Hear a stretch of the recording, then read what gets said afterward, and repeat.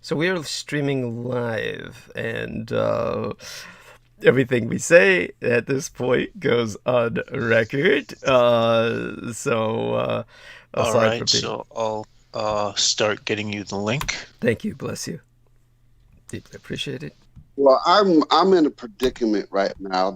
Remember I was telling you guys about my insurance, the car shield, the what do you call it, the warranty people place. Well, the way it worked is I took my car to the dealership, and if the warranty covers it, they cover also the inspection costs, which the inspection cost is $189. But I only pay the deductible. They cover the inspection costs and the price to fix or replace the transmission. Well, the dealership, and this isn't the dealership's fault. The dealership is doing their part. I took my car, called the car shield warranty people, and said, "Oh, we did the check and it needs a new transmission. So we just need your approval to put the new transmission in." And the car warranty people said, "Well, we're not paying for a new transmission unless you do a full, thorough check and take the old transmission apart and tell us why it needs a new transmission." And that kind of check is a 9-hour labor and costs $1,600. So now the inspection costs went from $189 to $1,600. So if it was only $189 and the insurance people said they weren't going to cover it, well, then I would pay the dealership $189 and just get my car back, and it'd just be sitting here with no transmission until I can figure something out with it, right? Mm-hmm. But now, if the warranty people say they don't cover it, and then the dealership's going to say, "Well, they're not going to cover it, but we just need the $1,600 for the check."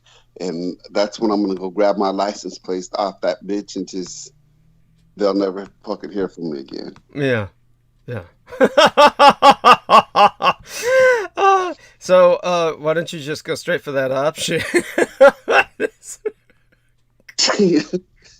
Well, then I'm taking the gamble.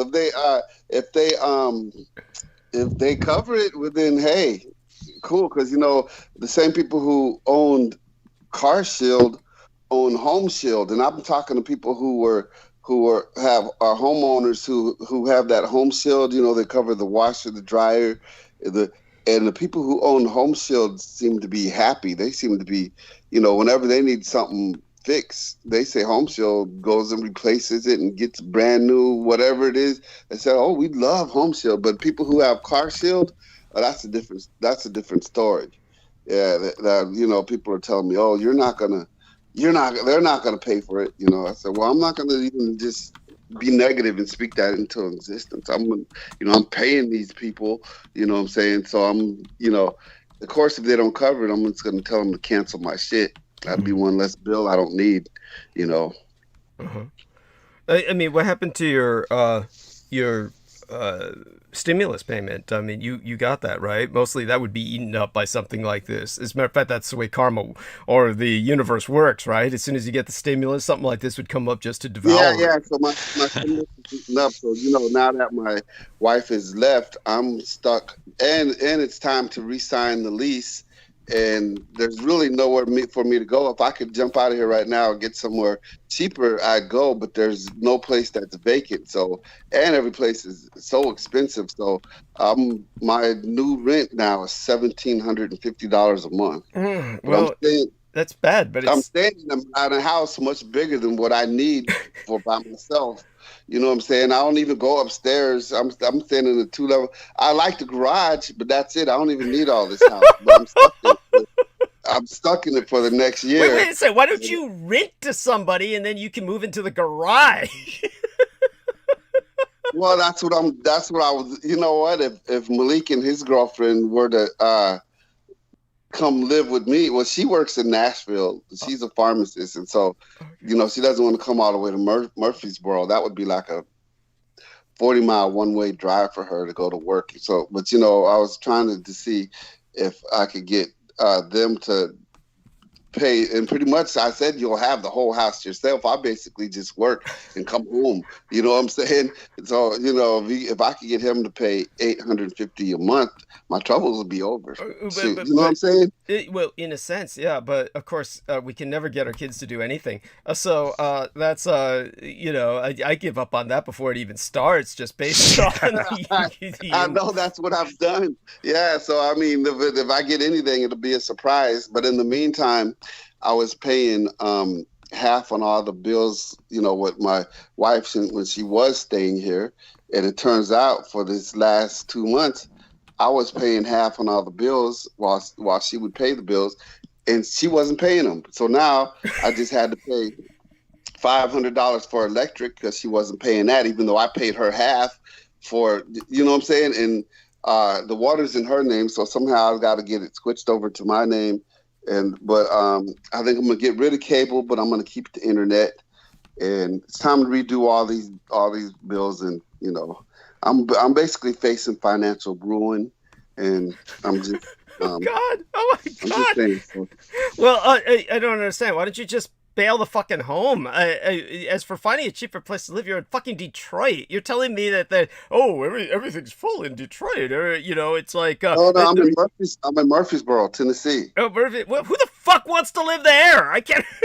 What the fuck? It's one of the fastest growing areas in the United States. This whole Nashville area. Oh my God! I want to get down to Huntsville. I'm going to see if my job could transfer me down to our plant in Decatur. The only thing with that is I love my job right now hauling the cryogenics, the oxygen, nitrogen, argon. If they do transfer me down to Decatur, which only has 2 drivers, so the chance of that is low. If in case one of these drivers want to retire or go to the Alabama plant, but by some off chance they tell me that they can transfer me to the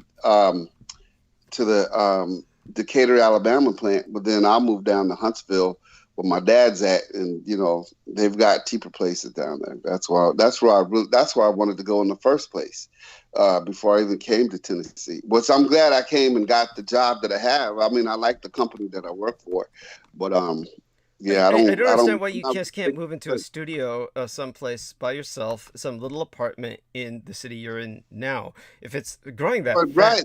Well, you know what? That's what I'm wanting to do. But there's no place there's no place available. None. There's waiting lists all over the place. There's just no place available. And I'm looking at the prices. Do you have any friends you could sublet one of their fucking little rooms? There must be people in area. If not, you can start. I don't want to sublet. If anything, I'll be the subletter, and I'll decide who lives with me. And that way, shit don't work out. I got too much. For one, I got too much shit. Okay. You know what I'm saying? I got to reduce all my stuff down. I still need my privacy. I like your first idea with getting a little studio, which I had to be prepared for it. So, I just got to. I mean, if you've got so much shit, which I never thought of, then you can rent a storage facility and dump that in there. It can't be that expensive where you're at. I mean, when you're talking about it, how fast it's growing, it still can't be as expensive as San Francisco. I mean, nothing matches San Francisco and New York and London and Tokyo. It can't be. Right. But see, besides Atlanta, this is one of the most expensive places down south. Okay. So this is like I think Atlanta's like the southern San Francisco, and Nashville's coming right up behind its second place. Okay. But I don't when you talk about this, everybody's got. It's just I find that hard to believe that it would be just that full. The cities that everybody's on waiting lists and shit. It's like but it's like I understand you want to maintain some control of the situation, but you've got the option of a storage facility and then subletting from somebody at least transitionally, right? I mean, think of that. What about that idea? It's no problem putting stuff in storage. I mean, I can. Yeah, the thing is, for me to stay here past April 1st, I had to sign a lease, and that's something that I should have been preparing for since January. I already knew the situation. I knew the situation I was in before we got here. So yeah, it's my fault for not preparing ahead of time. I could have had. Don't flagellate yourself. I mean, these things happen. I mean, you had cancer and everything else. You have excuses, but go on. We're just trying to think of solutions. What about you, Jameson? Can you think of any solutions in terms of what this man is dealing with? Solutions? Geez. Suggestions, if not solutions, then suggestions. The only thing I could think of is trying to find a woman to hook up with and sort of. There's a thought. Yeah. Share finances with. Yeah. Potentially. That's a thought right there. But find a new lover. I probably have to lower my standards a little bit. I don't know. I got high standards when it comes to women. Thank you. That was that's charming. My high standards. My standards are so high, as a matter of fact, that I think I'm gonna be the one holding the bag financially if I bring a woman in here.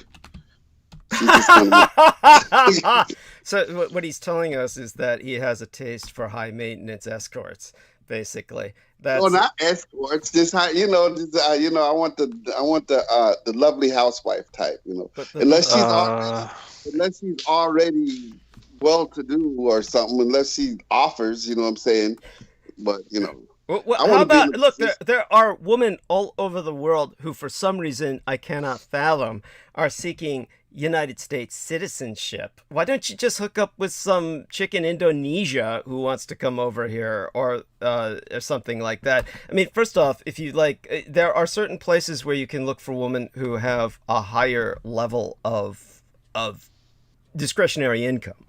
You won't be finding that if you go look in the Philippines, where Abdul Kadim Haq found his mail order bride. But you will find that if, say, you look in Indonesia, she'll be Muslim and you'll be Christian, but she would have more money than you.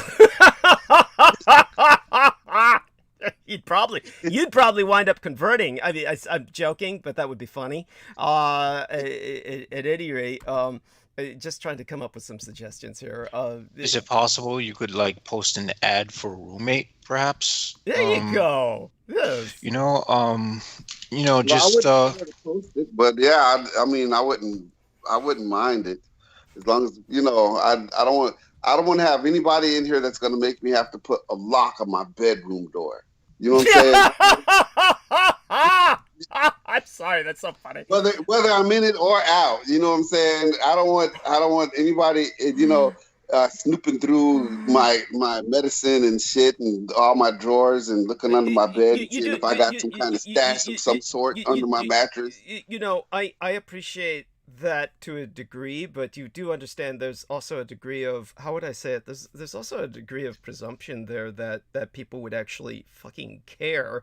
The majority of people, of course, wouldn't care if you were doing dope of a recreational variety.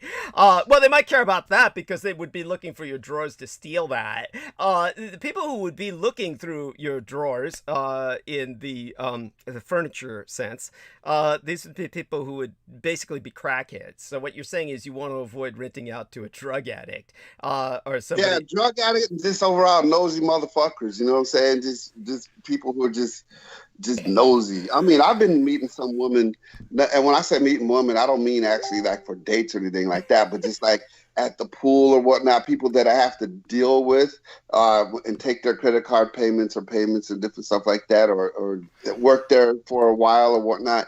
And these women in this particular area are some of the most annoying women. You'll go celibate. I swear to God, you'll go celibate out here. You know what this reminds me of? Now, there's no comparison. All right. I'm just gonna drop a suggestion, just because this is getting kind of uncomfortable. I just have to let me just put it out there. It takes a lot of work to get to know someone. I'm aware of this. My question is, do you have any coworkers who might have any leads? You might be able to. You might be able to ask maybe some of your coworkers, maybe people you work with who might be friendly. If they have any, potential places where you can, lower rent or whatnot.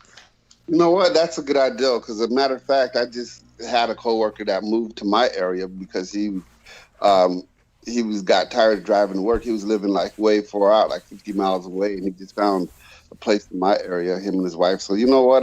That's a good idea, Jameson. Not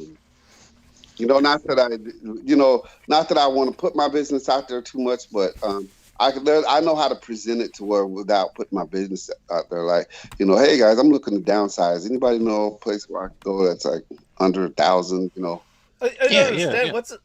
I'm sorry. I was just going to say I don't understand when he says. Derek says I can present it in such a way that there's this kind of desire to maintain image here that I just don't get. You're dealing with fucking truck drivers. Why on earth do you need to present a fucking facade that you're doing well?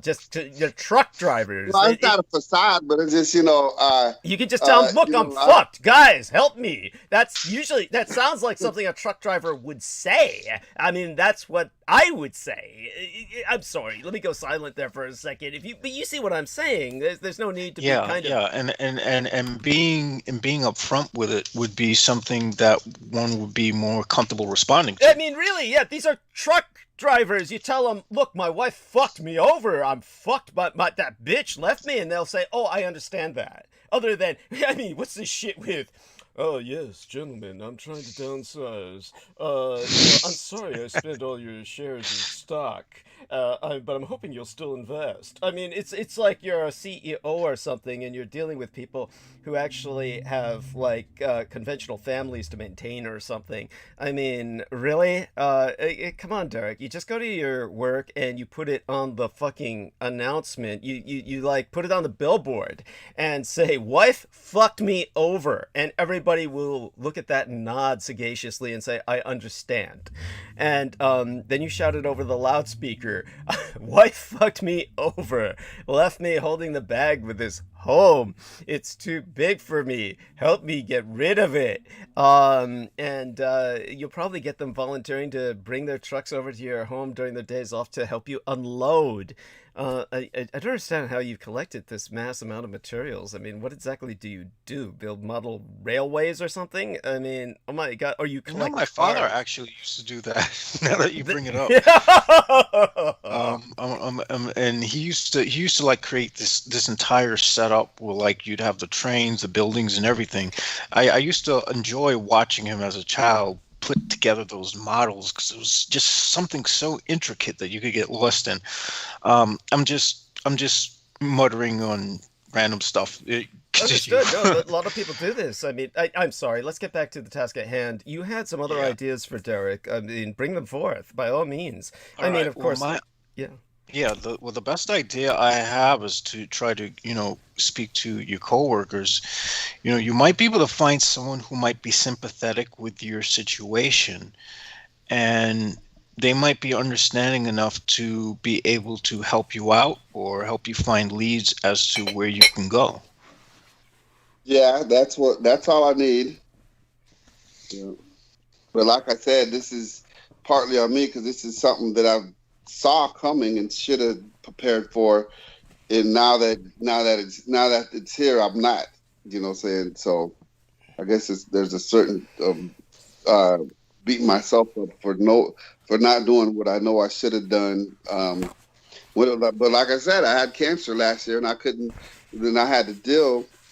I was at the mercy of this evil, hateful woman. You don't understand what that's like. To be at the mercy of such evil, hateful person. I don't, I'll be right back and in that's just a few precisely, minutes. why I sympathize with you, man. Right, right.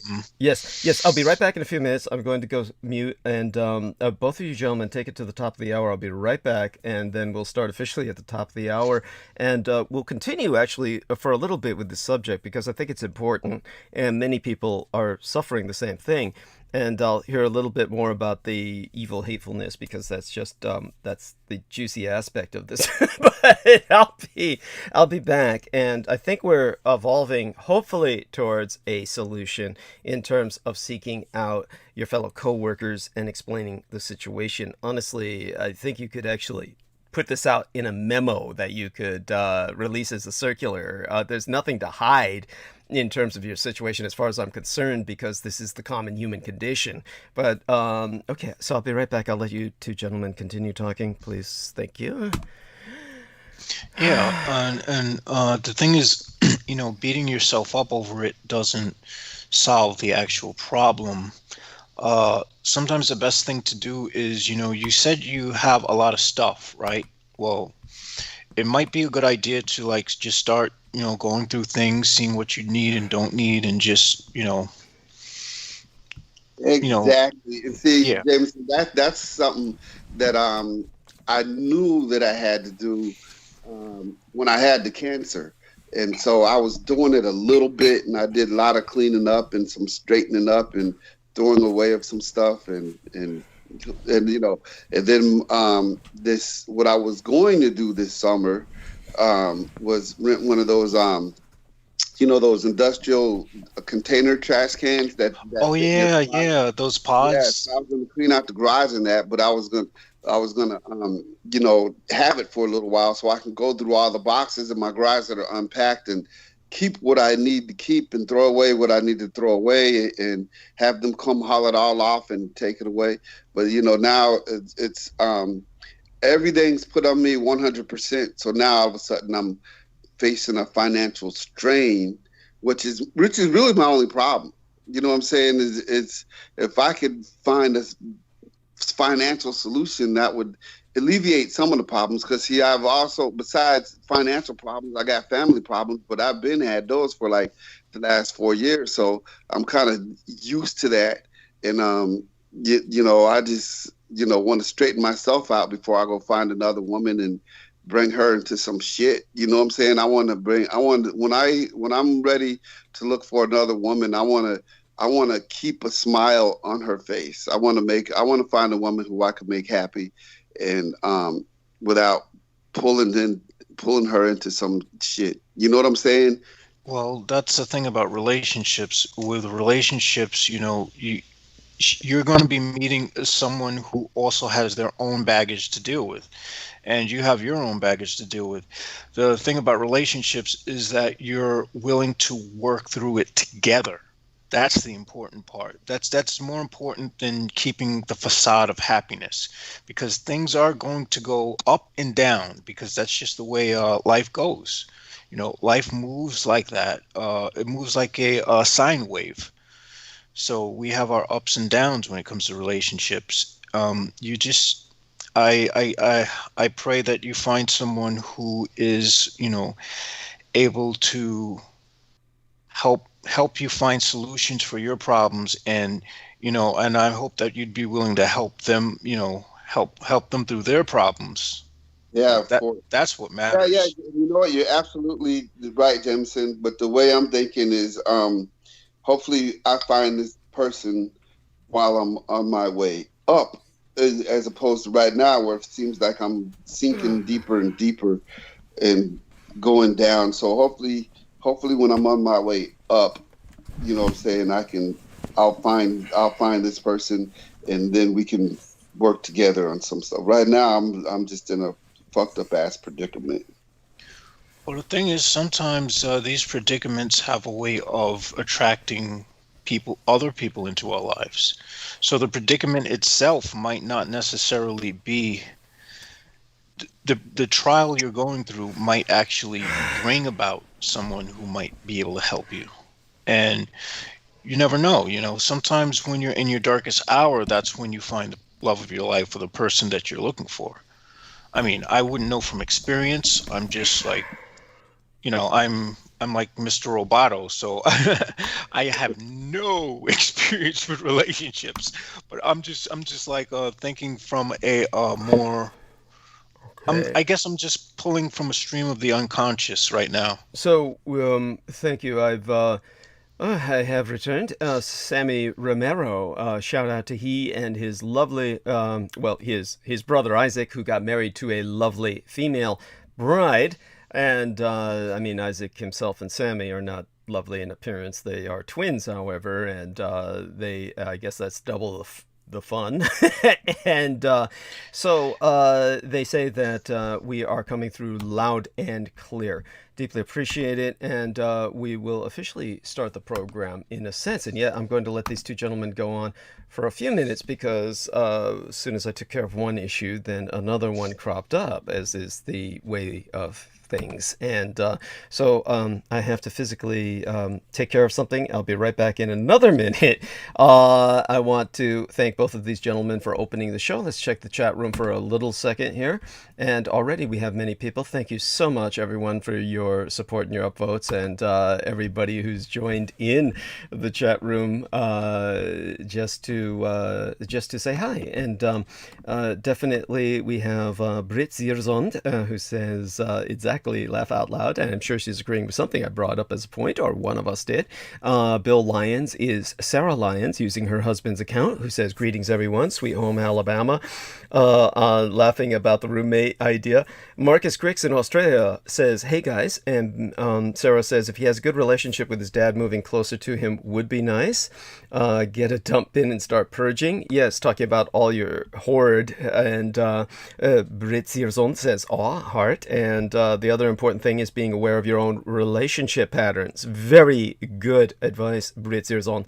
And so then Sarah Lyons says, well said, Jameson. And Miguel Angel Magia says, you should find a woman that makes you happy. Don't look for someone that you try to make happy. That's a recipe for disaster. There we are. Yeah. And Karen O'Connor says, yup, And you from know what? Dublin. Douglas with the You shed. said you like- Yeah, go on. Yeah. You say you like juicy details.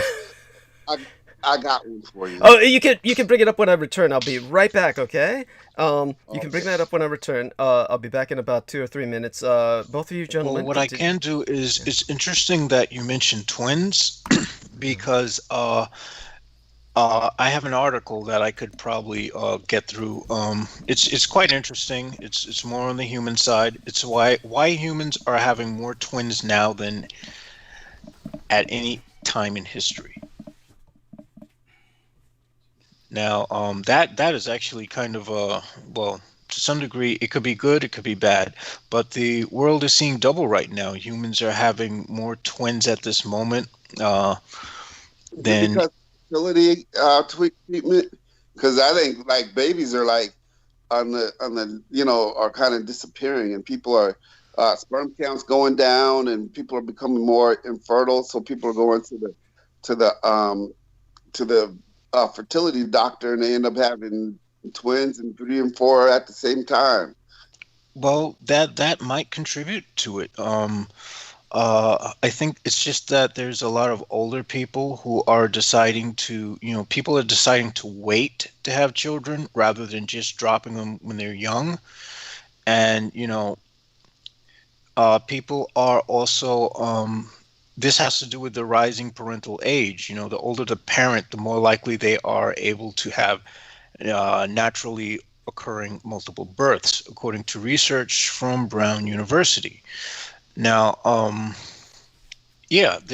people aren't in a rush now because they realize, the mistakes of having a child too young. Everyone has known someone who had a child too early and has seen their life they just weren't able to live because of it. So, and there's also it's like you said, birth control has a lot to do with it, and as does in vitro fertilization. And what you say is true, actually. There is a decrease in the sperm count of males, and there was something I brought up last transmission, based on a YouTube video I found, where they were saying that the male penis size is actually shrinking as well, and this has. Well, yeah, this is scientific now. This has to do with the fact that there are so many plastics in the environment, and this is the effect of pollution. This is the effect of the catastrophic. I'll tell you what else would directly make a male penis shrink and have a small penis and balls when he's born, and that is if the mother uses a lot of hairspray. Well, yes, because and that's a good point, because the hairspray has a lot of chemicals in it. Those chemicals get into the body, and those chemicals are having an influence on the child. The problem is a lot of the plastics mimic estrogen. So this is bringing a change in the way that humans are coming out, and There we are. that's why I think it's important that we have more of an open awareness and more of an openness to people who are going through, a sort of gender dysmorphia, who aren't like happy with their gender, Wow. and there seems to be an assault on this, which is going on from what state was that? Arkansas or something? One of those states, yes. It's one of those disgusting Bible Belt states that are passing a bill where they want to, just stop, people who are young from being able to use the hormones. And what they don't realize is when someone's young, if you use the hormones, the effects are reversible. But if you reach a certain age, like you're 18 and you start using hormones, you can't reverse, what already happened. So what they're trying to do is they're trying to prevent people from expressing the gender they really are. And that's fucked up. I sorry about that F-bomb. Go. But Thank you for your consciousness in that regard. No, that's appreciated what you're saying. How did we? I was missing for a few minutes there before I truly officially start the program. How did we get here? well, I was talking about an article about why humans are having more twins now than any time in history. Okay. And we sort of segued into that, Okay. Oh, thank you. I appreciate that. By the way, to Sammy and Isaac Romero, hopefully Isaac Romero at this point is still on his honeymoon. Sammy, I'd like some details on that, how that is going. I hope everybody's happy, and God bless both of these wonderful, lovely twins who have been basically with myself for forever. And for the last decade. And so bringing us back, of course, to the chat room and how people felt about what we were dealing with as a situation that Derek brought up. Karen O'Connor, shout out to she and her husband, saying yup from Dublin with a shamrock to Douglas. And Brit Zierzond says, second person who ever pronounced my name right, thanks. And mwah, lovely, honey, your name's lovely. And Sarah, mwah. And Karen, mwah, love you all. And Daniel Laurel says, those who don't look hungry get fed, basically. Yes, never appear desperate. And that's different, of course, from presenting, an unnecessary social straitjacket on one situation. Sarah Lyon says, I waited till I was 36. I believe that she's talking about a proper relationship or something of that nature. And Britzer Zonde is laughing at the Squidbillies. Yes, so that was a Jameson statement, I presume, about one of those southern states. And so... Oh, yeah, those states where they are, they're just so... Yes, presenting... Yeah, they're cringe. They're Yes. cringe. Yes. That does sound bad. So aside from that, we are officially starting transmission. Want to thank everybody who's here to listen, and of course the wonderful people who are putting their upvotes in support. Blessings to all. You'll all notice, of course, that I am. Oh, baby. Sarah Lyons was waiting till she was 36 to have her first baby. Thank you, honey. That's yes. And many women are waiting till they're older now, and that's creating all kinds of new interesting situations because historically women have never usually had children at the older age, but it makes for much more mature children because the children grow up in an environment where the parents are much more mature. And she says, love to all of you. And in return, darling. And so in terms of what I'd like to point out to people is, of course, tonight's image embedded in our thumbnail of live stream. The photograph is myself on what Judith Gay-Eger would call, and that was her actual name, what she would call my deathbed, which it shows me in my own bed as opposed to that from which I actually run the show, as opposed to what we saw at the hospital and in the solarium. So those other photographs indicate that from preceding episodes. So it's just a kind of transition. And of course, the dye is no longer in my hair, being very organic and just washed out quite easily. And that, of course, is sourcing from the medical cosmetologist, V. Clark. And so with all of that being said, I want to thank both of these gentlemen for holding the stage while I was transitionally dealing with a number of just petty responsibilities that just crop up. What I'm going to try and do is get them to continue to hold the stage while I get some calories in myself and finish eating this sandwich that I made myself of tuna and mayonnaise and these pickle slices that are ready sliced and probably exorbitantly priced because they simply package them as some kind of snack. But I picked them up from Walgreens and really should have gotten a jar, but the jars are heavy and hard to carry, and I don't use a car myself to get home from the Walgreens, so it's like, I guess we pay a price in convenience. That's why we go to corner stores. So aside from all of that, I deeply appreciate the stance that Jameson Reese took, but I'm not quite sure what... I missed some of the story. It just came in for it, and we may explore that a bit later in the evening. But it will probably return to that. But in the meantime, of course, I had all kinds of comedic or situation comedy scenarios that develop when I was thinking of Derek's situation. And this is horribly unfair, but this is exactly what happens in terms of the way my mind works. Honestly, there's nothing funny about being in a situation like what Derek is in. But of course, if you imagine people trying to adapt and certain developments happen that are not always constructive, the roommate situation makes for great situation comedy. It is, of course, horrible to be in. You never want to be in a roommate situation because these things result in physical assaults and murder. But where you have... That's a good point. Yeah, where you have a roommate situation that is negative. However, one thinks of the more situation comedy-oriented scenarios where, say, for instance, Derek puts out an ad for a roommate and winds up with some young gay college sophomore who is living a totally different lifestyle.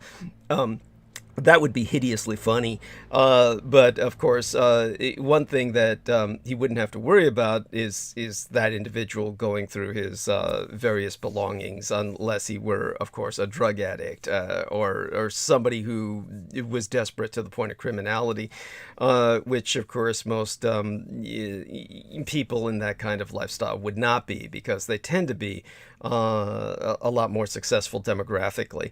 But aside from something like that, which is just pure comedy to the person who's not experiencing it, obviously what Derek needs is help from his co-workers, more than likely. And returning, of course, to what Derek said was the juicy detail, because we did leave off there before I had to run and take care of what I had to take care of. What was the juicy detail you were willing to share about this evil hatefulness or whatever subject was stemming from that original prompt?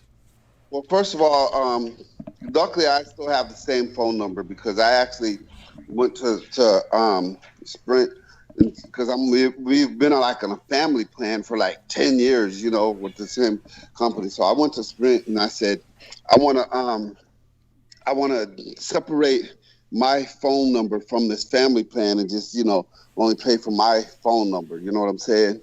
So I had to go to her and get a security code, and I'm cool. I'm surprised she let me do it because she could have just said, "Fuck you," I'm saying, the phone's in my name, and because I let her set it up, I'm saying, even though I'm paying for it, but she gave me the security code, and I was able to sever my phone number from the family plan and keep my same phone number. But remember, a couple of weeks ago, I think it was last month or sometime, when I took the Sunday off from from the show, and then I went down to Mississippi to meet a girl. Yes. She went through my phone records at the time, and seeing a Mississippi phone number, and being that she's from Mississippi, she's all, "Who's this bitch?" Right? So she called my man. So she called her mom, and she told her mom the phone number. So while her mom was typing the phone number in her phone, the number came up as somebody in her contacts. Oh, wow. And whoa! It turns out that it was someone, even though she's not friends with my wife on Facebook, this is someone who, even though she's a little older than my wife, kind of grew up with her because this lady's mom and my wife's mom were like best friends growing up. So now, whoa! How incestuous! Oh. Right. So she went. My wife came and gave me the whole history of the girl and said, "Oh, she's been seen around town with other people's husbands and this and that," and she knew more than what I thought she knew. You know what I'm saying? Oh my God! So when she did what she did spitefully to, I presume, turn you off, did it work, or it have an effect on how you perceived this woman? No, well, we're still friends on Facebook. I just haven't talked to her because then she called and started harassing the woman, but the woman, called her back and said, saying, "Oh, well, he just came down here because we had a meeting and we did this," and but her and my wife know each other, so I kind of just left it alone. I haven't talked to her since. Okay. Oh, I'm sorry to hear that. I thought there might be something developing there. Now, I heard a cat in the background. It might be Jameson's. I presume your wife did not leave you with a cat, did she? Yes, because she went and got a little dog, a Shih Tzu, that she keep with her. Shiatsu. Yeah. But she left me with the cat. Oh Yep, my she left me with God. the cat and the son. Oh my. She left me with the cat and the son. Holy shit. That's awful. That's awful. I'm so sorry to hear that. Oh my God. And both of them. And I don't know the first thing about changing litter boxes, so I just keep it up for a couple of days, and I just dump the whole thing and buy more litter. So that's like a whole nother grocery. That shit is expensive. Well, oh my God. Well, the cat at least is company though, right? Huh?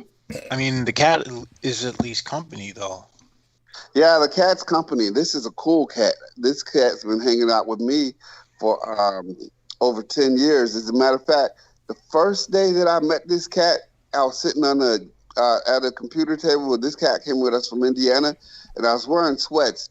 And when this cat was just a little itty bitty kitty, she walked right up to me, jumped on my sweats, climbed up, and then just perched on my shoulder and just sat there, just perching on my shoulder. And so I looked over at this cat like, "What you doing sitting on my shoulder?" And she looked over at me like, "What you looking at? This is my spot." I said, "Okay, well, this guy," I said, "I guess this cat's gonna be my best friend." She felt real comfortable just walking up the side of me and just getting up on my shoulder and just perching like, "I'm home now." You know, this is a cool K. Wonderful. I'm so glad there's at least that resonance there. That's more than you have from your son. You might share the story of how he didn't know that you were even gone to visit that woman when he called you for help. Right. Nobody knew I was. Nobody gave a shit about me. You know what I'm saying? Until they need something. Such is the normal case. Here's the problem with so many children is that they take things for granted. Then, of course, many of us do with any relations or family. We must learn never to do that, and we must learn to constantly acknowledge those around us. And speaking of acknowledge, I try to do this with the chat room, of course, and keep them acknowledged. And one point that Marcus Grix brought up about the twins, one Bubba is enough. Twins would be mind-boggling. Yes, you kind of have that with Sammy and Isaac Romero. And so glad that Isaac now has that wife to provide him some adult supervision. And Daniel Arola says, gay male friends have many hot female friends. So yes, that's a good point. If you did get a gay roommate, he would probably have all sorts of fag hags. That's an affectionate term, of course, but many lady friends who feel comfortable with gay men because gay men are not on the prowl. And you could try to make your move on them. And then, well, and here in Tennessee, even the gay people are like extremely right wing. They're like a bunch of Milo Yiannopoulos out here. Oh my God, that's disgusting. That is disgusting. I would not want to be there. That's for sure. Yeah, I'll stick with New York. no. Yeah. You ain't missing that. But I mean, you know what? I've been meeting a lot of cool people from Nashville. There's a lot of cool people from Nashville, and there's a lot of cool people from Memphis. But Tennessee in general, other than Memphis, and the suburbs around Memphis and Nashville, Tennessee ain't that cool, man. No. I wouldn't imagine it would be.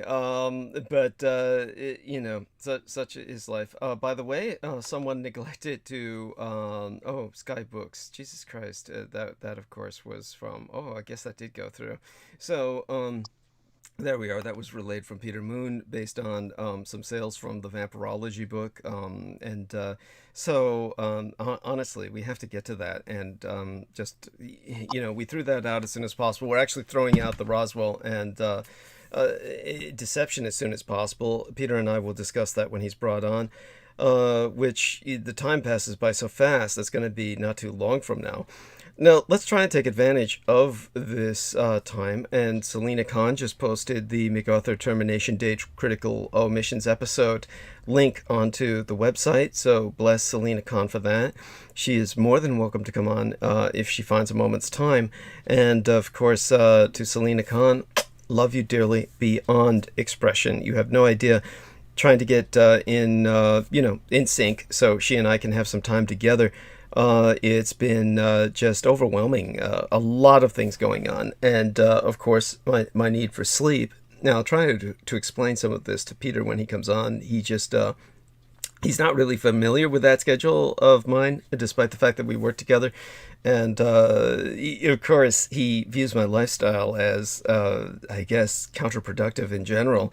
But such is life, and we do have to adapt to each other's differences. I mean, I certainly adapt to his.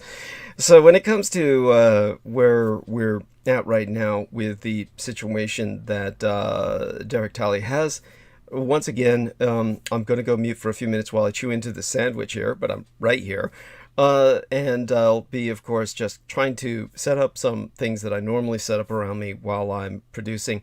In the interim, I can break in any moment and speak, but I do want Derek to restate his situation, re-articulate it, and then we'll kind of go from there, because you might have responses from our listeners. You might have people with suggestions. And again, use this as an opportunity to prepare yourself for how you will present your situation to your coworkers. And certainly you've known Vince for a long time. He's the person who introduced you to this program, yes? Right. But see, he's from Gary, Indiana. So we don't work together anymore. We hauled liquid hydrogen together at Praxair, and then I moved down south. And so and then he ended up going to work for another company too. So we only keep it together. We don't keep in touch through Facebook. But yeah, he's a good person to talk to, but he doesn't know nothing about this area.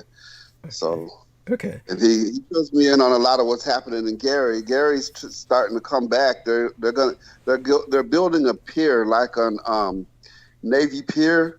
I should have found an article of that so I could read it. But Gary, Indiana, is building up their beachfront to kind of be like the Chicago beachfront with the Navy Pier with rides and different attractions. And see, when I used to live in Puerto Rico, and I lived in a town called Levittown, that's where the base was at. I used to take the ferry from San Juan to this other town that was next to the town that I used to go to, and it was just so convenient. It was just like a bus. I mean, you go down, you pay your back then. It was only like $1.50 or something to take the ferry across, But then that's back when in Chicago the $2 toll was only $2. So now I think that since you can go to Miller Beach in Gary, Indiana, and look at Chicago, I think they should build a ferry so that you can get on the boat in Gary, Indiana, and cruise across to Chicago rather than spending, because you're looking right at it. And you're looking at it, but yet if you get in your car to drive to it, especially with traffic, it's going to take you sometimes over 2 hours to get to someplace that you can see. You know what I'm saying? It'll be easier if you could just hop on a boat and just slide across Lake Michigan and get out and get on the bus or something, or the train or something. So. Yes, and well, I definitely understand some of that. If you'll continue with restate your situation for our listeners, what happened, and don't be afraid to include some details, some human details, like I had a relationship with my wife that was negative, and then she vacated, and as you said, fortunately was kind enough to allow you to maintain your phone number, which I think has some relevance, and so yeah, please, by all means, proceed. All right, so she started this ostracization back, I guess you could say 2018, or someplace like that, or she just started being, and it was her friends, I believe, that put her up to it. You know what I'm saying? She belongs to some type of sorority deal. You know what I'm saying, or whatever this thing is. But I had all the plans that I made on leaving, because I knew that we have, in April that we have the sign the lease. By the end of 2019, I was so fed up. I said, you know what? I was so fed up, and she was so extremely mean and hateful that I took her off my insurance. And I said, I'm not gonna. But after I took her off my insurance in November, and she wasn't talking to me then. That's when she called me in December, while I was over in Illinois, running back and forth between Illinois and Indiana for a special assignment on my job, and she was asking me if the new insurance cards were coming in yet, and I said no. I didn't. I figured she'd know that I took her off the insurance. I mean, why else would you just call? But then that's when I found out I had cancer. Mm-hmm. And so I had cancer, and I found out at the end of December. And then when I was in the hospital, she called, and and I told her I was in the hospital. She asked me about the insurance, and that's when I told her I took her off, and she hung up on me. Oh! Said, you know what? And this whole time I had cancer, that wasn't even a time. You would think that would be a time to where whatever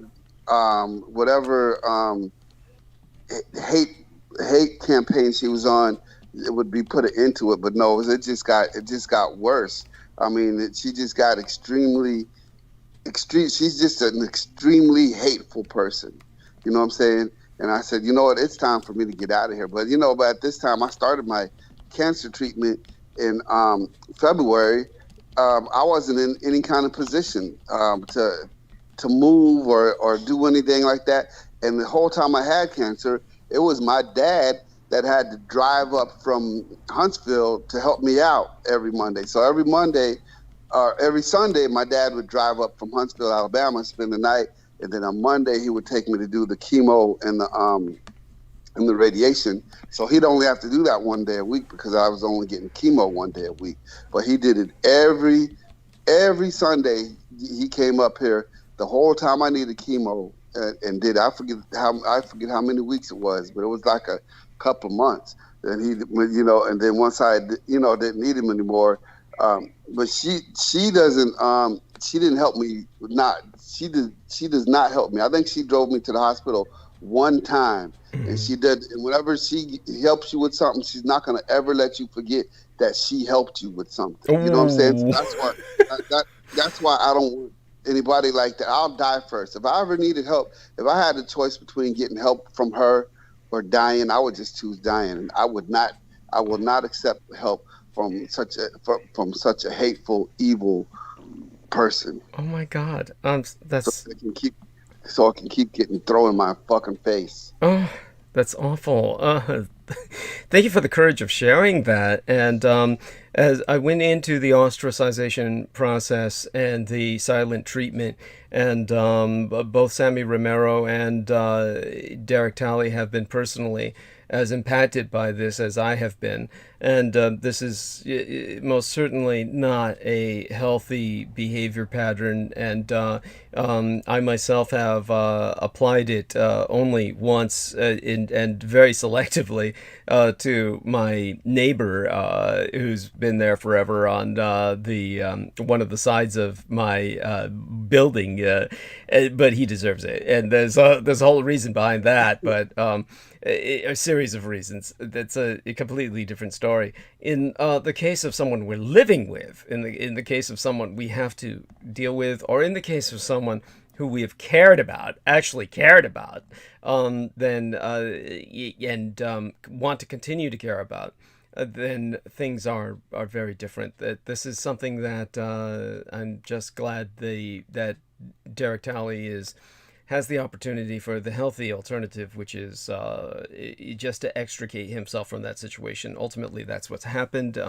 She's left him, of course, with the extrication. She's left him by leaving the home in his name, and she did that specifically because that leaves him with a burden. And the burden is, of course, one where he is now going to look for suggestions. And do keep checking into the chat room, both of you gentlemen, to see what suggestions you can find. And hopefully there will be some. But in your area, as you say, it seems to be a fast-growing area. So there must be many people who are dealing with that area in particular.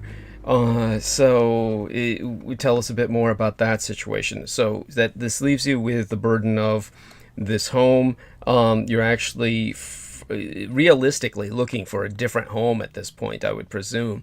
And right. And see, right now I'm renting, and my whole thing was to save up so that I could buy.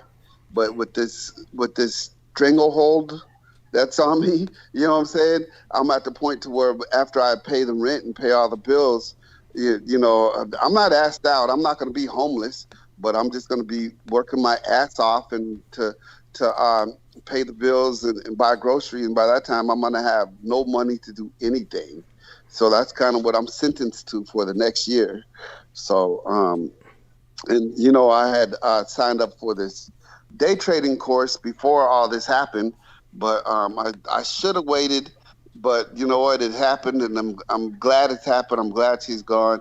But I'm going to learn as much as I can about this day trading. And when I take my vacation in May, my dad is going to walk me through it and help me out with it. My dad's going to help me out a lot with this and teach me some stuff. But I've been listening to some audio books about day trading, and it's amazing the history of our stock market. Do you know that our stock market, actually, the model of it comes from Japan? Yes. In the 1600s.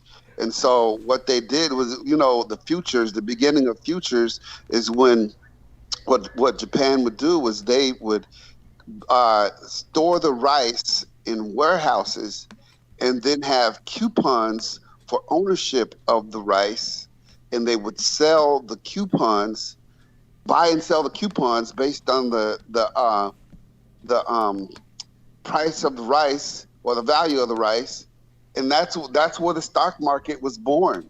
You know what I'm saying? So now they develop what's called a candlestick formation. So like how we have our bar charts here, well, the Dow and the NASDAQ and the Russell, they all use this candlestick formation instead of the bar charts. And I love it. But this bar chart comes from the Japanese in the 1600s, and it makes everything so much easier. So then you can tell the bear market from the bull market, and I'm learning all these different terms and learning candle patterns, individual candle patterns and cluster candle patterns, and I'm slowly but surely picking it up. Wonderful. I'm so proud of you, really. And by the way, Isaac Romero chips in. He says, "Hello, Doug. All is going well. Honeymoon has been great. We went up the coast of California and enjoyed Santa Barbara, Carmel by the Sea, among other beach towns. Went to Muir Woods. Looking forward to talking to you soon over video chat and tell you my story, how I discovered you and how much of a blessing you have been. I try to tune in when possible. Sam and I always discuss your transmission over coffee and enjoy your art, your mind. Take care always in my prayers, Isaac Romero." Oh, God bless you and your lovely wife and all your family. Honestly, your parents must have been incredible human beings to have produced a wonderful pair of twin sons like yourself and having raised you so well. And Salman Sheikh joins in saying, "May Allah bless you, my dear brother Douglas, always. Assalamu alaikum. Peace be upon you and yours." And God bless our Islamic brother Salman Sheikh. And he is a wonderful human being who has donated 100 United States dollars recently. I'll try and do some justice to that when I begin to acknowledge some of the incoming donations later this evening. That's usually around the time that I read off the solicitation, which, as people know, is a bit like pulling teeth for me. And in the interim, with where we have the situation with Derek Talley, let's take a look into the chat room and see if there's been any response. And I'm really proud of him for going into the stock market. I'll go a bit into the stock market later tonight, just for the sake of adding some depth, some building upon what Derek has said, and hopefully he'll review that later. And so when it comes to Arietis of Rigor Mortis, he says, "Hello, everyone. Have a good transmission." I presume it's a he. Let me know if I remember correctly. Let me know if that's not the case. And Daniel Larola says, "I think Nashville is like the California of the South." Yes. Okay, that makes sense from what Derek is saying. And Sarah Lyon says, "I live on Lake Ontario. Always wanted a ferry." And Brits Zierzond says, "Oh my God, sad. My heart goes out to you. Sounds like you went up to her on her need for validation, perhaps." There we are. And Sarah Lyon says, "Thank goodness for Derek's father." Yes. Yeah. Talk a bit about that with Derek sometime. And Britzerzond says, "Find communities that are like-minded." Oh, also, if you've heard of Binny shells, they're half the price of a normal home if you buy the land. Interesting. And Sarah Lyon says, "Awesome that Derek has found a new passion in learning about the stock market." It is. Arietis of Rigor Mortis says, "Yes, sir, I am he." Yes, thank you, Arietis, for reminding me. Hugs.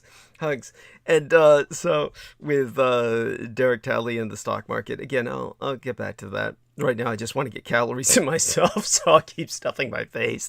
Also, going to reach over for that wonderful letter that our man Salman sent myself, so I'm going to shuffle around a bit to grab that.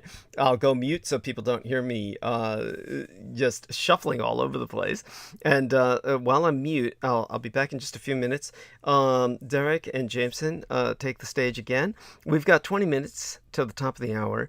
Why don't you both take us up there to the top of the hour and talk a little bit about, well, anything that comes to mind. Now, I want people to understand that I am aware, of course, of certain current events. There has been in the Deep South or the southern states a shooting.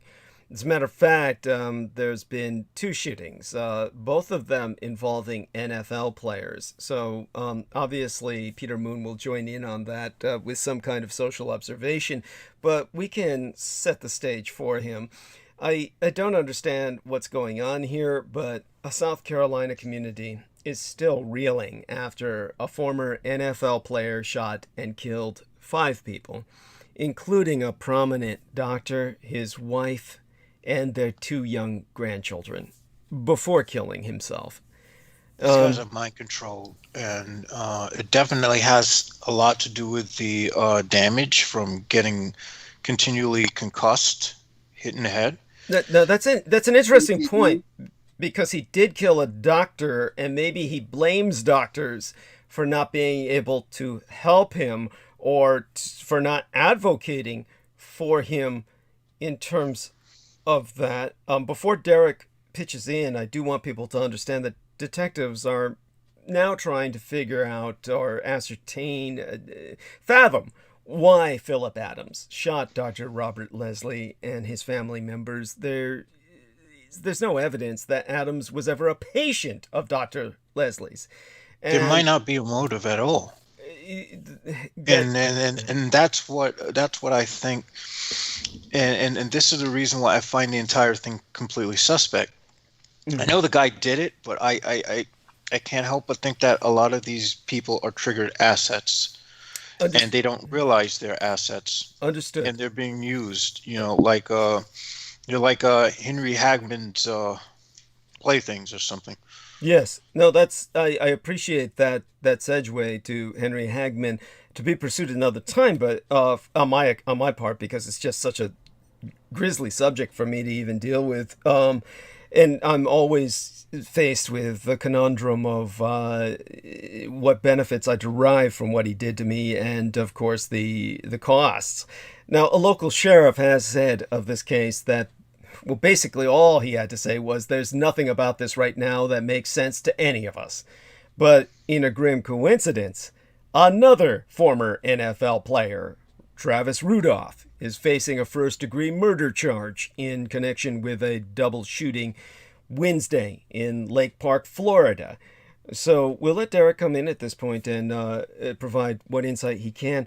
And I'll go mute. I'll be back in a matter of minutes. Again, Derek, take it away. All right. Well, this is my first time hearing of it. I actually, didn't go through the news like I usually do on Sundays to catch us up. I was, just being in a rut and everything. But I haven't heard of this shooting, so I'm looking it up right now. So, what are your thoughts, Jameson? Again, I think victim died from the shooting by the ex-NFL player in South Carolina home. Yeah, I get the feeling that these are controlled assets, and they are being put out there to sort of take a lot of attention away from the case that is ongoing of George Floyd, which we all know. Basically, what they're trying to do is they're trying to distract people by activating these assets to do these killings, so that people aren't focused on the injustice that is being that we're being assaulted against, from the white race, the injustice faced by Asians and other minorities, which has been an ongoing thing. Because remember, we were in the middle of that dialogue, and all of a sudden this stuff starts happening. Right. So you know what? I always think that whenever they have an injustice like this, they want people to be distraught over it. They basically just want to give the public a big fuck you. Ever since the Rodney King, all the way to the present, the whole purpose of them not indicting the cops is just to say fuck you to the public. And this is also to bring to light that, it doesn't matter what president we have, it doesn't matter what side takes power. We're screwed either way, unless we can find some way to rise individually. Because again, with all this happening now, people are going to be like, "Oh, see, it's a black guy who shot people. It's a black guy who killed people," and this is going to prevent the sort of coming together to try to stop and root out this ethnic hierarchy that America is built upon. Right. And you know what? It's funny you say that, because they now identify a mass shooting as a shooting of 4 or more people. Now, if you kind of lower that as just being the definition of being a mass shooting, well, now all of a sudden Chicago becomes more of a mass shooting, because if you shoot your enemies, or a lot of times the killing happen in Chicago, it's people who hold grudges against each other. You know what I'm saying? And sometimes with these disputes, 4 or more people get shot, but that can't be compared to shopping at a grocery store with your family, and somebody just comes in and starts shooting. That's a totally different thing. And now, yeah, I mean, what they're trying to do is they're trying to, again, this is the entire dialogue, this is the entire script that, was left behind horribly by that monstrosity that was Michael Aquino and his mind wars. You get people distracted. You redirect the focus to instances where the group of people who are supposed to be the victim are the monsters or the bad people. And you do this by triggering these assets, sending them out in the field, and just making them snap. And they don't even know they're assets. And who knows, given that these guys have gone to universities and whatnot, who knows what the intelligence and other agencies have done to them. I mean, many of these guys are probably in fraternities or whatnot, and who knows what they do. So these people are set up for it from the start, And it seems like whoever is running the script, which of course is the cult of the Kings of Edom, they know all this stuff already. And thank you so much for that. And when it comes to the situation that I've been dealing with all my life, it is watching this constant stream of chaos flow and overwhelm the culture, the anti-culture of America, which has already it's already a foundation of quicksand, based on a frontier culture that glorifies violence. And it's overwhelmed in greater and greater waves of this kind of mindless criminality. But it is, of course, chaos. And there's a fascination with chaos in America. There's a fascination with the entire Cthulhuid paradigm that is infecting the internet, infecting the culture in such a way that people feed off this. They truly feed off the horror. There's a need in America for this horror. There's something about it that provides a spice of life to Americans that otherwise they would not have. They would feel that life would be empty. Most Americans couldn't stand living in a place like Europe where things are so comparatively sedate. So the idea of living in places like Japan, it would be stifling to them in many respects, where there's not a threat of constant chronic crime.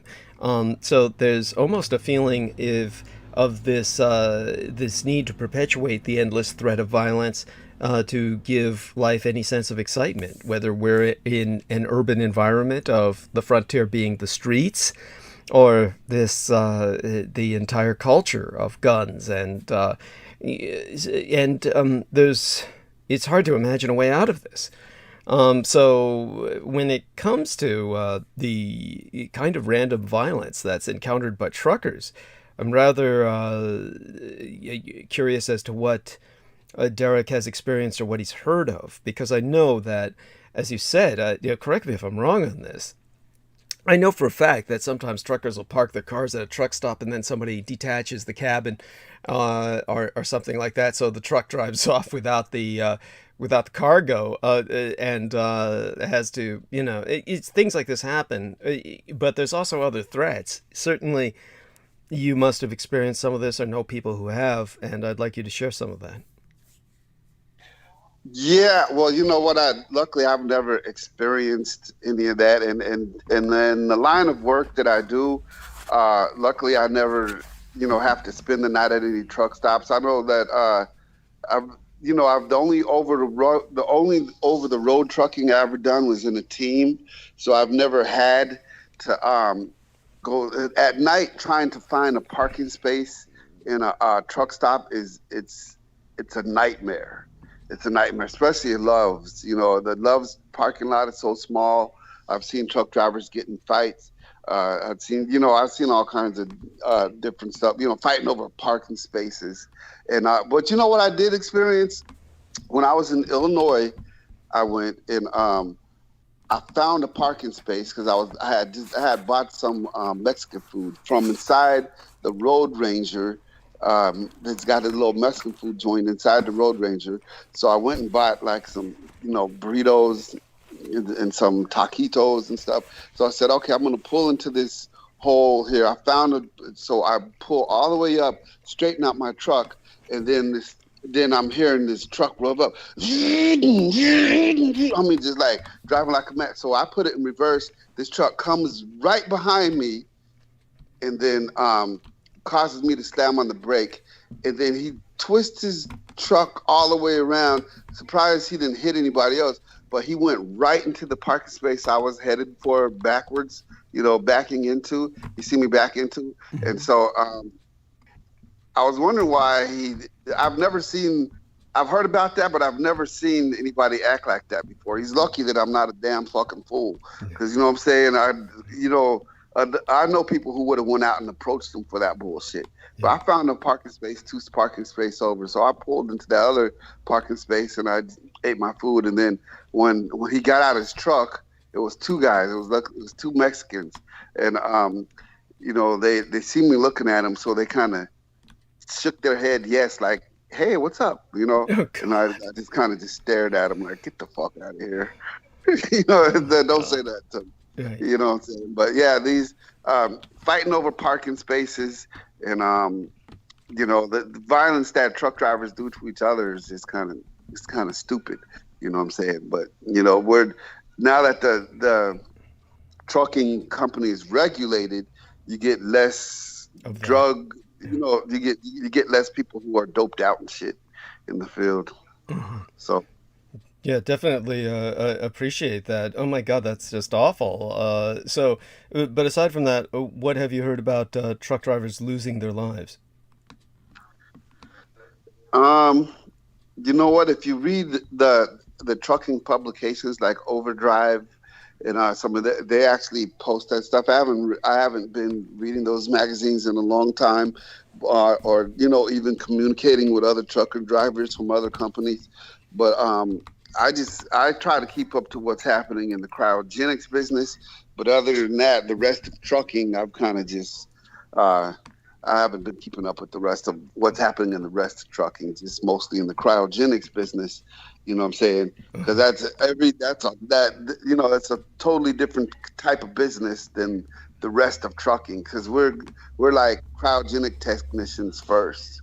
You know what I'm saying? Mm-hmm. We have a totally different job than a truck driver who's hauling freight and dropping trailers and backing into docks and all that stuff. One thing about my job is I'm fully responsible for my own load from from the time I leave the yard to the time I get back to the yard, and I don't have to. I'm not really dependent on anybody else unloading my truck for me or doing a lot for me as far as or waiting in line for a lot of stuff. Most I have to wait in line is not more than 10, 15 minutes, just trucks checking in at the plant. But once we get into the plant, we all have, different jobs that we do. And my job is to fill the nitrogen tank. And I did have a truck that was parked right in front of my tank.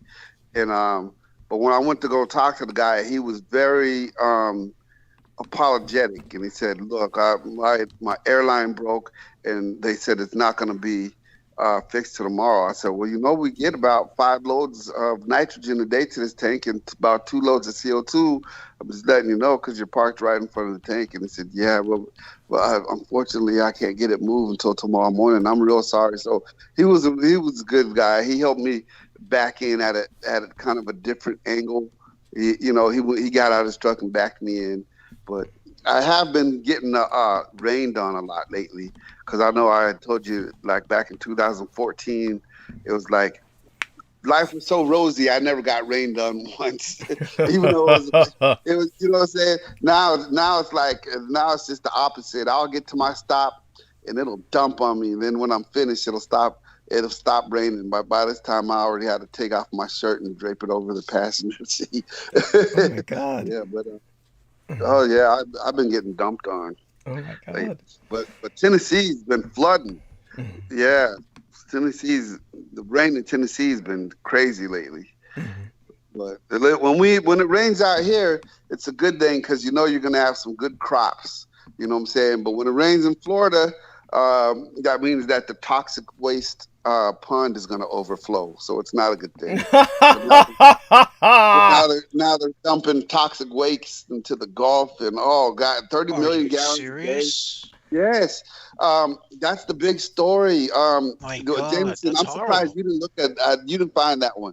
But yeah, there's a toxic waste pond in Florida that is in danger of overflowing.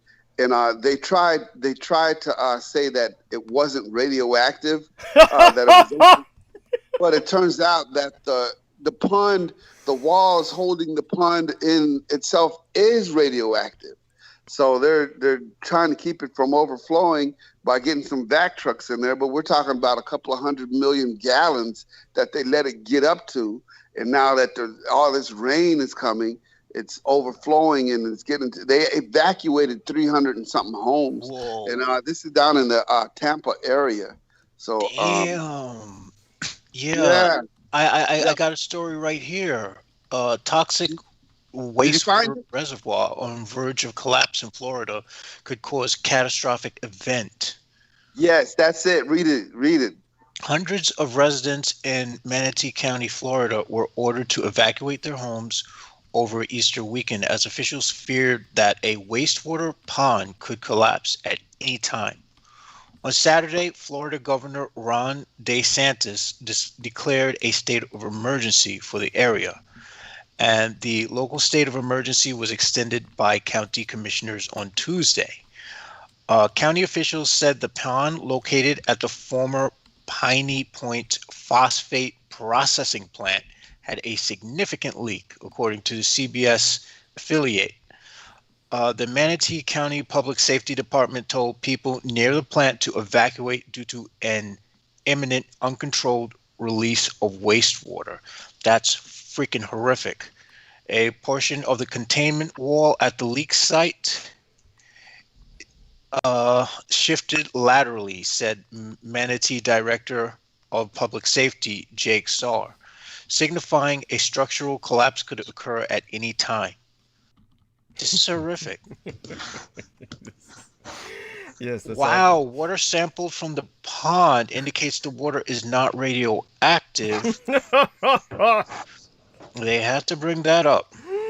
The very fact that they have to reassure people of that tells you more than you need to know. Yeah. It says that it tells us that there are some radioactive isotopes in there. Yes. Yes. So let's bring on Peter Moon at this point, and he should have some insights for us. That's if he's able to come on. I Sure, but I don't know what you're talking about. Yeah. There's this thing happening in Florida where they had to evacuate because a wastewater reservoir was on the verge of collapse. Where in Florida, do you know? This is around Tampa. The Tampa area. and They're dumping like 30 million gallons a day into the the bay or something out there, the Gulf, and they're afraid it's going to kill off a lot of the fish. Okay, now that's the bad part. That's the negative, and certainly, hopefully, something can be done to prevent that. And in terms of Peter Moon, thank you very much for joining us, and so glad to have you with us tonight. I'm emailing right now a friend of mine in Tampa. I just answered an email of his, and I'm asking him. He's a contractor. What's going on with wastewater in Tampa? And I'm sure he'll have much to say if he's even peripherally involved with that kind of situation.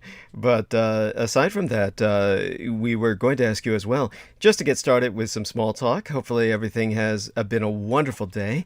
No need to get too, exposed too much if you feel it's too personal for me to ask, but I understand that your wife had guests, and hopefully Paola enjoyed herself as well as all the guests involved. And well, it's not really guests; they're students of her mother. Oh, wonderful! So, I mean, yeah, she had a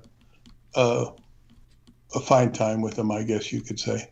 Oh, good, and they speak to her mother on Skype or Zoom or some kind of. Well, there's a healing process that goes on, and they did all had a group meeting. They have a group meeting on Zoom every week, and so on and so forth. I don't get involved. Right. Okay. It's not. It's I hear little snippets of things here and there, but I did find out that there's the pandemic was reaching a peak in Bucharest. Yes. I found this out from one of my friends, and then I asked my friend from Atlanticron today, and he said it's leveling off. It's reducing. I keep track of these things because I'm interested in going back. Biden's administration has announced that there will be no vaccine passports because it's too intrusive on the security and freedom of individuals. However, Europe is more inclined to be more socialistic or communistic or regulatory. So it's not a sure bet. It's you can travel within the country without vaccination or without testing, but that's not the case outside of the U.S. Right, and one of the other things that I, of course, will seek some insight from you on is the situation of the NFL and perhaps brain concussions among football players, and perhaps basically, I'm assuming that you're somewhat generally familiar with the latest series of shootings. And what we have is a situation where, unfortunately, of course, in South Carolina, you have a former NFL player who shot and killed a prominent doctor, Dr. Robert Leslie. The NFL player in question was Philip Adams. And he shot not only Dr. Leslie, but all of his family members, his wife and their 2 young grandchildren, before killing himself. I speculated that perhaps he was holding the medical industrial complex responsible for not advocating over the brain trauma and concussion injuries that destroy the lives of so many football players. Well, this is a very important issue, and I've always hated the National Football League ever since I was a kid. I will watch it. I enjoy football. I like to play it, but I've always hated the NFL. And it was my friend Dennis Marshall, who pointed out to me, and I think I've said it before on the air, but it bears saying again, is that the great Hall of Fame quarterback Joe Namath, who won the third Super Bowl, the New York Jets, the first AFL Super Bowl victory, and he had a lot of problems. He had alcohol problems. He had concussion problems, and he said that what fixed him was hyperbaric oxygen chamber therapy. So he said that, the oxygen supply in his brain was limited from the concussions. Now, this is kind of common sense, but he went to the right doctor. And he basically seems to have a pretty solid, well-rounded life now after having been publicly embarrassed on Monday Night Football for trying to kiss some commentator or something. He was just drunk. Yes. Yeah, he was alcoholic, and he seems to have his stuff together. And he's also, although I don't think he did very good in grades, he was a very intelligent football player, very intelligent man, just maybe not like academic smart, but he was very intelligent. His commentaries on sports are very intelligent. And he said that, so the commentator, when he's telling him about what fixed his problems by getting oxygen into his brain, he said, if you told this to the NFL, he says, yeah, but they don't listen. They don't listen. Right. Now, the NFL had a big problem with Colin Kaepernick, the San Francisco 49er backup quarterback, who kneeled in protest of police violence against Black Lives Matter. This was before we had the incident in Minnesota. And now, since that incident, NFL and the politicians and all the right-wing conservatives are kissing the ass of the meme that black people should be respected. But they didn't. They didn't give a shit about it prior, when Colin Kaepernick was protesting. So Donald Trump was probably the most outspoken against him, and still is. And so, but the NFL is, they also were very slow to acknowledge concussion problems. And there was a settlement that was done. I didn't follow it in any great detail. But the real tragedy of the COVID crisis and this concussion crisis is that the assholes in the government and the assholes in the medical associations do not practice ozone therapy. In fact, they will prosecute you for practicing ozone therapy.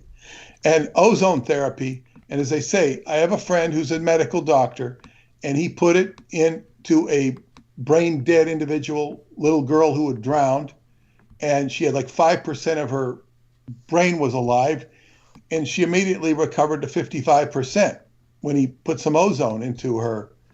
I don't know if it was the blood-brain barrier, which is down around the sacrum, or if he shot it right into the back of her head. But he recovered 55% of her brain immediately. Incredible. And they wanted to interview him on TV because it was such a miracle. He says, no, you're not going to interview me. Right, because I know better. That would have brought him into prison, potentially. Yes. Tell us a bit about... He fights constantly with the courts. That's one of the reasons his practices is expensive. But it's like he's constantly fighting with the courts and the FDA, who will go into his office incognito and try and trip him up. And he can spot him. And then they'll fight him in court. He'll win. And then they'll come to him on the sly. Hey, my father's got problems. Can you help him? And they're sincere.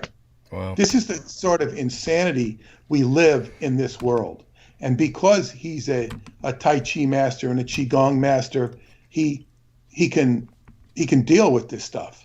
But it's it's insanity that what our world is doing. So when it gets to the NFL, it's like you have to make something change in the society. You have to have a political correctness where everybody goes, oh yeah, that's bad. What is it? What is this that Cuomo does with harassing women is bad? It's bad. And so it becomes bad because it becomes like a political meme, and then it gets twisted to where it gets misused or used in the wrong circumstances as well. So it's just a bunch of mad humans, and so the NFL is going to be very slow to change because it makes so much damn money. Yes. Yes, and people are there to see the honestly. My gang brother Beaver was speculating that football might be outlawed in a matter of years simply because of the fact that you can never guarantee that people stop getting these head injuries, which are destroying lives. But the reality is, you've brought up the contrapuntal to that in the form of the profits itself, because the profits itself will kind of just demand that this keep going. Human lives and those all that collateral damage be damned. And of course, it's not really collateral. It's people directly being destroyed. Now, what's interesting about it, Douglas, is they're also sissifying football. They've been sissifying football for over 10 years. How so? Where, well, the quarterback, there's rules that the quarterback, he can slide and not be tackled. You can't hit the quarterback after he throws it.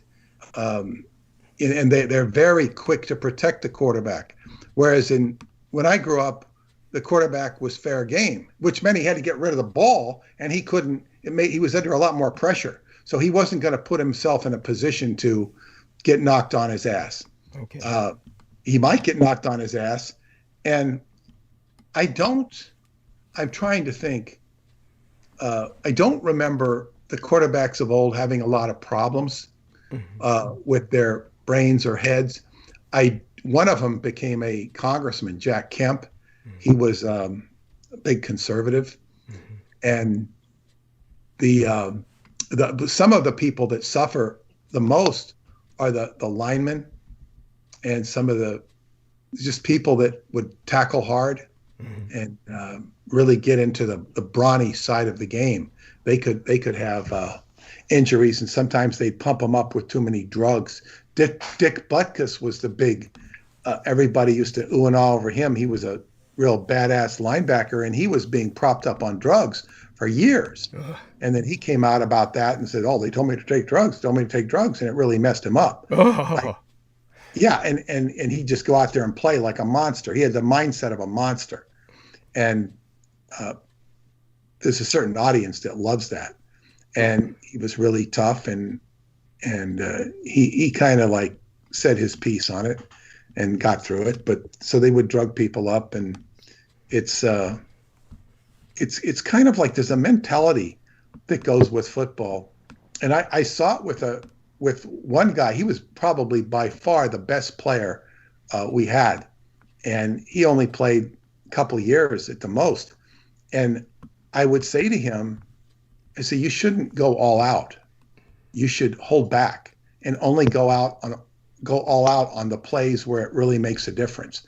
So it's like, just cut it back. And he says, no, I can't do that. I'm just wired that way. Well, this guy got himself hurt so bad that I heard he had a back operation. I don't see him out there again. His brother got hurt too. And they play really, the brother is more brawny. He plays really hard. And, but the other kid is, it's just like, what's this mindset? Why do you have to, like when I was in my prime, I noticed, and I know don't force yourself on every play because extend your tendons and all this just on the big plays, just when it's really important.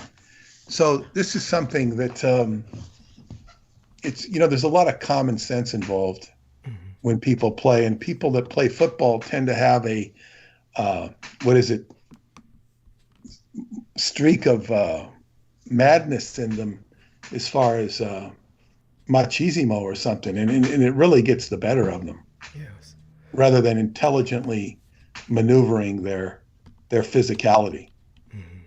So it's part of the mindset of the game. Go ahead. So that might be contributive to where this other horrible coincidence. Not only did we have what happened in South Carolina, but in Lake Park, Florida, where we were just talking about the toxic lake, not necessarily in the exact same area, but in the same state. You had another former NFL player, Travis Rudolph, is now facing a first-degree murder charge in connection with a double shooting midweek last on Wednesday. And so here you've got two former NFL players who have just gone forth and cut loose and did irreparable damage to the community. So this is kind of collateral damage spilling over into the civilian population now. These aren't just football players whose immediate families are destroyed by their brain damage, but now they're going out and taking other people's lives with firearms. This has been a theme in society that extends certainly beyond the NFL of people shooting. It's like shooting fish in a barrel. I mean, this is what's going on in society. People are shooting people. And I mean, this happens frequently. And one of the guys that shot somebody was, I forget where it was somebody was a real, I think you told me, Douglas, an MK Ultra. He started spouting out MK Ultra stuff. Uh-huh. And then they kind of covered that up. Right. Because they don't like people coming out and saying that stuff. That's right. Yeah. It's definitely a situation in which we, as I said, we face this challenge every day, and Americans seem to thrive off this. They seem to want to live in a frontier environment. By the way, Peter is on with us today when it is the 70th anniversary of the termination of Douglas MacArthur by his executive commander-in-chief, President Harry Truman. As Peter Moon has said, he's obviously tired of the subject, having read about it at length. But it's definitely what we can do is take advantage of this anniversary to bring out the fact that we're releasing the book as soon as possible. Peter Moon, of course, has been very patient with me. I've been trying to get this out by the time of the Emperor's birthday, at which point it probably will come out around that time, which I believe is the 28th or the 29th. I know that I think that the peace treaty went into effect on his birthday eve day, actually, the 28th, and I believe his birthday might be the 29th. I might be wrong on that. I think his birthday is the 29th in Japan, but it's the 28th here. There we are. That's correct. Well, I put it consistently here, the 28th, just so I wouldn't have to, think ahead. 29. Yeah. Yes. And if somebody wants to argue, let them argue. Yeah. Good. Yes. Good point. Well, nobody's going to. And with that in mind, we are just very excited about this. I want to give all due credit to Crystal River. There were many other things I wanted to stick into the book, and what I'll do is probably, at this point, this is where I'll add some context to my own situation. But before I do even that, I will say that Crystal River has had a great part in the release of this book, in the sense that she really just told me that we need to do it now, we need to act now, and treat it the way I did the vampirology book, which is just get it out now, and you can take care of putting out another book later, essentially, if you feel. This is much more readable than the vampirology book. Yes. Well, that's because you had so much of a part in writing it. The vampirology book is mostly Douglas Dietrich, which renders it fairly inaccessible to many people. Whereas, and aside from Douglas Dietrich, you have all these other added elements to it, such as the original person taking notes, which were, of course, basically medical notes. And so, kind of very different situation. And with this book, however, Peter Moon has, of course, been involved in rendering this work accessible to the body politic, and because of that, it's going to be written very differently. You'll see that immediately, and as a result, it should get much greater circulation. And so, I didn't think the vampirology book was that bad, save for that it had missing material that added a lot of context. Right. And I improved the first few pages, but I didn't think it was that big, except for the missing content. Okay. Deeply appreciate it. And we'll take care of that soon enough. We're going to get this up first. And what I'll do to, again, just all credit to Crystal River. And she even convinced me that the title is the best to run with that Peter Moon chose, because it, again, is simply more accessible. And no way I can overemphasize the fact that she's been the decisive factor in my just letting go, because it's very hard for someone like myself to let go of a subject that's that immense. It's impossible to do justice to the subject. This book, in many ways, will do justice in the sense that it is going to make things clearer for people. Oh, by the way, Jameson Reese says that he is listening and eating, and this is important because I need him to go after a troll in the chat room. So there is a troll in the chat room. As a matter of fact, we may bring this up right now, just because it's an educational experience for the people involved. The credit goes to the wonderful Sharon, who is operating on her husband's account, that of Bill Lyons.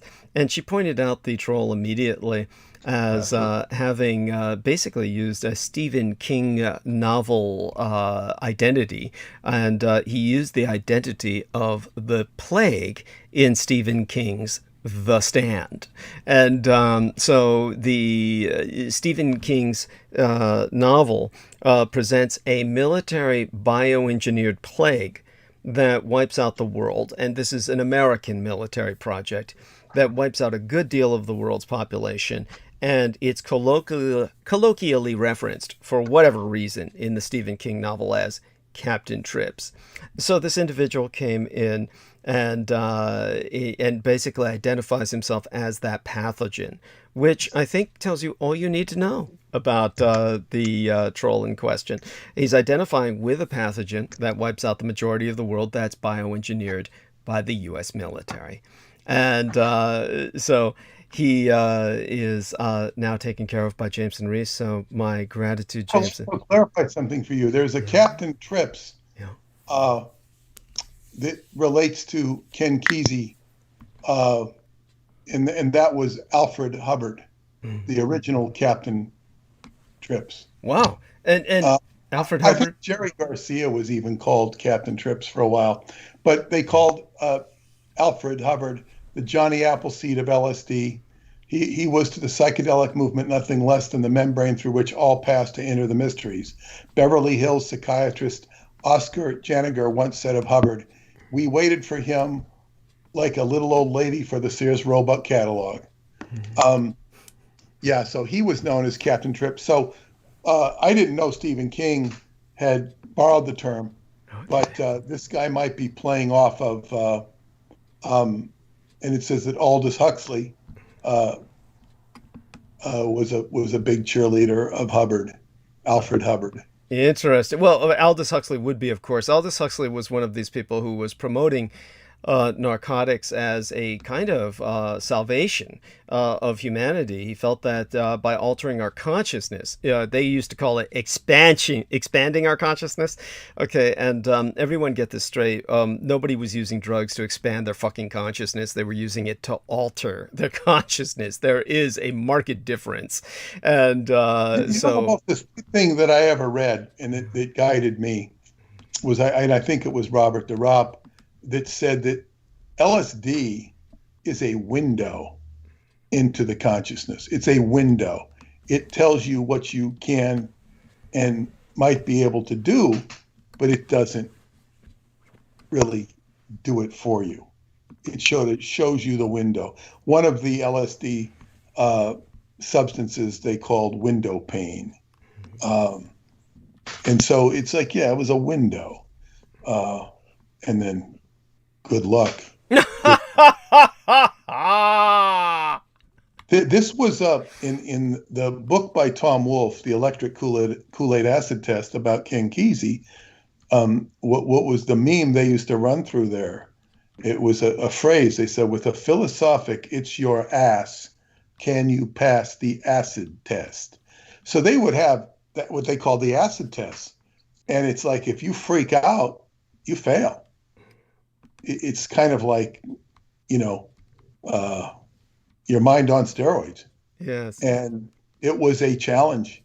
And what people would inevitably fail. And one of the reasons they fail, not the only reason, is because, like, say, one of my friends, he would take whatever he could get on the market. Mm-hmm. And they stopped making pure LSD. Right. And he'd taking shit, for lack of a better word. Yeah. Because he wanted to get high. And this really ruined people. Yes.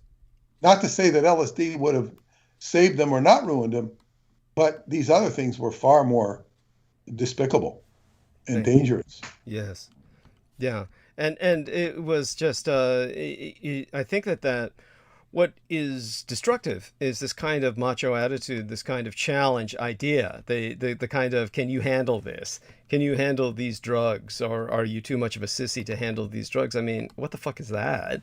I mean, that's basically telling people that you're a man or a mature if you can handle these mind-altering substances. Well, it also tells you you're on the fucking hot seat when you do this stuff, and you better take it damn seriously. Yes. Or you better not do it at all. So it's kind of like, you're on your own. Yeah. Is it macho? You can look at it that way, but it's also, it's experimental, and it's quite out there. It's on the frontier, and some people have no business getting involved in such. I would see similar things in Scientology, where you take somebody out of their comfort zone. In Scientology, took you way out of your comfort zone. Mm-hmm. And people can't handle being out of their comfort zone. Mm-hmm. So you don't go. Yeah. And then they end up getting, what do you call it? It becomes a form of self-abuse. Yes. Yes. In addition to whatever abuse they might be receiving from other people. Yes. So yeah, it's like decisions are very important. Who you get involved with, what you're doing, so on, and so forth. Thank you. And you're not old enough to remember this. Mm-hmm. Did you know who Art Linkletter was, Douglas? Oh, vaguely remember Art Linkletter. Yes, he's almost like Art Linkletter had two shows on in the 60s, might have been in the 50s too. One was called Art Linkletter's House Party. It was sort of an afternoon show where it catered to women. I would watch it if I was home from school or something. Mm-hmm. And it was watchable. He was very, I guess, audience relatable. Mm-hmm. And he had the house party, which, he'd have guests on. And then he had another show called Kids Say the Darndest Things. And he'd ask questions of kids and get them to say really stupid things like, what does your daddy like to do? That's so stupid. And and the kids would. I think Bill Cosby tried to resurrect that himself. But in any case, Art Linkletter was one of the biggest celebrities in the 1960s of afternoon TV, and he was everybody. He was a household word, and he had a daughter, Diane Linkletter, who I guess was reportedly took LSD and jumped out a window and oh God, killed herself. And this was a you know, and it was a tragedy that was publicized. The mindset at that time was that you would have suspected the FBI or CIA of having pushed her out the window and, you know, to make it look like the LSD killed her. That's how sinister the FBI and CIA were viewed, and were literally were. So anyway, later, Timothy Leary was set up to be in an interview, and they had Art Linkletter on there to scold him. And, you know, Leary called it an ambush, and he was criticizing Leary for advocating LSD. Mm-hmm.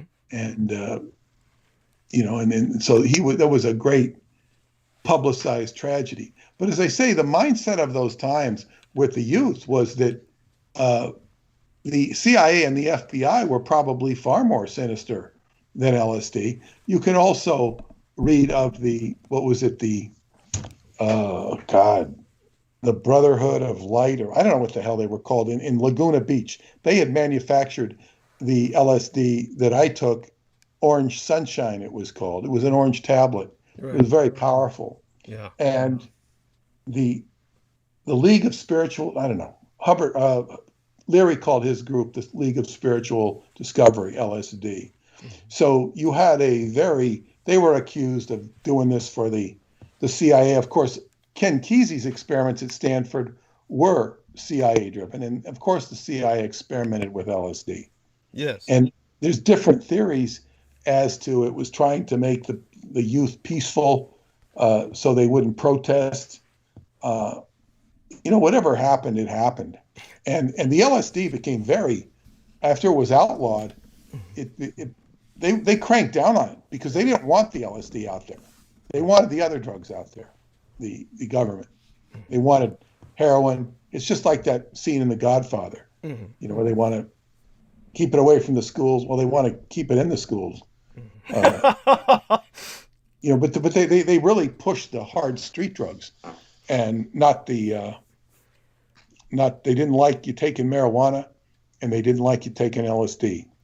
Yeah, well, you know, all I can say is the CIA, I hate using that term because it's at this point, it's so cliched, it's so hackneyed, it's like just saying them. It's like saying, you know, them, the cabal. But in this case, it's historically accurate. It was the CIA. So the CIA, the actual Central Intelligence Agency, historically was the agency that was splashing the acid all over the place initially. They were splashing the acid everywhere, and they were testing it out. The idea was, from all of the government documents I was working with, and people can verify this themselves. At this point, this is all released. This is pretty much free and open information. It's in the public forum, so people can access it and draw their own conclusions. But there's no real conclusions to draw other than what I bring you in context, and that's the fact that the CIA was attempting to basically create a weapon that would render entire armies inoperable just by having them succumb to hallucinations, mass hallucinations. And so they were experimenting with the American public. This is very demonic, diabolic, Aquino-esque. And the end result was, of course, that they did their damage and decided that the acid was what it was. The efficacy in terms of weaponization seems to have been pretty much abandoned, and it was simply based on the fact that they really couldn't control the results or the outcome. So they popularized it in order to distribute this and monitor its effects, and then discouraged it. So it was a kind of here you go, and then no you don't. And so that is in and of itself sinister beyond description. It's reprehensible. It's it's something we should all universally condemn. And the antithesis that societies felt for marijuana, however, well, that just goes into pragmatism or practicality. First off, let's just anthropologically, as briefly as possible, so people understand this. All tribes, when you go into the level of tribalism in the true anthropological sense of human development. And by tribalism, I'm talking like you go into the Amazon rainforest, you go deep into the Congo, and you assess pygmies. We're talking about many cultures that are actually literally anumerate. By the way, just to clarify this for people so that they understand the enormity of what I'm saying in terms of a paradigm. Many people I often deride in Western civilization as enumerate, or not even Western, just Americans. Americans can't add. They just don't know how to add. They don't know how to do anything with math in general. So they're enumerate. That is the numerical equivalent of illiterate. There are tribes out there, the majority of them that are true tribes, like isolated pockets of humanity that live in basically subsistence level with their environment. They are anumerate, meaning they've never developed a numerical system. Now that's just enormous. We cannot comprehend a society these days that would be without numeration. And of course, a society at our level cannot exist without numeration. Okay, and that brings us to the other point of these societies. Their existence is primal. It is based on a visceral interaction with the nature around them. So the numbers aren't really necessary. They don't need to add up. And at the same time, because they're not even at the level of subsistence farming, these people are into bonding. And the shared experience comes from drugs. So when you get to that level of tribalism, true tribalism, the first thing you discover in anthropology, or one of the first things, is, hey, all tribes are pro-drug. So with that level of existence, yes, drugs are a shared experience. Everybody can afford to be high because there's no economy. When you get to empire building, once you have an empire, meaning a society at the level of interdependence, with the world at orders of magnitude of complexity above what you have at the tribal level, all empires are anti-drug, at least those that aren't on the verge of collapse. Our empire is in collapse because it is a pro-drug empire at this point. So at that point, we're doomed. There's no way anyone can fucking function on marijuana. It's just, I know people get militant about this. I get, even my MD, by the way, and this is, I promised him I would thank him, my medical doctor, who is, of course, my general internal medicine practitioner, paid myself a telephonic home visit the other day as a follow-up to my being hospitalized. And he's just this wonderful human being. I'm happy to say he's working every other day at home now. So it takes some of the pressure off of him from all the horror he was through with the height of the COVID pandemic. But he's Benjamin Fletcher Cox, young gay guy, much younger than I am, who's an MD. It's actually quite intimidating. But he actually, get this, he recommended I get into marijuana. I said, God, you got to be kidding me. I took it gracefully. I thanked him for his advisement. And I will tell you, of all of the heavy-duty narcotics that I've recreationally experimented with, Marijuana is the one that I really can't handle well. And it's not, it doesn't do well by me. Doesn't really sit well with me. And I've tried with marijuana. Do you know why that might be? Yeah. Oh, why? Well, I'm just saying, it's like you have a mind that's very quick and races. It races. It's a racing mind. And I'm not saying that it's not negative. It's very quick. It's like all these computer, if you have a fast processor in a computer. Yeah. Marijuana is going to slow you down. Yes. It's going to slow, and it's going to irritate that process in you. I'm not an advocate for marijuana either, but I can give my own 2 cents on that. It does have its uses. It does have its uses, but your comfort zone is that you've got a fast coprocessor, boom, boom, boom, boom, boom, boom, boom, boom, boom, boom, and friends of mine will say, God, his information is encyclopedic. It's like an encyclopedia. So marijuana is going to slow that down. And Timothy Leary said something very interesting one time. He says the thing with marijuana is, he says, you go to the refrigerator, you get take some grass. He goes, you go to the refrigerator, and then you forgot why you went. Yes, thank you. He says, you forgot why you're there. He says, but in the meantime, from walking from the living room to the refrigerator, you've just remembered the entire history of the Peloponnesian War. And he goes, short-term memory loss, long-term memory gain. And then he looks at the audience. He had this like mad little laugh. Right.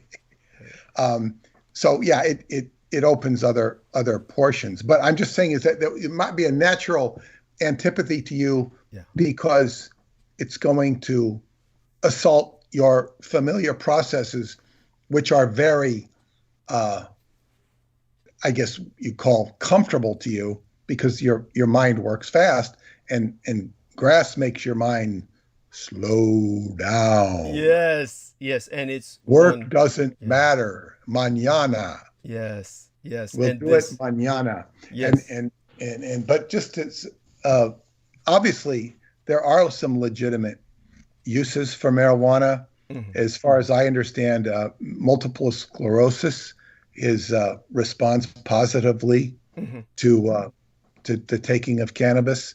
There are other short-term alleviations. It can calm one down if one really needs to be calmed down, but it is overestimated. Yes. As far as regards to its greatness, its wonderfulness, and it should be a last resort for people who need it. Thank you. People are very drug dependent. You don't want to be this. And I remember one time picking some guy up it was a friend of a friend, and from the train station. And Merrill, we're going out to Montauk, and I just looked at him and said, he said, you've been smoking grass? I said, yeah. It's like, it makes you kind of dysfunctional. At the same time, I can say, I remember my senior year of high school going out with my friend and smoking weed in the car. Never remember leaving a trace of it. You just open the windows. My mother smoked so much herself, not weed, but no, she never noticed anything. But we got high. I wanted to get high before I went to class because I wanted to prove that it wouldn't affect me. Mm-hmm. And especially, for algebra, or what was it, introductory analysis. And I got A's, straight A's in that.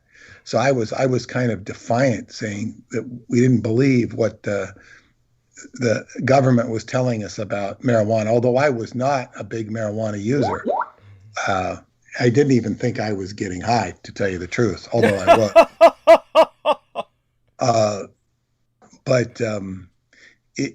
so it didn't necessarily. It only affected your grades if you didn't care, and you didn't give a damn.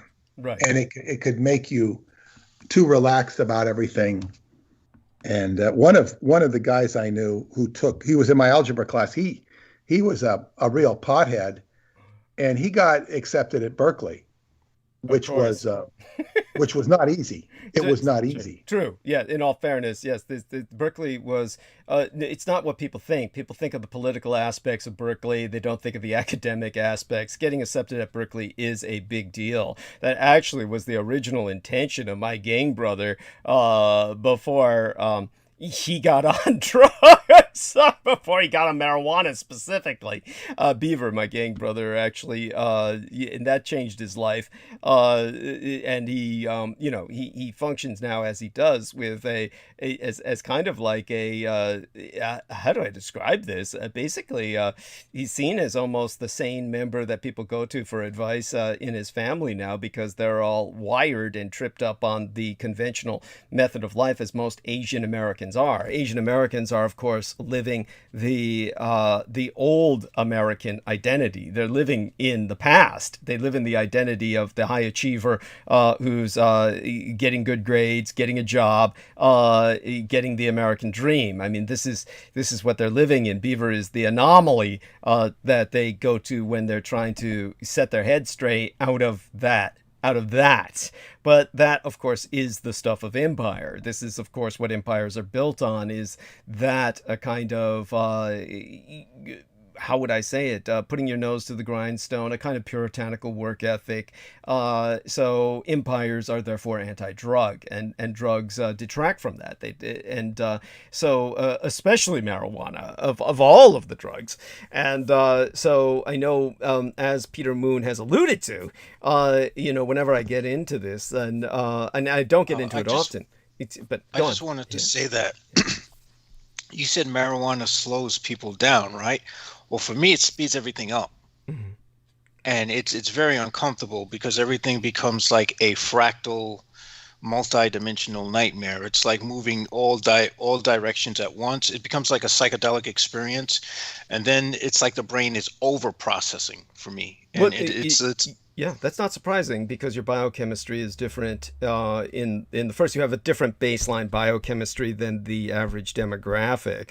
But it also brings to attention the point that I was going to bring up, that even Peter Moon kind of fell into. There's this kind of like assumption, which I find maddening and even offensive. There's an assumption that people have that marijuana is good to calm you down. Even Peter said that people just say that, and that's not the case at all. As Jameson is saying, marijuana actually tenses a lot of people up, and it actually brings them to a point of paranoia, or a kind of a different perspective, or they're filtering the world differently. So it's not necessarily going to calm everybody. That's very true. I've experienced paranoia on marijuana as well, but it's a different phase. Understood. But nevertheless, there are some people, because we have this like presumption that if everybody got on pot, the world would be a less violent place. We wouldn't have mass shootings, etc. Bullshit. It's all bullshit. There are plenty of people who get violent on marijuana, and I've personally seen that. I mean, it's unbelievable what some people do. There's certain people who I couldn't believe how they responded to drugs. One loser I knew, just to personalize this just the way Jameson just did, when he pointed out, he goes fractal. There was this one son of a bitch I knew named Matthew Castaneda, and I'm certain he must be dead. He must have disappeared into the same sewer that his brother did. His brother died on all kinds of drugs, and I'm sure he did as well. And there was a frustration I had with him, because there were several times I was trying to work with this individual, just in terms that he was a friend, and it's hard to see somebody just destroy themselves. I've of course, with experience like that, then you just get over it after a while and just realize there are going to be people out there who destroy themselves. But it's in his case, he would take marijuana, and he would do what you would assume someone would do on acid or really plasticized crack cocaine or something, like toxic levels of what they would call peanut butter on the street scene when it comes to methamphetamine kind of chewies, like somebody who's getting like enough toxic cut into that shit where they're running around just jumping out of windows and they're axe crazy. They're running around with axes and trying to kill people. This is how he would get on weed. So this is something I've personally seen. No, weed is not the end all be all. I think it's the biggest mistake in the world that they made it legal for everyone involved, because the people who were selling it illegally had an industry where they were able to change their lives and get rich, and then these same people were so fucking stupid that they kept pushing for its legalization. And then, oh, guess what? It got legalized. Now the government runs it. And now these people are all out of business. All of these people who had their own little sub-economy, their own little subculture, it's all gone now. And the government steps in, and now the government's pushing it to the point where you get my doctor, who I admire deeply, pushing it. The thing about marijuana is that I would like to consider it an entheogen of sorts, rather than it's not a hallucinogen for everyone, but for me it acts like a entheogen. Entheogen is sort of like ayahuasca or salvia divinorum, where it takes you to another realm and opens you up to spirits. Yeah. This is the problem I have on marijuana. Yeah. I am opened up to spirits big time, and it just goes, things don't go well. Well, I saw one big young guy, who took salvia. And for those of you who aren't familiar, salvia was like an alternative to marijuana when marijuana was still illegal. And salvia was like a plant that gets you high. You can look it up. As a matter of fact, I'm sure Jameson can probably. I've done it. You don't. Salvia is not a joke. That you do that when you're like at the end of your rope, and you're like, all right, I've got nothing out of this reality experience. Give me something, or I'm just going to kill myself. That's where salvia divinorum comes in and helps you. And there you have that. And with this one, I was with a bunch of Latin Americans, and so they were passing around the salvia. One of them, really big young guy, the biggest among them, and he just took a big hit. And this was like, deep breath, like you would with a bong. And we're talking about they were just starting to pass this stuff around, and he collapsed. I mean, while standing up. He was standing up, just, oh yeah, pass me the bong, and then, big intake there, full lung capacity. And then he just dropped. I mean, like, just hit the floor. That's what it does, because it operates on the kappa opioid receptors. And those receptors specifically have this sedating effect where it keeps you from moving. So whether you're enjoying the trip or not, whether the trip is horrifying or not, you will be forced to sit through it. There you have it. And so this is why empires are anti-drug. So all empires that are effective, functioning, expanding, healthy empires, they are anti-drug. It's just part of the functionality. So when I was making a joke, I'd have to argue that, because I'd say that the drugs that they do push are drugs that are meant to make people more productive, like caffeine. Well, yeah, point well taken. And of course, there's battlefield drugs that are administered by any military that would be speed drugs, etc. So this is what there are drugs that are necessary for imperial functionality that are specific. They're what you'd call function specific. And but all of that aside, people get the general idea. All tribes are pro-drug, all empires are anti-drug. Empires, of course, being vast, immense entities, have to have exceptions to every rule. So there's going to be drugs administered on the battlefield, drugs administered to get people working and keep them productive. There are synthetic smart drugs that everybody's just drinking in Asia and other places. And so Peter Moon was pointing this out the other day, that, he was looking at these smart drugs, these like drinks people just buy off the counter, and because they haven't been rendered illegal yet, they're pumping up on them. And of course we have drinks that truck drivers abuse, like Red Bull and whatnot. We could ask Derek if he's ever abused any of that, or known truck drivers that have. If he's still with us. No, yeah, I've heard the horror stories. Now I've tried the Red Bull and the Monster and all that stuff when Red Bull first came out. Oh, those drinks. Yeah, I stay away from them now. I got my little. I told you guys about my little concoction. Tell us again. Okay, well, for one, our job gives us free coffee, so we get the coffee machine, and we make our coffee. And what I do is I put a giant tablespoon. When I say tablespoon, we have like plastic spoons in the break room, so I just like a big giant overheaping spoon of extra virgin coconut oil and a spoon of clarified butter. I put it in my coffee. I let it melt together, and then that's what I drink. And that keeps me wired. You know what I'm saying? One cup a day during work days. And I'm wired up. But I stay away from stimulants, because when I first started getting into driving the trash truck, and I was like working 17 hours a day, they didn't give a shit. There was no DOT rules with that one. You had to work until you finished. And so a lot of people were taking what's called Stacker 8 and Stacker 3. I don't know if you know about those stackers, but there's a whole bunch of pills they sell at the truck stop. And they were, truckers who want to work without getting any sleep. They are the ones that are purchasing these. You would stroke out on those things though, because some of those things, exactly.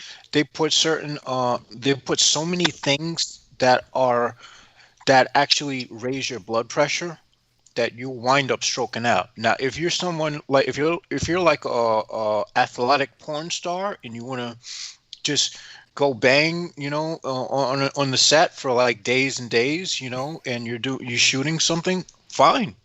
That stuff is great for that. But hell, man, if you're sitting, even though you're driving a truck, even though you're trying to stay awake, you're still in a seated position. You're not moving. So, it's not going to be very good. It can't be good for the blood pressure. Mm-hmm. No, I did to have stimulants and stuff like that. Really appreciate both of you gentlemen giving us details on that. So in terms of my own life, just to kind of contextualize this because of my work with Peter Moon, I don't know if he knows that my biorhythm, of course, is opposite his. Of course, there's I sleep in the day and I'm up throughout the night normally. And of course, that changes throughout the week with different things I have to take care of. Obviously, the beginning of the month is always bad because then I have to do various things that are affiliated with paying bills and the like. Fuck, I just remembered that. Holy shit, did I get that? Ooh, I may not have gotten my Comcast bill. I better check into that. Holy shit, I just remembered that now. Anyhow, now that I've just remembered that, or maybe I took care of it. I don't even remember whether I did or not. At any rate, I must have, or my service would be cut. Anyhow, so then we have that. Every once in a while, I'll forget about things. Obviously, I was hospitalized. So with the attack and the hospitalization, this is one thing I'll bring up. As I'm going to try and educate people in Arc of Narrative tonight about filming. I do want people to start filming when they see attacks, okay? And I noted in the own personal attack that I experienced that people were running away. You would think everybody would stop and record things with their cell phones.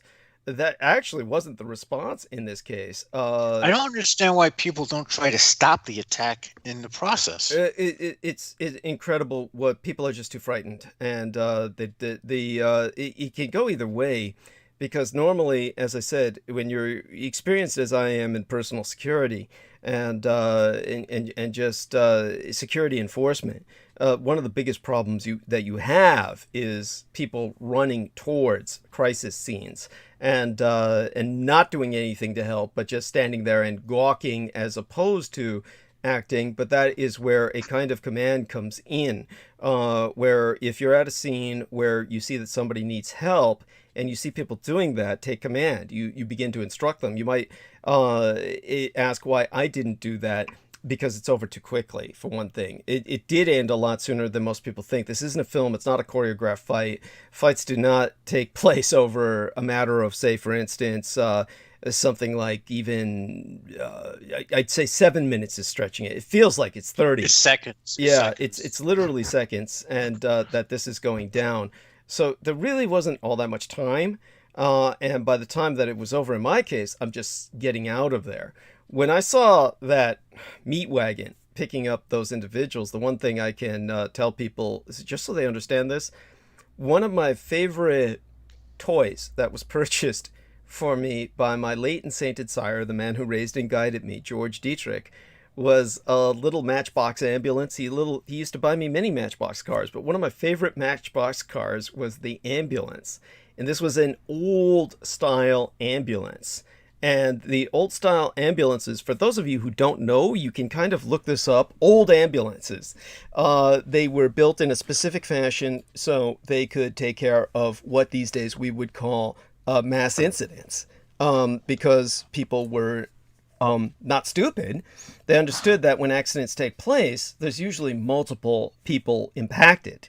So old ambulances used to have multiple capacity. They used to have capacity for like 3 or 4 people inside of the ambulance. So one of these little Matchbox ambulances was so well detailed, because they used to be made in Britain and they used to hand make these things.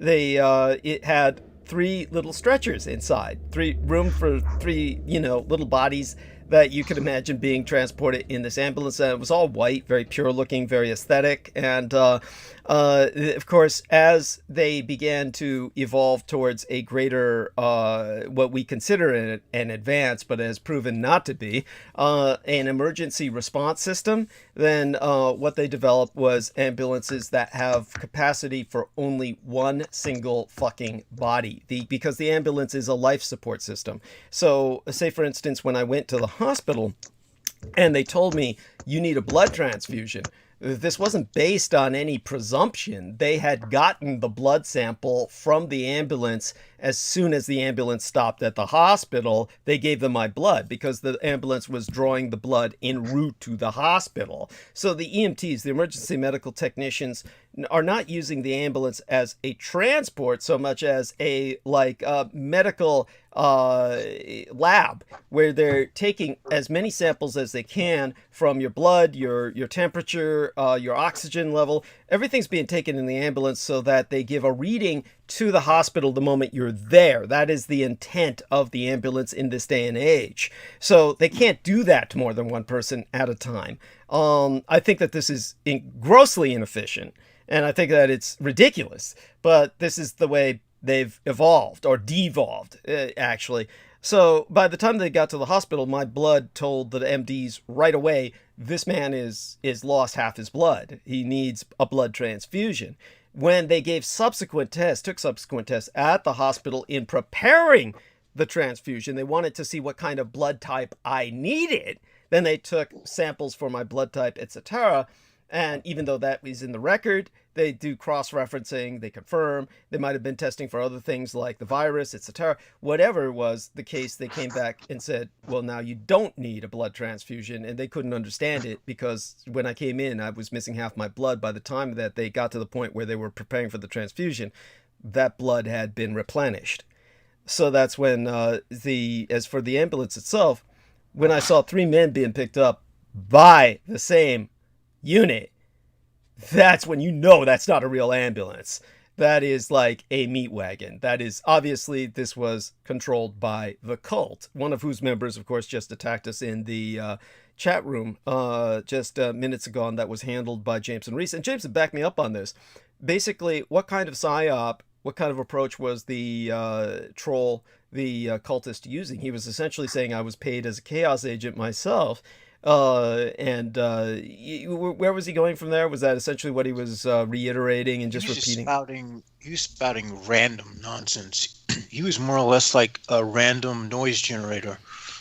Okay. Yeah. I'm going to look at some of these old messages, but the athletes don't deserve the fame of money they receive. It's like stupid stuff.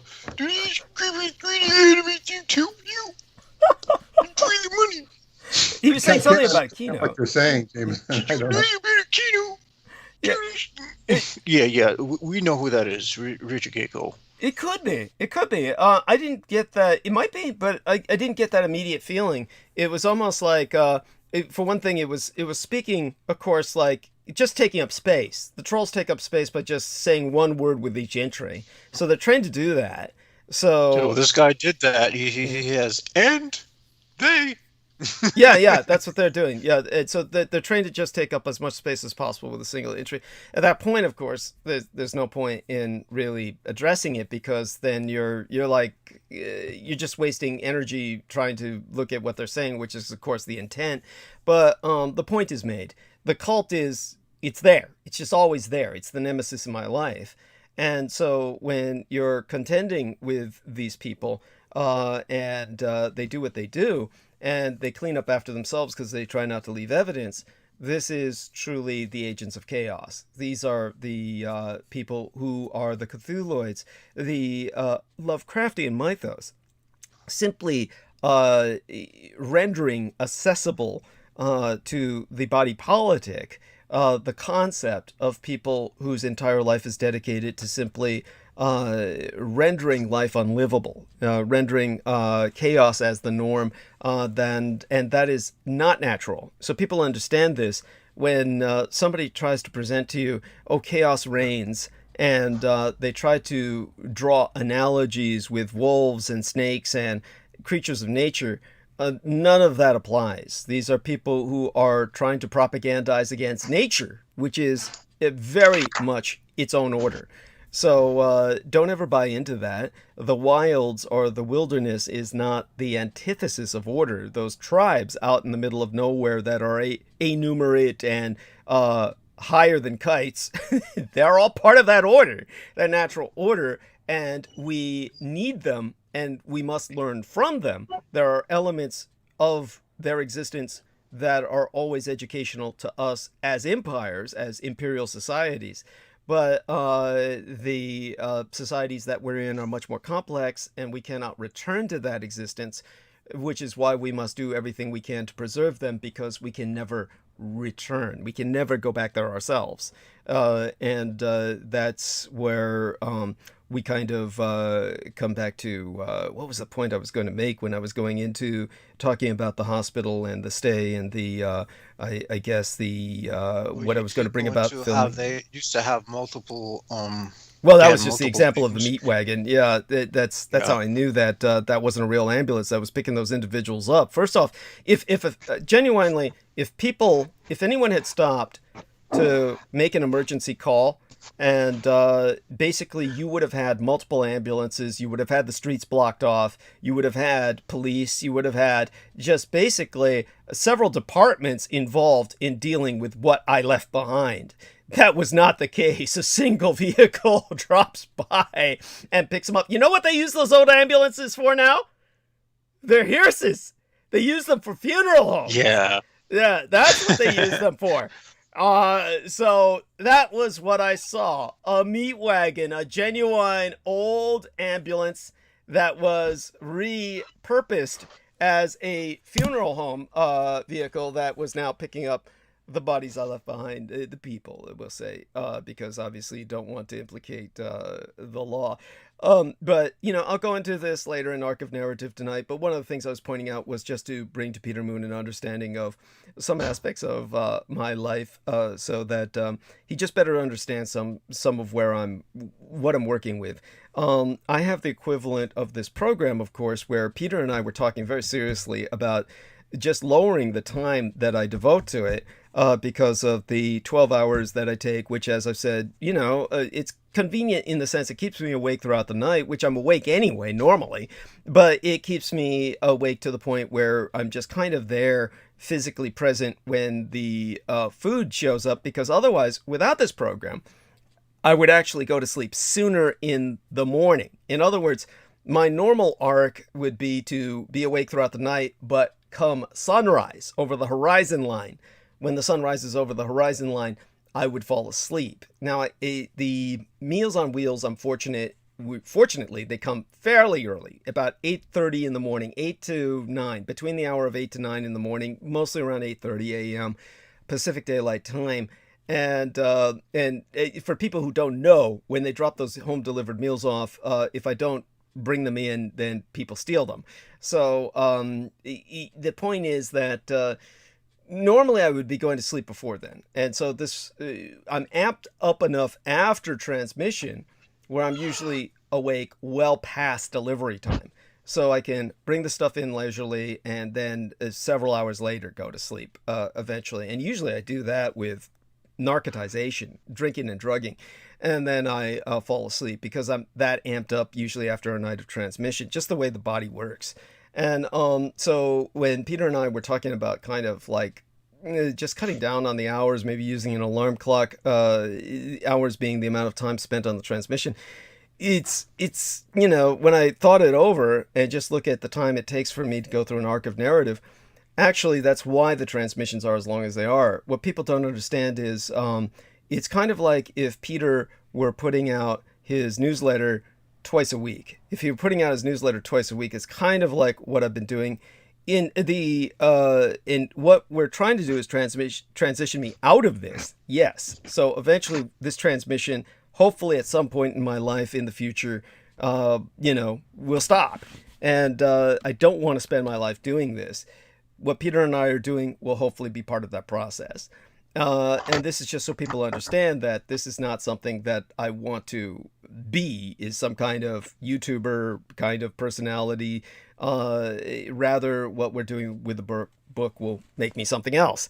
But when it comes to the YouTube itself and maintaining this program, I have to spend enough time looking for things to analyze. So I do have to absorb incoming current events. So that I have to dedicate some time to absorbing incoming current events. Then I have to throw some analysis out concerning them. So that in itself is it's like a full-time job. And the equivalent thereof, but it's simply much more compacted within 2 days of the week. And in order to throw out that analysis and have it make sense or be in a coherent narrative, it actually comes out to about 12 hours. The 12 hours are half the program, of course, is spent normalizing with the gentlemen around me and sometimes the ladies. And that way we get my head working to the point where I can take over and monologue after they kind of withdraw. But it averages out the way it does. And so aside from that, though, one of the things that I wanted to point out was when it comes to trying to be productive towards the book, like Peter said, he'll just wait for me to get him a few more things and he'll stuff them in if he can. But right now we're into pretty much getting it out there. I'll turn it back to Peter with that and probably come up with some other observations and things that I feel people should know about the context of where we're coming from. But for now, Peter can give us a little bit of historical kind of, how would I say, whatever comes to mind when we think of MacArthur being fired by Truman and how he got tired of the whole affair, just writing about it in depth. And just basically we'll turn to people towards the book, which will be out soon now, and let them know that we're going to be able to address, we've got plenty of ammunition. There's a lot that didn't go into the book that we're going to use when people have any questions. If people render any kind of attack against its content. But certainly the basic, shall we say, history that's exposed by the book is enough to, just as it is, destroy paradigms and in that sense, in a positive sense, destroy lives. And where the lies those lives have been built upon. In that respect, I'll be checking in with George Knight, or hopefully George Knight will be checking in with me. I sent him exactly what I sent Peter Moon. Peter Moon and I were reviewing just a few stupid things from 2018, I believe, when Aquino was still alive. And it was like the last, one of the last elements of Aquino's life, one of the last waves of disinformation to emerge from him was coming out in 2018 with some stupid materials that I can guarantee you were manufactured on the International Space Station, where the Americans on site were doing what they have proven can be done, and anybody can vet and verify this themselves. You can make materials in space, and only in space, you could never make on Earth. And these involve working at the molecular level because there's no gravity, and therefore you can make these molecularly compacted materials that can combine and hybridize layers of metals that you could not do on Earth towards various industrial purposes. Little scraps of this kind of shit, probably what we would consider industrial effluvia, just byproducts, were released by Aquino as sourcing from the Roswell crash. Now, the irony I was pointing out to Peter Moon was that this was actually released to the public in October or November of 2018. October, I believe, 2018. And this was total disclosure. And this is the irony, is that in the UFO community, which, as Peter Moon will bring up, is getting another wave now from Mr. Fuckery himself, Stephen Greer, who is just this wretched and hideous, physically hideous individual. And we can shit all over him at our leisure, but this individual is providing another wave of what he does into ufology at the moment. And ufology bleeds into conspiracy, and it bleeds into essentially the kind of people who are seeking information that is not being provided by conservative media or reactionary media or conventional media is the term I'm looking for, really. And because people are seeking alternatives to conventional media, well, that's what we're providing, and we have to encounter and, in that sense, deal with people like Stephen Greer and other people who are in the same shall we say, informational sewer, the alternative information which we're trying to lift and redefine in terms of what we're doing and disambiguate from that ambiguous sewage that comprises the rest of alternative media. And as Jameson says, where ufology goes to die. So when we have this situation in 2018, it is everything that everybody was asking for years. When's total disclosure? When's total disclosure? When's the government going to come out and say the aliens exist, they're real, and they're here? Well, that happened in October of 2018. This was on conventional news media, and basically I, presented a YouTube of this splice of news footage to Peter Moon, where basically they came out, presented a bunch of scraps of metal that were quote unquote exotic metals, high technology metals,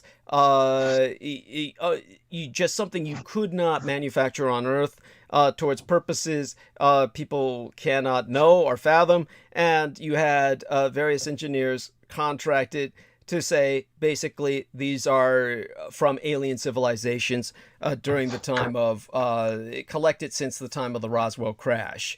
And so basically that's total disclosure, quote unquote. It's everything that the ufological fans are asking for, just what they've always asked for. The government came out and said, this is all alien. and they're here, and they keep coming to Earth to crash, which of course is ridiculous because you can imagine the absurdity of alien civilizations able to cross the starry voids only to come to planet Earth to crash. What on earth is like lemmings or something? It doesn't. It's beyond stupid. But that was total disclosure, and there was no recognition of it. Nobody remembers it. It was like the last thing Aquino got out before he died. It took advantage of International Space Station assets and technologies, and it was meant to counter what he knew was coming now with the release of the book by Peter Moon and myself even then. And so with that in mind, I'll turn it over to Peter for a moment, then he'll segue it into the other little thing he saw about the man who actually kind of patented UFO technology of a sort, and we can bring it back to me just in terms of the absurdity of that. But so Peter, you can help put into perspective for people what this historical anniversary brings to mind for you, and what you saw recently with what I showed you, and kind of take it from there. Help people put that into perspective. Okay, I've spent about a year on this book, and that's generally average what I spent about on a book. And during that year, one accumulates X amount of knowledge. Some of it sinks in harder than other knowledge, and you remember certain points. Douglas has such an encyclopedic reference bank in his mind that this process could indeed go on forever. And that's not desirable for anybody. It is an extensive subject. But what I sought to prove, and I begin the book with an introduction, a forward by myself to introduce Douglas to those people who are familiar with me, but not necessarily with him. And then he writes an introduction himself about who he is and what the hell he's doing. And then there's an opening statement, which I basically put together. And the opening statement, I did it like if you were an attorney and you're going to make an opening statement and then you're going to, state the case. And basically what was stating in the case is there's two things. Is that first off, the Roswell story is a crock. And I say it much more eloquently than that, but that there's been a deliberate deception and misleading of the Roswell incident, and that the whole war, of course, Roswell all centers around the war, what happened in World War II, and that there's been a steady campaign of disinformation to misinform people about World War II and the effect that Japan did not indeed surrender aboard the USS Missouri. And the book goes out to basically prove those 2 points. And it does, beyond any shadow of a doubt. When it comes to Japan winning the war, it's a theme that Douglas has said many, many times. It takes the average mind. The average mind's going to reject that because they've been so propagandized that Japan surrendered unconditionally aboard the USS Missouri. And of course, I quickly point out in the opening statement that you can go look at the Peace Treaty of San Francisco, 1951, September of 1951, when there is peace signed between the two nations. And Harry Truman comes out and basically says there is no victor or he doesn't say defeated one, but he says no victor, there's no victor is what he says. Yeah. And he says that. You can listen to him say that on YouTube. He also declares the cessation of hostilities in 1946, December 31st. So this is obvious. How do you unconditionally surrender and you still have hostilities and you still have a peace treaty to be signed? To say nothing of all the nonsense that went on with the dirigibles and whatnot. which there's so much background in history. When we get to Truman recalling MacArthur, I learned quite a bit about MacArthur in the writing of this book, how imperious he was, how arrogant he was, and how he accepted a bribe. This is historically undeniable, that he accepted a bribe illegally in violation of the Constitution. I think it was $500,000, which would be the equivalent of $7 million today. And that is nothing compared to what he accepted from the emperor in terms of gold. And then there's a whole chapter on the gold that Hirohito had taken when he invaded most of Asia and took all of this hordes of gold. And this was all in addition to his $100 billion, which is you can find independently on the internet that he was estimated of $100 billion in currency in Switzerland. This is in addition to all the hordes of gold. So this gold made him the richest nation, the richest man on earth. And he got the economy opened. It's a no-brainer when you read the whole book. If you just pick up a chapter here and there, it might bewilder you a little bit. What I liked is one of my friends who looked at the book, read it, and he said he was completely blown away by Jack London. He never heard that Jack London was this basically communist writer from Berkeley, before Berkeley was known for being what it is today. The People's Republic of Berkeley is how Yeah. it is. Yeah, and must be something about the energy of the place. But Jack London, right? He served in Siberia as a reporter. He was locked up. Was it by the Koreans or by the Japanese? They were Asians, and he hated Asians. Right.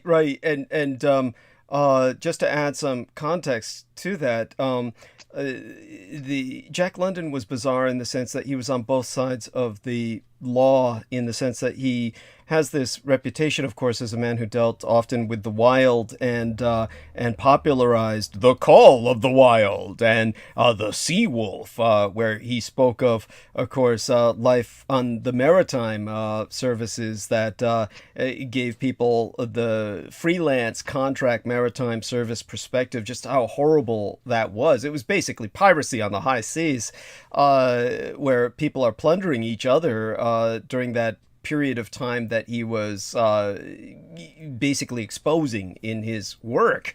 But at the same time, he was, for a period of time, a G-man, almost at the equivalent of an FBI agent, working in the Barbary Coast area to shut down the Chinese fishing industry in the Barbary Coast, illegal fishermen. What the people think of these days on the Gulf Coast with the Vietnamese shrimpers that had decimated the shrimping industry by over shrimping, and then the the Ku Klux Klan got together and started to go after the Vietnamese emigre community.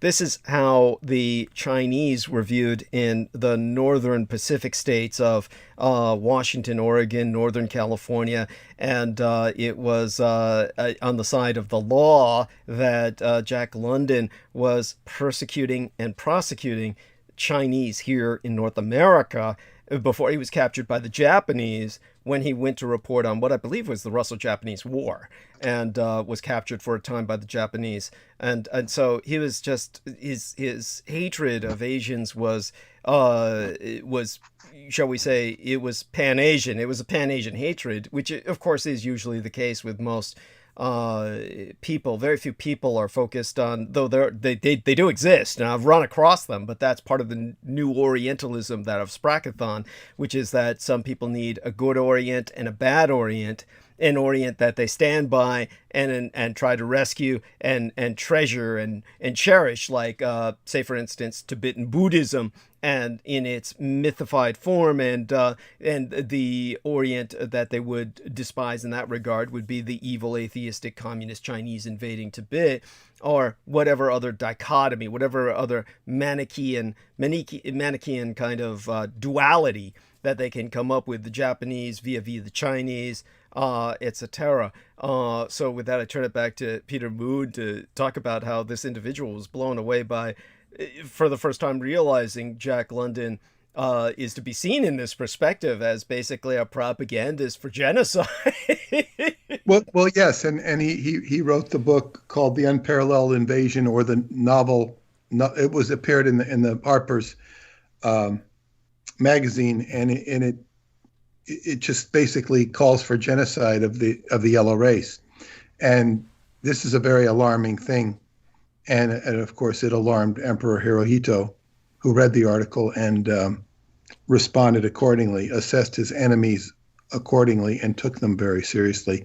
I always think it's very relevant when somebody says something that's destructive or negative. Don't dismiss it as just, oh, they just said that. Right. If you take it seriously, you'll never be fooled. Yes. Yes. If somebody says, I'm going to do you in, take them seriously, because you have nothing to lose by not taking them seriously. And if you don't take them seriously, unless you consider them absolutely harmless. But we had a woman in Romania who was Romanian, and she vowed to destroy Atlanticron. And why?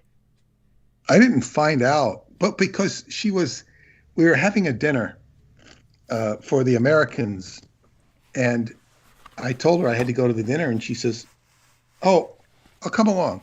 I said, "Well, I can't. It's only for the Americans. I'd have to get permission." And so she says, "Oh, it'll be okay." And so she comes over there with me, and I said, "I go in to get permission." And no, she wasn't given permission. She got pissed. And she said, she had connections with the press, and I didn't hear her say it.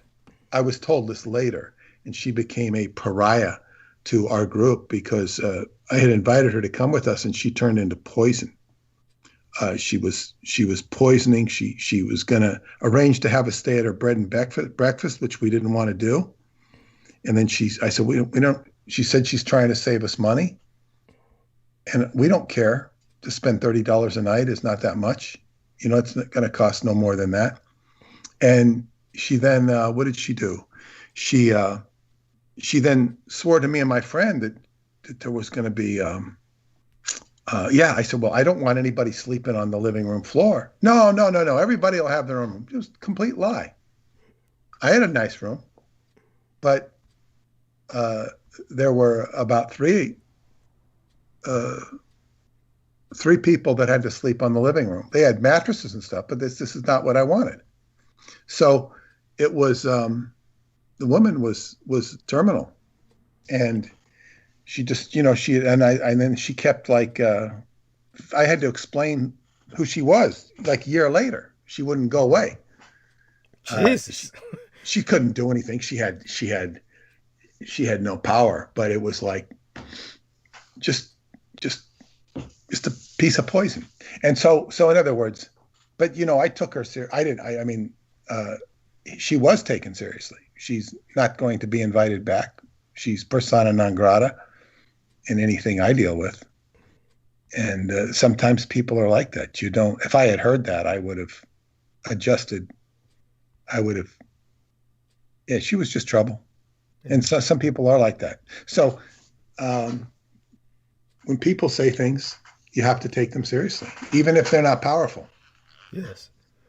Yes, definitely an important thing to realize. That is why, again, so the public understands this, of all of the cultists that I've had to contend with, obviously violence has manifested, and so this is not some kind of indulgence. This is a genuine struggle that I've been trying to make as public as possible.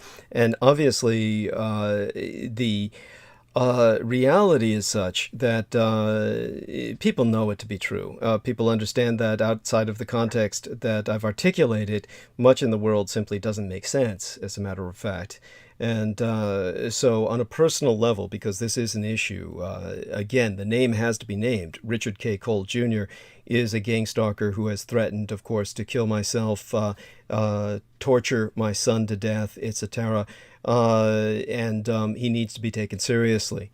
When I've spoken to the FBI about it, they literally just laugh and say, well, has he done it yet? And this is what I get. It's bullshit. This is like, until I'm killed, until my son is tortured to death on camera, as Richard K. Cole threatens to do, then the FBI won't do anything. So this is the kind of thing that needs to be put into context with the Asian murders. Yes, the FBI is not here to protect you. No. Yeah. And these, what is it? The police, I saw in some movie, the police say, we are not here to, I don't know what he says. Well, the police are not really here to defend the public at all, and the public doesn't understand that. To put this into some perspective, so people understand the concept of posse comitatus. The entire concept of posse comitatus is that you are here to protect the police, not the other way around. Understand that much. With the FBI, at that point, we're dealing with orders of magnitude even further detached. You're talking about a political police force that is here to act the role in the United States that the KGB acted in the former Soviet Union, no matter how they're propagandized or glamorized as otherwise.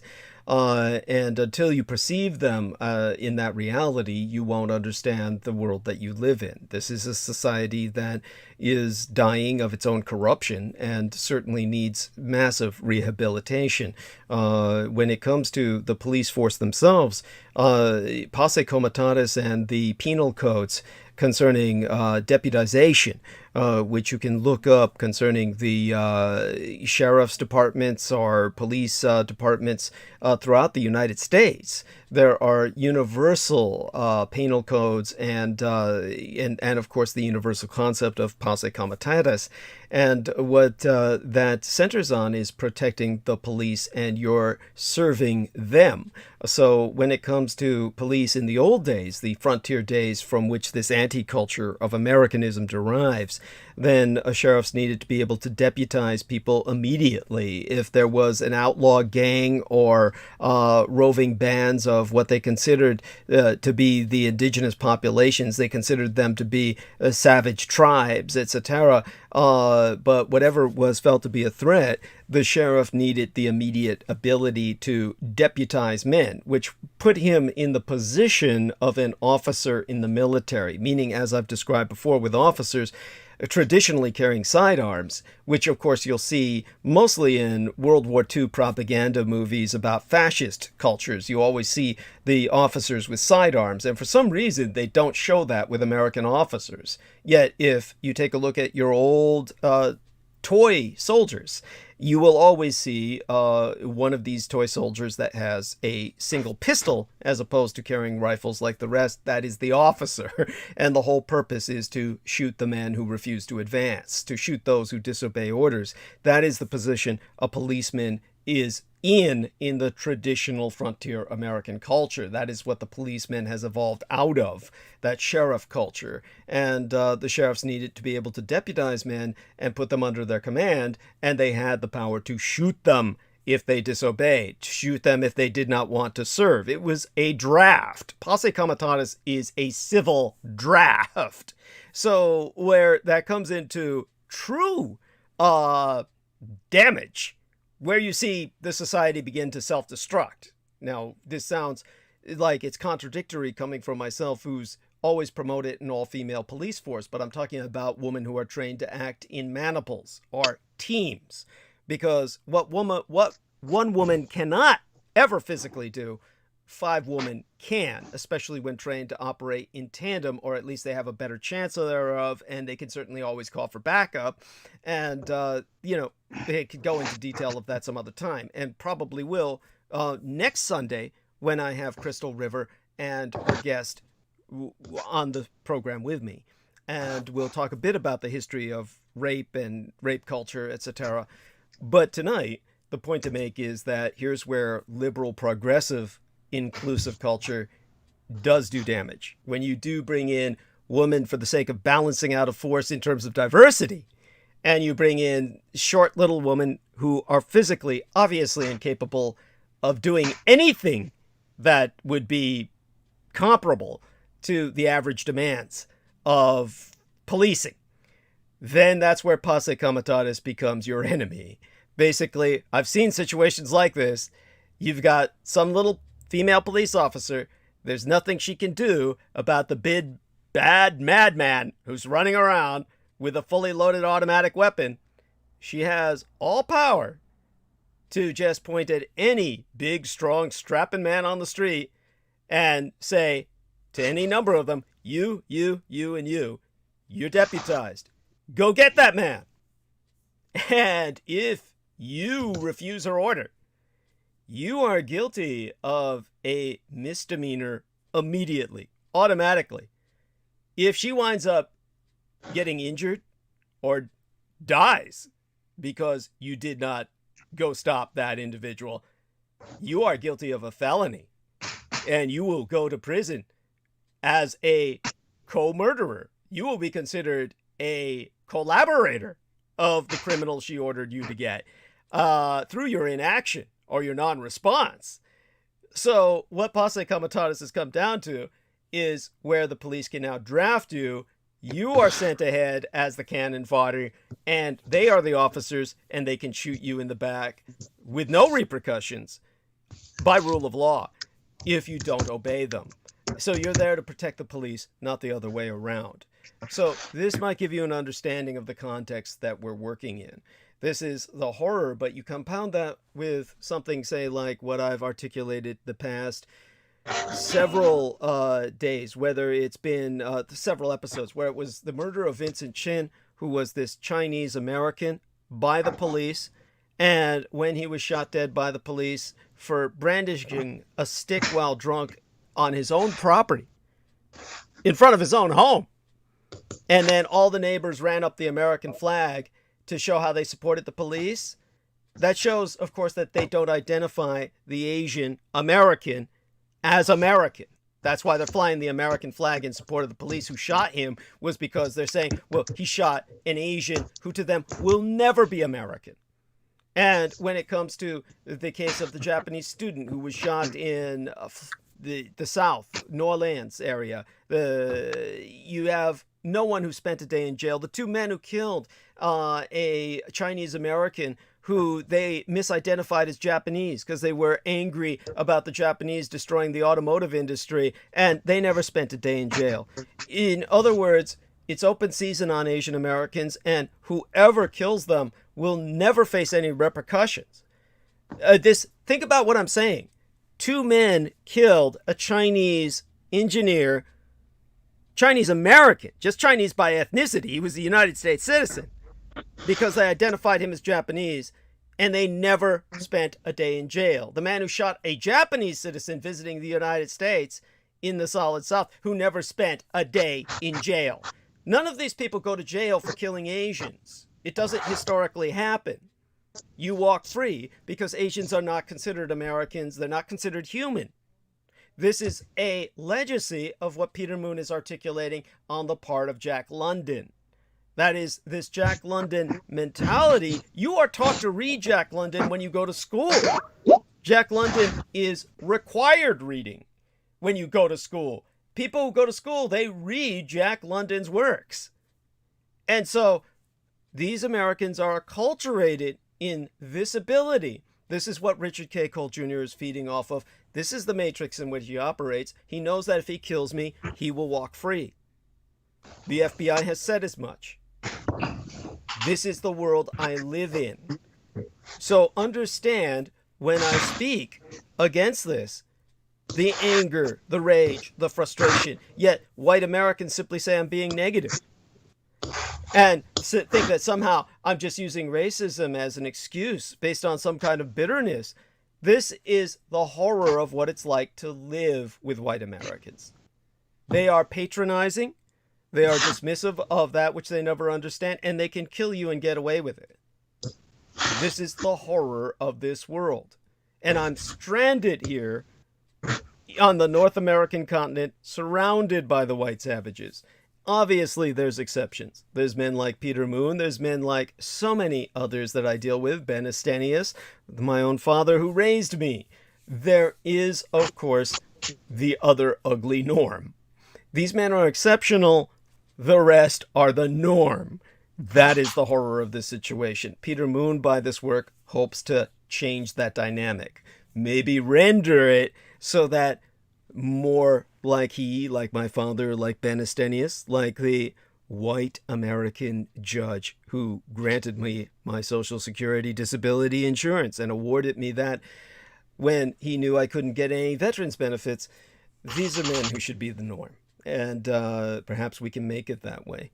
So that, it brings up a very, very salient point I'm looking at. And I mentioned the commercial I saw, I told you about with the three former presidents, Clinton, Bush, and yeah, tell us about that. Obama, doing a commercial on the vaccine is safe, get the vaccine. And President Bush says, the science is clear. Now, what the hell does he know about science?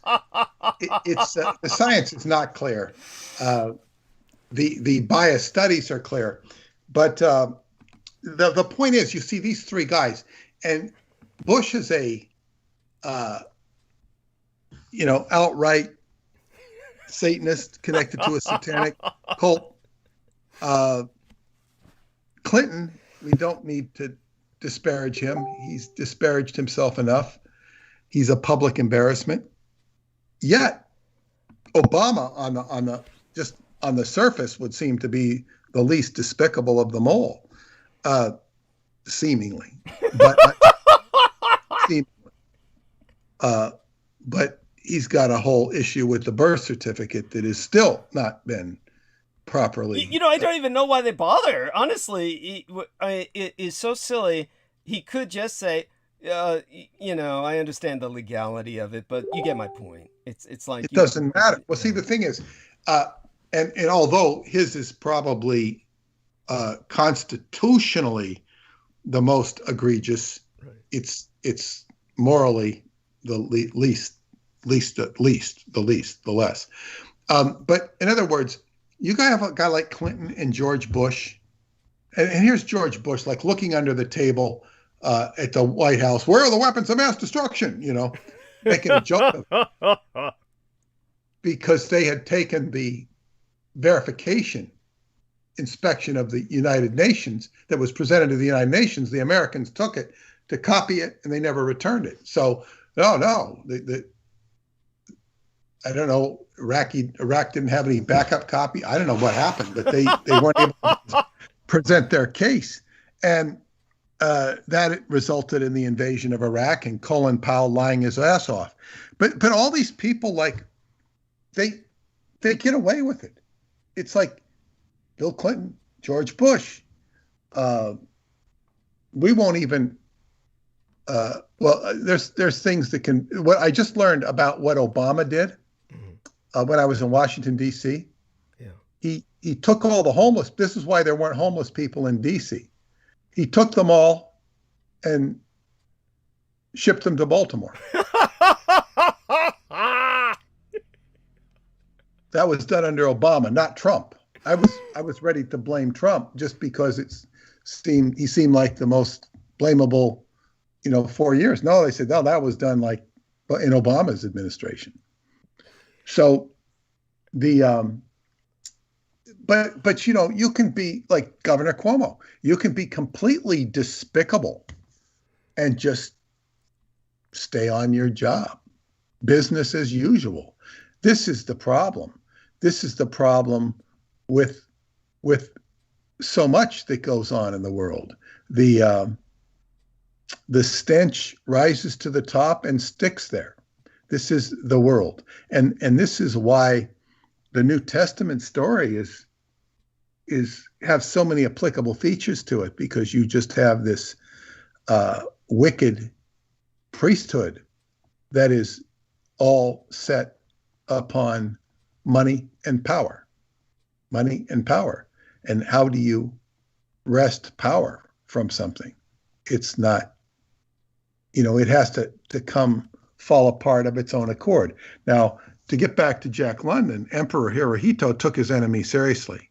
He took Jack London's words serious, and he also knew that they were printing this. Why would they print this story? What was it? What message was he taking? And Emperor Hirohito disturbed his mentor, his samurai mentor, who basically he said was not ready for this new type of war. And this was a war that would involve bioweapons.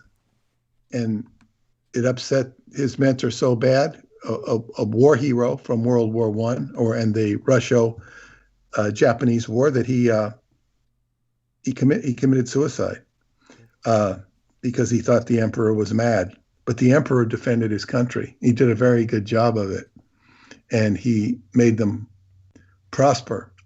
So this is undeniable historical fact.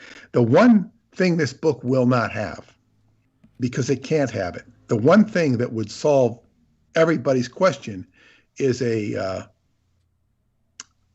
written telegram from Truman to Hirohito saying, "We're sorry, Emperor. We're sorry. We'll let you stay on the job. We'll let you stay on the job, and we won't. We'll open up our markets to you." But his Secretary of State made a statement that was pretty much along those lines. Yes. And certainly they let the emperor stay on his job, and they did everything he wanted.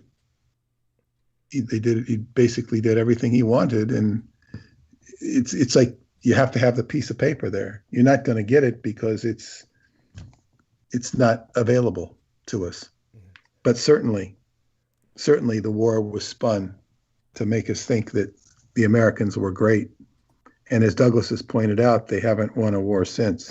I guess the Iraq War is technically not a war. It's a war on terrorism. But even that was based on a whole falsity. And well, it's how do we put it? Everything you said is perfect, and when it comes to we could go on again for hours and hours over this, and it's almost like beating a dead horse. I think people understand our basic premise, and new people will be introduced to it, and so we'll find ourselves repeating these points as time goes on, and hopefully that opportunity will take place where we're confronted by people who take offense in a media sense and invite us to various confrontations. I would hope that's nice to think that, but let me tell you from my own experience. Yes. We will be ignored. Yes, there's that too. Yeah. I have a long history of being ignored and avoided. And it's really a compliment. Yes. And and that's why I resonated so well with my Qigong teacher, who would go to Connecticut on Tai Chi Day, every Tai Chi Day, which is the last Saturday in April. And he found out after several years of going, first off, he'd see all them whispering to find out what's he doing, because these are accomplished Tai Chi people, but they're not on his level. And then he found out they were all getting paid to come and he wasn't. Oh, shit. And this was typical for him. This was the ultimate insult. So he didn't come anymore. Yes.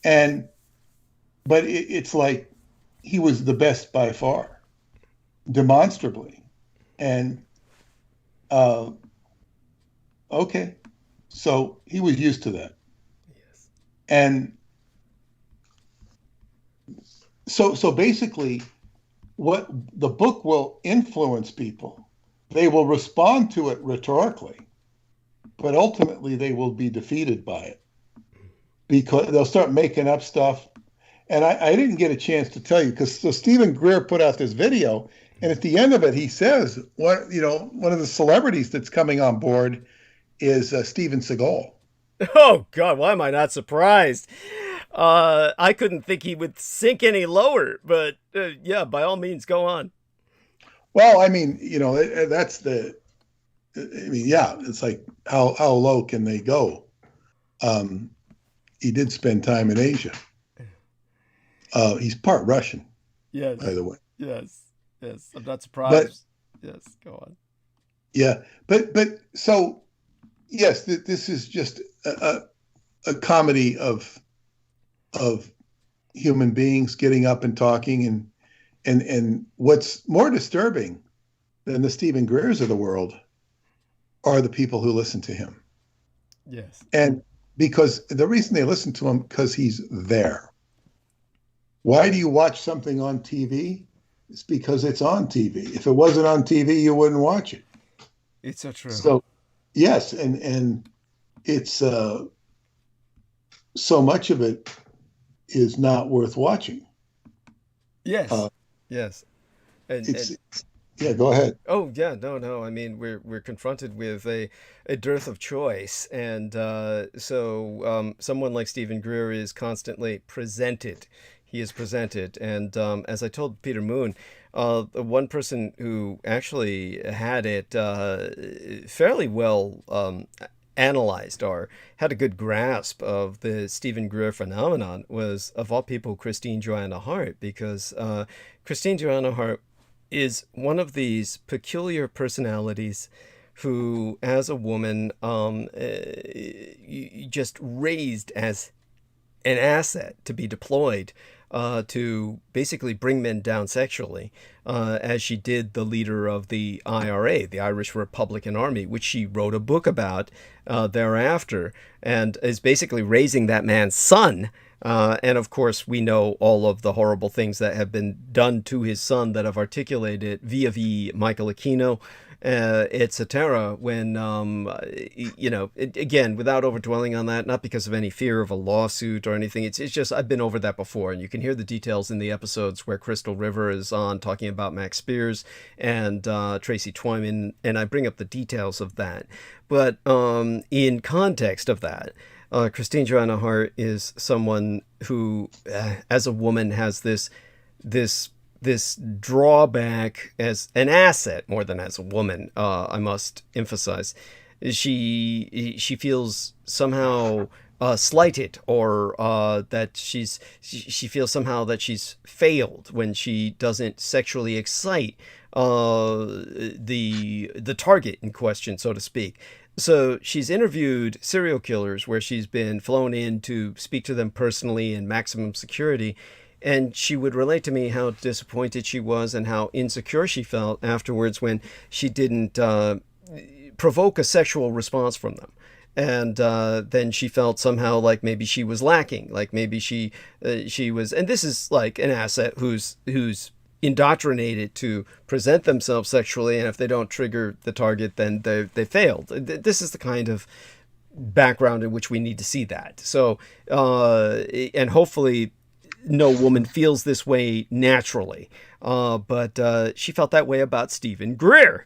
And as if he were one of these serial killers she had been sent to interview, and then the serial killer just doesn't respond to her sexually, then she felt something was terribly wrong. So she related to me the fact that when she was interviewing Stephen Greer, how he just was like she didn't exist. And then she ascertained, and this wasn't just like some lashing out, like, oh, he must be gay, as kind of like a way to reassure herself or to slight him. It turned out that she said, oh, yeah, and then some young boy walked in, and this was obviously his lover, and so he just was all over this boy, who then just, it was obvious they were gay, and this is what he was into. And so a close encounter of the 11th kind. Tell us about that. Yeah. He was talking about close encounters of the 5th kind in his video. Yeah. I'm referring to a close encounter of the 11th kind, alluding to Aleister Crowley's 11th degree. Thank you. sexuality. It's a joke. The Close Encounter of the 11th Kind. Thank you. As in sodomy, as in the rite of sodomy that is used. Well, yeah, that would be the ultimate 11th degree act. But anything leading up to that might fit under the banner of 11. And in fact, I had once seen a cartoon. I think I only watched the show because of the theme. It was this. I think it's called American Dad. Yes. And the guy decided he wanted to be gay, and so he's trying hard to be gay. He's not really, and he takes this guy on a date, and they go out to a restaurant, and the restaurant it's called 11. Now that's a blatant reference to Aleister Crowley's 11th Degree, because it's a gay restaurant. Right. It's called 11. And I asked one of my friends who's got a lot of esoteric background, and he said that the higher ups in the world, that they will look fondly on writers and who kind of allude to that, like a wink, wink, nudge, nudge. Interesting. Maybe they'll throw them an extra bone or something. Yeah. That makes so much sense, and it's just so. It's so pervasive. I mean, it's just like that has to be thrown in there, of course, at some point. American Dad, by the way, is enjoyed particularly by Crystal River. I would never have known about it except for her bringing it to my attention because of the chicken call, in which the American Dad will receive the chicken call, which she always says at the other end of the phone she imagines Michael Aquino, and since then I haven't been able to get that out of my head. But the American Dad will receive the chicken call in the middle of the night, where, in my head, I now see Michael Aquino at the other end going, burr, burr, burr, burr, burr, burr, burr, burr, and then, of course, he goes out and kills people. American Dad, that is, not Michael Aquino, who's no longer with us. But, there you have that. And then of that, of course, reminds me of Stuart Sverdlow,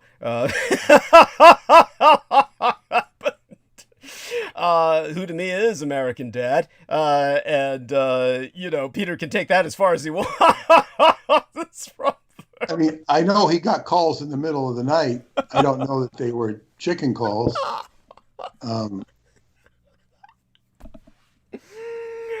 But he did, as far as I'm concerned, he participated in the murder of Max Spears. And, of course, it took a village to kill Max Spears, exactly as Crystal and I have said. And, again, just so people are reminded, she will be on with us next Sunday.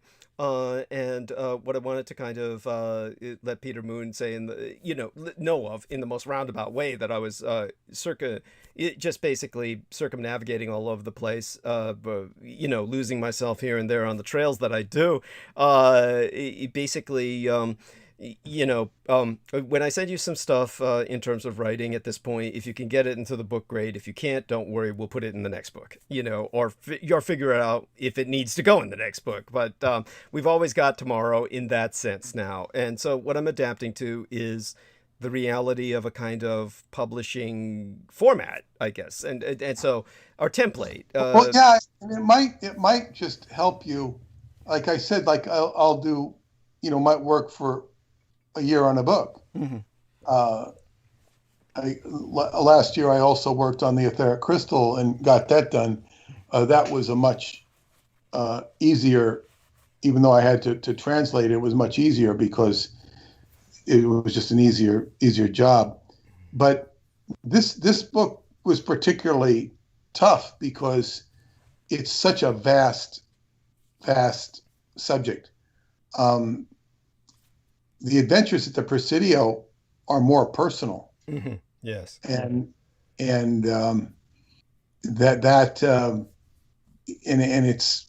it's not as complicated. It's and perhaps more interesting.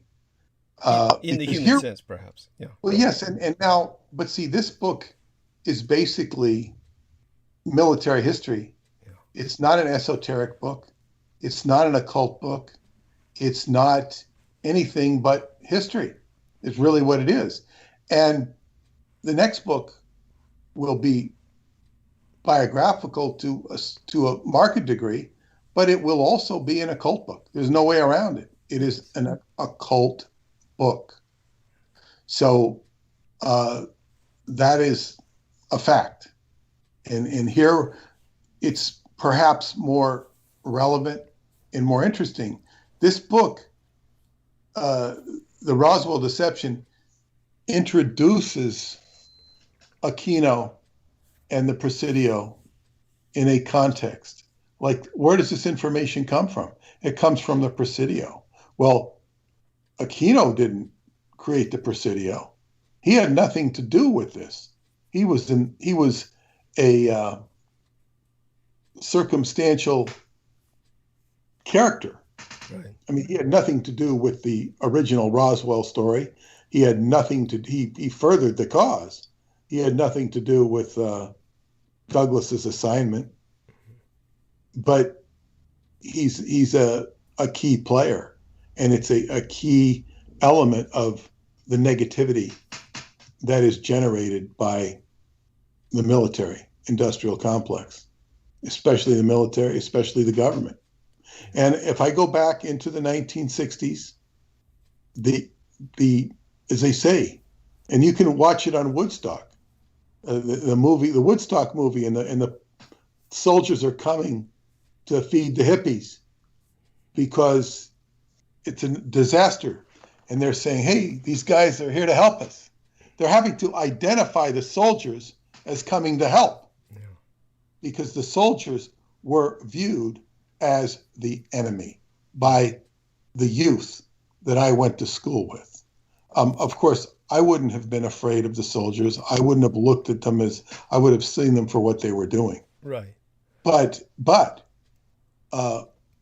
they were doing a lot of destructive acts on a daily basis in Vietnam. And here they were. This is probably the National Guard bringing in food. So it's a very, in fact, the whole government was viewed as evil. The whole establishment, everything was viewed as evil. And they had the meme, "Don't trust anybody over 30." Yes. And it was real, because adults just didn't get it. They just didn't get it. And they were clueless. And many TV shows were about the generation gap. The generation gap was much more pronounced than it is in this generation. Although it can't exist, because in this generation, parents get very involved in their kids' lives compared to when I grew up. There was much more separation. Yes, that's right. Of course, these days, most parents are practically kids themselves. That's so sad, but it's true. Well, becoming a parent is becoming weird. Yes, in the context of history, because it's just weird. It's like everything's different. You're arguably lucky to be alive. Yes, and you mean that for any one of us, right? In terms of the, would you be better off dead? I think of some of my friends that have passed away, and I feel a sort of happiness for them. Yes, yeah, a kind of relief. They didn't like it here. Yeah. They didn't like it here, and they really didn't complain about it a lot. But they say this place is a dysfunctional world, and what is the role? I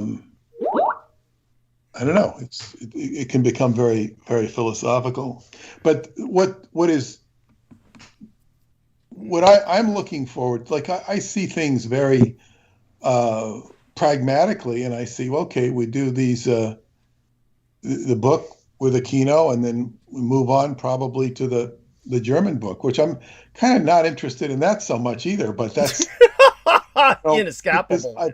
I've heard, in other words, but it's kind of like, okay, we do this, because you have history that's interesting, and certainly I've heard enough about it. I don't know where it goes, but it undercuts. It gives people a deeper look at what's really going on, and maybe it'll all synchronize. And the world has gone much crazier since, I started on this adventure a year ago. It's much crazier. I mean, COVID was crazy at the time, and now is the world crazier? Yes. The economy. I mean, we're going to get more trillions of dollars for a infrastructure package. I read today that they want to give an additional third round of stimulus checks, another $1,400.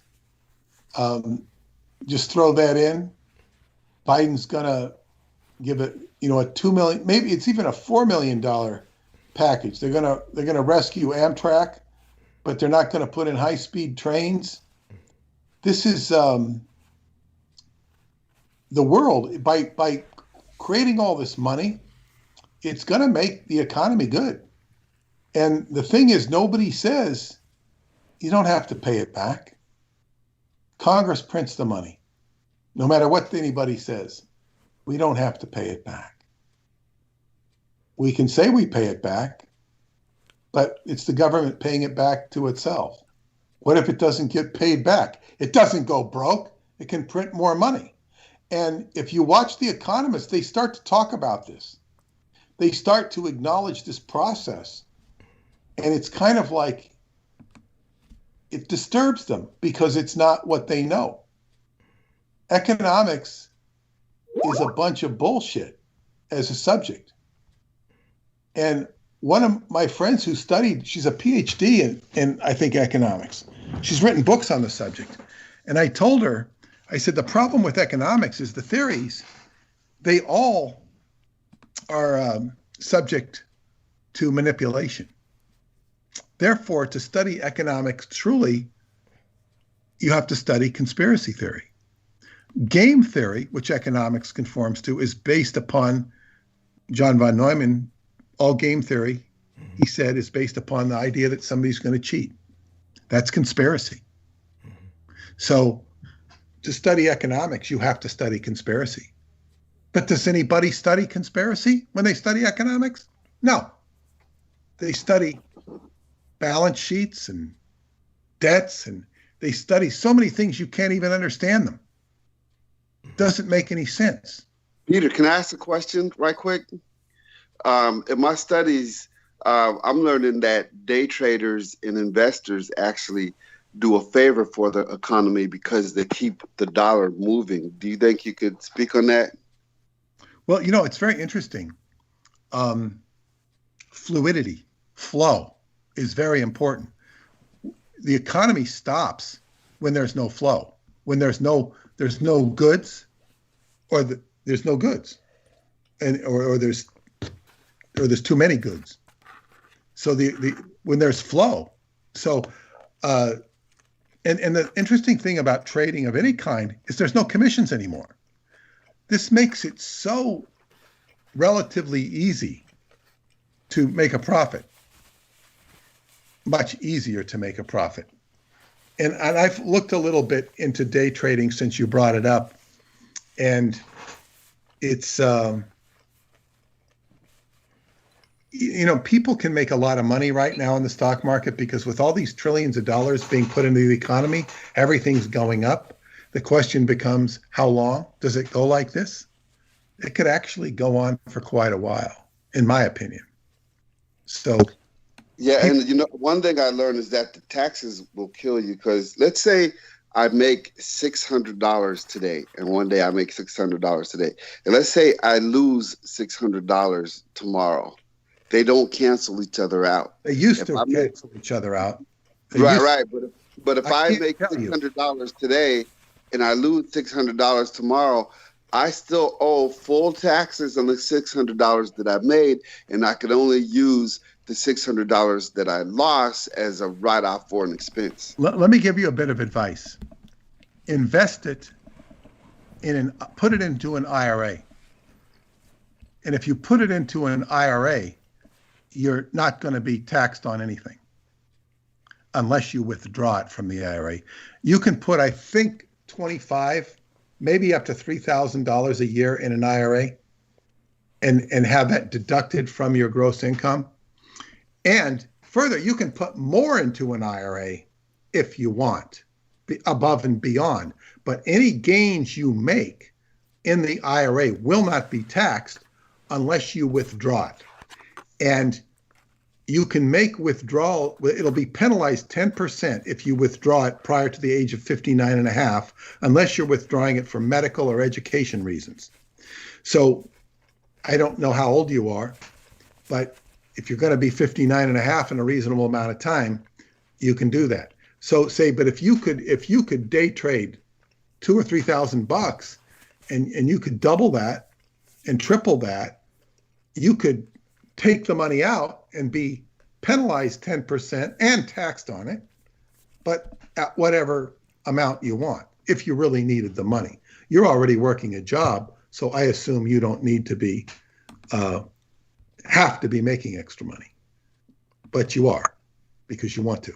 Actually, he has to because he's been left holding the bag on his home.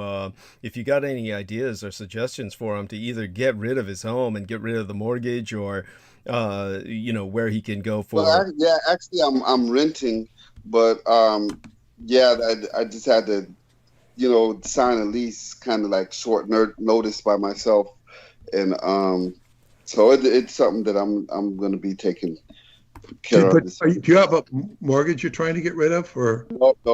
Luckily, I don't. Luckily, I'm just doing. I'm just renting. I'm just gonna have. What I'm gonna have to eventually do is try to get out of this lease, though. I'm in a lease. Okay. For how long? 1 year at a time. Yeah. So just 1 year, starting April. So you just signed it. Yes. And you don't like the lease. You don't want to live there. Well, I've been here for 5 years, but see, I've been splitting the money with, or the expenses with my wife, and now I'm all of a sudden have to do it all on my own, which I don't. I'm glad to be rid of the other burden. His wife left him. Is what he's saying. In so many words. Yeah, I'm glad to be rid of that burden. But you might want to find a new wife or a new living partner. Right. Well, my son was getting ready to move out, and I said, "Wait, before you move out, why don't you pay me rent? Yeah, I'm hardly ever home. You know what I'm saying? Just you and your girlfriend want to go find a place, and they were willing to pay $850, $900. So I said, so just pay me $850, and that'll be the end of my problems. But like Douglas said, you don't want to depend on that too much.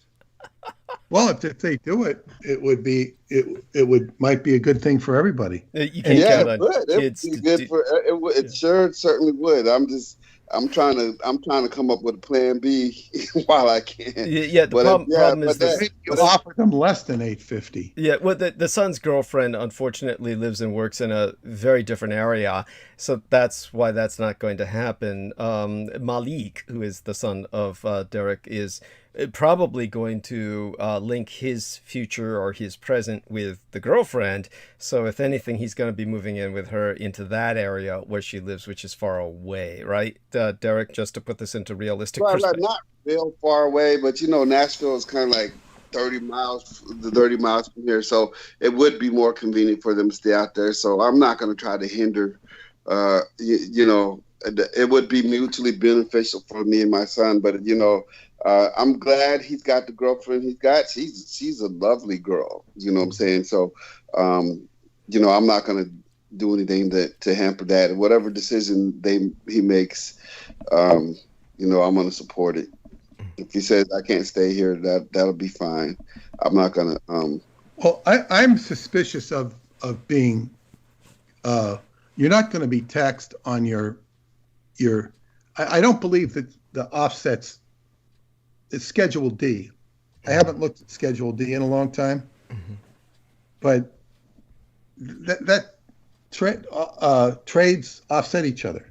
They have to. I don't know who told you that or why they don't. A loss Well, I'm reading some books on it right now. I'm reading some books on trading. I'm still at the beginning. I have not even started yet, and it's probably going to be another month or two before I do actually get started. And when I get started, I'm going to actually get started with play money. So they're going to, when I set up my chart, what they're going to do is actually set me up with play money, and so that I can come up with a strategy. And once I come up with a strategy of day trading, I can actually trade with play money until I'm ready to put my real money down. So this is I understand, and it says your loss can offset your regular income, reducing the taxes you owe up to a net 3,000 loss limit. That's regular income, though. So your capital gains losses up to $3,000 will offset your regular income. So if they're going to offset your regular income, it says any unused short-term loss capital carryover and long-term loss capital carryover can be used to offset capital gains in future years. So, in other words, this is telling you can offset them.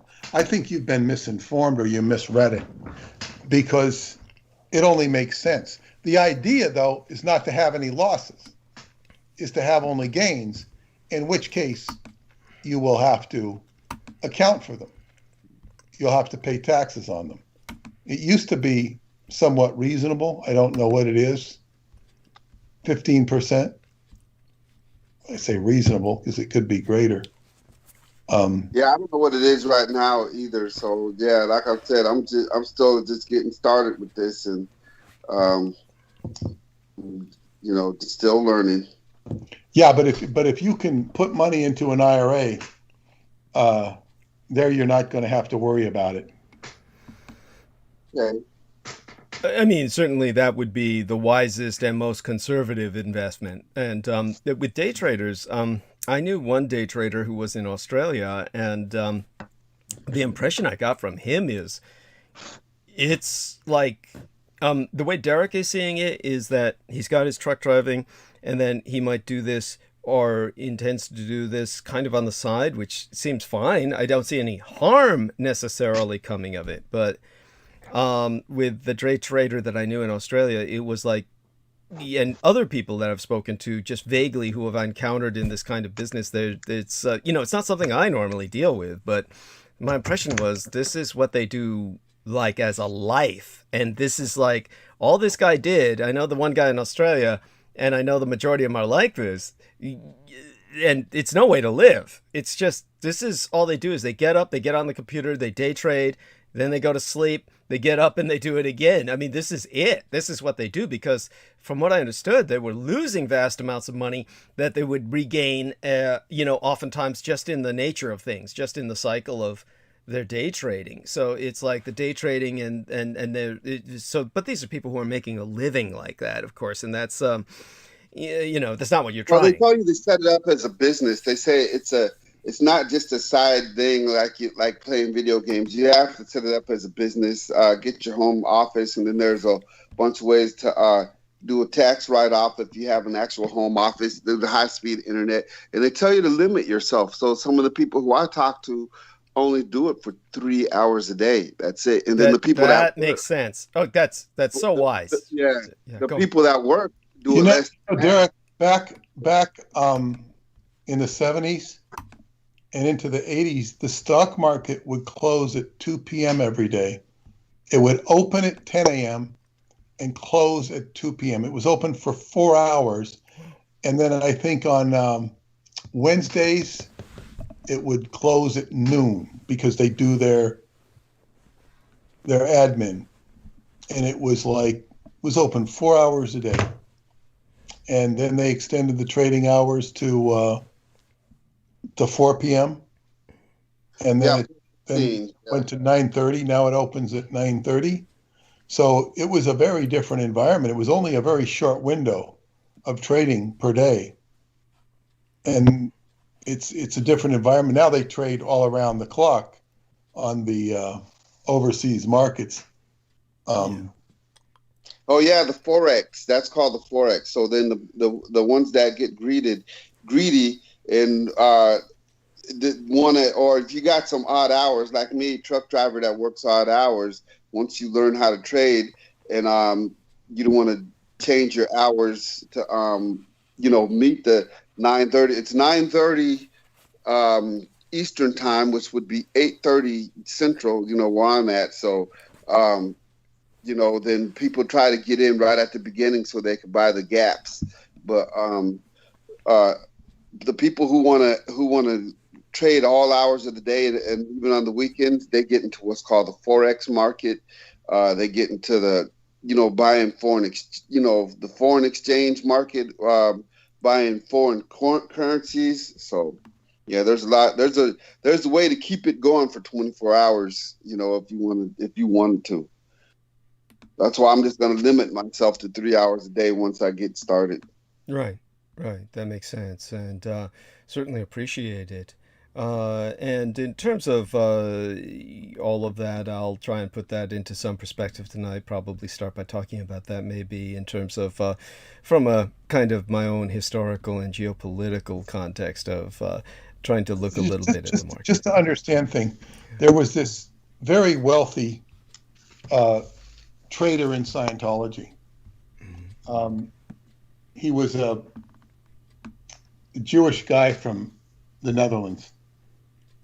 He was kind of creepy looking, to tell you the truth. And I heard how he made his money. He was, I think he did it in the diamond exchange in probably what would have been what's the city in the Netherlands? I can't even think of it. Amsterdam. Amsterdam, yeah. And he'd go into the diamond exchange, and he'd pay people to talk him up. They'd say, "Oh, there's Albert. That guy really knows his stuff. He really knows his stuff." That's funny. He'd buy his diamonds, and then everybody would flock because he knew what he was doing, and the price of the diamonds would go up. And I don't know how long he did that for, and let the price go up, and then he'd come and sell. And then everybody would sell.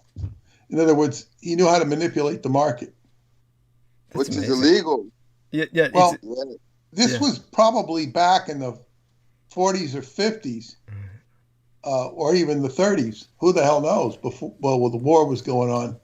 But this is, illegal. There is no insider trading outside of the United States. That's only a United States thing. Wow. And the laws are very broad. So if they want you, they're going to get you. Like Martha Stewart, she didn't go to jail for insider trading. She went to jail for lying to authorities, lying to the FBI. So if they want you, they're going to get you. Even if they got to chump up some stuff. If they chump it up on Martha Stewart, they'll chump it up on anybody who they feel they got to chump it up on. No, just out of curiosity, why did they want to hit Martha Stewart? I mean, what was it about her that they were?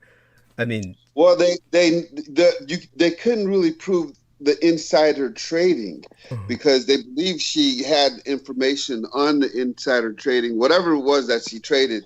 They knew that she was guilty of it and that she got information, and it's the laws are written very loosely to where they can kind of grab anybody who they want or exonerate anybody who they want, but the laws are kind of very stated false. They trapped her into saying false things to the prosecutor, or they entrapped her. Is what they did. Okay. Why they did it is because they got a conviction of a high-profile person. It makes them look good in their own eyes. Okay, that makes sense. Okay, so there was any reason to get back at her. The tragedy for her, she probably was doing something that she shouldn't have been doing. I don't know that. But the tragedy for her is she didn't need the money. Yeah. She's filthy rich by other means. She didn't need to be playing the market. Yeah, that's You're absolutely right, both of you. I think that basically, from what I understand of it, once they got locked onto her, it was kind of like they were locked on, and then they had to do something, or they would have looked bad. So at that point, in order to maintain their reputability and not look like they had made some kind of mistake, they got her on anything they could, and so they basically entrapped her. But exactly as you say, Peter, there was the tragedy is she didn't need to be doing any of this, and that was the same way with so many people like that. It brings to mind who was the Leona Helmsley. It brings to mind Leona Helmsley. It's like there's a pathology here where these people don't need to be doing what they're doing. It's almost like they've got so it's some kind of greed. It's some there's I'm checking into the chat room now with all of these wonderful people. And Eli Wallach says, the hard truth is that the ones making good money on day trading are the ones giving courses on day trading. You know what? That's true. He's actually true. There are people who are making a lot of money on day trading, and it's not the actual day traders, it's the schools.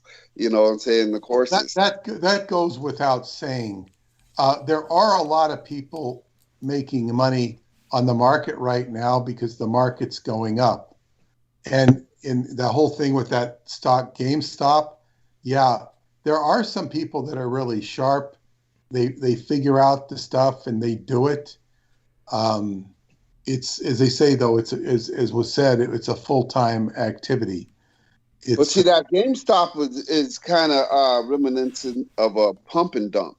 A pump and dump is what a lot of times they'll do it on the penny stocks, but either it's a shell company or it's a no-name company, or they'll just pick a company by random, go through and see XYZ company, buy 1,000 shares of stock in it, go onto Reddit, and then talk that stock up and say, hey, you guys are missing out. If you don't buy stock in XYZ, you're stupid. I just bought me 1,000 shares of stock in company XYZ, and nobody ever heard of company XYZ, but everybody knows that this is what's happening, and everybody's like, you know what? Well, that's the same thing as with the diamonds. Yeah.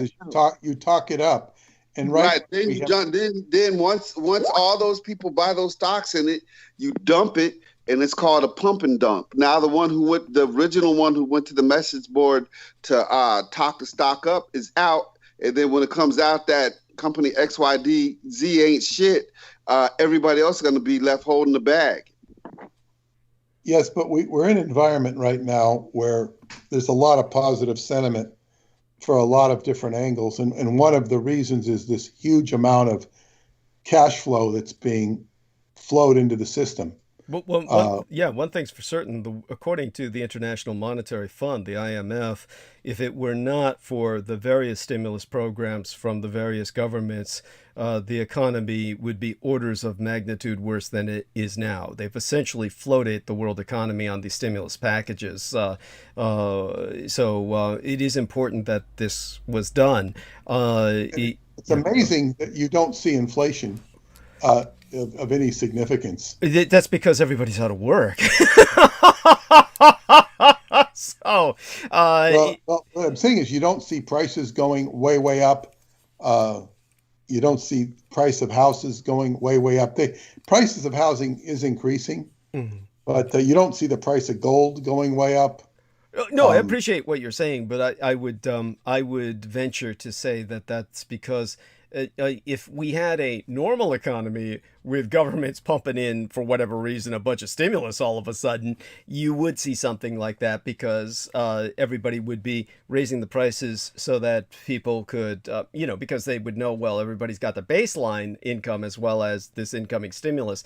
But the stimulus is being distributed, of course. Very little of it is going to people. It's going to programs, and but what people do get, it's nothing. It's either two cases. It's basically if they're in your case, then they're going to put it into savings. If they're in the case of someone like Derek or the rest of us on this roundtable, Jameson or myself, we're going to be spending it on debt.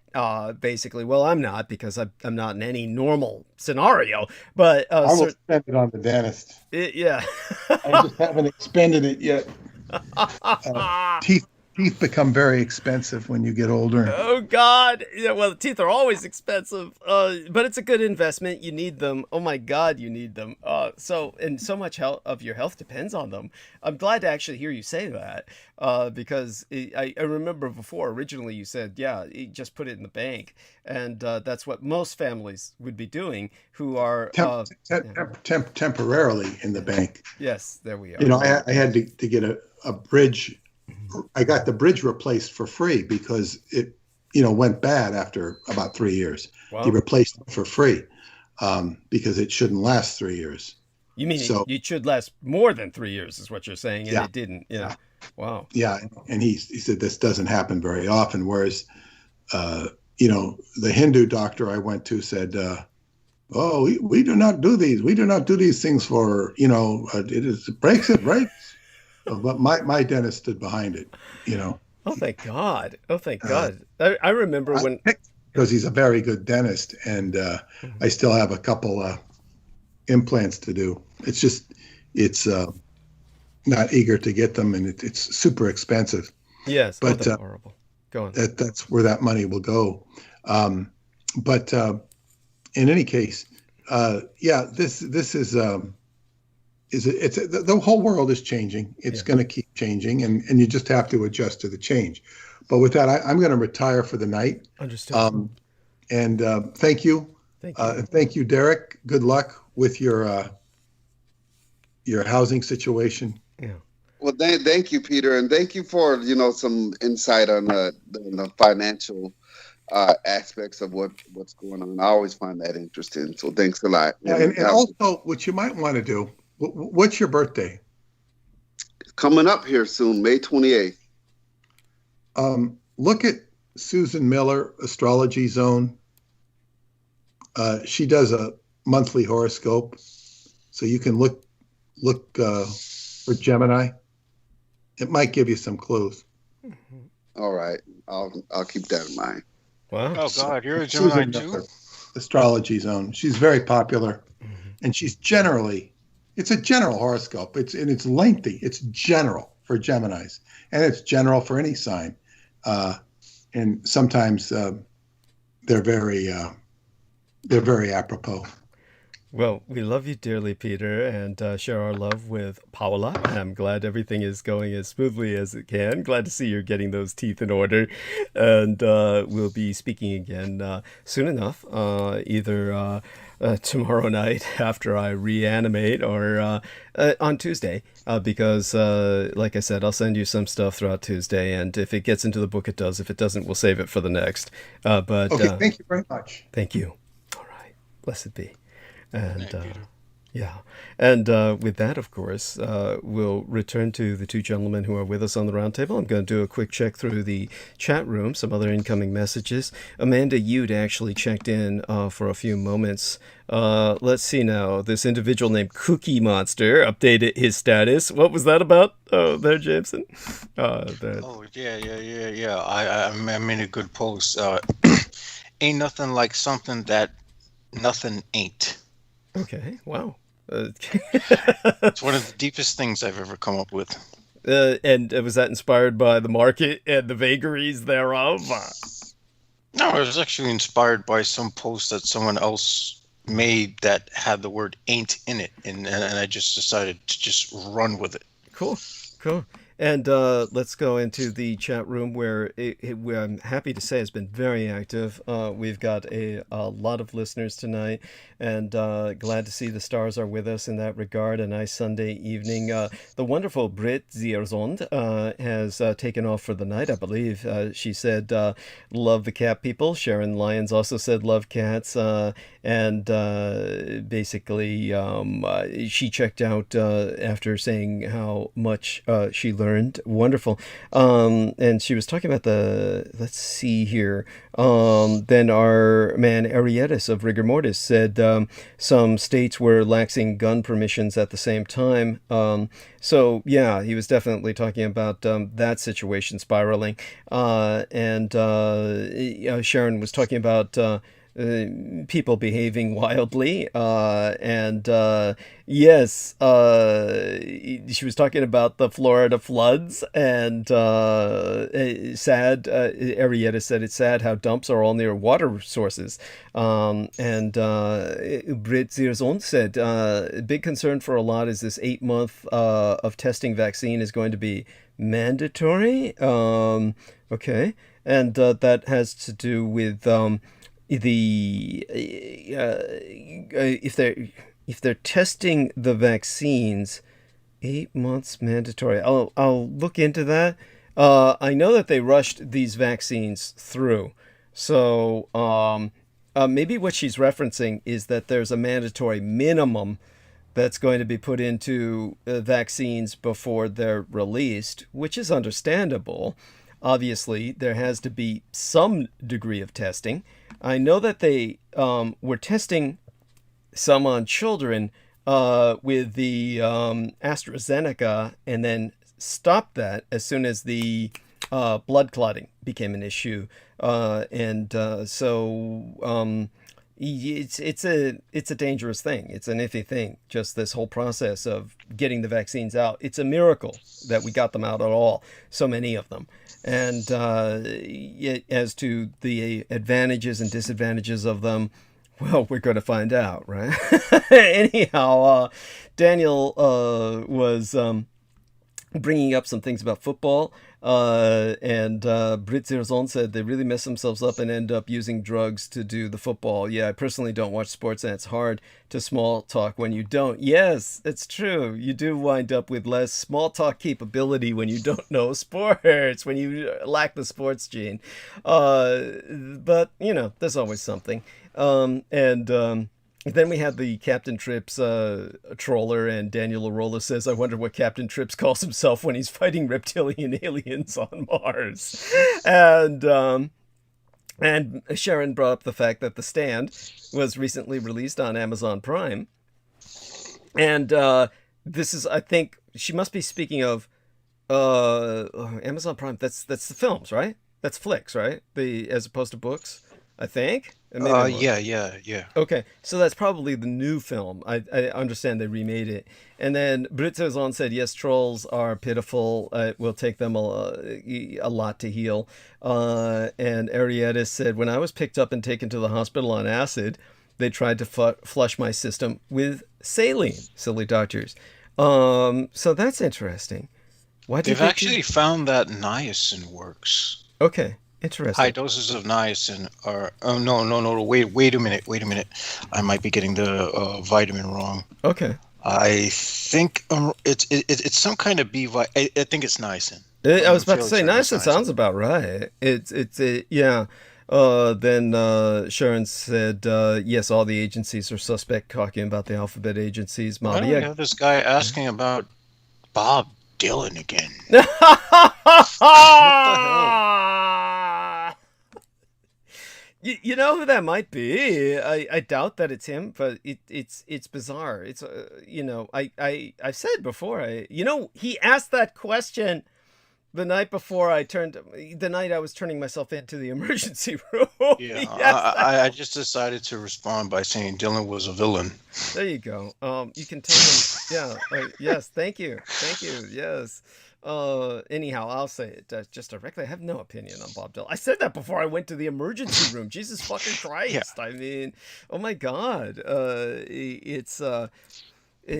So let's hope that ends there. I mean, Bob Dylan, Jesus Christ. It's Bob Dylan. It's like he is what he is. It's like, stoned out hippie. He's as boring as elevator music. Thank you.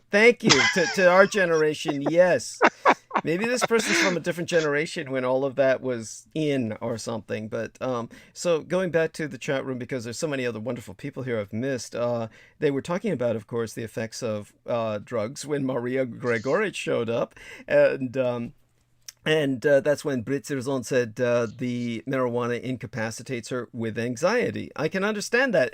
That's what marijuana really does to me. Incapacitates myself with anxiety, really. And Ariettis of Rigor Mortis loves it. And Bill Sharon says, used to get high all the time, started getting paranoid, haven't used it since. I don't trust dispensaries. And Maria Gregorich says, THC makes me violently ill. Yeah. And Britzerzon said, yes, slowing down is scary. It can be good alone. You can't react to people as fast as you want. And this enhances trauma around being a people pleaser. And then Daniel Arola says, I get high before stick fighting rounds and my timing is better than my speed and I'm still pretty fast. And so Britzerzon was saying it's a teacher plant, but meant to be a teacher, not a crutch. Yes. Sarah saying without smoking it, put leaves in a blender and make a bath with it. Holy shit. Absorb it epidermally. Anyhow, CBD, Maria Gregorich points out relaxes her, but THC is like doing cocaine, wired for hours, and then she gets sick. And then Britzerzon said, okay, I admit when COVID hit, I was smoking a lot of indica. And Maria's such an angel. She's such a saint. She says, hit the like button, everyone, please. Thank you. And she points out indica is very relaxing. Oh my God, Maria is much more adventurous than I thought. Ariettis says, I kind of want to quit. My tolerance is too high now. And like I'm only high for 20 minutes, kind of a waste of money. This is why people start getting high all the time. See, this is the problem. Yeah, and they wind up not doing anything throughout the entire day. Yes. One of the problems, I've had with marijuana is that it causes my heart to race violently. Yeah. And, oh my gosh, the other thing is, I feel that way on marijuana too. Yes. Yeah. The stuff acts like it's not calming at all for me. And I start to have these muscle spasms that just pop out of nowhere. So I get these myoclonic jerks that are just like jumping all over my body. And it's just horrible. Mm-hmm. Yeah, that's right. And Maria Gregorich says her cocaine days are long over. Yes, and so yeah, that's the way marijuana is for some people. It's the complete opposite of everything that it's propagandized as. And I use that term propaganda rather viciously, simply because I think a lot of people just put too much into marijuana. Just think of it too highly, and think it's. I think they do it just to justify their own lifestyles and like put that on other people. And yes, it's true. It's true that it becomes almost like there's a need to spread it because, of course, there's that tribal need for a shared experience, and so they want. It becomes a politic, man. Yeah, and beyond that, it's because they're so slowed down they can't get anything done. They want the whole world to be like that. That's the problem, and I mean, it. You just see these people, and so many people on marijuana can't get things. I'll tell you, it's like. Have you ever walked by somebody extremely fast while you can tell they're on marijuana? You can tell they're on marijuana when they just completely stop and look like. One thing I notice about marijuana is this incredible. People who are on it is I notice some of them, when you have a basically pathological personality anyway, and some of these people who are just assholes, and then you see them on marijuana and they just sit back and laugh at everybody. They just sit back and laugh at the world. It's like they're on this trip where they feel like they're so much better than everybody else just by being high. It's so incredibly stupid. And but I remember when Lena Shea was pointing out about Rose Dio, who was of course just on marijuana as her just it was like mainlined. She may as well have just turned it into a liquid and mainlined it into her fucking veins. I mean, this was just this was her life, was marijuana. She was growing it and she was smoking it and she was on it all the fucking time. Just is this sick individual. And so here's Rose Dio. And so when she would write me letters about how hard her life was, it would be things just literally this was it. But of course, anybody who knows about a pothead knows this.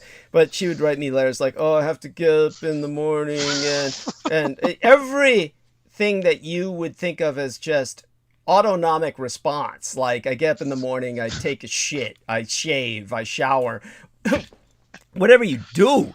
This was a major task. This took Rose Dio the entire day, and by the time she was done, she would be ready for bed. I mean, that's it. It was just that was the cycle. Getting up and then going to bed was get up, brush your teeth, shower. It just everything to her.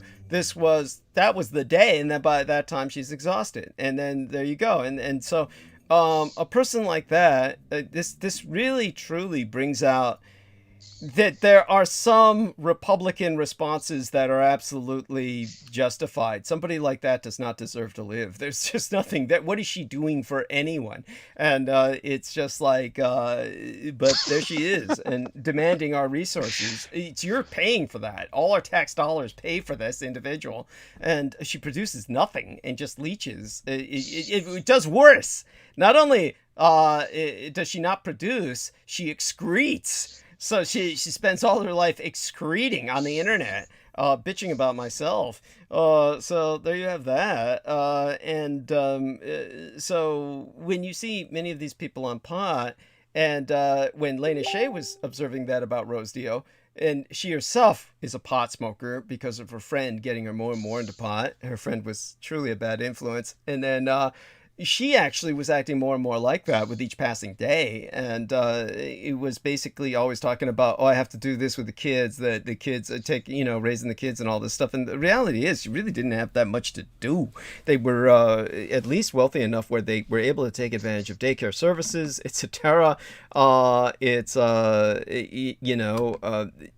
just, but it's the pot. It's the fucking pot. It just makes everything harder.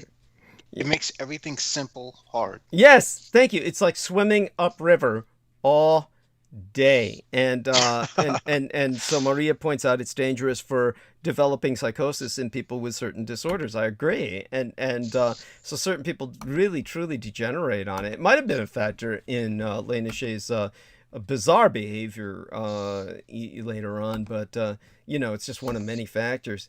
So getting back to what these wonderful people in the chat room are saying, Ariettis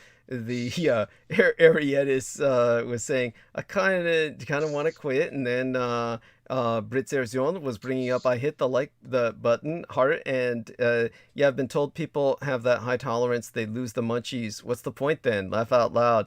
And Ariettis said, Mr. Munza has his place. And Sarah said, I don't need to be high to have the munchies. Yes, I know that. I'm like that myself. I mean to say. Britzerzon said, please tell me someone here has done LSD and then marijuana and found they're related. And Veronica Pereira says, Buenas noches, Didi. Hola, Maria, and everyone. Happy new moon. Yes, it is the new moon. And Veronica, by the way, the correct Latin American pronunciation, as Pac Juan Moreles would say, is Veronica. Veronica Pereira. Buenas noches a todos, señora. Mwah. Love you. And Pixie Princess Starfox. Mwah. Love you, honey. She says, I stay stoned. In Denver, legally, it helps me function through CPTSD, chronic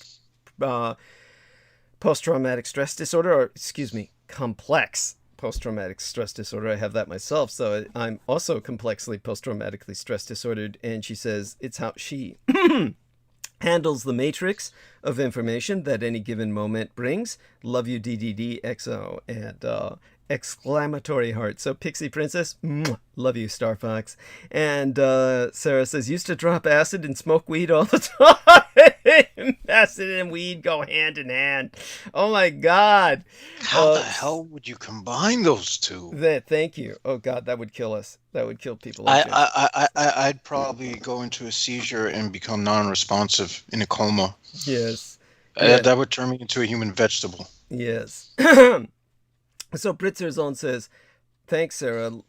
Third Eye By Tool describes my experience to the T. Couldn't smoke for a long time because it triggered acid flashbacks. Yeah, well, there you go. And then Daniel said, I never experienced paranoia while stoned. I found myself more alert and aware of my space and situation. That's because he's a very physical person. So for a physical person, being high is just more physicality. It's just an added sensation. It's blissful. It's blissful. Yeah. And if you find the right thing, right mechanism, if you're a very physical person, you like to move around a lot, it's almost like you're driving a very fast car. Walking down the street, for me, is the equivalent of someone, speed racing a Ferrari. Right. So then Daniel says, I still enjoy my share of acid. Cool. And so Bitzerzon said, okay, hear me out. I don't mean this as a judgment, but according to a few spiritual gurus I've heard, if you become paranoid, you are vibrating on a higher level than the plant. Cool. I'll go for that personally. And so a nice big black heart from Pixie Princess Starfox. I take that as a positive. And Britzerzon says, Salvia makes me see wood people. And she's saying that. Oh, Salvia. Yes, that was an interesting demon. I one day, before I die, would like to go back to that. Just once. Well, Daniel, but I'd have to get out of New York to do that, though. Okay, yeah, I could understand that, the congested environment. No, actually, it's because they made it illegal here. Oh, okay. Yeah, they made it illegal because someone who already has psychological issues decided, oh my God, this trip is too much. Let me just jump off a balcony. Ooh. One person freaking decides to jump off a balcony and everybody pays the price. Well, it sucks. Well, from what I saw of Salvia, maybe that was the wise thing to do, was to make it illegal. I don't know, man. I think I would be casting spells like Michael Aquino was doing if I had Salvia at this point. I'd be at that level, man. I'd be like shooting thunderbolts at people and shit. Like, I don't like that guy. I don't like the way the guy's looking at me. Well, at least you'd feel like you were doing that. Yes. Daniel says he did it once as an alternative while he was on probation. Wasn't digging it. I like the way he casually brings up the probation. And Maria said, never tried one of those energy drinks. And then Sarah was saying, bullet coffee, yeah. Heart attack invitations, Maria was saying. And Britzerzon said, I tried a 5-hour energy on a long drive, was not planned or good, especially if you have adrenal fatigue. Yes, some people just can't handle stimulants or uppers. And then Arietta said, hey, you're still online, DD. Laugh out loud. Yeah, I'm surprised too. Yeah. And then Maria said, I remember having one of those old ambulances. Yeah, I'm old. Well, honey, do you mean like one of the Matchbox toys or one of the real things? Like, you know why they use those for the mortuaries? Because the dead can't protest. They don't mind being packed 3 years at once into a car. That's why. And Arietta said, those darn chaos agents. Yes, curious how trolls are created. It said Britzerzon. Any state of normality is chaos, I say, says Arietta's. You could say that, I suppose. And then Bill was saying, yes, a crime scene investigation. Float tanks, Douglas, Britzerzon was bringing up. And thank you, Maria, for bringing up the PayPal. And then Britzerzon said, Dr. Greer, I thought there would be a disclosure from him. And, wow, never knew that. Yeah, I deconstructed his ass. Oh, my God. Yes. Yeah, that guy was he was a really weird guy. I remember one of the things he stood out, how he was making himself sound like he was someone who was like always this outsider who was like for social justice, and how his first girlfriend was black and all this other stuff. And Dr. I'm like, Greer? okay. Greer was saying that? Yeah. I guess he had to throw, I'm thinking to myself, he had to throw that in there just to make himself not look like he's, queer, I guess. There you go. There you go. That's pretty much it. Unless, of course, there was this one gay guy I knew, Michael Matthews, and he said, oh, fuck, who was it? It was, what's her name? The black chick who was in Conan, Jones. What was her name? Grace Jones. He said, oh, Grace Jones, I'd go straight for her. I says, yeah, no wonder she looks like a man. Oh, that's maybe that's where Greer was coming from, though I doubt it. It's like you said, it's just he was putting the beard on. Anyhow, go on. So Well, the odd thing about him is the only thing I could credit him for is at least he seems to. In fact, I would say he's even to some degree, he would probably even be closer than Peter Levenda as far as getting what UFOs are and aren't, because he says, "Oh, you do the transcendental meditation. It has to do with consciousness." Yeah, it does, but it's not like it's not your consciousness, dude. yes. Ooh, no. It's something else that you mofos decided to everyone knows that, they go into the basement at night and they're, they have the pentagram and they're summoning all these things and they're like, all right, so I need a UFO like Balthazar, dude. I need a UFO to show up at these coordinates at 11 o'clock. You'll get the UFO. And I need people to really, feel the meditation vibes, man. Okay, sacrifice 5 children for me. And it's like, okay, yeah, that's usually how it goes down. And so, after that, Mr. Greer's out there. He's like, okay, guys, let's meditate, and we're gonna see some UFOs. It is. It's basically, you're right. That's how a lot of that happens. A lot of that does happen like that. It is, yeah. The interdimensionals, because the interdimensionals, if you really seriously, and I'm not the kind of person who cares for this kind of fanfare, which is why I've never done it, but if you ask the interdimensionals to give you a show, they'll give you a freaking show. Mm-hmm. Don't make things, you say, all right, listen, dude, I think this is all bullshit. Okay, show me something, and you'll see something. They'll do it. Yes. Anyone who's been experienced for a certain number of years and has done the at least basics of becoming a ceremonial magician would be able to do these things. Yes. No, no, there's definitely fact to what you say. So with that, just a final kind of going through the live stream here to catch up with all these wonderful people, because they do deserve the attention that I'm never able to normally give them. We had, let me see if I can get back there. Britzerzon was saying, this is so wonderfully informative and amazing to connect with you all. Got to go though. Thanks all. Heart, have a wonderful night. And hopefully she'll check in later with the replay.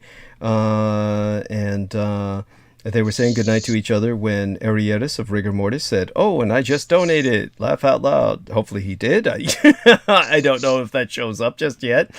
Thank you, Arietis. Hugs, if that was the case. I'm assuming he means to me. Of course, that can't be done until we remonetize the chat, which we can only do after I find some time to work with Selena, who's, both her and I have been overwhelmed. So at the time, Maria was saying, I see 15 thumbs up and yet 51 were watching. Hit like, please. Thank you.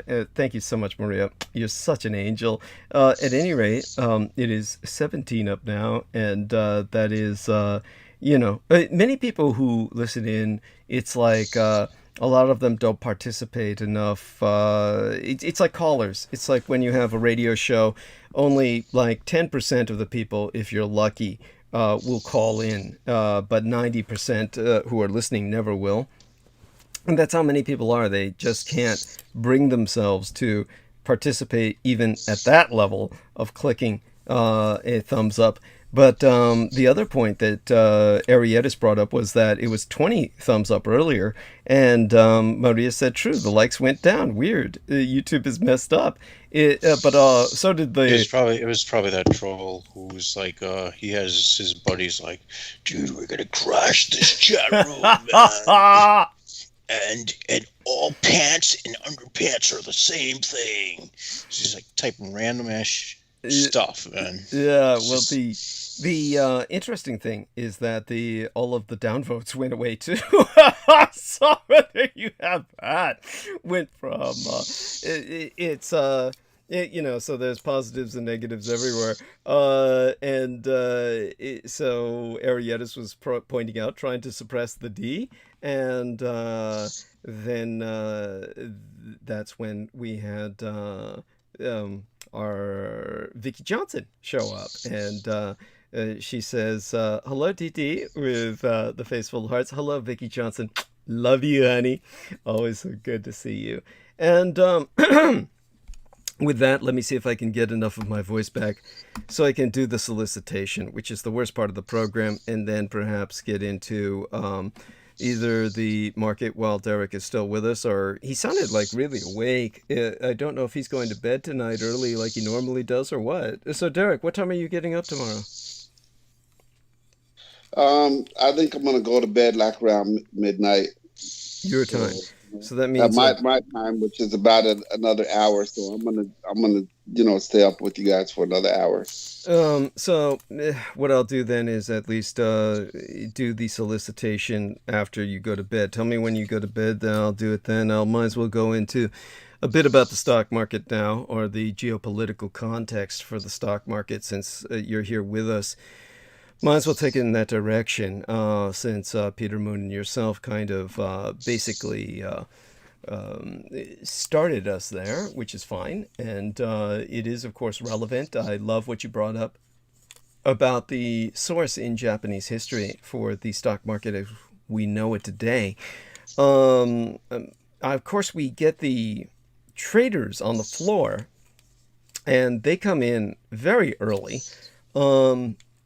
My impression was the stock market started it very early in New York, like around 6 in the morning or something like that, because I know that the traders here in San Francisco have to operate on the New York time, and so they have to be at work at like 3 in the fucking morning. So yeah, most of the people are on the trains heading to Manhattan from Staten Island, like around 4 a.m. Mm-hmm. Yeah, I kid you not, and that's around the time where I'm just getting in from maybe just drinking or something, and I'm like, whoa, what the hell is wrong with these guys? Mm-hmm. Yeah, and I'll tell you, that's pretty. I couldn't live like that.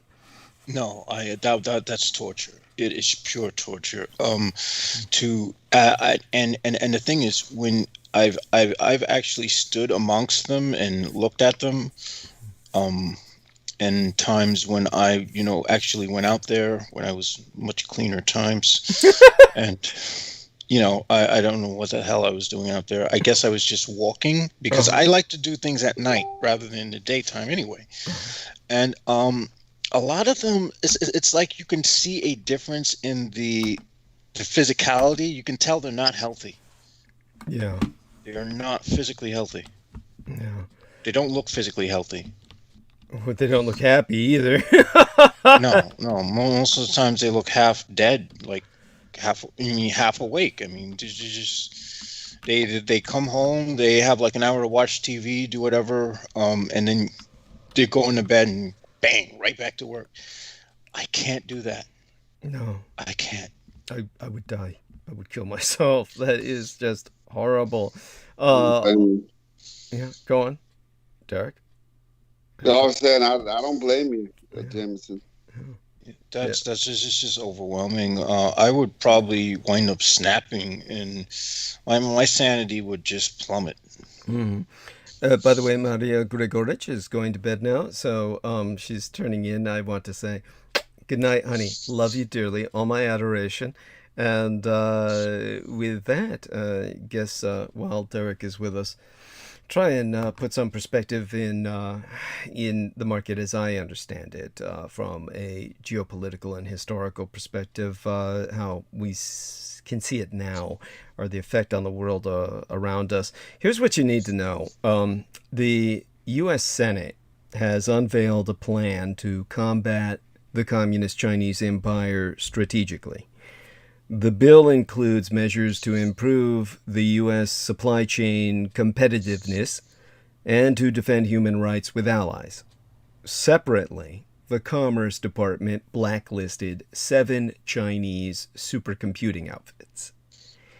Now, the great surge of everything is coming in terms of this regionalization of the world into autarkies. So be prepared. This is basically a reiteration of what was the setup to World War II. With that in mind, what country do you think has had the fastest growing stock market in the world over the last 12 months? And don't expect you to answer that. Japan. Yeah, let's go over that. I mean, if someone were to suggest the United States, well, that would be a good guess, as the stock market has seen gains of more than 0.5% in the last 12 months, which is about 41% more than normal.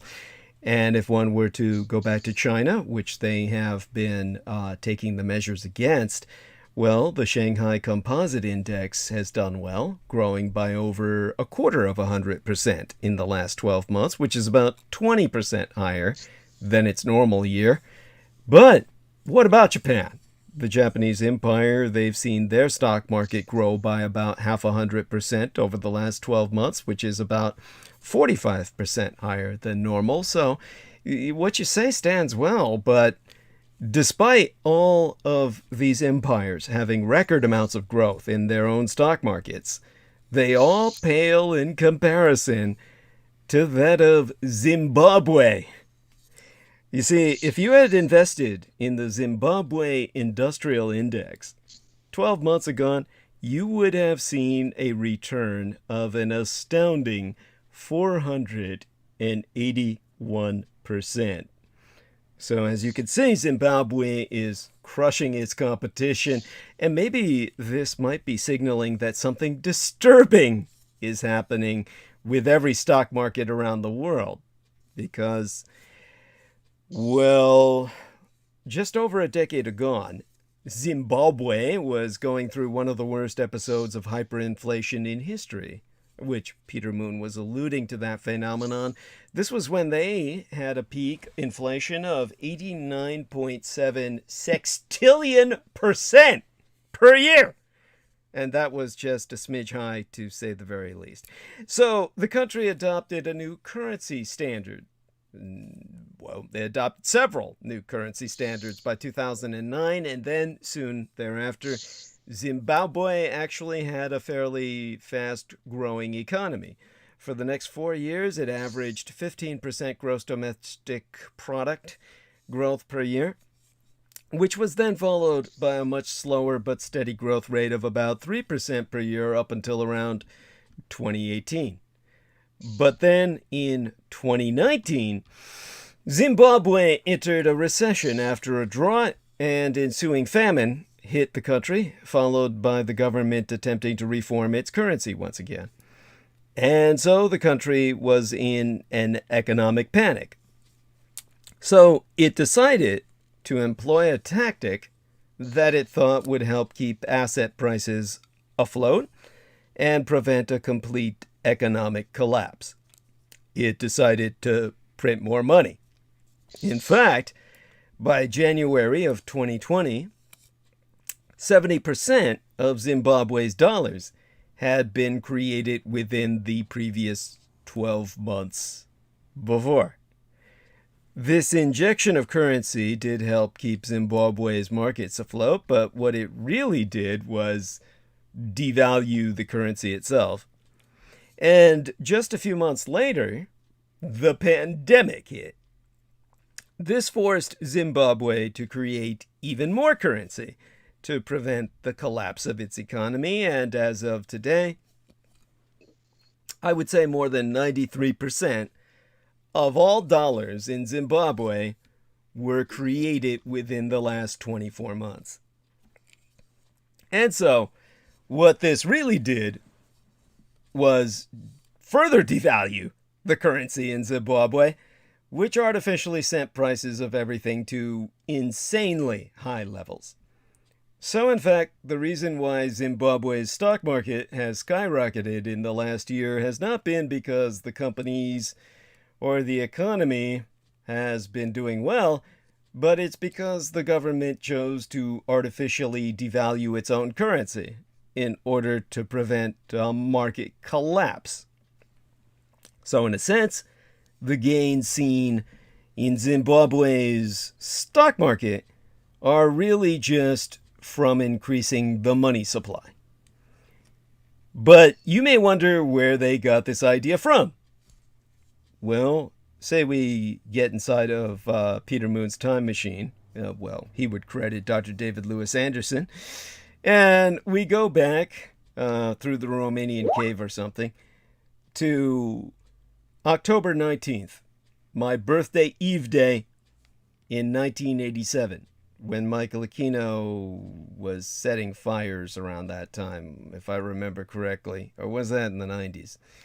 But it was in 1987 that Wall Street was seeing the stock market crash at a level not seen since the first days of the Great Depression, which was perfect for my birthday Eve day. The market dropped 20% in a single day, and the population became worried that this could be the start of the next Great Depression. But Alan Greenspan, the former quote-unquote lover of Ayn Rand, the atheistic capitalist, who was the mother of Satanism, is translated or transmogrified, the postmodern interpretation of Magus Anton Szandor LaVey, took Ayn Rand and basically added spellcasting, and then he came up with Satanism, as you understand it today. That she had a so-called lover, Herbeard, because she was really a lesbian, and actually used to write lesbian pornography. She had Alan Greenspan to try and prove she was straight. It was all a very sick relationship because I understand she was already married and that Alan Greenspan was kind of there hanging out. It was like, it doesn't even bear going into, but it's one of these things that gives some perspective to these people. But Alan Greenspan was the head of the Federal Reserve at that time, on my birthday Eve day, when all of this manifested, and he had an idea. Instead of letting the banks and the investors fail, he decided to indirectly bail out some of these banks by injecting liquidity and currency into the markets. And this was called the Greenspan put. Now, to put this into perspective for people, you mean like golfing putt? Well, it's kind of like that. It's money for nothing money for nothing using central bank tools. The term Bernanke put has become almost as ubiquitous as the Greenspan put was during the late 1980s and 1990s, derived from the concept of a put option, a term coined in the late 1990s describing Federal Reserve Chairman Alan Greenspan's loose monetary policy. And the Greenspan-led Fed was extremely proactive in halting excessive stock market declines, acting as a form of insurance against losses, similar to a regular put option. Essentially, for the first time, what he did was bail out the banks and provide investor confidence by increasing the money supply in the markets. Sound familiar, right? Well, it does if you think back on Zimbabwe. Now, in 1987, this ended up, it stopped the panic on Wall Street, and even though it would take 2 years before the stock market recovered from that single day, my birthday Eve day of trading, an economic collapse did not happen, and the banks did not fail. But we still had Black Monday, which was when the computers traded too many stocks and Wall Street crashed. Now, at this point in history, that was 34 years ago, and it was automated trading systems that contributed to investor panic and a historic drop in the stock market. Historians still draw lessons about market volatility and regulatory oversight from the Black Monday crash, which led to Terrible Tuesday. And that was when the stock market almost disintegrated. Now, a day after the crash, credit dried up for brokers and especially specialists until the Fed came to the rescue. That was the most perilous day in half 100 years. The New York Stock Exchange died, but within an hour or two, it was raised from the dead. The previous day, my birthday Eve day, October 19th, when the Dow Jones Industrial Average plunged 508 points in history's largest one-day loss, has been dubbed Black Monday.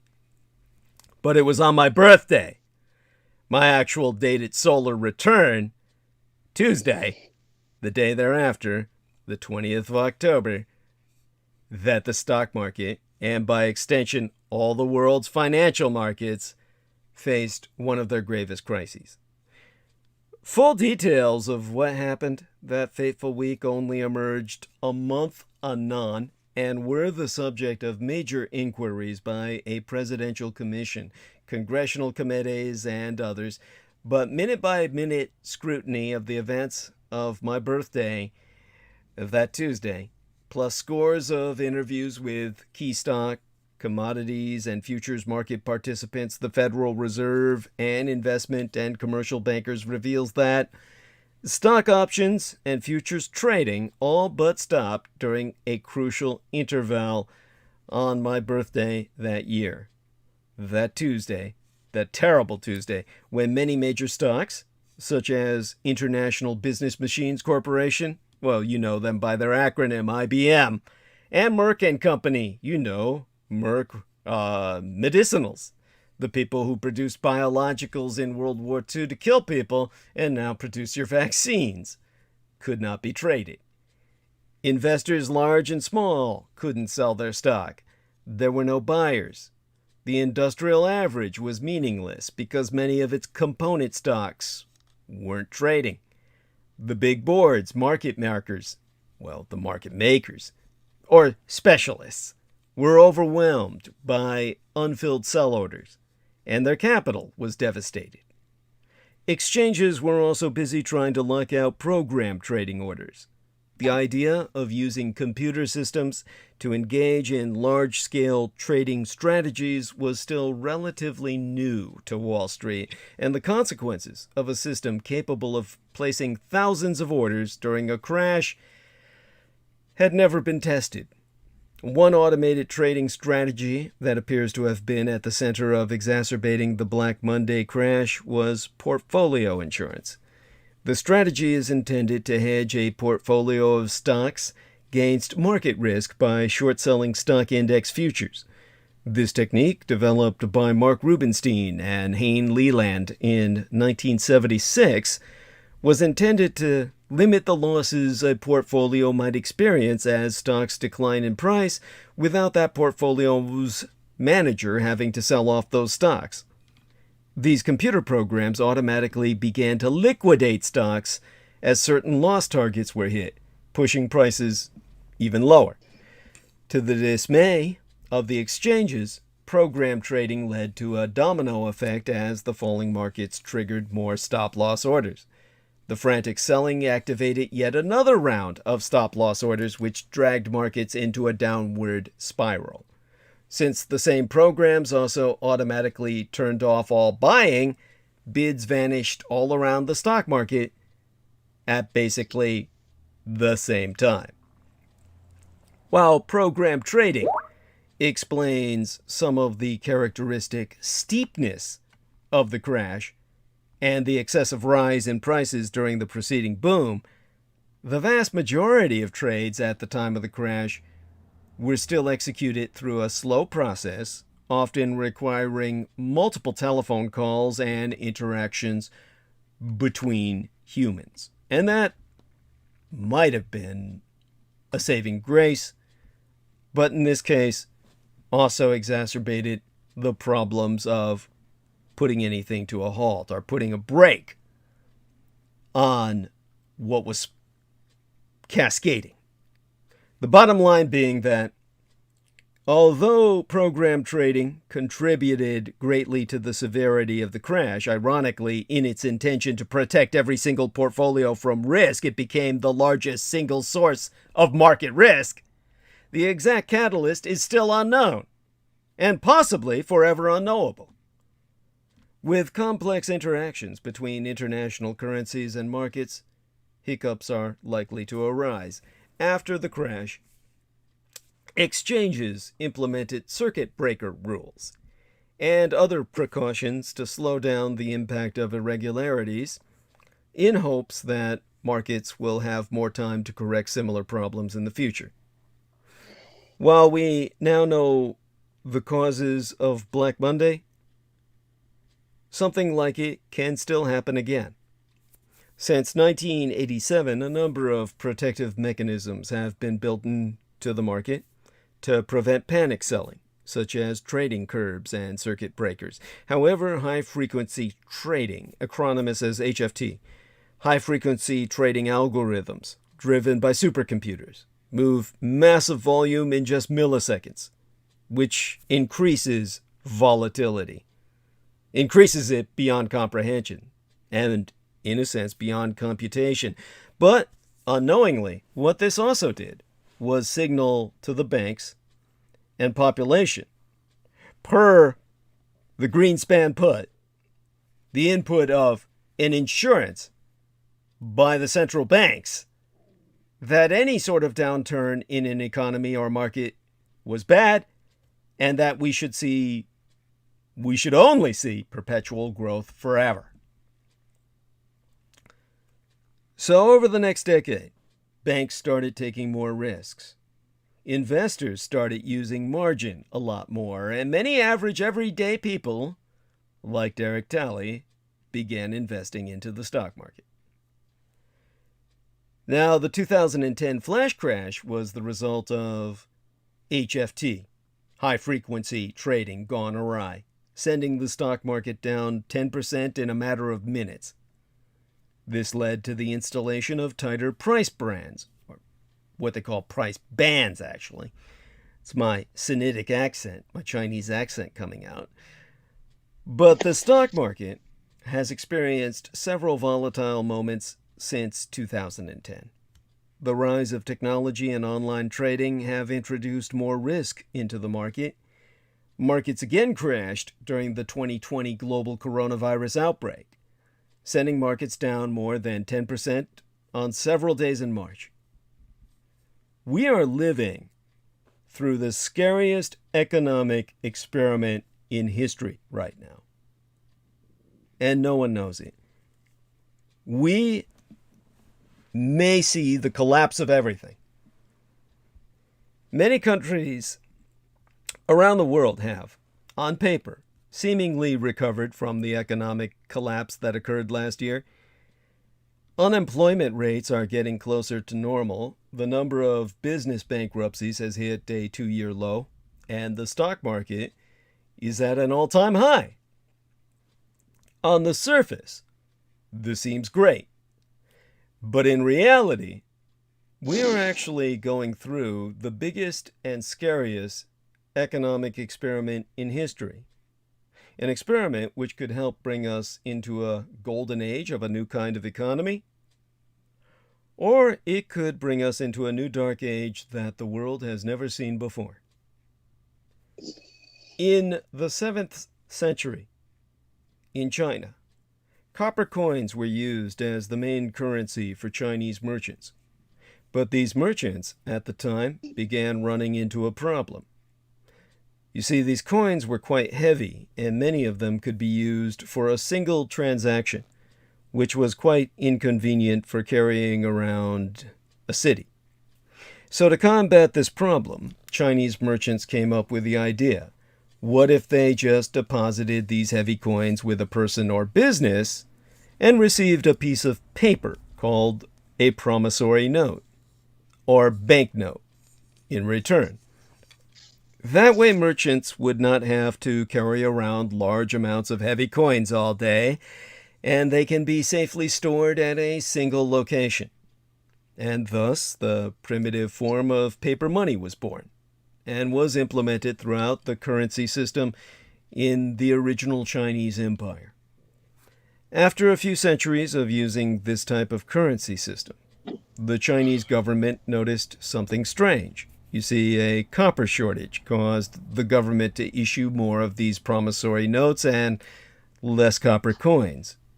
And during this time, the government saw a massive boost to its economy, allowing for the government to spend more on things like military and infrastructure.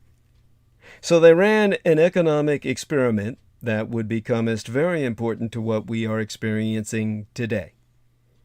The Chinese government declared that their new form of paper currency was considered a public monopoly owned by the government.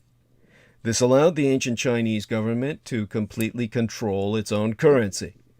And for several hundred years, the government's ability to print money on command and thereby control inflation, or control inflation whilst printing money on command through sheer force, the public execution of those who overpriced, worked well. But little did they know, a global threat was emerging out of Central Asia that would change the course of history. A man named Temujin had recently united the Mongol tribes in the year 1206, and then became known as Genghis Khan. He soon launched the largest military conquest in human history, with his successors eventually taking over China and forming the Yuan dynasty in 1271. During the Yuan dynasty, from whence we derive the very name for Chinese money today, Yuan, the yuan, the newly formed Chinese Mongolian government, the Sino-Mongol dynasty, wanted to keep spending government money to further fund their conquests. But instead of limiting their spending, or even worrying about their government debt, they decided to just manufacture more and more paper money in order to fund their military campaigns. They figured that because they were the government and had a public monopoly on its currency, they could do whatever they wanted with little or no repercussions. So they essentially revamped their paper money, turned it into the world's first fiat currency, and started running their empire on a completely new economic theory. By the way, I'll ask the individual to go mute who's making the noise in the background. We're getting some background noise. Oh my God! So, is that Jameson, Derek? Either one of you? If you're moving around, do go on the mute button, hit it, and so, again, when it comes to Jameson says that's not me, so it's Derek. Thank you, Jameson. Deeply appreciate it. And it's probably the cats. The cats are running over their keyboards. There we are. By the way, this is very similar to what the Americans did just as a precursor to World War II when they forced the entire world onto the United States dollar. So this is what the Imperial Chinese government did under the Mongol horde centuries beforehand, which the Americans based their model on because the Americans intended worldwide conquest on the Mongol model, complete with biological weapons, as Peter Moon can attest. When it came to the economic theory of their new fiat currency and the global imposition thereof, at least that part of the world they had conquered, well, for a little while it worked. But after years of war, in or against the Japanese Empire, Vietnam, Burma, and Java, and years of ignoring debt and inflation, the economy of the Yuan dynasty began to collapse. Inflation rose to 80% in the early 1300s. Theirs was a severe debt crisis. The population became impoverished within the span of about 5 years, and the government's theory on how printing money could solve their economic problems came crashing down. And it was this economic downfall combined with the government's inability to help its people after several natural disasters that led to the collapse of the Yuan dynasty in 1370.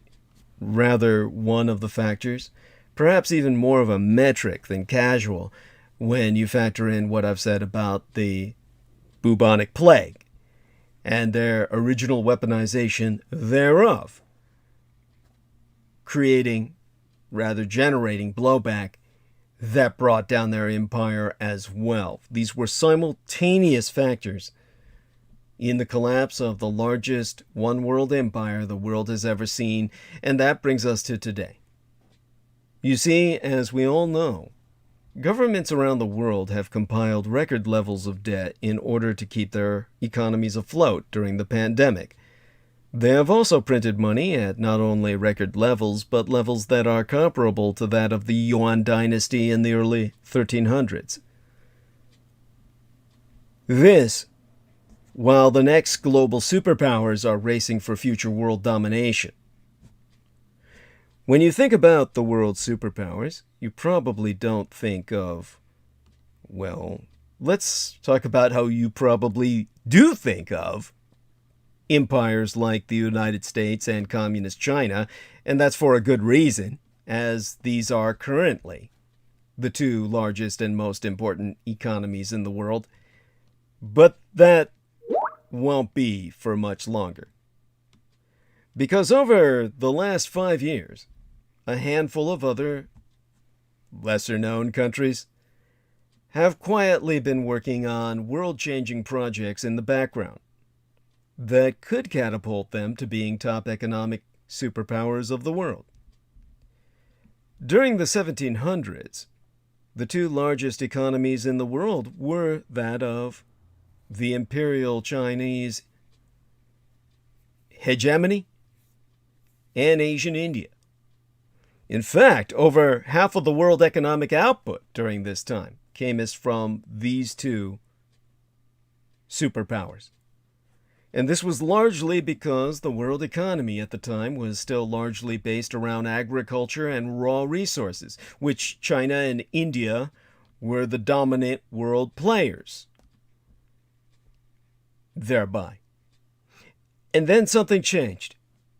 You see, as China and India continued to focus upon their wealthy agricultural economy, a small island country called Great Britain was innovating and trying to create new technologies that could help the country prosper, not just for the next few years, but for the next century to come.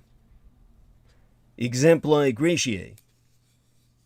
China and India were the largest cotton manufacturers in the world in the 1700s. But after Great Britain invented machine-powered textiles factories, the productivity of one textile worker in Great Britain became 1,000 times greater than a worker in China or India. Essentially, this one invention in Great Britain made a large portion of China and India's economy obsolete overnight. And Great Britain didn't stop there. They also invented the steam engine in the 1700s, which was revolutionary for increasing productivity, building an advanced military, and helping invent new advanced machines. Great Britain also invented many other things during this time, such as significantly more efficient ways to make metals, machine tools, large-scale chemical production, and yes, even very advanced agricultural tools. Essentially, Great Britain had employed technological innovation to become the world's one true superpower by the 1800s, and because of their advances in technology during this time, Great Britain was pretty much able to do whatever they wanted, as their military technology was so advanced that they ended conquering many regions around the world on the way to becoming the largest empire in history vis-a-vis the maritime option the Mongols never had. A truly global one-world empire. Now, the Industrial Revolution was the largest reason why Great Britain was able to build the largest empire the world has ever seen. But to the surprise of many, that was not the only industrial revolution that would knock off the world's top superpowers from their throne. You see, the first industrial revolution was known for producing steam power and small machine tools, but a second industrial revolution occurred between 1870 and 1914. And during this time, the United States began rapidly adopting new technologies such as electricity, railroads, the telegraph, telephone, mass production of steel, petroleum, the combustion engine, and so much more. And because the United States adopted these new technologies first, they had an early surge in productivity and surpassed Great Britain as the world's top economic superpower. In fact, by 1900, the Western world had become so much more technologically advanced than the rest of the world that much smaller countries like Germany and France had reached the same economic levels as the superpowers from 100 years before, which were Imperial China and India.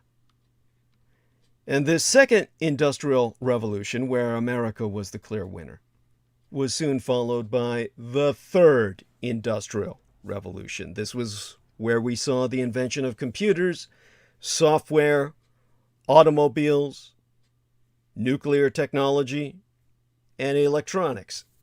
And as you might have guessed, the American Empire, the Empire of Japan, and the former Soviet Union were the three countries that adopted these new technologies the fastest and made them the global superpowers for much of the 20th century. And so that brings us to the moment we are living in today.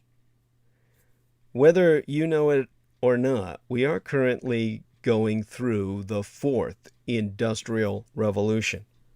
And based on the previous history of the last several industrial revolutions, whatever country invents and adopts the newest and most powerful technologies first will likely be able to be a superpower of the world for the next 100 years to throughout the century thereafter.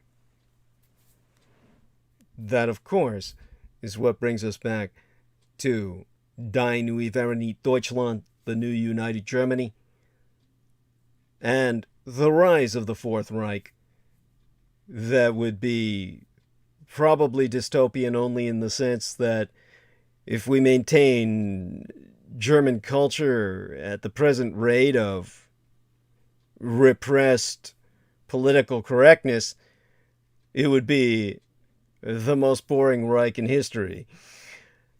That being said, of course, as a snipe, from someone who appreciates the culture of the Kaiser and the Führer, we can only hope that constitutional monarchy is reestablished in Germany for the sake of a reestablishment of identity on which to build their empire. Now, all of that, of course, is said so that we can have the benefit of some historical and geopolitical context for the market that Derek Talley has been investing in.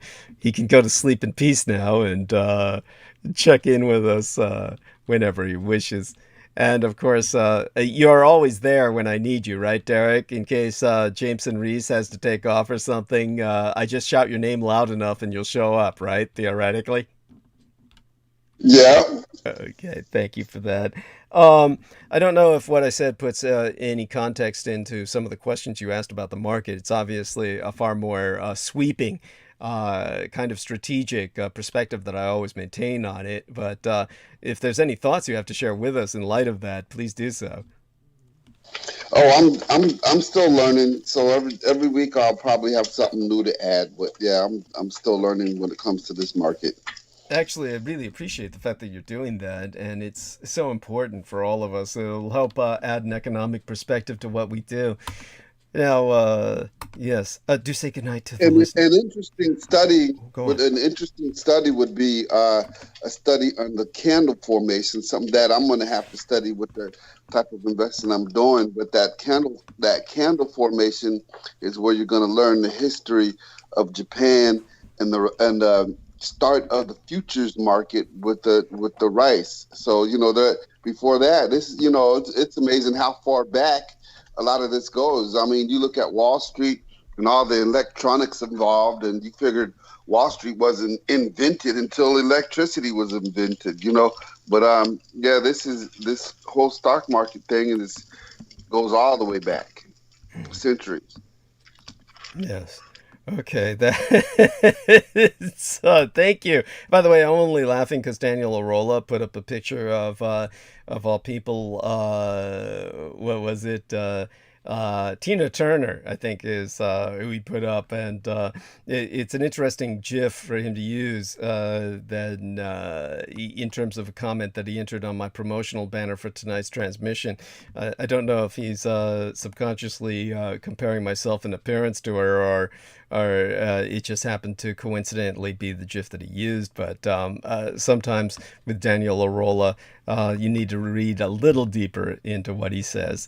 But thank you for bringing up the candle formation. I'll take a look into that, and definitely glad that you're helping to expand our horizons into more fiscal area on this program, because after all, even my medical cosmetologist for some reason has really been getting into the investments lately. So that's I guess everybody's starting to pitch in. This is truly becoming a people's market. I guess that's a good thing in some respects, when you have people participating in the economy. I guess that's empowering. That's important. So do say goodnight to the listeners, and we'll let you get on into the gentle night. I don't suppose you'll be falling asleep right away, but obviously I want you to get the good night out there before I go into full solicitation, because once I start with that, then I'm committed towards monologue generally. Okay, well, good night, everyone.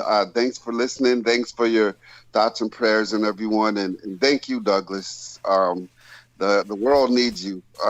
Just that I appreciate everything that you're doing. So, good night, everyone.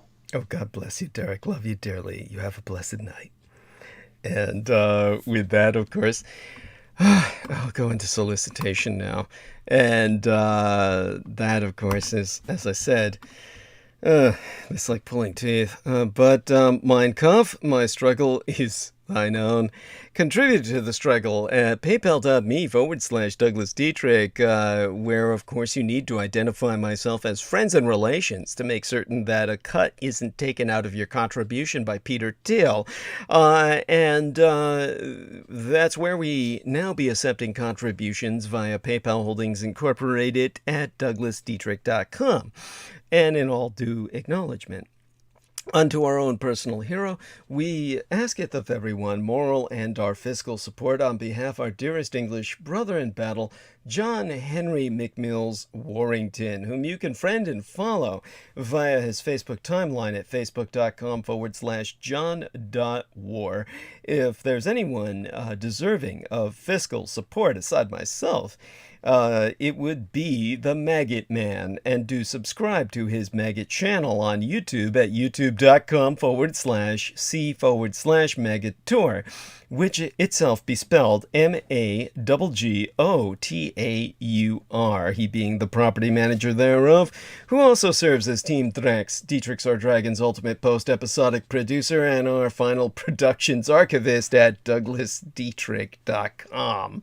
Of course, you can go to his channel to view my shows by searching for Douglas Dietrich, putting the name Douglas Dietrich in the search bar at odyssey.com/@Magody, which spells out as odyssey.com/@maggot with a capital M :E, which sounds gross as hell, like maggot colony. That will boost his credits when you review my shows thereon, which allows him to upload more programs. The user interface on Odyssey is retarded, but it has no censorship.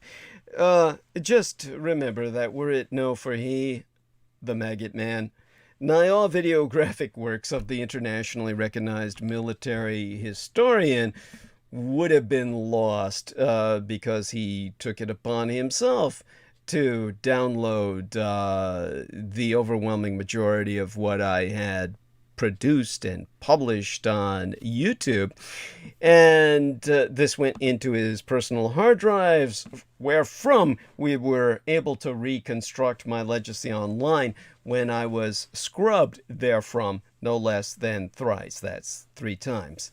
So if financial aid no be prohibitive per budgetary constraints and electronically relay some monetary assistance via PayPal, where you can donate to the Maggot Man, aka John Warrington, by clicking send on your PayPal account page and then entering his email address, john_war@hotmail.com. And you can PayPal him directly at paypal.me/maggotaur, MAGGOTAUR, and indicate him as friends and relations so that faggot Peter Thiel doesn't step in to take his pound of flesh. Because he has served as the bridge between the Akashic Records and the data matrix of the material world, enabling my virtual personality to interact with yourselves as I am. He is essentially, he is in a sense my creator. And now you too can do your part to help in the fight against total annihilation, whether of my legacy online or all life from the surface of the earth, which be the ultimate intent of annihilation of the cult of the kings of Edom and their Herodian agents of chaos. Spread the word about Douglas Dietrich, that he, the biological son of Adolphus Jacob Hitler, which you can find out more about at douglasdietrich.com/2019/05/08/ Douglas Dietrich, son of Adolf Hitler, fighting against white supremacist neo-Nazis, and confer the homepage of showsdd.com, where you'll find a footnote on mine biosire explaining the meaning behind the name of my biological father, Adolphus Jacob Hitler, the meaning of the name What Made the Man, and upon educating and informing and enlightening yourselves in regard to the facts you find thereon, take it upon yourself to spread the word far and wide to all and sundry that the scion of Adolf Hitler, Douglas Dietrich, be alive and well, and resident in the city and county of San Francisco, and encourage others, if at all possible, to electronically relay their contributions via the paypal.me/Douglas Dietrich each time and every one, indicating myself friends and relations to prevent that middleman from taking their blood money and contracting contributions into something unrecognizable. For people are forever asking, Renegadus Humanis Arma Ab Masa Erudicio, the renegade human weapon of mass instruction, what they can do to fight the paedopathophyllocracy, such being our present Slavo-Western government by patriarchy of pathological pedophiles. You can all help spread awareness by supporting myself. We have a new contribution page on douglasdietrich.com where you can make a donation online using either thy credit or debit card if indicating myself friends and relations is too distasteful for you to abide.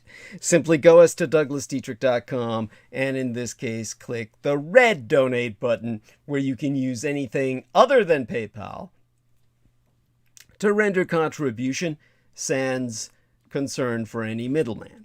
You'll still have to use the yellow donate button thereafter as if you were using PayPal in order to reward yourself with access to the online archives, because you would use that to access the homepage of showsdd.com via the yellow button so that you can register into our online archives and thereby log in thereafter at your convenience, because all sponsors will be granted exclusive electronic access to both my videographic and audio recorded archives through to this year from the 2011th year in our Lord, the very year mine own late and sainted matriarch, the Grandma Dame Diana Lin Zuchin Takabayashi Hideko Dietrich, was murdered, assassinated nigh immediately aftermath Sanjuichi Senseme, the 3/11 terror attack against the Fukushima Daiichi, or Big One cluster of nuclear power plant facilities on site. the 7,000 isles of the greater Japanese Empire, when 'twas deemed by much Native American cosmological reckoning that the first rays of the dawning of the sixth world were broken upon us, and magics could again be worked conjointly with Mother Earth to redeem the folk upon her. They're not on YouTube anymore, whereon the intra-global crises analyst Douglas Twain Dietrich long ago established his high-profile visibility platform per rationale of personal security by way of public promotion. Only on contribution will thy membership be processed within 48 through 72 hours, between 2 to 3 days, as ye shall do yourself by going to showsdd.com via the yellow button to register into the archives and thereafter log in at your convenience. Meaning you will be able to avail yourself of all those videos that John Warrington saved, aside those on the Maggot Douglas Dietrich channel. Go to his channel to view my shows by putting Douglas Dietrich in the search bar at odyssee.com/@maggot:"E",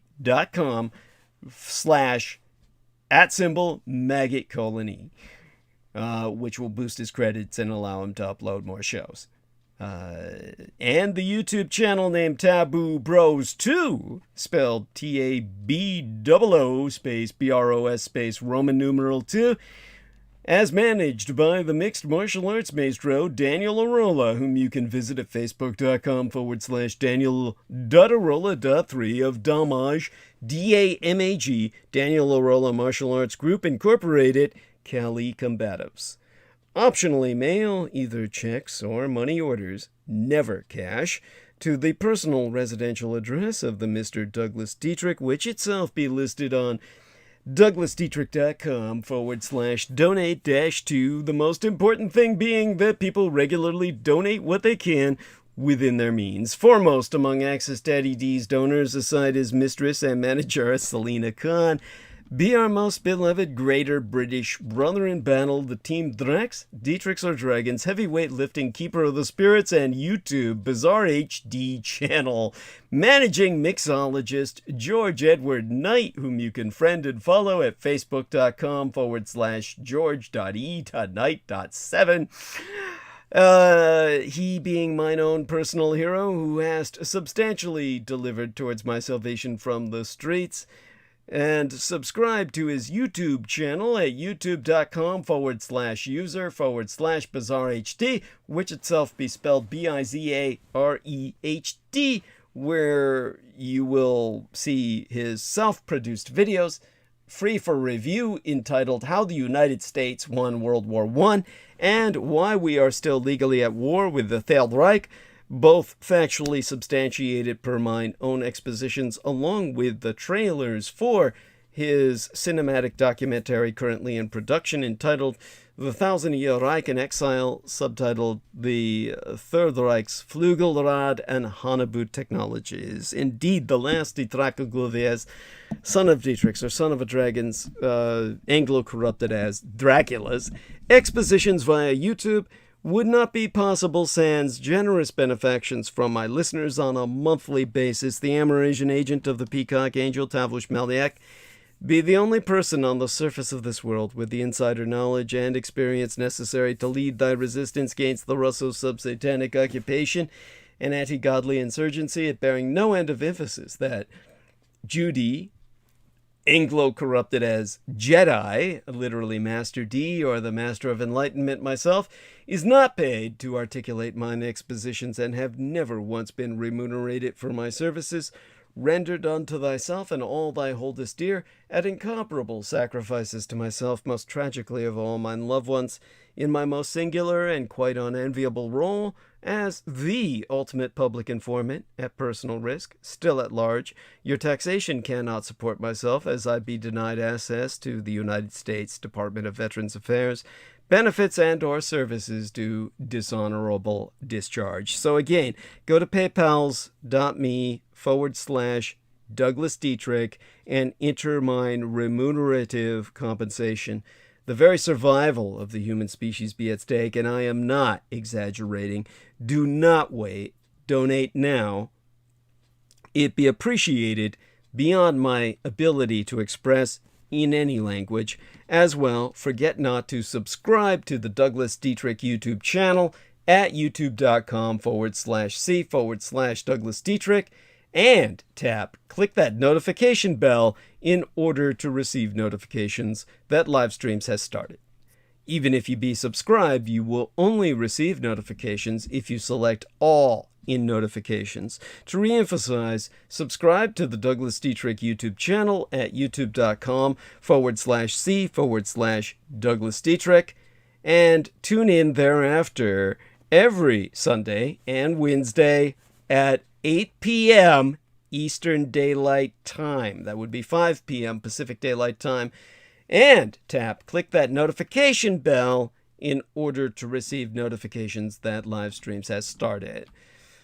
Finally, subscribe and support at douglasdietrich.com. And above and beyond all else, most importantly, donate at paypal.me/Douglas Dietrich, indicating myself as friends and relations to eliminate the middleman from excising their tax upon thy contribution. All sponsors being granted exclusive access to the online archives, including all video and MP3 recordings of Douglas Dietrich from 2011 through to the present, by going to showsdd.com via the yellow donate button at douglasdietrich.com, and thereafter registering into those archives so you can log in at your convenience.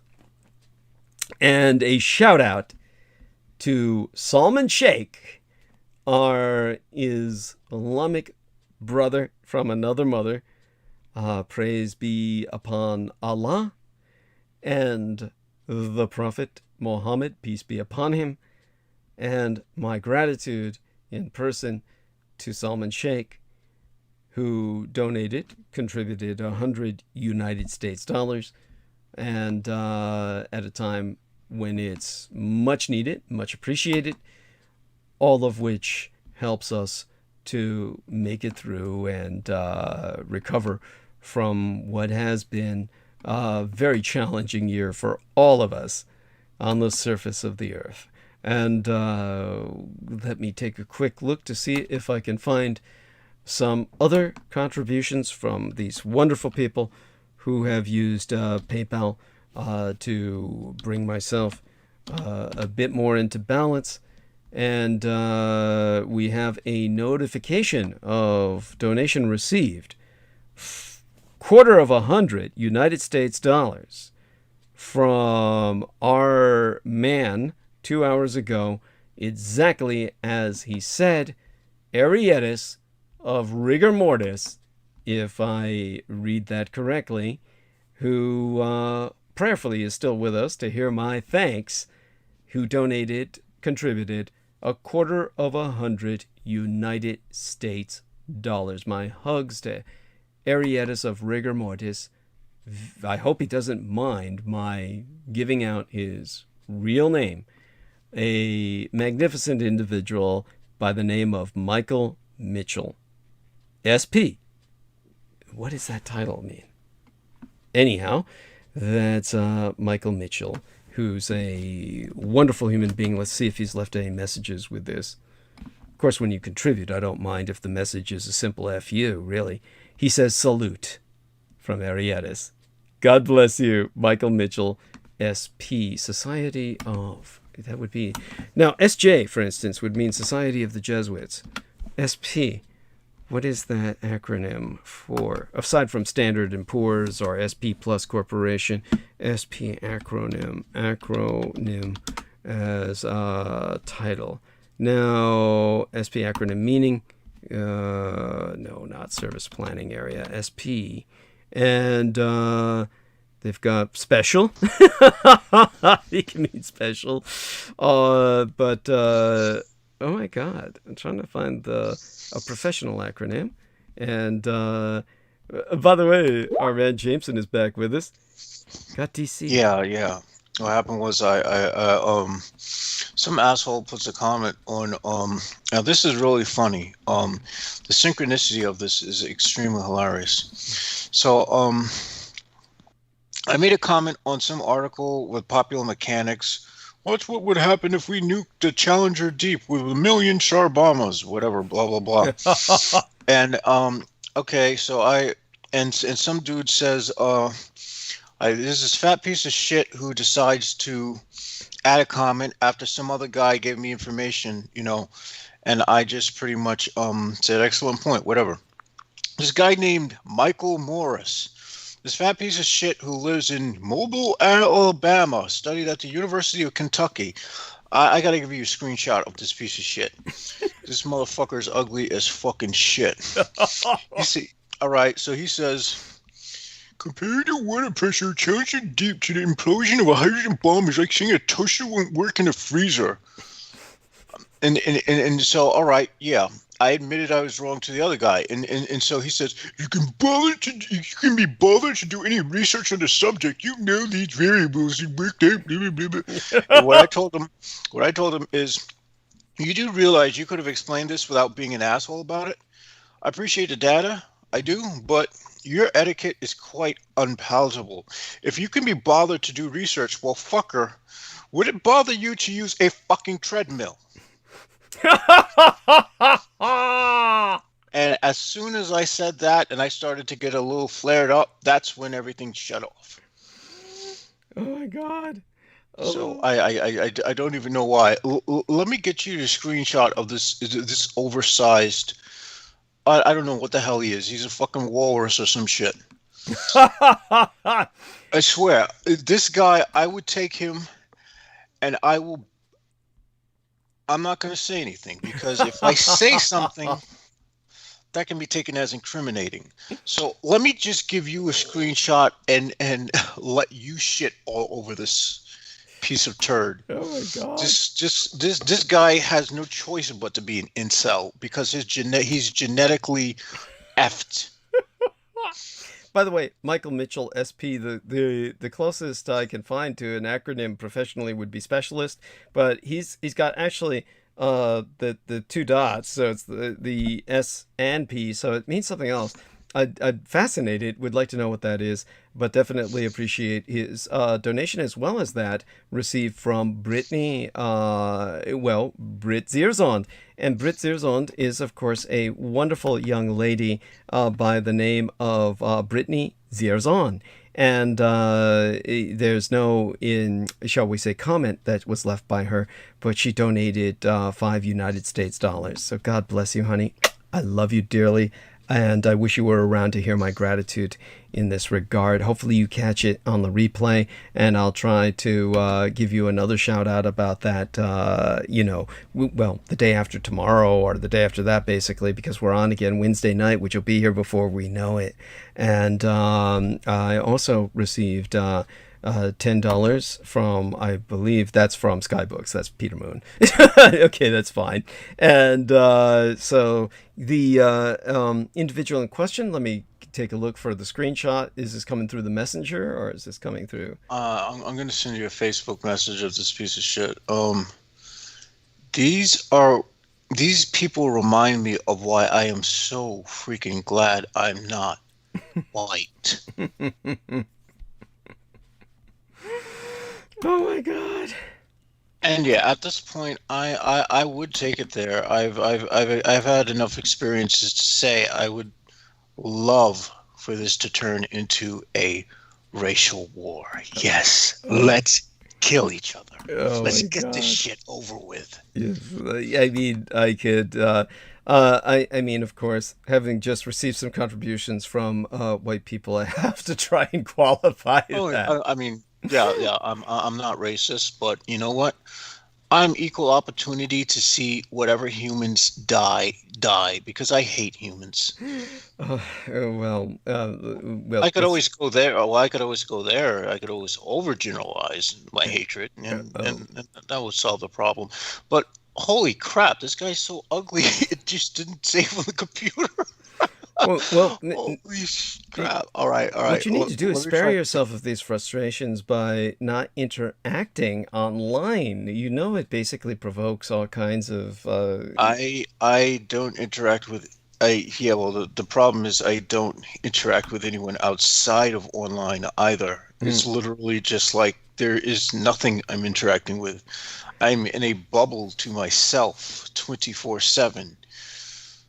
Oh, well, hopefully that'll change at some point. I'm not quite sure what to suggest at the moment, but you know, It will like, change. Well, eventually, I'm hopeful that we'll reach a point where lawlessness will take over and people will just start hacking each other to pieces. Then I can walk by in my bubble and watch them rip each other to shreds. well, we're kind of at that point now. Oh, good. Honestly, it's but obviously there was a negative interaction with these people online. When you do interact with people online, yeah, this sort of thing is going to happen. There's a lot of abusive people who hide behind the protection that is offered by the distance and inaccessibility of the internet to simply be abusive. Oh, okay. It's not letting me load the picture because I named it something derogatory. Yeah, apparently I named it shit. They're not going to permit it. All Oh my right, so god. this should work now, and you can take a look at this Okay. piece of crap There, and there we go. understand why. So, let's take a look at this. Oh, God. Oh well. Yes. Ooh. Yes. That is pretty ugly. Well, he's obviously got a lot of time on his hands, and he doesn't use it to exercise. No, he's definitely someone who's you know, just well, he's ooh, yeah. That's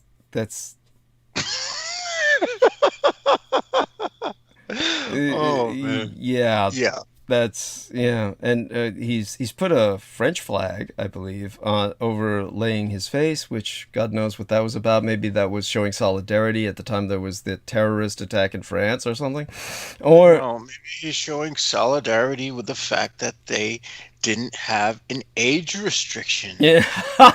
for intercourse. uh, There you go. now I mean, that's here's the only thing he's going to be able to. now I'm more interested in who's the individual second down from the. If you take a look at the right, we have a column of people that we recognize. Starting at the bottom of the column is George Knight. Then we go up to Peter Moon.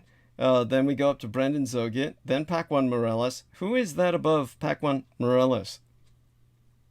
Uh, are you talking about the guy who What the the guy who I'm screenshot speaking you to? sent me? The screenshot you Oh sent. yeah. Ignore that. This is some guy I'm conversing with who's just talking to me about magic. And Oh, you, understood. And Michael Morris is an yeah, asshole, etc. And you were talking to Francisco Azel, and you know, and all the rest yeah, of that. No, yeah. no, no. I'm talking about on the left. On excuse me, the right. On the right of the screenshot, you have the various people that are normally in contact with you at this point in time when we're doing the transmission, and that is the people of Team Oh, Dietrich. who's that person under Marcus Griggs? Marcus Griggs. Well, is that Marcus Marcus Griggs Griggs' is up face? top, That's right? his face? That's Marcus Yeah, Griggs? yeah, he's You're up top. kidding me. I didn't even know the guy was on Facebook. The guy has a Facebook timeline? That's incredible. Yeah. Why doesn't he friend me? I mean, he's on the chat room all the time. That's, you know, he's welcome to friend myself. I had no idea. So who's beneath him? Yes, who's that? That's a girl, yes? That's what I'm trying to figure out. I've never seen that person before. Give me a second. Okay. That's interesting. Holy Oh, shit. yeah, that's a porn star. Sarah Banks. Oh, how did she, you know her? You're friends with her on Facebook? No, this this is I don't even know why this is popping up. Probably because I like the page and they said, and this is like a product service something. Can you tell me more about your business? Can someone assist me? I'm like, why the hell is she talking to me about that? Okay, that's interesting. Let me That's look her up. odd. How do you spell her name? S ARAH Okay. BANKS. BANKS. Sarah Banks. Okay. Let's She's take a look black over- porn star. black porn star, and she doesn't come up when I guess there's some Sarah Banks. Fashion model, this says, in France. And this looks more like a porn star than a fashion model, so that may well be her. But I'm not seeing the image that she's using on that little line on the right that you've got, where she showed up with you, which might be a separate image. Yeah, that's the strangest thing. I don't even know where this is coming There we are. from. Got it. Sarah Banks. That's not it. That can't Yeah, even product be real. service, Sarah Banks. Got it. And it's got your friend on it. What? It's got your name, your face on it. 911 people like this, including one of your friends. There we are. So you liked it. That's it. I liked it. Yes. Because, So that came up. All right. There we are. Well, this is the problem with being a guy who is in a bubble all the time. The only thing you can relate to is something you see on the screen. Yes.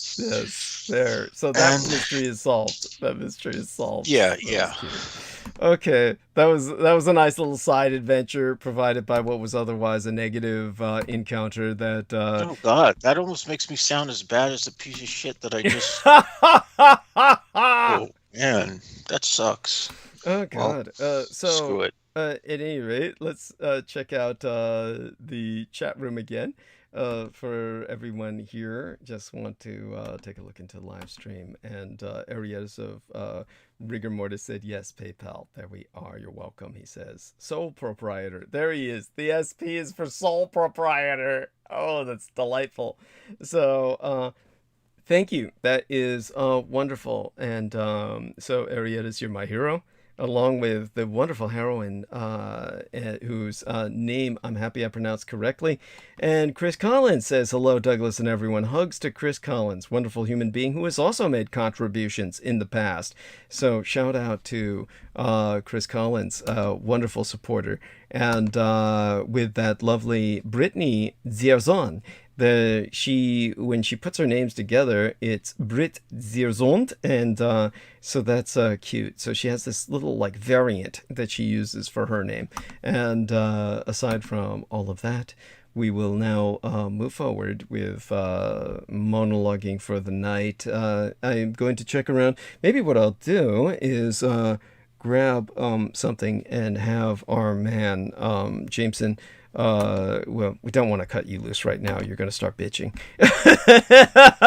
You're going to, the encountering people like that made you testy. Well, if I put you on stage right no. now, you might be a little testy. The thing that's weird is why the internet connection shut off. That doesn't make any sense to me.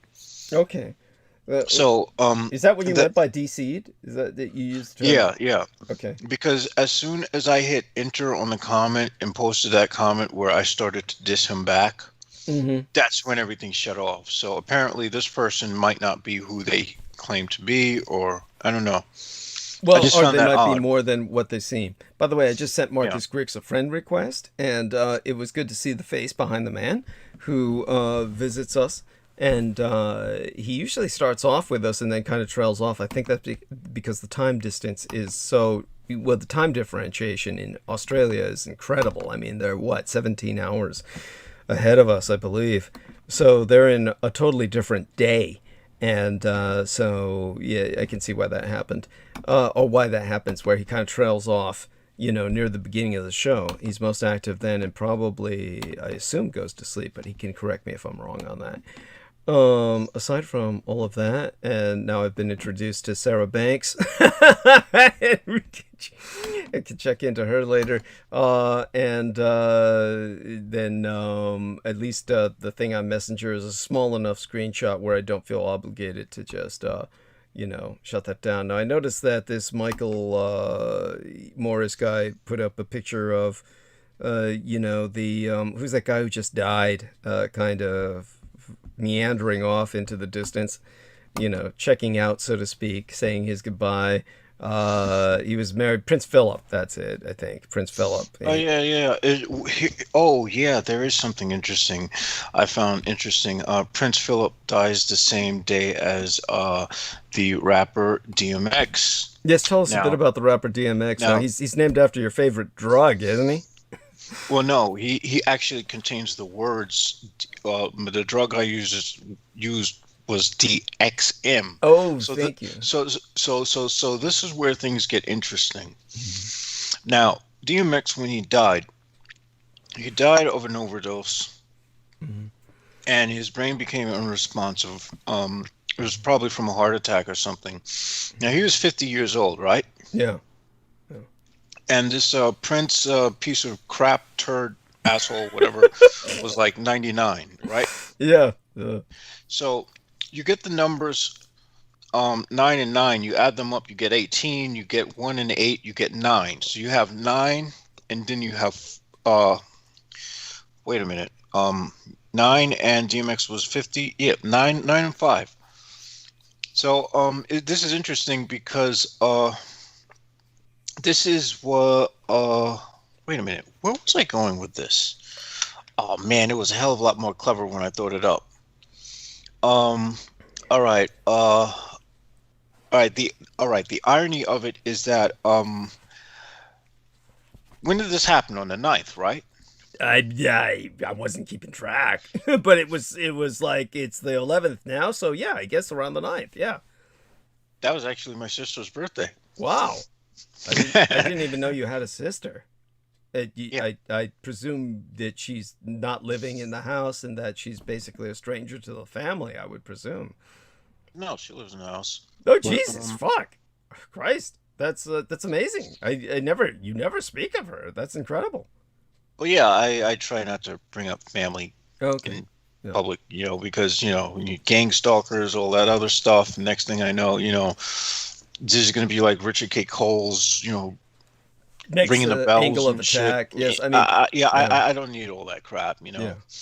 But it's just interesting how that synchronicity, just pulled into play, Yeah, but by the way, Richard K. Cole Jr. is that sick. He does that. He just attacks everybody who's around me and all of their relations, and anyone who has never lived through something like this, they can't imagine it. That there are people out there that are this disturbed, and but he's of course supported 100% by your government. You pay for him. You pay for him because he gets the veterans pension. Actually, he gets veterans disability. He gets veterans disability. He can't get a pension because he never served in the fucking military. If you served in the military, you would get a pension. When you see these fucking losers that get the veterans disability, they're, for all intents and purposes, they never served. It just means they go in there, they cry, they say, I'm chicken shit, I'm breaking down, and then they give them disability. Your tax dollars pay for that. Okay, this has to stop. These people are just leeches, just victimizing you. And they go out and spend all their lives just harassing people, terrorizing people. And this is what your quote-unquote veterans do. When Peter Moon was talking about all of the younger people viewing the military as the enemy, that was a time when America knew reality. And then the government took over and put in this full-fledged brainwashing program from the movie Rambo on forward, where they quote-unquote rehabilitated the military and turned them all into victimized heroes. These are not people that deserve your sympathy, and they're not people who deserve your, anything. Certainly not your money. Just the first thing we've got to do, of course, in any social reform is eliminate all military benefits. These people get everything. Unlimited privileges for wearing a monkey suit, and the rest of their life they spend just leeching off you. And what have they done? All this bullshit about, they've made you free and protect your freedoms is beyond a lie.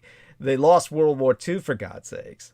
They lost every war ever since. There's nothing these people do for you. They render you far more vulnerable than you would otherwise be. You need a total reformation of the military, the police, everything in this society. We're going to ultimately get that because the society is collapsing. It's self-destructing. But aside from that, I remember when I brought up the lineup of the next war, if it were to happen with the way things are being set up in terms of a potential, well, a supposed Sino-Slavic synoxis. We're supposed to have this Russo-Chinese alliance that is dead on arrival.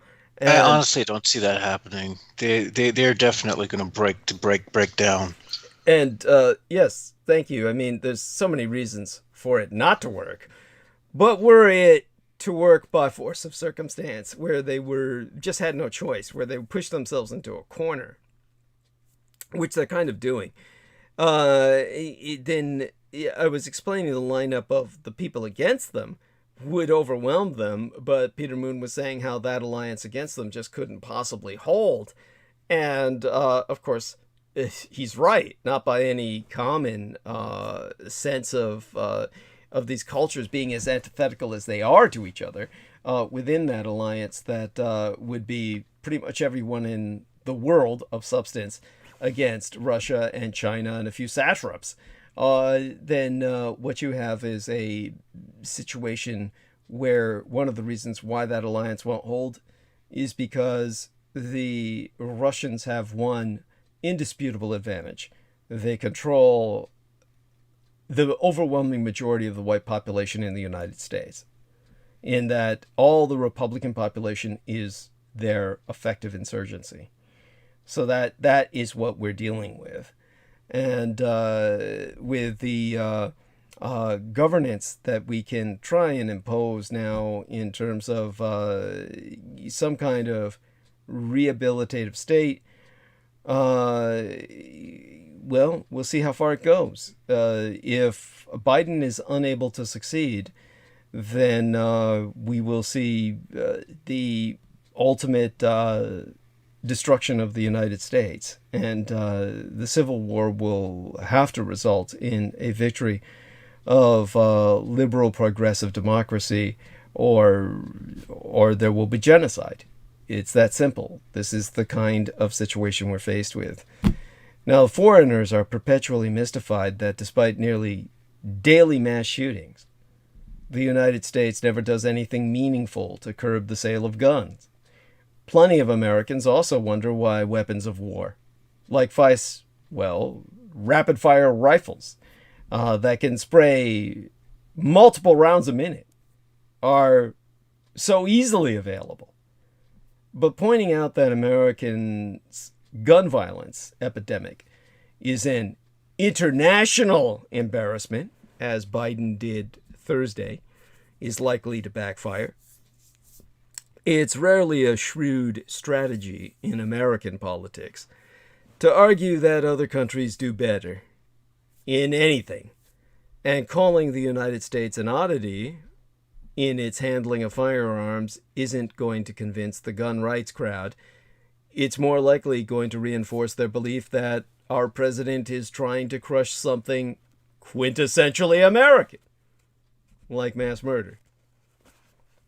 Now, speaking at an event sandwiched between mass shootings in South Carolina and Texas, Biden unveiled an exceedingly modest set of executive measures to stem gun violence, including a crackdown on homemade ghost guns. You know, like 3D printed guns that are not registered and that technically are one-shots. His moves were effectively an admission of defeat, since there be no chance of getting the Senate to act in response to the latest spate of shootings. Biden says his efforts don't infringe on the Second Amendment right to bear arms.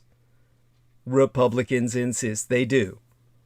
This, too, may be tough for foreigners to understand, especially in light of the return of mass shootings to public attention. The sheer psychic damage done by the omnipresence of guns in America is self-evident, while the social damage extends far beyond any immediate casualties.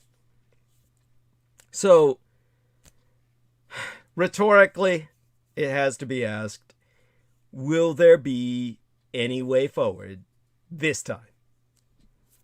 Now, one of the small, rueful truths that many Americans hold in the back of their minds, or at least held throughout this pandemic year, was that for all of its horrors, it had at least reduced or even eliminated the spectacle of open public gun massacre.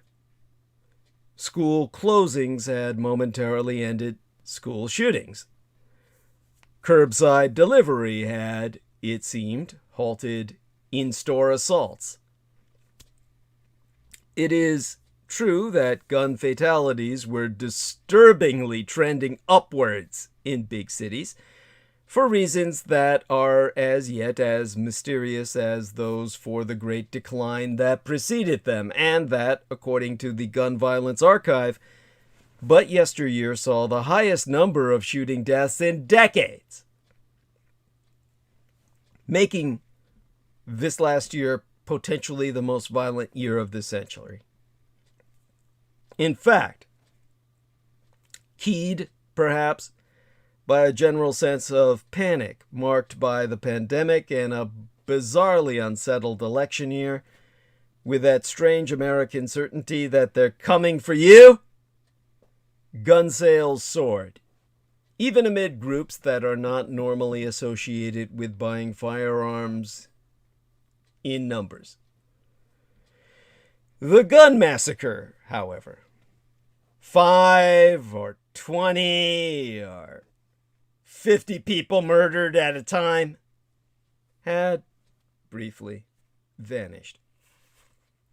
Yet, alongside the knowledge that mass shootings had gone, stood the knowledge that they would, inevitably, reemerge. And here they are, right on schedule, as the country opens up, and with a vengeance. 7 massacres in the past 7 days, with 8 people killed and 3 shootings in Atlanta, 10 in a grocery store in Boulder. Yeah, it's a bit of time compression on my part. A fortnight, nearly 3 weeks, more towards a month. But, as I said, within the week that I'm referencing, there were 7 mass shootings in 7 days. With those shootings came us back all the usual, understandable, and all too human reactions. Above all, our urge to give them some kind of meaning by making them an index of a larger issue, which was a necessity per the Atlanta spa shootings. The 10 people who died in Boulder, Colorado were simply the American cabals, the government by conspiracies way to end that statement by ensuring Americans that Asian lives don't matter, because they could extend it by saying we're all dropping like flies, and therefore all lives matter, reaffirming that Asian lives do not.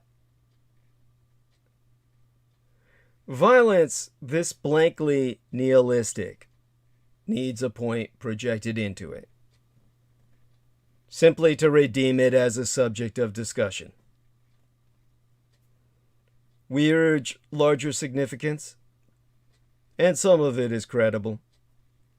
Violence against Asians and against women, as was the case in the 6 deaths, 6 of the deaths in Atlanta, is real. and part of a terrible pattern, as is the point that it's almost always men who commit these crimes, and never women. But the unifying truth of all these tragedies is that they rise from a single common source: the astounding availability in America of weapons designed to murder human beings quickly and in large numbers. It's not complicated. The same kind of troubled and thwarted men exist in every other country. Well, not really. Not to the degree that we have them here, where they're our main product of assembly. But, as a case in point, some men, like Americans, are in most other countries on Earth. Sometimes they even emerge and commit mass killings, using the weapons at hand, as happened a year agone in the usually Pacific Canadian province of Nova Scotia. But it doesn't happen often. Rarely in Canada. And it doesn't happen repeatedly. In Australia, gun laws were changed simply to keep it from happening twice. We search for the cause when the cause is staring us in the face, with the hideous blunt clarity of a Roy Lichtenstein cartoon image of a smoking revolver. Guns are easy to get, and people get killed by them. Make them harder to get, and there would be far fewer people dead. Countries that resemble ours in every way except for the availability of guns have much lower levels of gun violence and far fewer gun massacres. Yet these truths, demonstrated again and again, meet the same resistance over and over. The Second Amendment guarantees private ownership of even military-style weapons. It does not. Or rather, until very recently, not even conservative justices imagined that it did. Guns are essential for self-protection. They are not. The way to stop mass shootings is to arm more people, such as teachers. A colossally stupid idea, according to the co-president of the Brady campaign to prevent gun violence. All this, even as the sheer psychic damage done by the omnipresence of guns in America be self-evident. No healthy society should have to train its children in active shooter drills. While the social damage extends far beyond the immediate casualties. A reason for the prevalence of police shootings in America is that the police go about armed, in levels unique to our society, in order to deal with the uniquely overarmed civilians they so fear encountering, with all the frequently fatal results we know too well for the unarmed and the innocent. The leadership of the Democratic Party does seem committed, at least, to a new attempt at restricting the availability of guns, with President Joe Biden blessedly calling for renewing the assault weapons ban and talking of taking executive action, including to expanding background checks. Still, it's only natural, given the long and futile history of such efforts, that just before the latest round of gunfire, some progressive-minded people, as the political commentator Matthew Yglesias explained, had begun to argue that the wisest course may be to take gun control off the table, either through explicit argument or by tacit inaction, on the ground that it is a losing battle that ends up only diverting attention and political capital away from more winnable enterprises.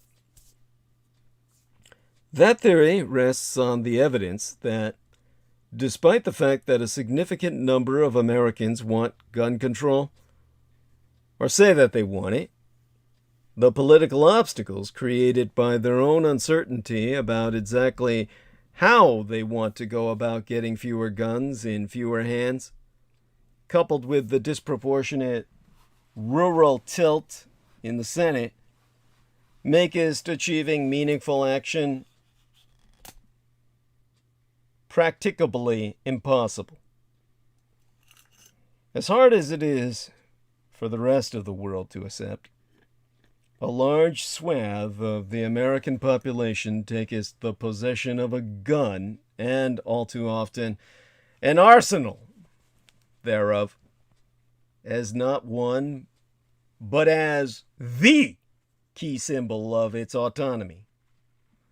To try to dissuade these people from their cultic conviction is a losing game. Attempts at gun control. The argument goeth on, I'll call it the Iglesias argument, contravene the oldest truths of politics and organized society. Perhaps first and still best articulated by Edward Gibbon in the famous chapter 15 of The Decline and Fall of the Roman Empire, in which he explains that what brought the Christian minority to power in the empire was an extreme commitment to its position. A myopic minority is more powerful than a distracted majority. Most Americans may well be, as the polls show, in favor of some kind of firearms reform, but they have many other issues and desires on their minds as well. For those who are committed to the cult of guns, however, no other issue taketh equal prominence, or directs their electoral intentions so narrowly. The 75 percentile of the people who have, over the years, been for firearms regulation, among many other things, are helpless in the face of the maniacal minority, who, as one Pew study proved, believe that their right to own guns is essential to their personal freedom. To invest political energy in this fight is classic American progressive Quixotism. Iglesias therefore makest an analogy between the regulation of guns and the regulation of alcohol, which can, indeed, be as dangerous as its antagonists have always said it can. In terms of moral urgency, alcohol kills more people than guns. After a rather vivid era devoted to prohibiting alcohol, driven largely by woman activists, the suffragettes, as it happens, 19th century saloons fueling domestic abuse, which prompted them to counteract. The country recognized the practical impossibility of an alcohol ban and has accepted very limited state-level alcohol restrictions, basically unevenly enforced age limits, ever since. That policy is either resigned or realistic, depending on your view.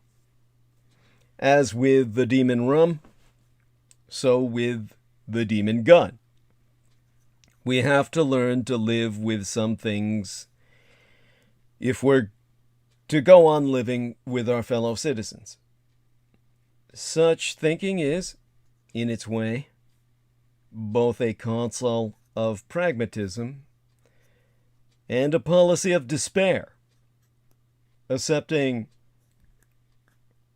chronic, indeed clockwork regular, gun massacres as a feature of American life, with the sole consolation supposed to be that, on a proportional scale at least, they are still relatively rare. Americans, in the end, like most people, seem to be better at acceptance than at resistance. Yet, the Iglesias Council need not be the last word. Positive things can still be done, can still get done. An instructive, if counterintuitive example, perhaps, is the fight for the right to life, as it is called, which, without yet breaching the wall of Roe v. Wade, has, through small-bore actions, effectively curtailed abortion rights throughout the South, particularly for low-income women and women of color, to keep them barefoot and pregnant and forever disempowered and subdued, to produce a criminal class of starving children that can become the criminals for whites to hunt and shoot in their firearm safaris, to provide fodder for the firearms, child sacrifices for Moloch. This is the cult of the kings of Edom at work. If you now doubt what I have said about them, perhaps I'm opening your eyes at last. This is a repellent parallel for progressives, but it maketh the point. Big change happens through incremental measures. It is oftentimes said that the states alone cannot counter the gun lobby, given that guns pass so easily from state to state. But states with strong gun laws already have significantly fewer gun deaths. As a Californian, I can testify to that. And that pattern is reflected, to a lesser degree, in state liquor laws. But the analogy of firearms to alcohol does not map exactly. Alcohol is not the instrument of action in the same way that guns are. A better analogy is to cars, which are dangerous and often deadly, particularly with a drunk driver behind the wheel. Nearly 30 people are killed every day in DUI incidents. In fact, there are nearly as many motor vehicle deaths each year in this country as there are firearm deaths. But far more people have access to cars on a daily basis than to guns. So what do we do about cars? We regulate them.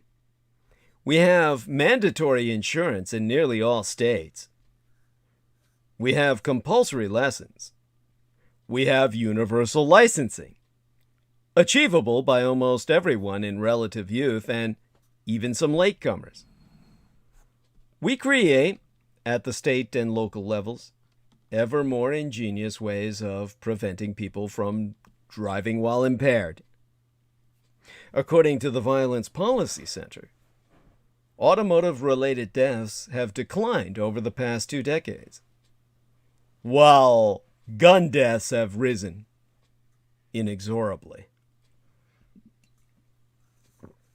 No group has had more success or provides a better model for social action than MADD, M-A-D-D, Mothers Against Drunk Driving, whose legislative lobbying for ignition interlock devices and sobriety checkpoints may have, by now, cut alcohol-related driving deaths fully in half. There are still plenty of dangerous driving fetishes, and they make us popular and entertaining movies. But with a countervailing force of common sense and the common welfare, public health progress still gets made. The truth of reform is that it can begin anywhere, on any scale, and, once begun, it tends to be self-renewing. And as reformers well know, it does not always matter where the reform starts. If it starts at all, it magnetizes other reforms toward it. Our president's proposed assault weapons ban, for that reason, is a good place to start. It may not lasso all or even the most dangerous weapons, and it will certainly not immediately end gun massacres or the psychic costs they exact. But it is a start. The gun lobby opposes it so irrationally because it understands this too. So, going from there to, well, you know how they say it. Guns don't kill people, people do. It's the man behind the gun that matters. How about the man behind the reform? Is Biden himself really the second coming of FDR and LBJ? Proposing historic legislation is not transformative.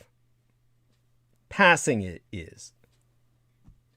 Joe Biden and many other Democrats appear to have given up on the Republican cult and to have made a significant bet on the current short window to get things done.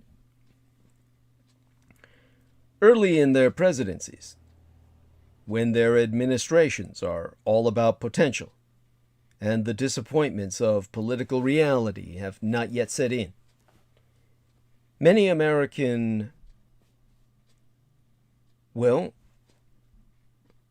recent American leaders have been showered in speculative glory.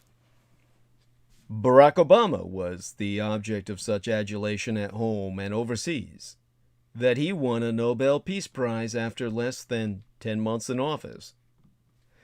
Other new presidents, have elicited favorable comparisons with their predecessors while still lacking much of a record of their own. When Bill Clinton came into the White House in 1993, at the age of 46, he was the youngest Democrat to win the office since JFK, and was oftentimes likened to Kennedy. His political advisors shrewdly circulated a photograph of a young Clinton shaking JFK's hand. Even Donald Trump, a sui generis American president if ever there was one, was the subject of endless, if strained, comparisons to the modern reactionary icon Ronald Reagan, from whom he lifted the Make America Great Again slogan. Or should I say misappropriated it entirely. Joe Biden is no exception. Not even 100 days into his tenure, Biden is being hailed as an aspiring modern-day FDR or LBJ who will lead the country out of crisis. Following the passage of his $1.9 trillion United States dollar COVID relief package in March, Biden self-consciously channeled not only FDR and LBJ, but also Dwight David Eisenhower's interstate highway system and John F. Kennedy's space program when he promised this week to spend trillions more on legacy-making plans to renovate America's infrastructure, combat climate change, and reinvent the economy. On Wednesday, in Pittsburgh, announcing his proposal, Biden said, "It's not a plan that tinkers around the edges. It is a once-in-a-generation investment in America." The early hype surrounding a presidency is rarely reflective of how things turn out of course. Proposing historic legislation and passing it are entirely different matters, after all. And who knows where the world will be at the end of Biden's term, in early 2025. Cautionary tales in recent history abound. Consider that, until the latest round of renewed interest in his domestic policies, LBJ has been more often remembered for the debacle of Vietnam than for his Great Society program of progressive reforms. And that Clinton's comparison to JFK looks a lot different in the #MeToo era than it did in the early 90s. In the wake of Trump's re-election defeat and the disastrous end of his presidency, fewer Republicans today compare him to their hero Ronald Reagan. Indeed, it is liberal critics who more often seem to do so now, seeing in the 45th president's takeover of the Republican Party a logical, if tragic, result of many of the forces unleashed and encouraged by Ronald Reagan's self-styled 1980s revolution. As for Biden, what I'm struck by is not so much the quite possibly overheated FDR and LBJ comparisons as the radically different political circumstances that Biden faces in getting Congress to enact his sweeping big government proposals. Yes, Trump was the first Republican incumbent seeking re-election to see his party lose the White House, Senate, and House itself since Roosevelt defeated Herbert Hoover in 1932. But almost everything else about the politics of today appears to be radically different for the new Biden administration than it was for Roosevelt. From the nature and scale of the economic problems that he faces, the Great Depression was not just worse than our current predicament, but much worse, to the realities of governing. The biggest difference is in Washington, where Biden will be trying to push through his agenda with the votes of only 50 senators and a House margin of only 3 votes. In 1933, by contrast, FDR was working with a Congress in which Democrats outnumbered Republicans in the House 3-1. In the Senate, they had a 59-vote majority. LBJ's hand was even stronger. After his landslide election victory in 1964, Democrats controlled 68 seats in the Senate and picked up an additional 36 seats in the House, giving them 295 seats and a sizable majority. What a contrast with today. The truth, which the savvy hands in the Biden White House know all too well, is that the enemy gets a vote, as the military saying goes. In this case, it will get a lot of votes, because there is just no getting around the reality of near parity between the parties in Congress. As the bills are hashed out on the Hill over the coming months, every faction of even 1 or 2 or 3 members will get a say, knowing that an entire bill could go down with just their votes. The lobbying that has already begun suggests a very tough road ahead. Moderate Democrats are not sold on the tax increases with which Biden has said he will fund the huge infrastructure bill. Republicans, so far, appear to be largely in lockstep with Mitch McConnell, the Republican Senate leader who declared the Biden plan a Trojan horse for a left-wing tax and spending spree. On Thursday, Mitt Romney tweeted, "A Senate evenly split between both parties and a bare Democratic House majority are hardly a mandate to go it alone." And Romney would have to be a target for any Biden bill that is not a well, not purely a Democratic affair. Niche issues could also derail Biden's plans. Exempli a restoration of a state and local tax exemption, which Trump had capped in a punitive measure against Blue America, that Democrats from heavy tax states such as New York and New Jersey are demanding be in the infrastructure bill. Biden, put simply, does not appear to have the votes to be another FDR or another LBJ. At least, not right now. Which makes it all the more striking that Biden and his advisors, who have so far proved to be a pretty cautious and disciplined bunch, are willing to take the risk and go for it anyway. It seems to me that Biden's decision to propose such an enormous set of government programs at a time of deep and seemingly insurmountable division tells us more about the state of the Democratic Party and its new president than about whether that president can actually pass its legislation. Biden and many Democrats appear to have given up on the Republican cult completely. Or at least the Trump cultist Republicans on Capitol Hill, and to have made a significant bet on the current short but urgent window to get things done despite, rather than with, the Russo-collaborationist Red Republican insurgency. On Thursday morning, after Biden's speech in Pittsburgh, I learned from Doug Sosnick, who served as Bill Clinton's White House political director and is well aware of the historical ebbs and flows to which presidential reputations be subject.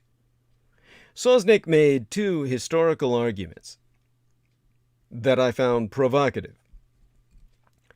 The first is that Biden and company have decided to go big because they have concluded that Republicans have in recent years outplayed them in political hardball tactics on everything, from refusing to vote on Obama's final Supreme Court choice to rolling over for Donald Trump even after the January 6th insurrections at the Capitol that threatened their very lives.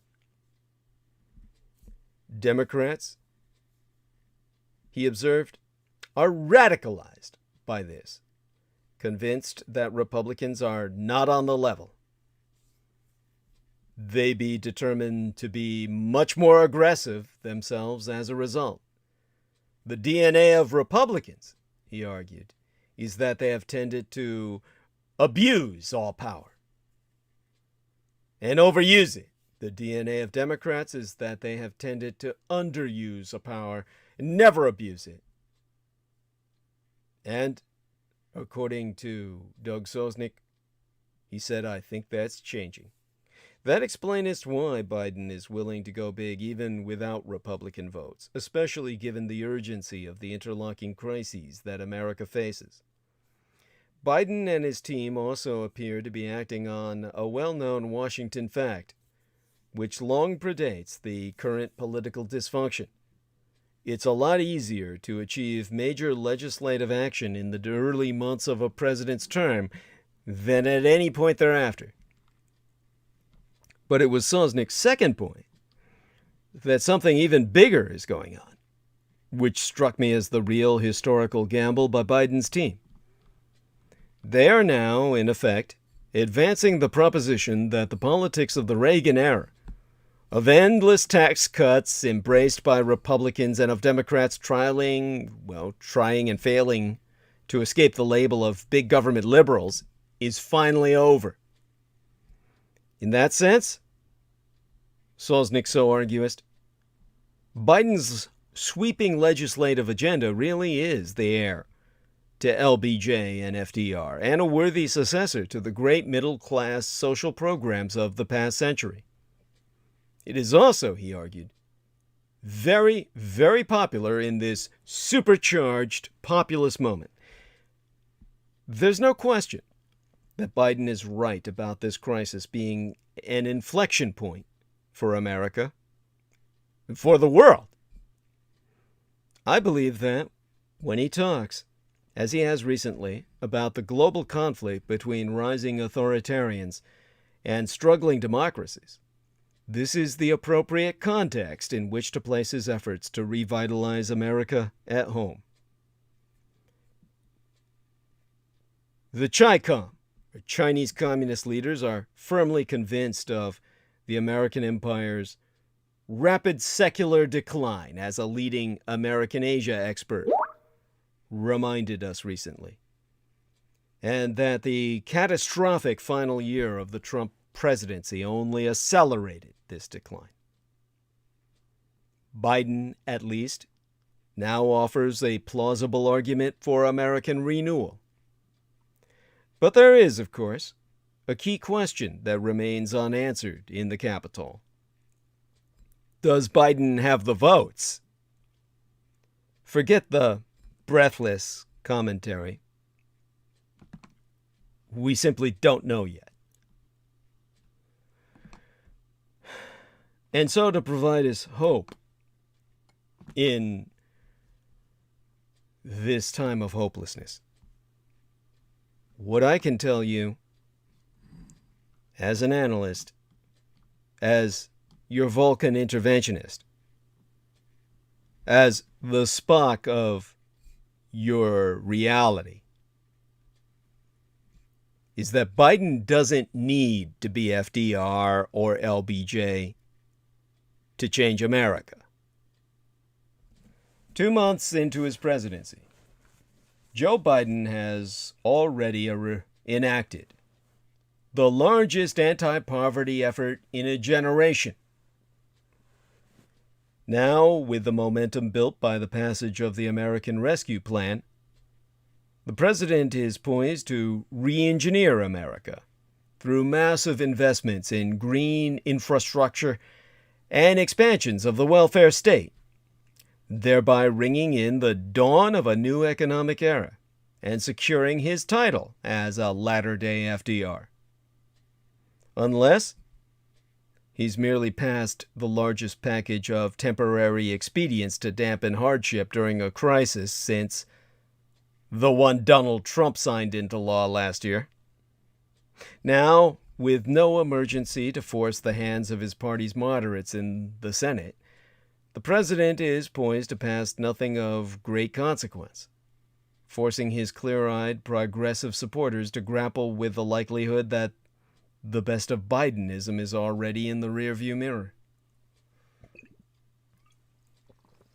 These are just two of the more extreme positions in the roiling debate over whether the first 2 months of the Biden era augur a transformational or FDR-sized presidency. The prominence of this question in coverage of the administration may seem strange.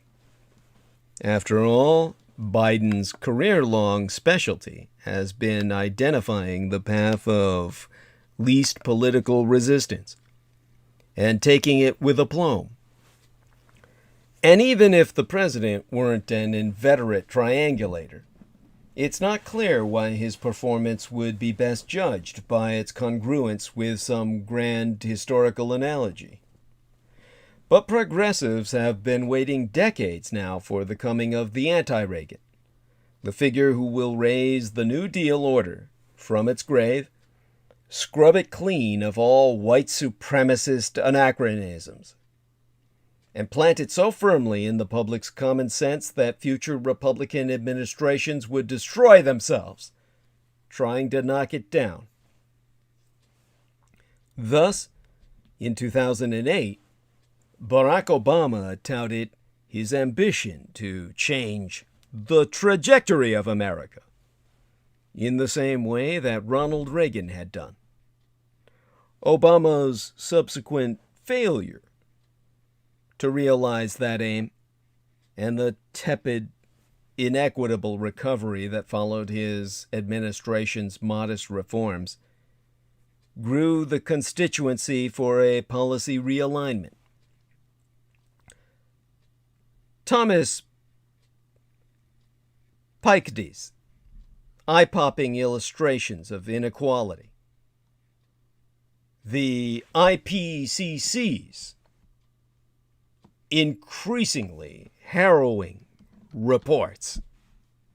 And for those of you who don't know about the acronym IPCC, that's the Intergovernmental Panel on Climate Change, which is an intergovernmental body of the United Nations that is dedicated to providing the world with objective scientific information relevant to understanding the scientific assessments on climate change, its implications and potential future risks, and everything that they've managed to confirm is that which renders Greta Thunberg's frustrated anger comprehensible, and renders incomprehensible the filth, the scum, who spend their time decrying and debasing her.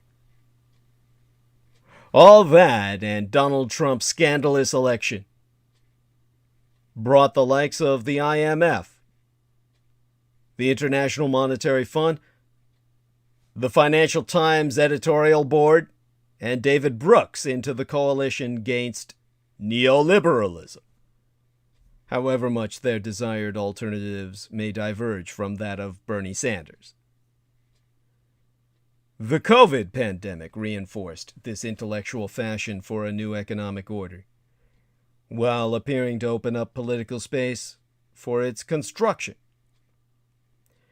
By May of 2020, Biden himself was broadcasting an ambition to be the next FDR, and his success in shepherding a nearly $2 trillion United States dollar relief bill through Congress has inspired more serious consideration of this prospect, both within the commentariat, of which I am a part, and apparently his own mind.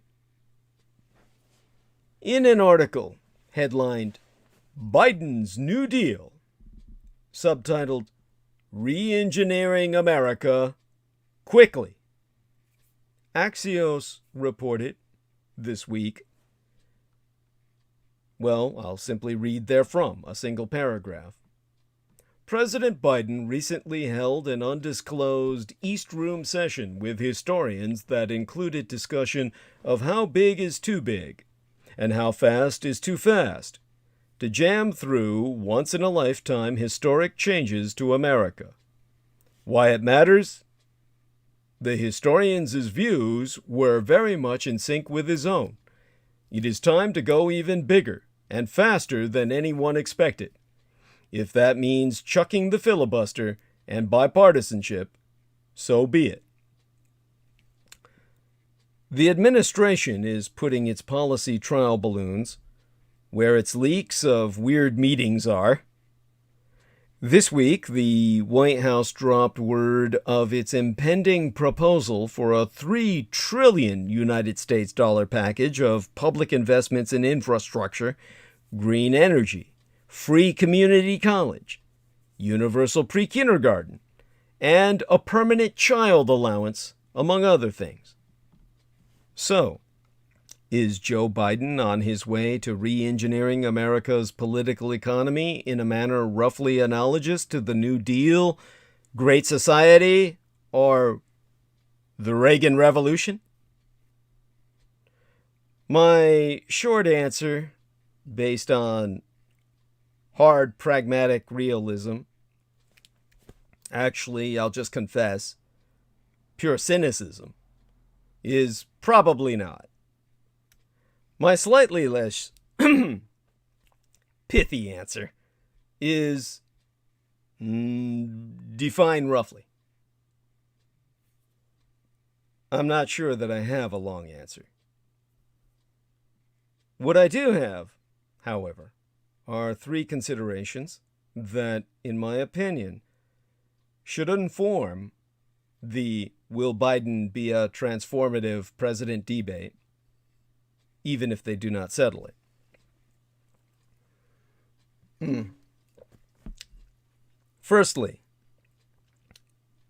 the American Rescue Plan is not just the CARES Act 2.0. Those of you who don't remember CARES under Donald Trump, of all people, that acronym, of course, was rather cleverly put together from the Coronavirus Aid, Relief, and Economic Security Act, also known as the CARES Act, which was in and of itself a $2.2 trillion economic stimulus bill passed by the 116th U.S. Congress and signed into law by President Donald Trump on March 27th of 2020. In response to the economic fallout of the COVID-19 pandemic in these United States. And the CARES Act provides thereby assistance to workers and their families. Through economic impact payments and other means, the Treasury Department is ensuring that Americans receive what they consider to be fast and direct relief in the wake of the coronavirus pandemic. The fact that most Americans starve to death or businesses die before they ever get it being secondary. That being said, the ARP, is not just CARES Act 2.0. Those most skeptical of the Joe Biden neoliberalism slayer narrative contend that his governing agenda thus far is less evocative of FDR's or LBJ's than it is of Donald Trump's.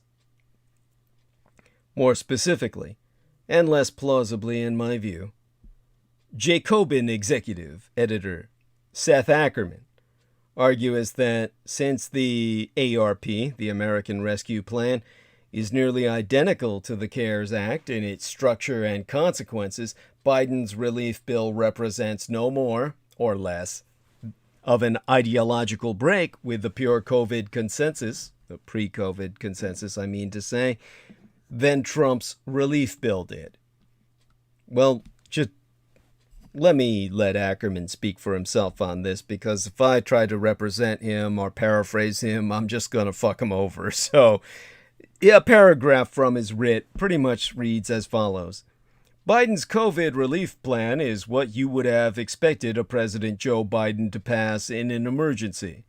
Like the 2020 vintage, it's a collection of temporary expedients to dampen hardship during a crisis. What it's not, by itself anyway, is a kind of paradigm shift. Nor does it transform anything in particular, at least not past 2021. Now, I think this is wrong, and for reasons that Ackerman himself hand-wavingly acknowledges. It's true that the CARES Act was a significant achievement in its own right. The generosity of the program's unemployment benefits, which replaced more than 100% of many laid-off workers' lost wages. The extension of such benefits to the non-conventionally employed, and the provision of unconditional cash assistance to all poor households were all major and beneficent departures from past practice. But the CARES Act was also a relief law drafted at the dawn of a world historic crisis. Financial markets had just plummeted. Prohibitions on in-person commerce were commencing. And all across the developed world, governments were preparing income replacement programs to help workers weather an emergency of indiscernible length and severity. Thus, one did not need to dissent much from the preceding 4 decades of macroeconomic orthodoxy to support the CARES Act, or at least to favor it over total inaction. When a pandemic forces the state to engineer mass unemployment for a brief period of time, the government should try to keep hard-hit households and the firms solvent through cash transfers. That the government should attempt to do so is a position that's perfectly reconcilable with the view that monetary policy should privilege price stability over full employment, and or that conventional models of the relationships between inflation, unemployment, and deficit spending are broadly accurate. In fact, one didn't necessarily have to accept the most minimal premises of Keynesianism to back the measure, since it wasn't even a stimulus bill, properly defined. For these reasons, among others, CARES inspired little opposition among center-right economists, let alone center-left ones. The American Rescue Plan, by contrast, was drafted at a time when the total net worth of American households was 12 trillion United States dollars higher than it had been before the pandemic. Most American families were, in strictly financial terms, doing unusually well. After all, only a minority of the public suffered unemployment during the COVID crisis, while a much larger percentage of the population kept their jobs, collected an unexpected $1,800 from the government, and dramatically reduced their spending as myriad forms of consumption became verboten. As a result, U.S. households had less debt and more disposable income in January of this year than they did at the peak of the Trump-era expansion. Meanwhile, unemployment was falling, shots were going into arms, and stocks were hovering near record highs. Enacting a $2 trillion United States dollar relief package in this context is a very different proposition than doing so in March of 2020. As the socialist economist J.W. Mason has argued, the American Rescue Plan cannot be justified without negating many core premises of macroeconomic orthodoxy. Before the bill's passage, Larry Summers lamented that it injects 3 times as much demand into the economy as the Congressional Budget Office deems necessary for closing the output gap, which is to say the gap between how much stuff our economy could produce if it fully employed our nation's labor and resources, and how much we are poised to produce under current demand conditions. The ARP is therefore a large bet that America is capable of employing far more people at far lower cost to price stability than the dominant economic models of the past 40 years would predict. Put in more pointed political terms, with the ARP, the federal government is risking a depreciation in the real value of the economic elite's bonds and cash holdings for the sake of minimizing involuntary joblessness among the nation's most vulnerable workers.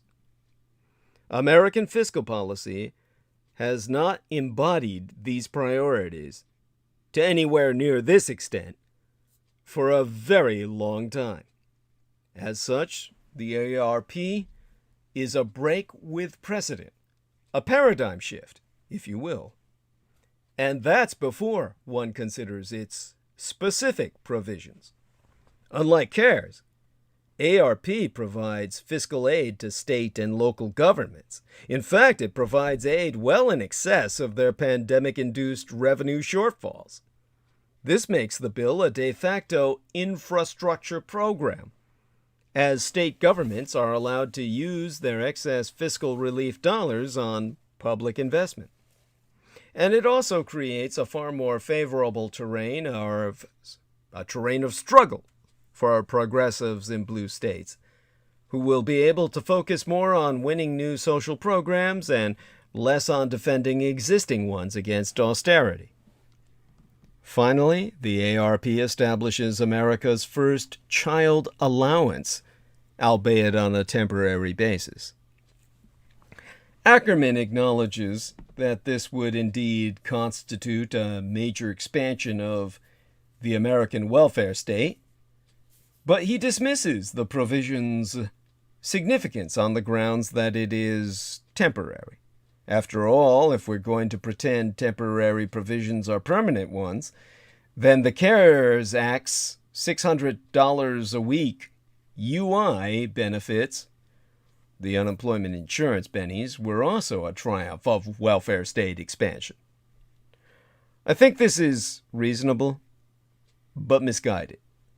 The White House has not only stated its intention to make the child allowance permanent, and announced that its next major legislative package will do so. Such an intention is also reflected in the existing policy's design.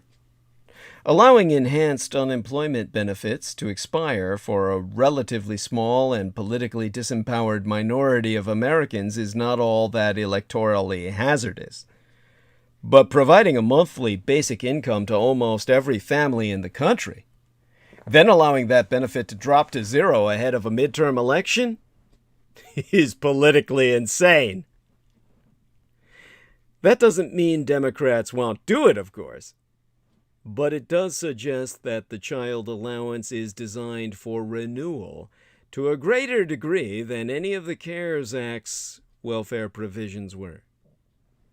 In sum, the ARP is only merely what you would have expected a President Joe Biden to pass in an emergency if you'd presumed that Biden was A, campaigning in 2020 as a more ardent proponent of full employment than any Democratic president since LBJ, and B, would consider a state of affairs in which capitalists are thriving. The middle class is more flush with cash than it was at the peak of the last expansion, but a politically disempowered minority of working people is suffering financial devastation to be an economic emergency. Very little in Jacobin's 2020 coverage of Biden evinces this expectation, and to their credit, some of the magazine's contributors have tacitly acknowledged that the relief bill exceeded their expectations, even as it fell well short of meeting the working class's needs. Now, secondly, America's dominant classes do not need its political economy to be as cruel and inegalitarian as it is.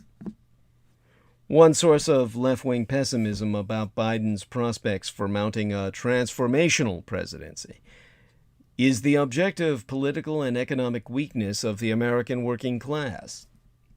When Lyndon Johnson enacted his Great Society programs, more than 23% of the American labor force was unionized. Today, that figure is 10.8%. The year of LBJ's election, America witnessed 3,655 major work stoppages. The year of Biden's, it saw 8. Franklin Delano Roosevelt united working class voters behind a single partisan banner to an unprecedented degree. Biden's coalition, by contrast, is more heavily populated by college-educated professionals than that of any Democratic president in modern history.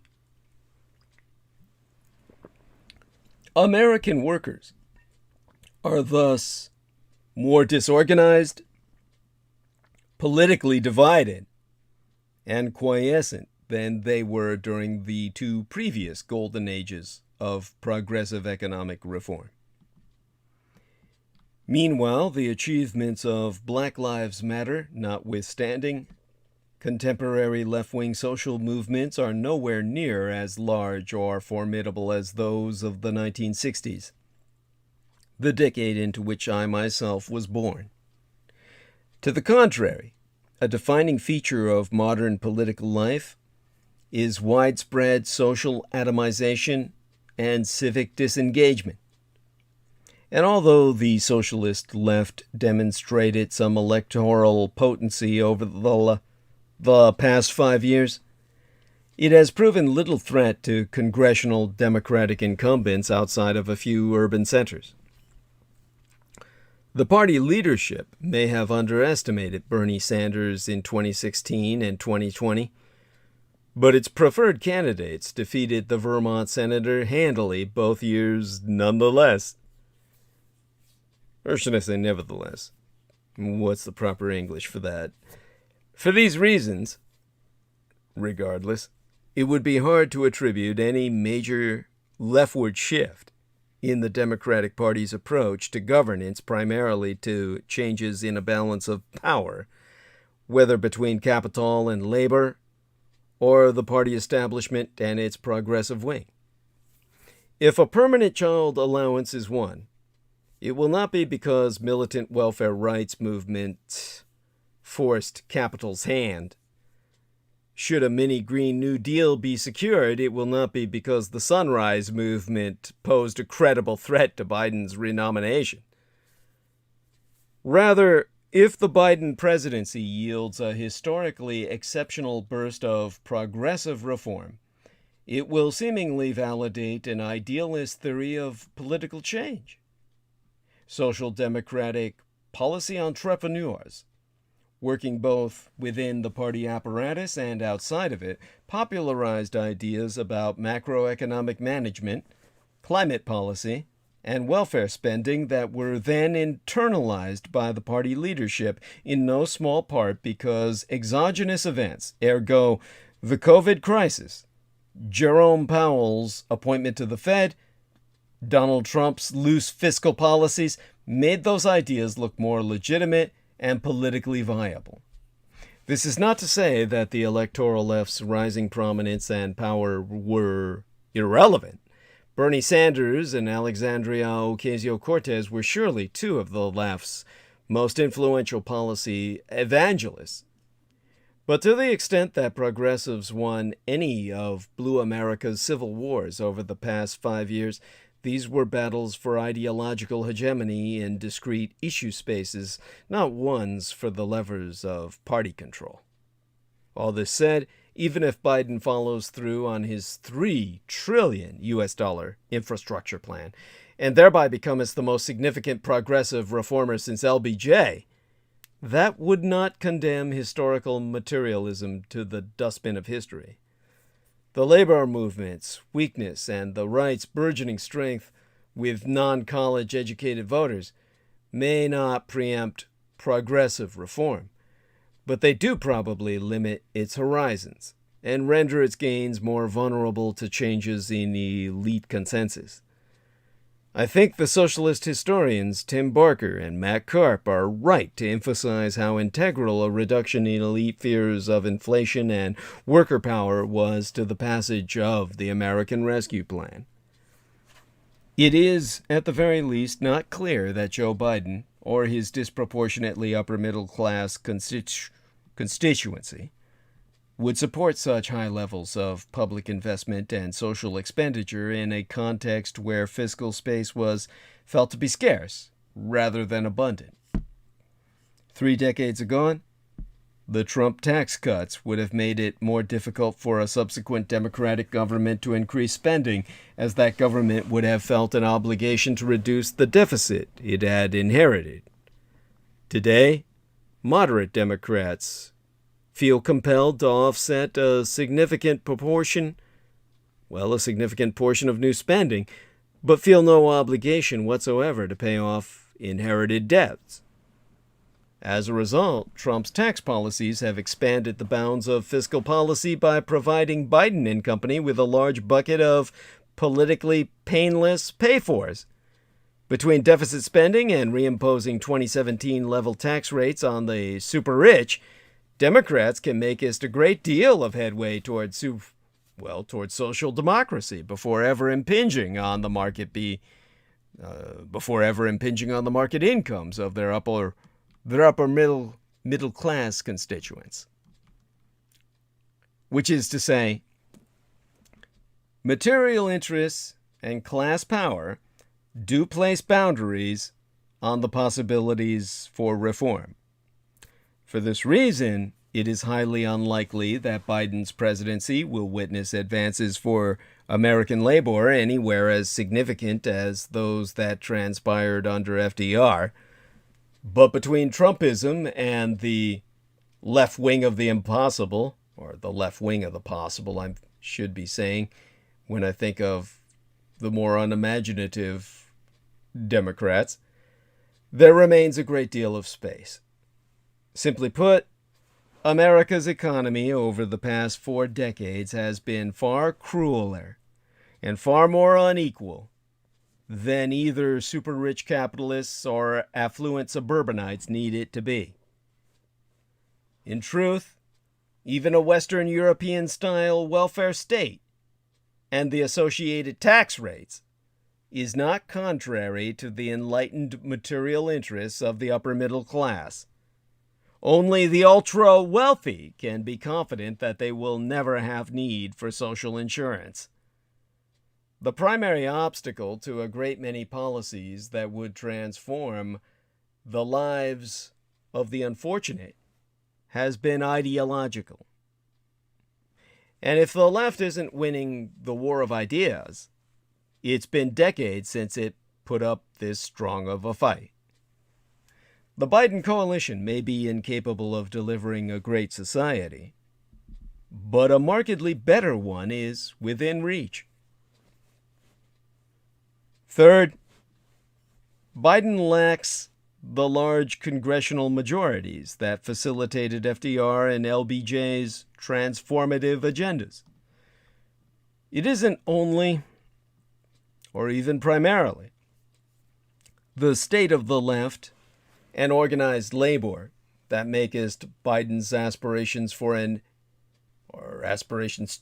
FDR-sized presidency improbable. The more fundamental problem is the state of his political party. Roosevelt and Johnson governed with the aid of large congressional majorities, and although Ronald Reagan presided over a divided government, his opposition was trending in his own ideological direction even before he took office. Biden faces a radically different partisan landscape.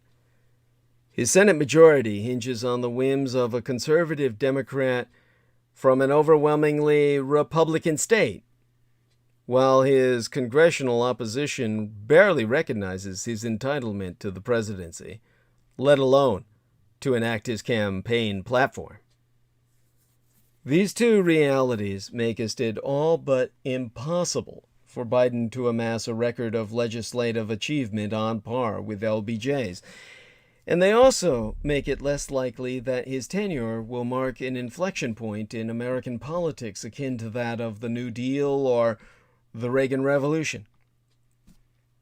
The Russo-collaborationist, red Republican, insurgent intransigence effectively means that Biden will be incapable of enacting any of the non-budgetary components of his agenda, from voting rights to immigration to labor law reform to gun control to new environmental regulations, unless the legislative filibuster is gutted. And the filibuster will only be gutted if Joe Manchin wants it to be. As of my speaking unto you, the West Virginia senator has given the public little cause for confidence that his avowed opposition to eroding the 60-vote threshold is insincere. Crucially, the narrowness of the Democrats' congressional majorities aren't a product of one poor election cycle, but rather of deep-seated structural disadvantages. As the electorate has polarized along lines of density and education, Democrats have ended up with a coalition that is systematically underrepresented at every level of government. The party's disproportionately college-educated, city-dwelling base is spread inefficiently across the nation's political geography, delivering Democrats more votes than they need in urban House districts and coastal states, while leaving Team Blue uncompetitive in wildly overrepresented white rural areas, which is why, as Howard Phillips Lovecraft warned us, we would all be ruled by degenerate, incestuous, downbreeding, cultic Cthulhuoid hillbillies. As a result, it took a pair of exceptionally pro-democratic national environments in 2018 and 2020 for the party to eke out a bare majority in the Senate this year, even as Chuck Schumer's 50-vote caucus represents 41.5 million more people than Mitch McConnell's. Meanwhile, since the median U.S. state is nearly 7 points more Republican than the nation as a whole, the Russo collaborationist Red Republican insurgency boasts control over far more state governments than Democrats do. Which means that the Republicans will have an excellent shot at dominating the House redistricting process and all but clinching a majority through gerrymandering alone, unless Democrats abolish the filibuster and ban partisan redistricting. Even if that were to happen, given the historical tendency of the president's party to lose seats in midterm elections, Republicans would remain likely to reclaim one or both chambers of Congress next year. In other words, for Biden to recenter American politics in the manner that FDR or Reagan did, by implementing a paradigm-shifting agenda, and then winning validation for it through a period of partisan electoral dominance, Democrats will need to overcome the polarization that has defined American politics for the past 2 decades. One can tell a plausible story about how this happens. Biden continues implementing overwhelmingly popular economic policies, presides over 8% presides over 8% growth and the tightest labor market in modern memory. And a small but substantial segment of working-class voters rethink their attachment to the party of plutocracy. For the moment, however, polarization isn't blinking. And if Democrats cannot reverse the rightward drift of non-college educated, rural, hostile, white supremacist, incest-bred Americans, Biden will be more likely to usher in an era of conservative political dominance than a progressive one. If the economy's performance over the next 4 years appears to validate Biden's macroeconomic management, then his Republican successors may well embrace aspects of, well, all aspects thereof. Election year stimmies could become an American institution. And once a child allowance or universal pre-kindergarten are in place, the Russo collaborationist Red Republican insurgency may find them as difficult to dislodge as Obamacare or Social Security. But unless Democrats expand their coalition or pass reforms that mitigate the underrepresentation of their existing one, Blue America's long wait for an anti-Reagan to make America liberal again may extend into the 2030s. But that's what brings us to Biden's next liberal power grab. It's actually more complicated than Republicans let on in their criticism of a new 36-member commission tasked with studying America's Supreme Court. The commission established by the White House may in fact be a classic bureaucratic feint to sidestep liberal demands to expand the court. The Supreme Court's current reactionary majority could put brakes on the president's ambitious plans to overhaul our economy, and even those of future leaders. With the 9 Supreme Court justices appointed for life, there's every sign that the reactionary, religious, and aging court will be completely out of step with an increasingly young, diverse, and secular American empire through the coming decades. Some Democrats want more justices appointed to even things out. They believe the court's right-wing tilt is rooted in an abuse of power by Mitch McConnell, who, as then Senate Majority Leader, would not confirm Barack Obama's third nominee to the court in his final year, then hypocritically changed his mind to back Donald Trump's nominee, Amy Coney Barrett, on his way out of the Oval Office. But left-wingers haven't yet explained how a Senate split, 50-50, will unite behind a proposal that would cause a political earthquake if enacted. Biden himself has previously been skeptical about expanding the Supreme Court, an attempt to do so by President Franklin Roosevelt when justices kept blocking his New Deal reforms in the 1930s backfired badly. Though his commission will examine reforms like term limits for justices who currently have a job for life, expanding the current 9-person bench, and changes to how the court selects the cases it will hear, it hasn't tasked with producing recommendations. In other words, we have a commission without conclusion. One of the court's remaining liberals, Associate Justice Stephen Breyer, warned that progressives should think long and hard about packing the court, a move that could further politicize it and erode its legitimacy.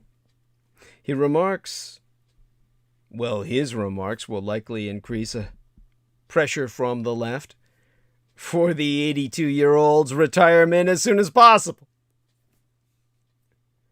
Liberals traumatized by the death of Justice Ruth Bader Ginsburg at the end of Trump's term fear that if Democrats lose the Senate next year, Biden will lose the chance to add another progressive justice to the court.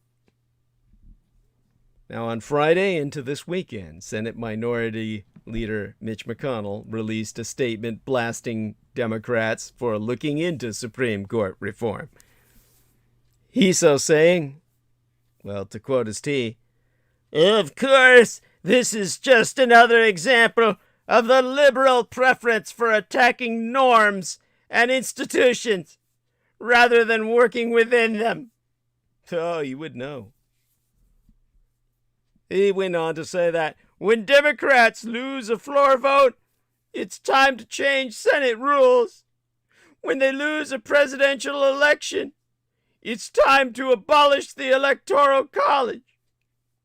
And when activists' cases fall flat against the rule of law, it's time to ignore Justices Ginsburg and Breyer and pack the Supreme Court.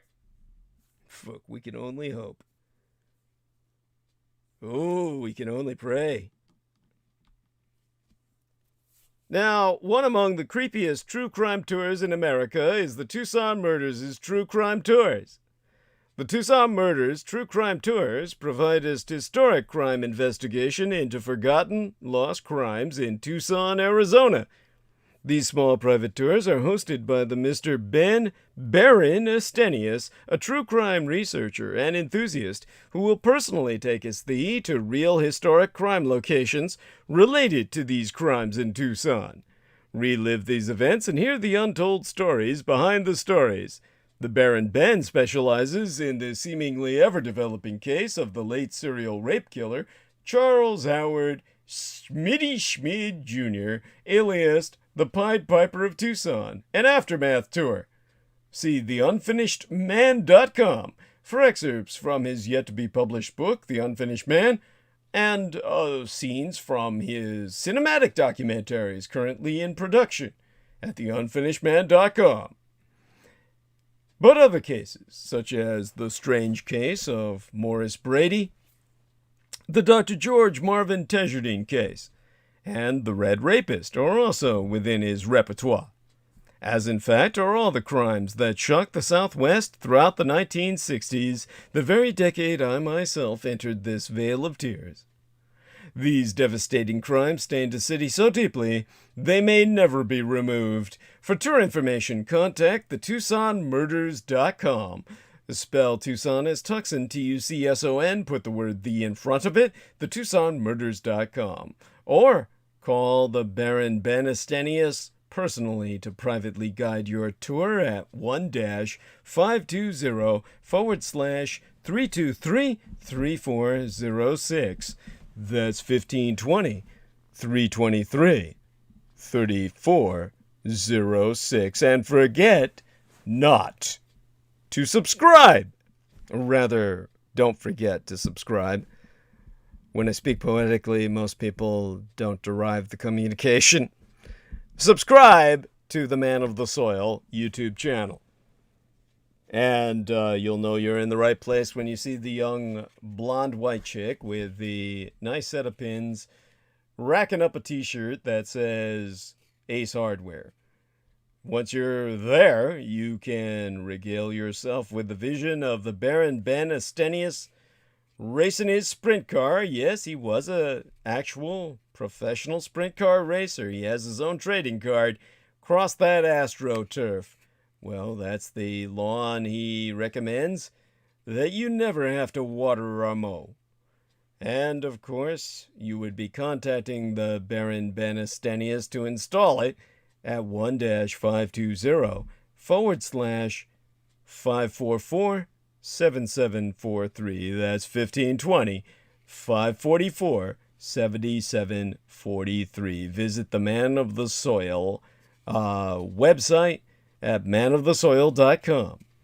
These are the landscape builders who take those men in brown on that great journey across the invisible Trump wall to provide you the greatest show on dirt, offering the services of landscape design and consulting, paver and travertine and flagstone patios, artificial grass, decorative rock, driveways, walkways, lighting, and drip irrigation.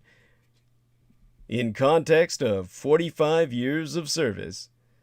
Yes, let them take that view outside your window.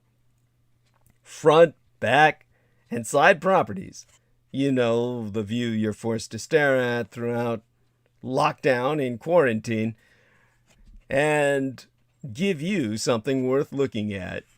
That's right, regale yourself with the drone footage on the Man of the Soil YouTube channel of their landscape architecture, and you'll find yourself sold. Contact the Baron Ben Estenius.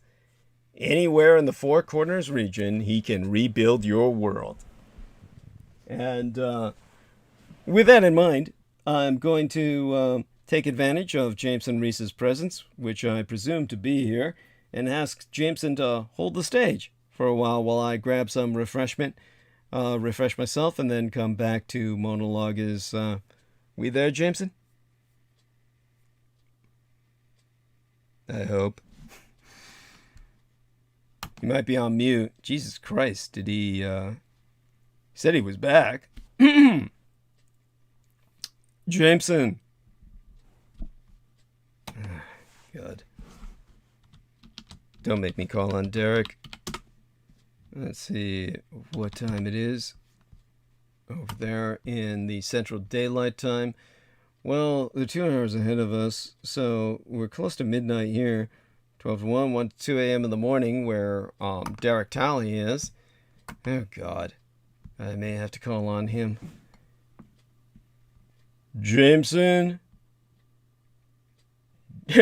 Kale Soul came in to say, I enjoy your channel. Thank you, Kale Soul. Oh, my God. Oh, there.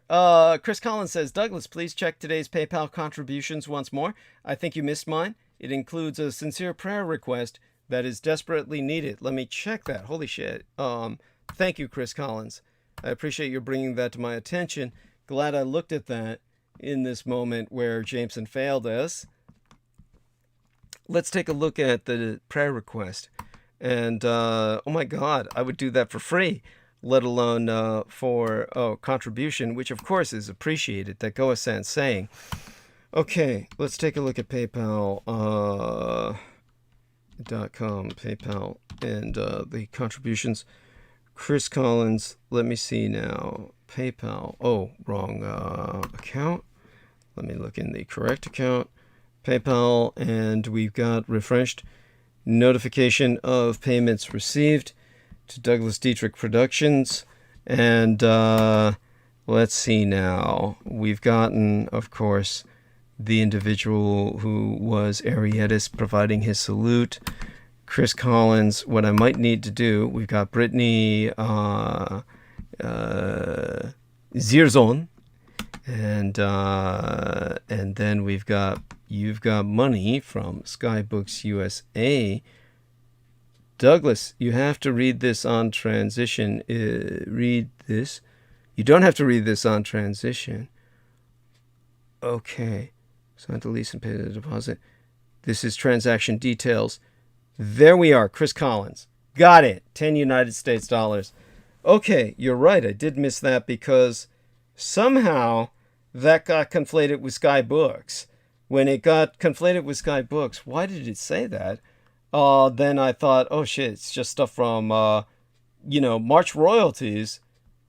It's PayPal. PayPal stuck the service notice right underneath the Skybooks royalties, which came this month from the sales of the Vampirology books. Chris Collins is correct. This is PayPal did this.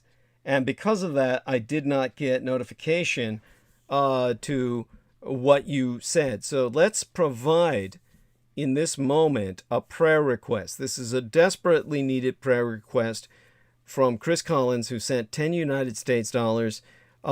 Chris Collins, yes, you're always welcome, even without contribution. Forward your prayer requests with a message on Facebook.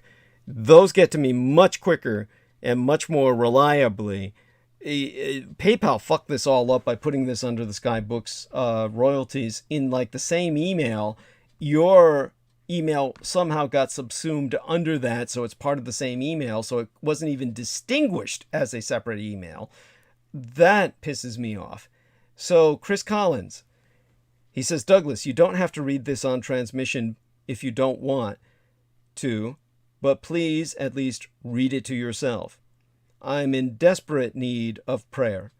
While on a trip to Los Angeles, my partner of almost 5 years messaged me and said she cannot move to the new house we just signed a lease and paid a deposit on because she's with someone else she just met and doesn't love me anymore. Beyond the logistical disaster of having an online eBay antique business together and suddenly having to move everything myself, I'm afraid for her. I fear she relapsed and something latched onto her and is controlling her. I have always loved and supported her unconditionally, but I'm afraid for the time she realizes the mistake she's made. It's so hard to try to convey the details of this horrific situation. without writing a long essay. But please believe me when I say I'm not the typical white trash piece of shit you regularly eviscerate, and I did not do anything to deserve this. Both of our families are in shock. I've been blindsided and stabbed in the back, and desperately need prayers for myself and for Danielle. I hope you don't find this in poor taste, but I'm devastated and brokenhearted and need spiritual strength. Much love as always, Douglas. I've been here all along and always will be. Postscriptos. I'm the guy that sent you Garden on the Moon a couple of years ago. Yes, I will never forget that. God bless you. This is, of course, Chris Collins, and I love him dearly. Everyone, please, unite in prayer for both himself and, more importantly, for Danielle. This is so disturbing. I understand exactly how you feel. This is something that upsets me so deeply that this was literally subsumed into the Skybooks email by PayPal, that they basically stuck this into the same email so that it was actually beneath the other information about Skybooks, and therefore I thought it was simply a Peter Moon announcement, so to speak, kind of like just a fact sheet on royalties. It's bizarre to me that PayPal did this. But beyond that, by all means, I am going to continue repeating this prayer request starting at the beginning of our next transmission on Wednesday and until Chris Collins asks me to stop. This should go on for at least a while. Honestly, I know exactly how he feels. This is what happened to myself with Lena Shea in a sense. And in the case of what Danielle is doing, this is something that is probably best expressed by Chris Collins himself, where he's more than welcome to explain what's going on. As a matter of fact, let's ask Chris Collins if he has a Skype ID. And Chris Collins, if you've got a Skype ID, send me a Skype request, as in a contact request, and let's bring you on to outline what has happened. I think that is imperative so that people get a better understanding of what's been going on here. Honestly, this is something that I find so disturbing, and I can empathize to the degree of what happened between myself and Lena Shea, that it is something that I think only you can express this and give me your feedback on that. So looking forward to a response from Chris Collins in that regard. My love and encouragement unto he. Everybody pray for Christopher Collins and provide him and Danielle the support so that hopefully this situation will turn around, or hopefully he finds a new partner in life that will support him and not betray him in such a horrific fashion. When things move suddenly like this is obviously a product of something sinister. He alludes to a kind of relapse. This is almost MK Ultra level to me when somebody does this. So your invitation is to guest on this program, Chris Collins. And so Tomo Suzuki says, love you, Mr. Dietrich, with a blue heart. That love is returned, Tomo. Hugs or kisses, depending on your gender, or whatever you're comfortable with. And he was asking about my gang stalker. We've given a report on that. And that you can review from the earlier part of this program. Lex Lars says, good morning from Spain. And thank you, Lex Lars. Hope you enjoyed my response to your question about that ridiculous Belgian doctor. And Karen O'Connor from Ireland says, "Morning, D. Baby's about to wake up, so I'll catch you Wednesday." Okay. Thank you, Karen. Love you dearly. And by baby, I think she's referring to, they're a couple, but I always think of them as retired. Maybe they're younger and they have an actual infant in the house, but I always thought of them as kind of a retired couple in Dublin. So, by the way, I have to admit, when it comes to Prince Philip, there was this picture by, posted by Mr. The Maggot Man himself, Mr. John Warrington, on his own Facebook timeline, that was just showing this hideous caricature of him as a t-shirt on the Queen, basically saying "Cannibal Corpse." I have to admit, Prince Philip looks pretty ghoulish by the time he checked out. He was looking pretty ghoulish at the age of 99. Again, this is so... it does bring me back to Christopher Collins, who did emphasize, "I'm not your typical white trash piece of shit who you eviscerate." I want the average white male listener, to understand that when I'm eviscerating the typical white trash piece of shit male, I'm talking about these kinds of people who are attacking myself. I'm talking about these kinds of people who are supportive of the Russo collaborationist Red Republican insurgency that is come to represent so much that's evil and destructive, the enemy in our coming civil war. Those are the kind that I am attacking, and certainly not those that are enlightened, educated, and generally supportive of what I say. Chris Collins says, "I thank you so much, Douglas. Don't worry about the PayPal mix-up. I don't have a Skype ID, and honestly don't think I could handle speaking about it on transmission. But your offer means so much to me." Thank you, Chris. It's the least I could do. It is the least I could do. The offer always stands. If you want to set up or establish a Skype account, bear that in mind. And this is something that you are welcome to explain on bandwidth and on record.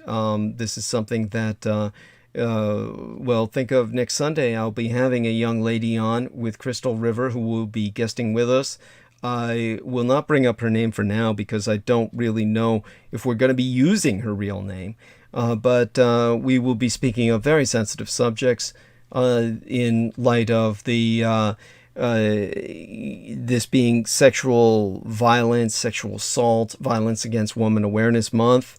And that's another reason why I abuse the white male so much. Obviously, there are abusive Asian males. There are abusive black males.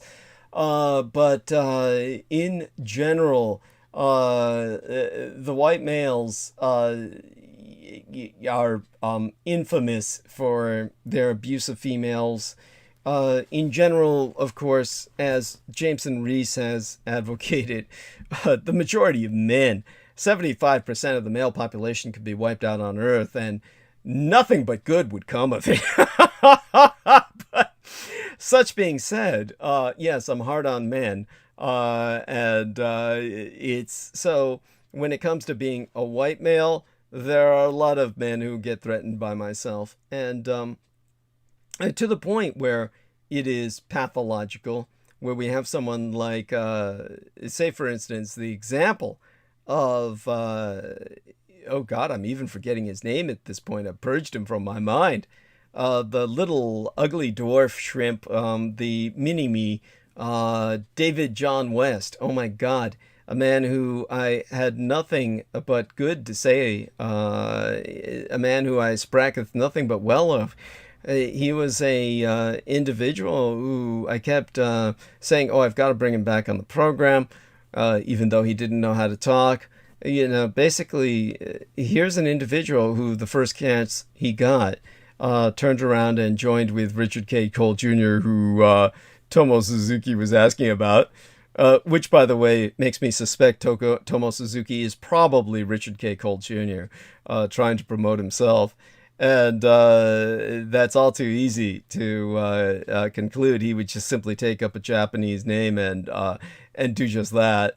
That's exactly his speed, as my late and sainted sire would say, the man who raised and guided me, George Dietrich.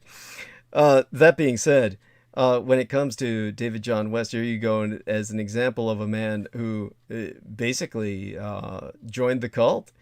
And he is an individual who did so for the insane reason he thought that what I said was negative.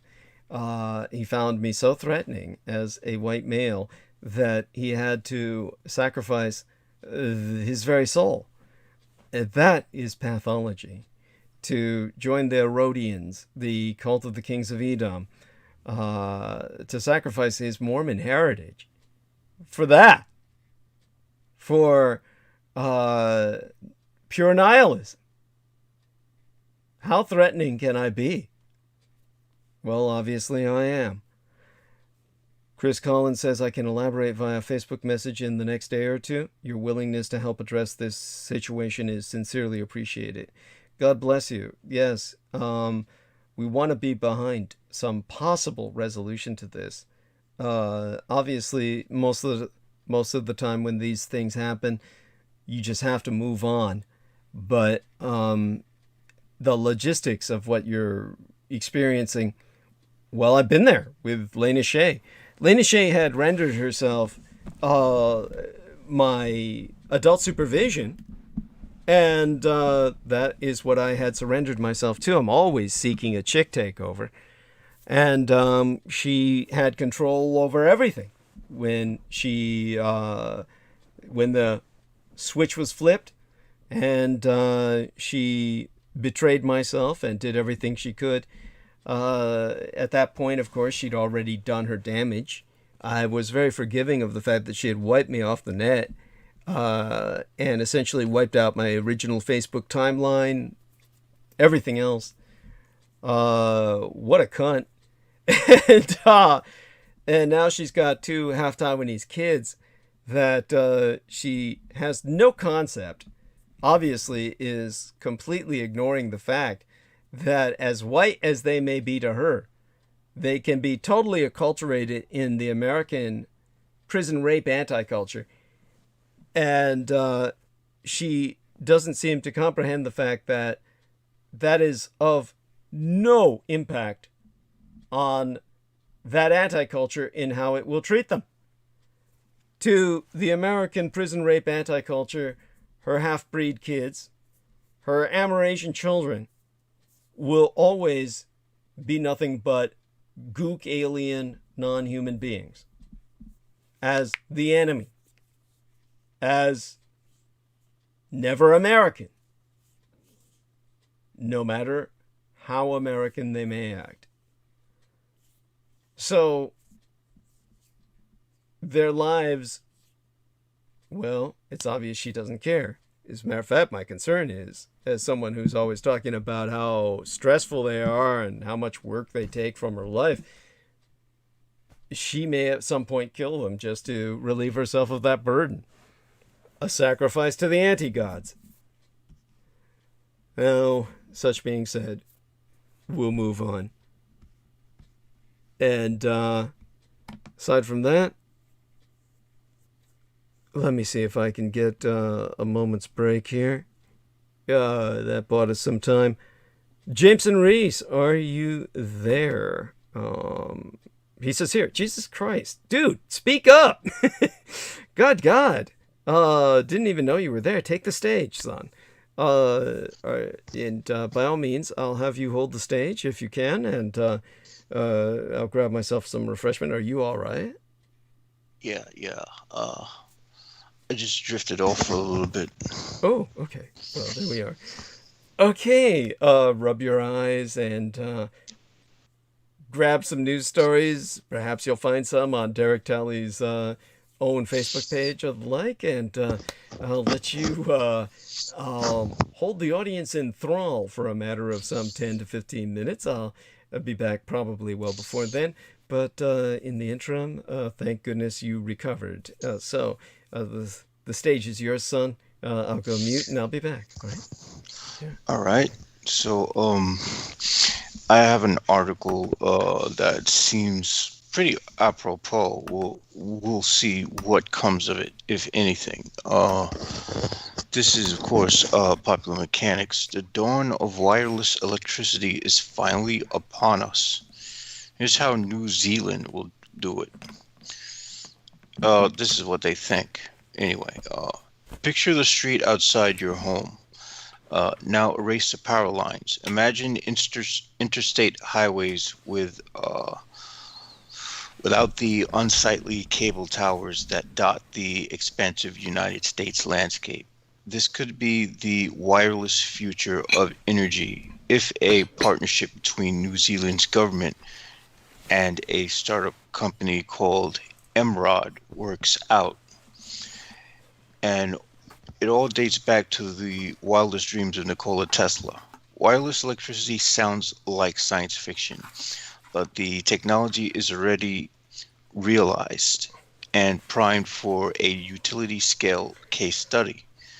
And in the first of its kind pilot program, PowerCo, New Zealand's second largest electricity distributor, will test Emrod technology beginning in 2021, which is this year. So we'll see how that goes.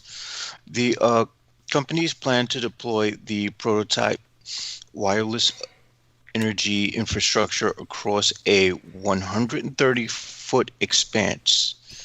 To make it possible, Emrod uses rectifying antennae, aka rectennaes, that pass microwaves of electricity from one waypoint to the next. That's essentially no different than 5G, a solution well suited to New Zealand's mountainous terrain.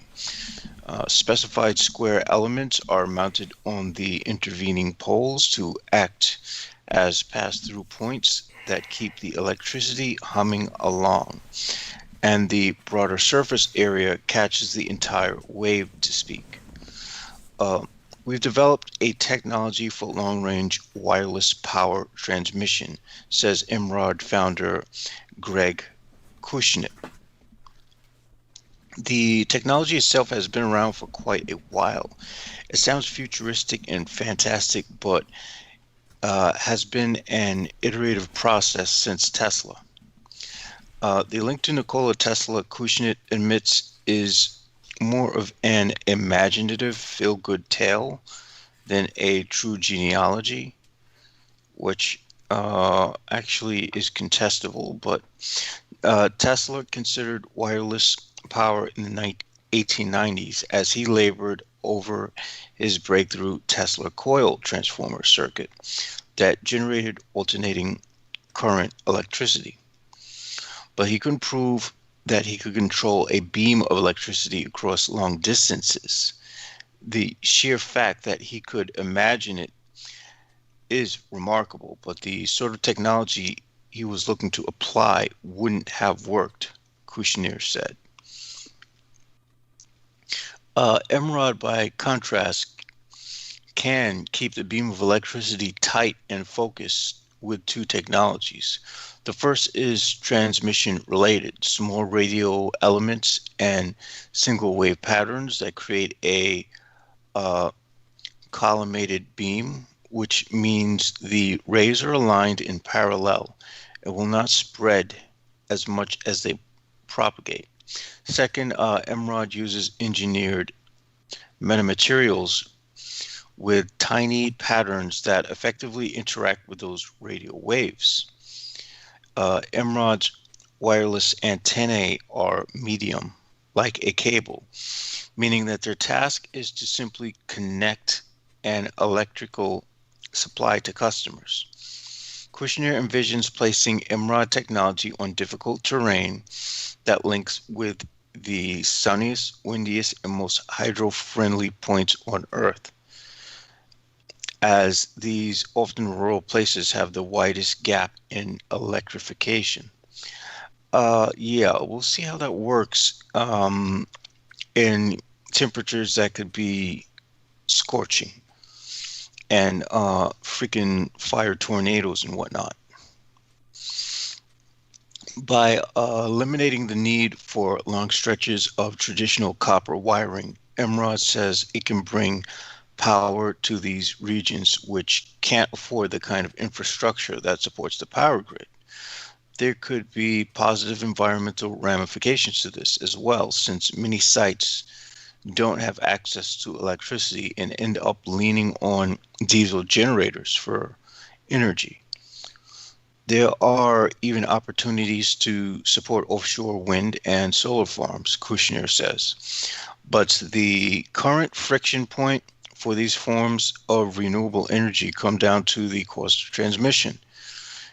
In the Cook Strait, which connects the North and South Islands of New Zealand, offshore wind farms require expensive underwater cables, for instance.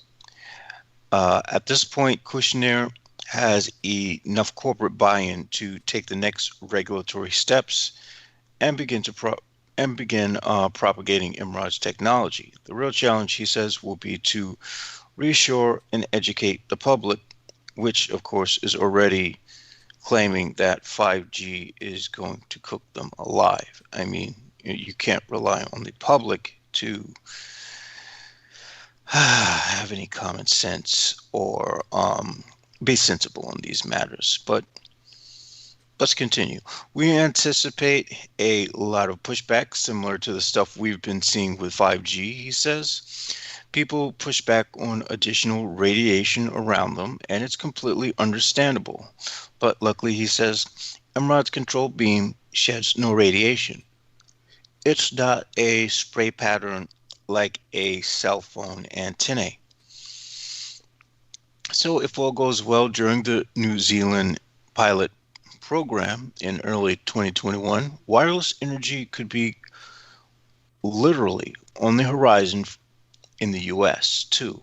As for when, that's anybody's guess, which is a good point, because not soon enough. If it's not within the next 10 years, well, there won't be much left anyway to worry about electricity, which I guess is a good thing for animals, but not a very good thing if you're a human being.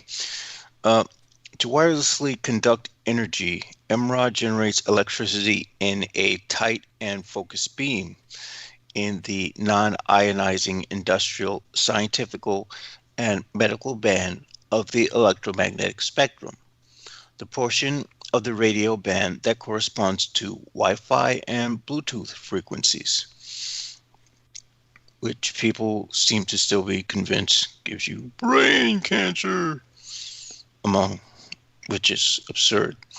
From there, a transmitting antenna sends the power through various relay points to the rectenna that can safely transport the waves in the same frequency range as the microwave oven in your home.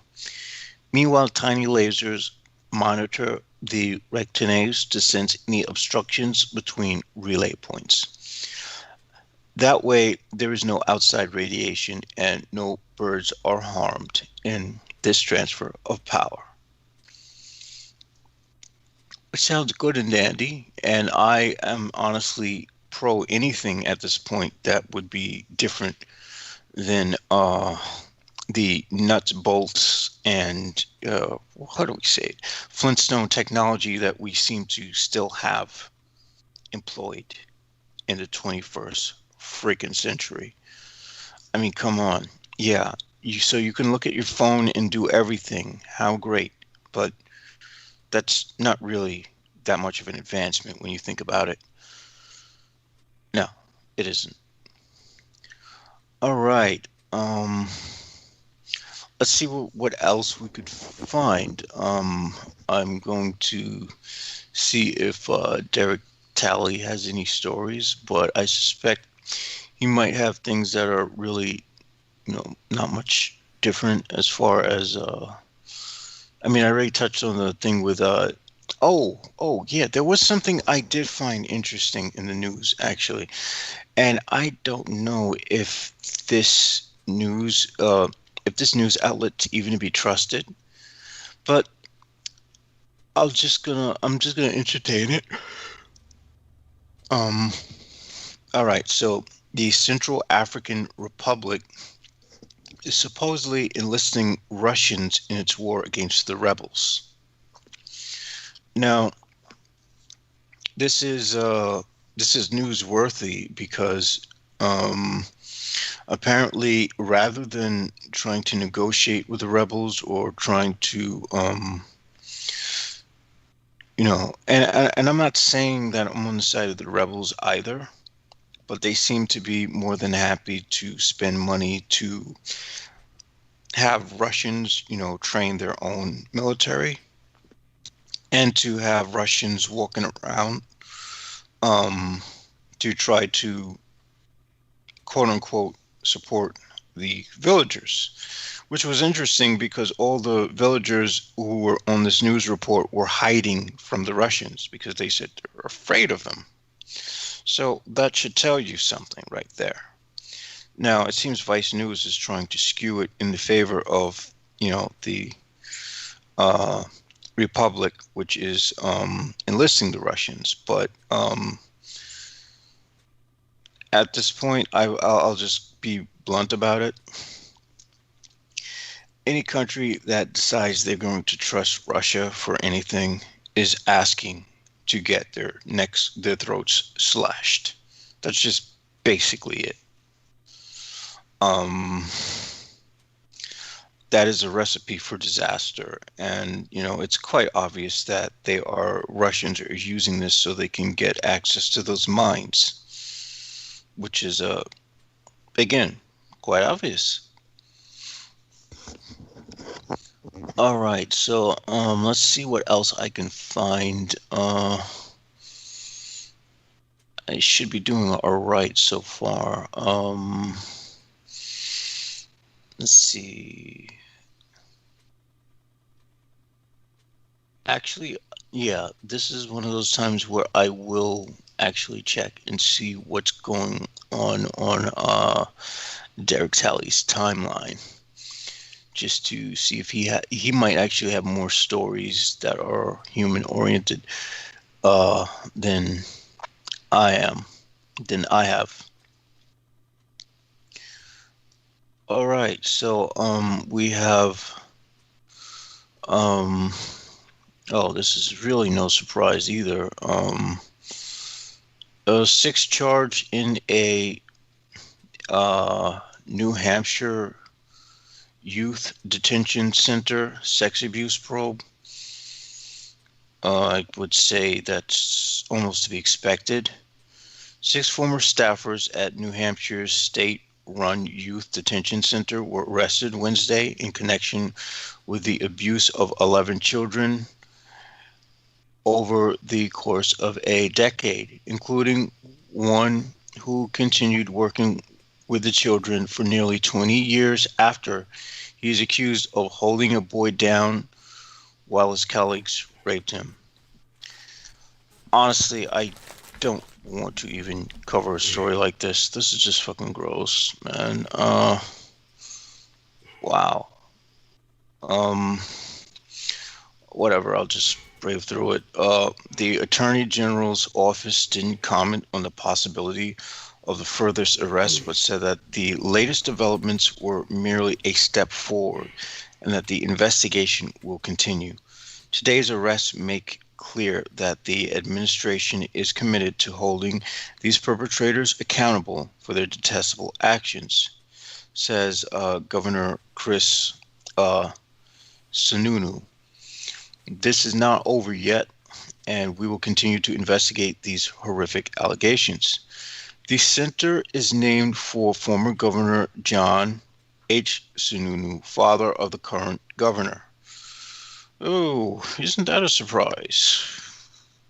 I don't know why I'm even entertaining that. Several of these Several of those arrested Wednesday were previously named in a civil lawsuit filed last year, in which more than 200 men and women alleged they were physically or sexually abused as children by 150 staffers at the Manchester facility from 1963 to 2018.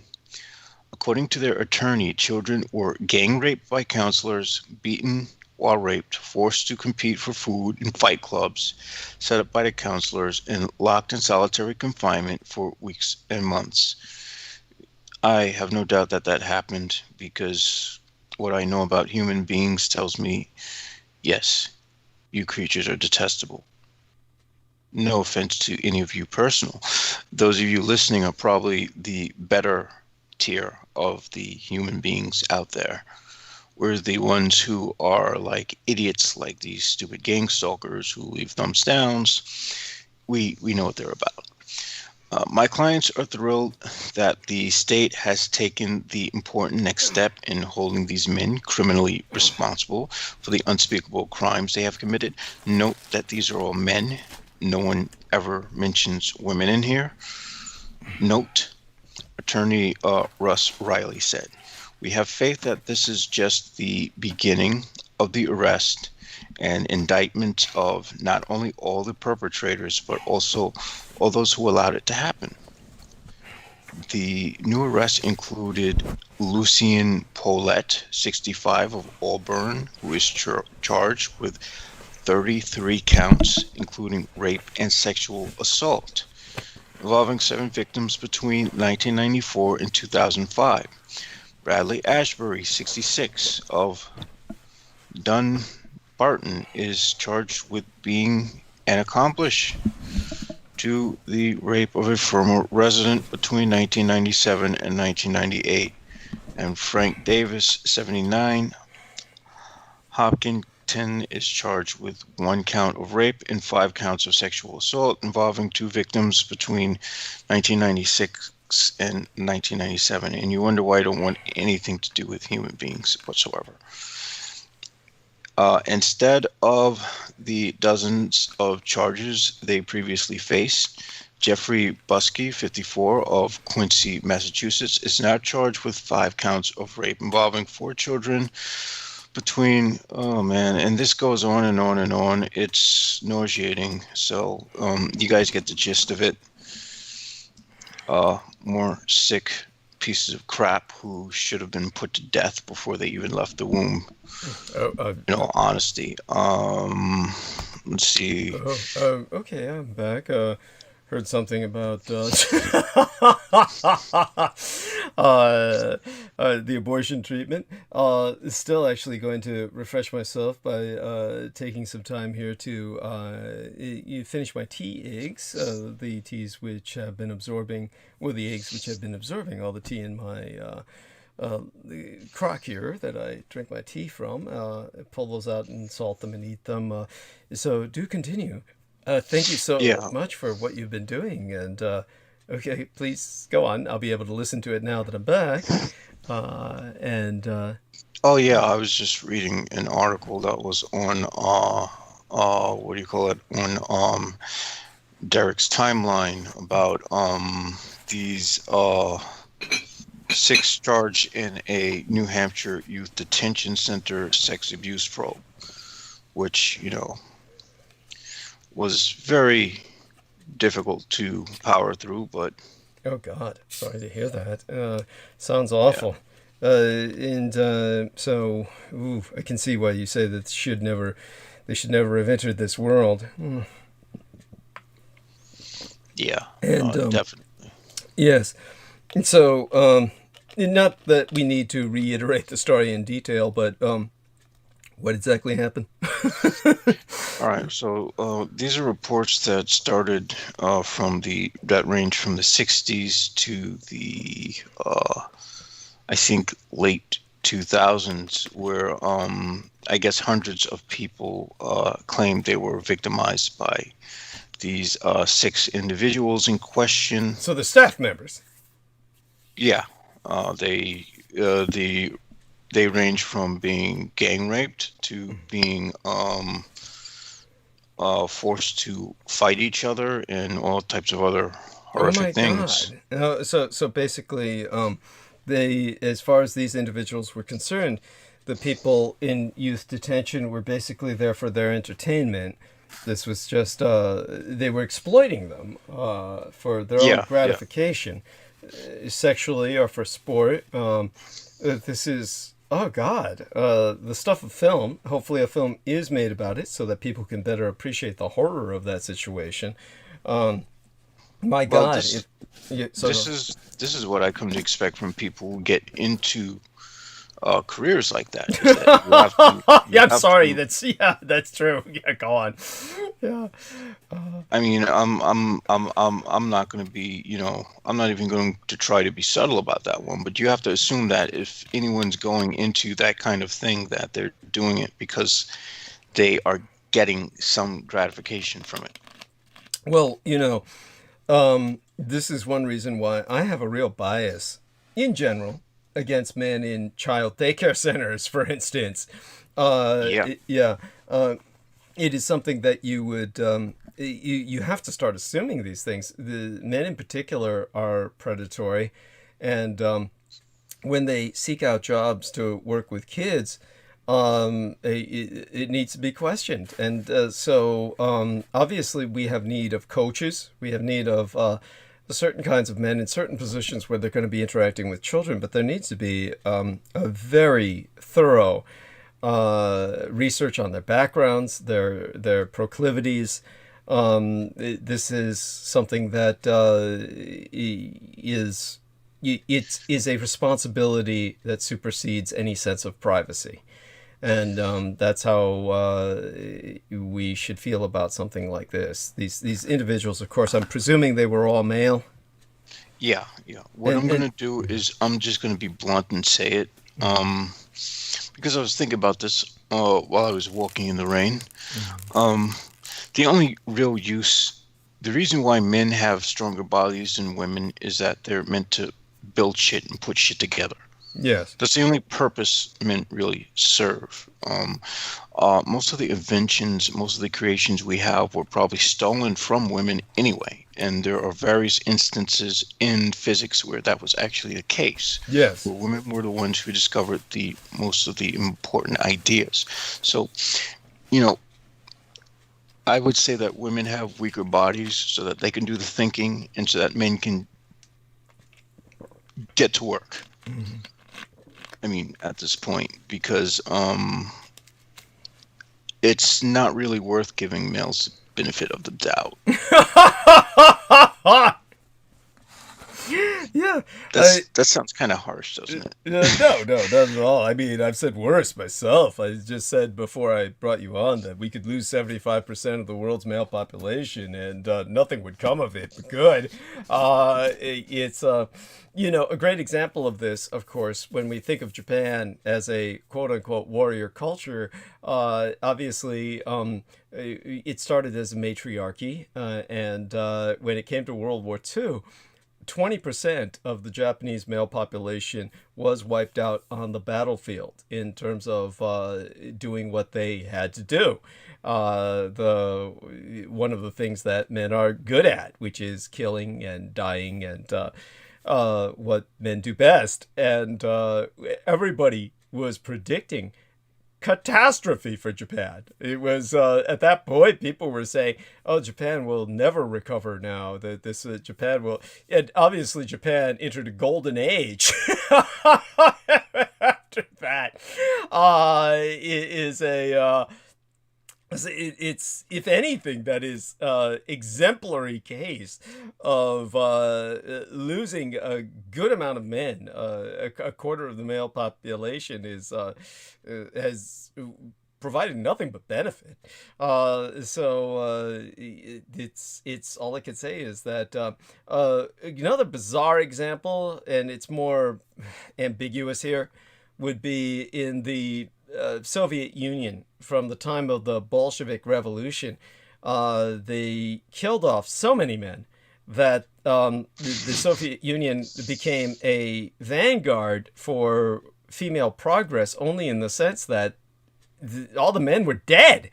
with all of the executions, they continually just kept committing themselves to the mass murders, the mass executions, the everything that happened.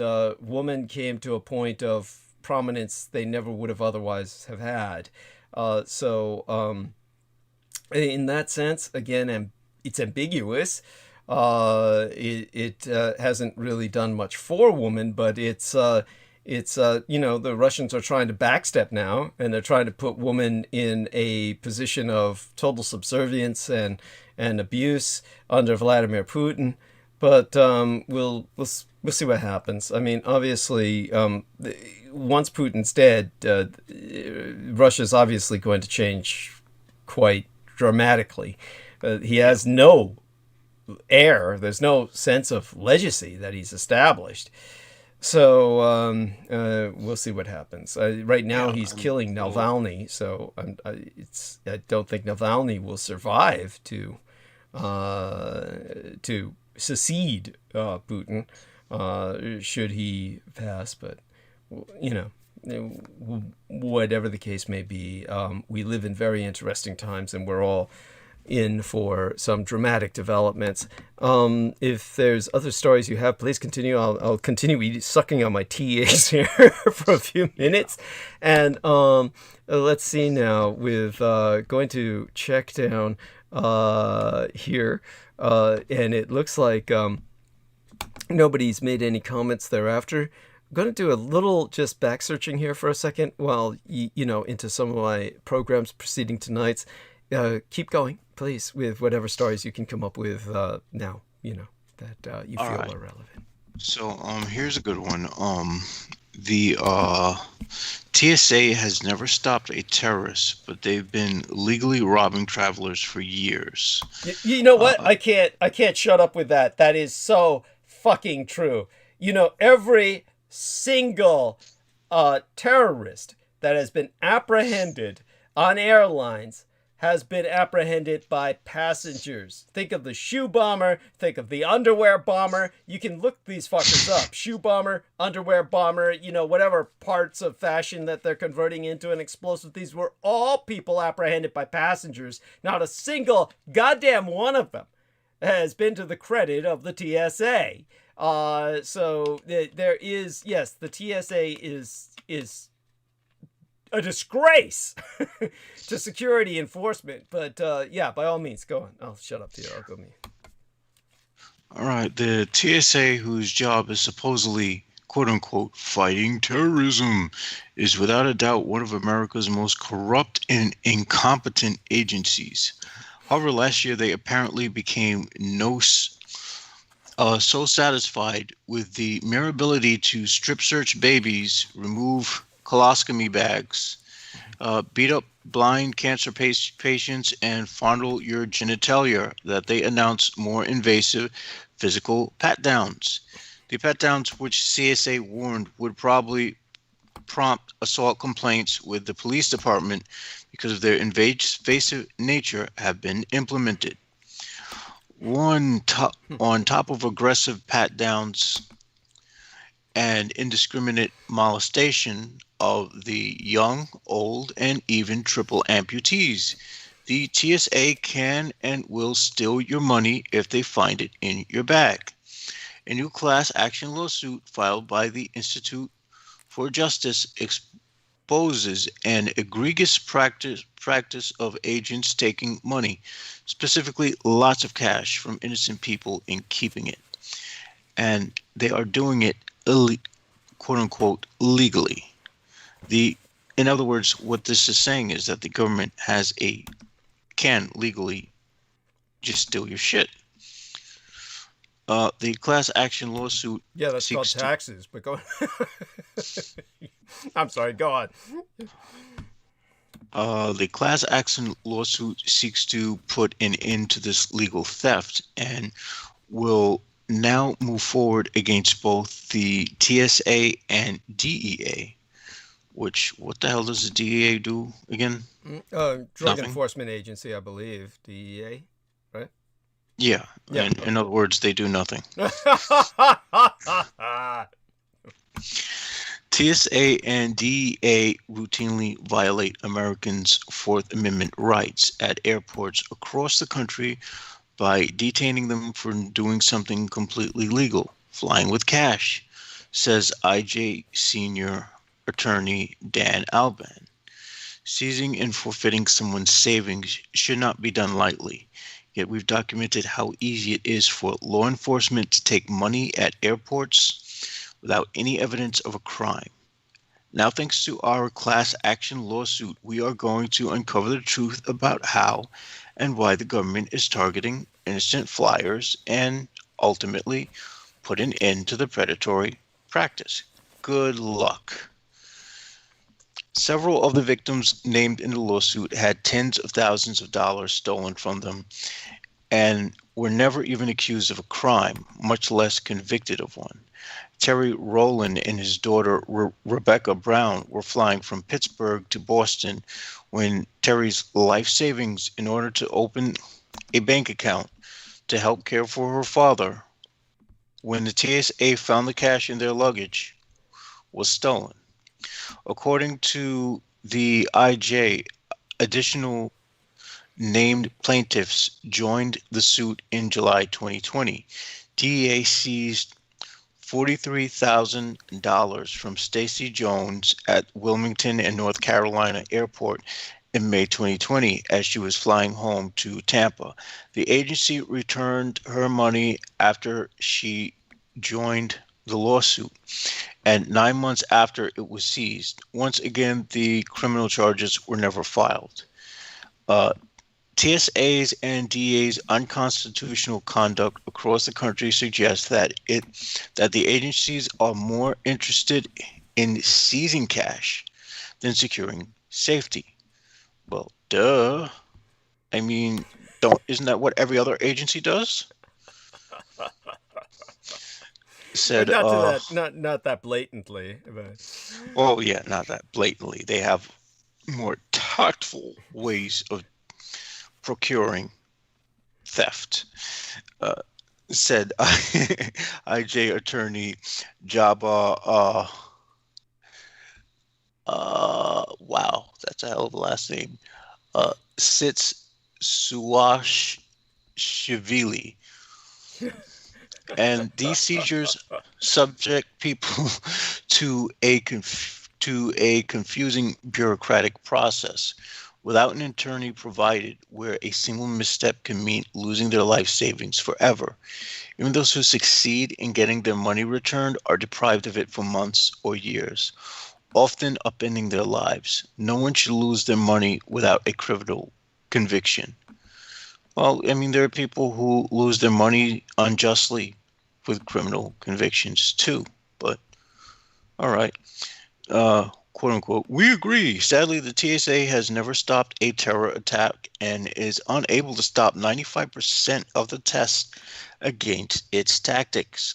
Gropes and molests children and adults alike who unquestionably accept it. As TFTP has previously reported, when the TSA isn't stealing from the elderly, they are molesting them, even 84-year-old survivors of the Holocaust. Eva Moses Core exposed her abuse by TSA in a tweet explaining how she was forced to undergo a very demeaning body search just to board a plane. In her tweet, she drew a parallel with the TSA and Auschwitz. Core was traveling back home after giving a lecture on the horrors of Auschwitz when she said she was able to survive being in a concentration camp, but could barely survive the abuse she suffered at the hands of the TSA. That's pretty bad. Another very demeaning body search by the TSA. There has to be some way at age 84 I can get some clearance by the powers of the government from this procedure. As I lecture about surviving Auschwitz, I can barely survive the TSA body search. I detest it. That ruined my experience, wrote the 84-year-old. Well, step in line with millions of other Americans. Another very demeaning body search by the TSA. oh wait, yeah, I just read that. Hopefully the lawsuit exposes the problem with TSA and Americans start paying attention before TSA is deployed to malls and grocery stores, stealing our money while checking our vaccine passports. Okay, they did not have to go there. They really did not have to go there. Well, the vaccine passports, as they call them, your vaccine card may become required for you to fly, so that's why they went there. That's just a thought in passing. But Well, I mean, yeah. honestly, I'm not opposed to that idea Right. I agree with it as at well. this Yeah. point. I mean, think of if we had something like that implemented when this whole thing started, we probably would be over the pandemic Oh, quite agreed. quickly. Oh, you're preaching to the converted here. This is, honestly, we've got to start really being aggressive about this. And of course, we don't want to get some of our friends all riled up who are, anti-vax. But it's obviously, as far as Jameson and I are concerned, the vaccines work. By the way, did you recover the other day when you had that booster shot that pretty much wiped you out? You recovered well enough, I take it. Yeah, I did. Good. Yeah, I did. Good. Yeah. Okay, glad to hear that. And so, go on. Yeah, with what you're. All right, so let's see if I can find something that's not too. Oh, have you finished the article on the TSA already? I mean, Yeah, yeah, that was, that was it. That was about it. I mean, that's pretty hard. That's pretty hardcore. That guy really eviscerated them. That's pretty funny. But yeah, the TSA is pretty. Yeah, that's lame. I knew one guy who wound up working for them. He was used to work in a gaming store, and then he wound up working for the TSA. And after that, he pretty much separated himself completely from all his old friends. It was like entering a cult or something. Well, that should tell you all you need to know then. Yeah. Because at that point he knew that he'd be robbing from all his friends.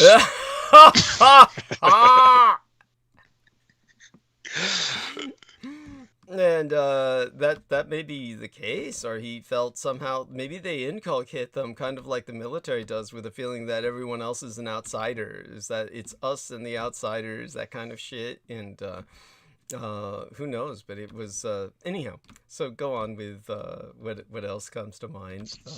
Yeah, but the funny thing about that mindset is that everyone does it. So really, how much of an outsider can you be if you're inside of something?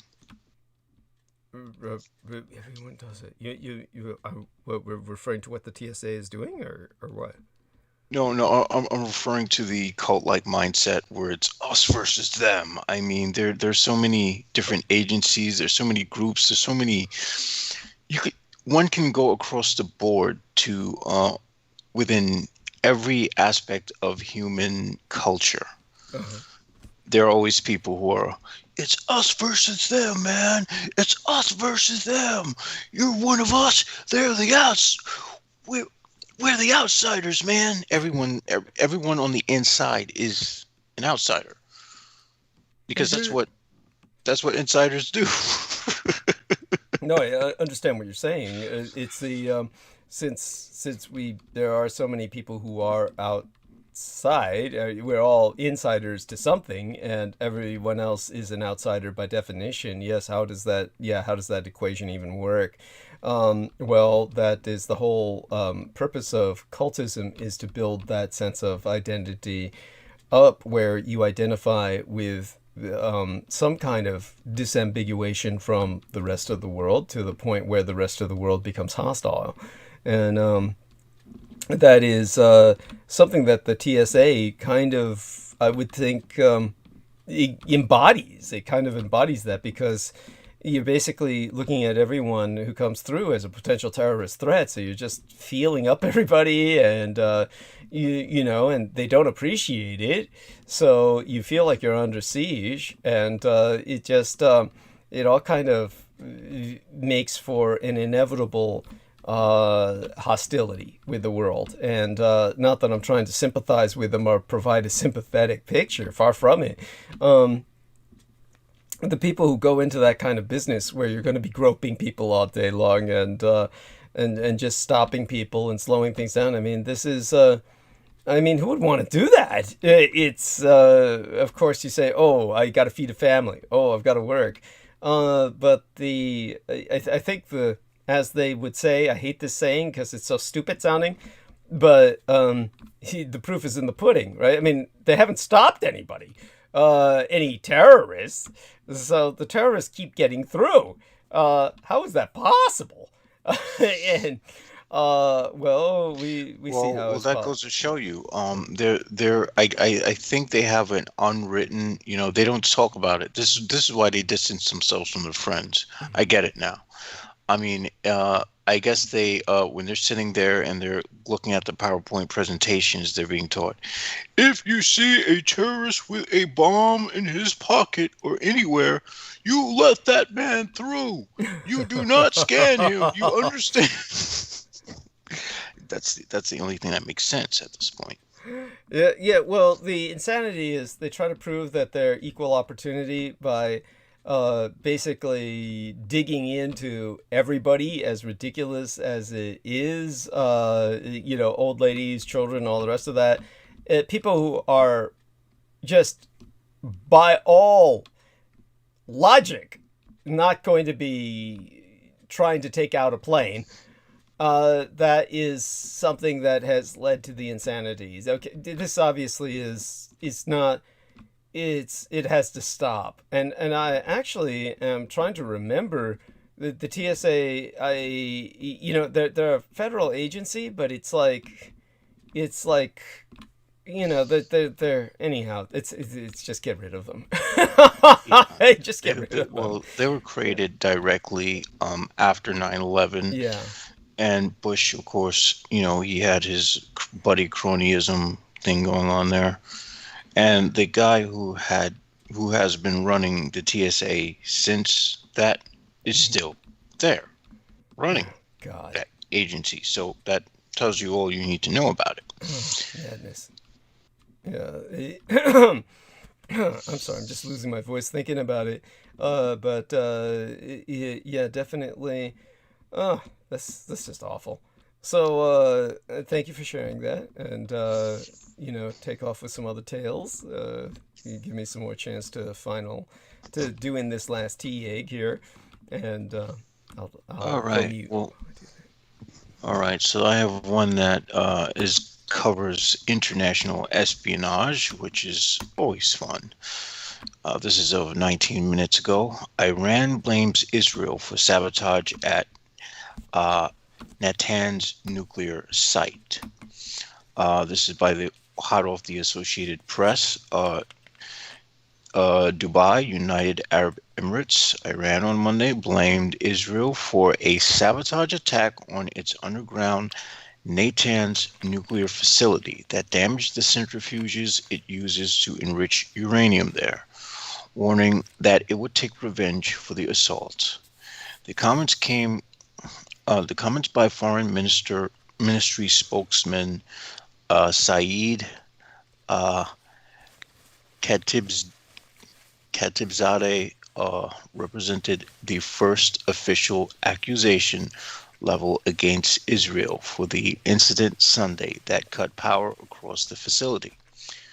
Israel has not directly claimed responsibility for the attack. However, suspicion fell immediately on it as media there nearly uniformly reported a devastating cyber attack orchestrated by the country uniformly reported a devastating cyber attack orchestrated by the country caused the blackout. There we go. That was a word twister for some reason.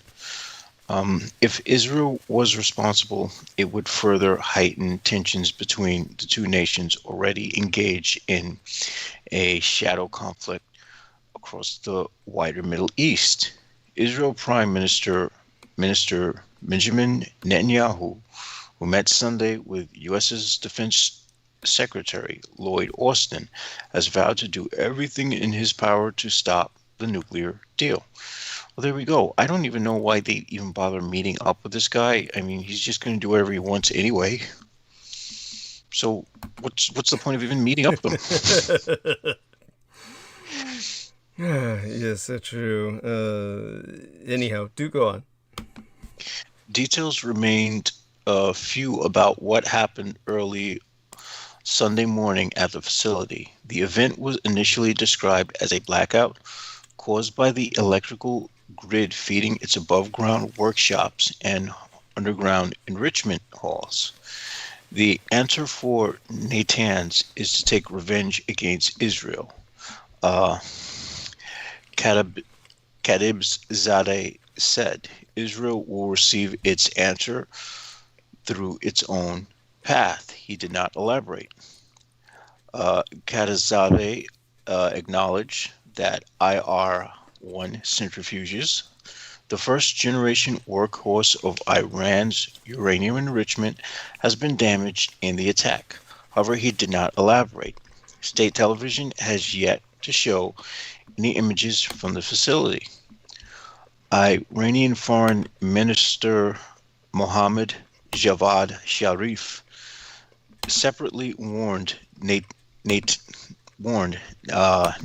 would be reconstructed with more advanced machines, something that could imperil ongoing talks in Vienna with world powers about saving Tehran's tattered atomic accord. Why not just build another site somewhere where no one knows about it? That's pretty hard to do. You know that, of course. But I do. But I mean, the going forward and saying, well, we're going to build another one anyway. It's just as senseless. Yes, yeah, that's true. It's just oh my God, the whole situation is just so frustrating. Anyhow, so do go on, and if you're finished with that, find another story. I'm almost done with what I'm indulging in. So. All right. So here's a quote here. The Zionists want to take revenge on the Iranian people over their success. You do that well. On the path of lifting sanctions. Iran's state-run IRNA news agency quoted Zarif as saying, "But we do not allow and we will take revenge on this action from the Zionists." The IAEA, the United Nations body that monitors Tehran's atomic program, earlier said it was aware of media reports about the incident at Natanz and has spoken with Iranian officials about it. The agency did not elaborate.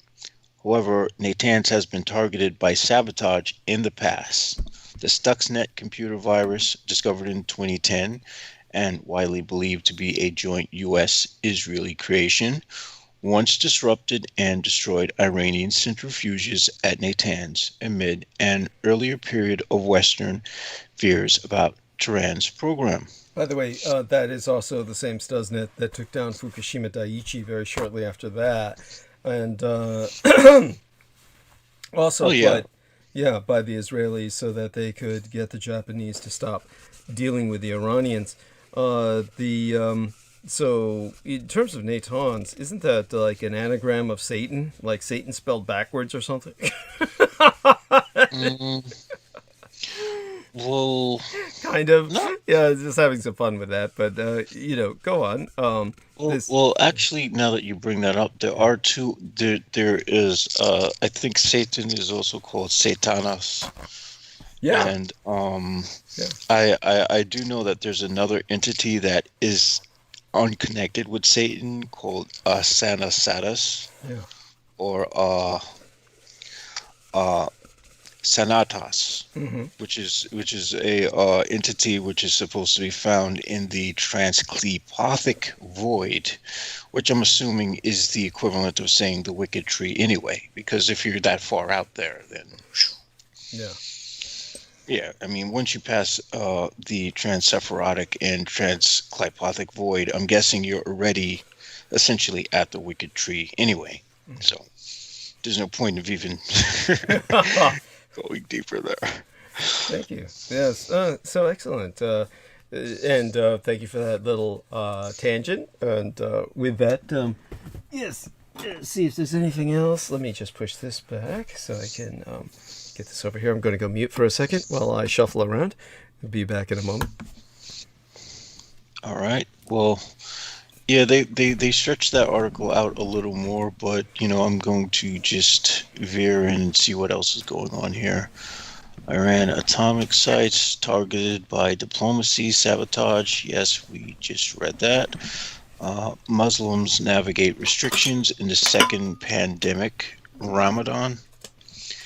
We'll see how that works. Dubai parts with curtain covers for restaurants in Ramadan. Who cares? It does matter, but table covers. Seriously. Ecuador picks conservative for president. Peru eyes runoff. Oh, that's no surprise. That sucks to be them. Wow. Are they really saying that there's not much going on in the world out there? Come on. There's got to be better stuff than this. Oh, here we go. India overtakes Brazil as second worst hit country. This is, I think, dealing with the coronavirus. Yes. India reported another record daily surge in coronavirus infections Monday to overtake Brazil as the second worst hit country. The 168,912 cases added in the last 24 hours pushes India's total to 13.5 million, while Brazil has 13.4 million, according to data compiled by Johns Hopkins University. Yeah, they're in a race to the bottom. Brazil and India, just to see how each one of them, to see how fast they can get to the the most fucked up, now that America's finally started applying itself to combating the virus instead of denying it. They had to pick up the slack. What can you say? Go on. Yeah, everyone wants to become America. It's not even funny. Yes, in the most stupid sense imaginable. Yeah, the Trump of the tropics, man. And the Trump of the Indian subcontinent. Modi and who's the idiot? I've purged his name from my memory. Bolsonaro. Oh, that piece of shit. Crazy, stupid, fucking people. Anyhow, so go on. And the problem with these people is that they never die. Oh my gosh, they're just so stupidly tenacious. Yeah, it's incredible. It really is. They live forever. Anyhow, so there you go. The power of the anti-gods. It's they give their cultists that much, at least. So right. Go on. India also reported 904 deaths in the past 24 hours, taking its total to 170,179, which is the fourth highest toll behind the United States, Brazil, and Mexico. Oh, good. New kids on the block. They should feel encouraged. India is experiencing its worst surge of the pandemic, with a 7-day rolling average of more than 130,000 cases per day. Hospitals across the country are becoming overwhelmed with patients, and experts worry the worst is yet to come. Well, yeah, they have 1 billion people in that country alone. So, that's a large chunk of the world's population there. What do they expect is going to happen? The latest surge also coincides with the shortage of vaccines in some Indian states, including western Maharashtra state, home to financial capital Mumbai, which is the worst hit state and has recorded nearly half of the country's new infections in the past 2 weeks. In other developments in the Asia-Pacific region, the hard-hit Philippines capital and 4 nearby provinces were placed under a lighter coronavirus lockdown Monday to avoid further damage to an already battered economy despite a continuing surge in infections and deaths. Presidential spokesman Harry Roque said Metropolitan Manila and other provinces of the Bulacan, Cavite, Laguna, and Rizal, a region of more than 25 million people, would remain under lighter quarantine restrictions up to the end of April after a 2-week hard lockdown. Just 2 weeks. Boy. Oh my God. Yes. Okay. Going mute again for just a few moments here. Going to grab myself some liquids to keep me through the rest of the night. And non-alcoholic, I assure you. Not that I would care if not that anyone could do anything about it, because this isn't terrestrial broadcast radio and I can start drinking should I want to. Simply don't care to at the moment. But I'll be back in just a few minutes. Got to grab some of these bottles of water, Voss water, which of course I know you also appreciate. So I'll be back in a few minutes. Thank you, James, and keep going. All right. Our emerging strategy is to increase our bed capacities instead of closing the economy, said Roque, who spoke in a televised news briefing from a Manila hospital after contracting COVID-19, like many cabinet members. The Philippines has long been a Southeast Asian coronavirus hotspot with about 865,000 confirmed infections and nearly 15,000 deaths. New Zealand is requiring that all border workers be vaccinated against the coronavirus by the end of the month. Prime Minister Jacinda Ardern said Monday that beginning immediately, employers would need to consider alternative options for any of their employees who have been vaccinated. That could mean those workers are redeployed to roles away from the border or fired. Whoa, what the hell? They're firing people who, wait, did they, well, let me reread that. Something doesn't seem right. All right. Employers will need to consider alternative options for any of their employees who haven't been vaccinated. Okay, that makes more sense. I knew I read that wrong. That could mean those workers are redeployed to roles away from the border or fired. Ardern had previously set April as a deadline for vaccinating frontline workers, but on Monday talked about it in stronger terms. After 3 workers at a quarantine facility caught the virus. New Zealand has stamped out the spread of the virus within the community, so returning travelers who might have caught COVID-19 abroad are considered the biggest vulnerability. And that makes rational sense. Tokyo adopted tougher measures against the coronavirus as it struggles to curb the rapid spread and of a more contagious variant ahead of the Olympics in a country where less than 1% of the people have been vaccinated. Japan expanded its vaccination drive Monday to older residents, with their first shots being given in about 120 selected places around the country. The tougher COVID-19 rules allowed Tokyo's governor to mandate shorter opening hours for bars and restaurants, punish violators, and compensate those who comply.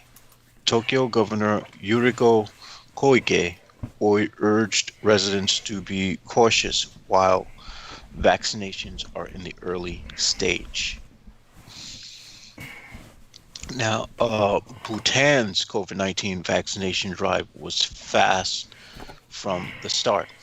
As other countries rolled out their vaccination campaigns over the months, Bhutan is nearly just 16 days, has done just 16 days after it started. The tiny Himalayan kingdom has vaccinated nearly 93% of its adults. Well, how many people live comparatively in the Himalayan mountains. Its small population helped Bhutan move fast, but dedicated volunteers and the use of cold chain storage from earlier vaccination drivers drives are credited as well. Bhutan distributed the shots to coincide with auspicious dates in the Buddhist astrology, and to the recipient and provider of the first shot were women born in the year of the monkey. Oh, there's some cleverness to the Asian horoscope. There we go. It seems to have worked in their favor. The new mayor of South Korea's capital demanded swift approval of coronavirus self-testing kits, saying his city urgently needs more tools to fight the pandemic and keep struggling businesses open. O.C. Hoon spoke Monday as Seoul and nearby metropolitan towns shut down. Hostess bars, nightclubs, and other high-risk entertainment venues to slow transmissions. Similar businesses were also shut down in the southern port of Busan. The Korea Disease Control and Prevention Agency said 350 of the country's 587 new cases were from the Greater Seoul area. Kwon Jun-wook, director of South Korea's National Health Institute, said earlier this month that the authorities are reviewing whether to approve rapid home tests, but the review has proceeded slowly, with some experts saying that such tests will do more harm than good because they are less accurate than standard laboratory tests. All right. So that's it for the coronavirus pandemic news, at least. Let's see what else we can dredge up from the depths. Oh, give me something spicy here. Of course, spicy for me, everyone's taste differs, but, I tend to like things that have a lot of casualties because, it just seems more important. Oh, yeah, there's the, what do you call it? That volcano that went off, in St. Vincent. Oh, yes. As a matter of fact, Crystal River was predicting some kind of natural catastrophe, and she feels that this was a manifestation thereof. Please, go on about that. Tell us what exactly... this is, of course, a Caribbean island, St. Vincent, and... it's around the area of Barbados and, other islands like that.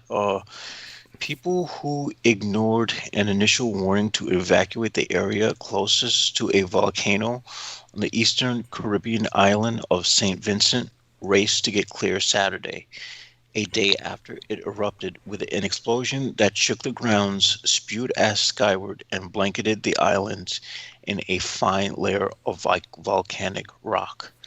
Now, for starters, you don't want to be breathing that shit in. And, there are, of course, people, a lot of the footage I saw was from people with cameras, and I'm almost certain these people are not wearing, those industrial level masks to keep out all that dust and ash. So those people are already fucked and they don't even know it.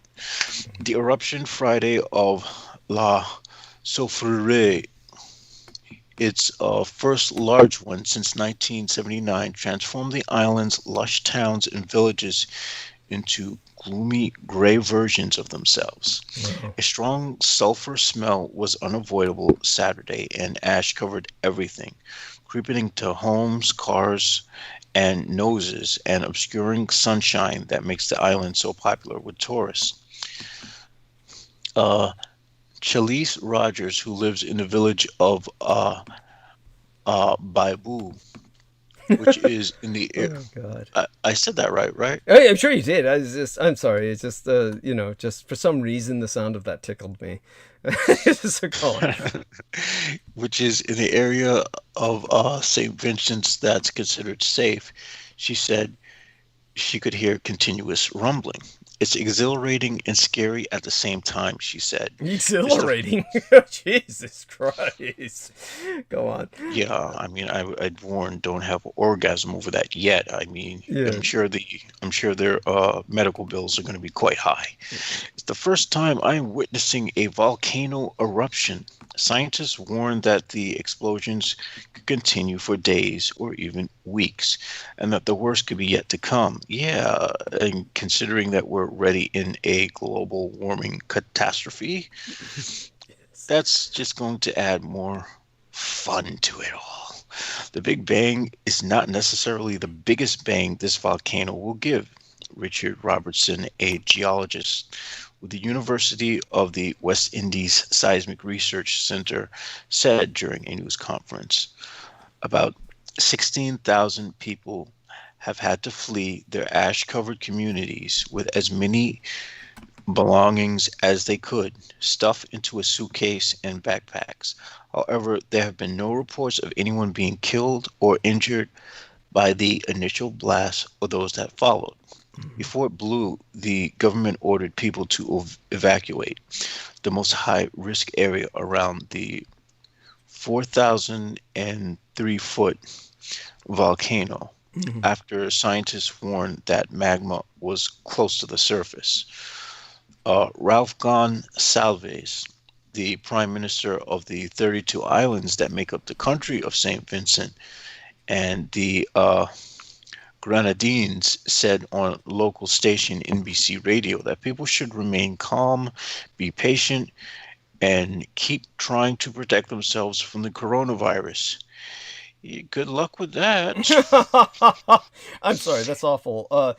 By the way, I was thinking, where does one flee on an island? So obviously the nation is comprised of a group of islands.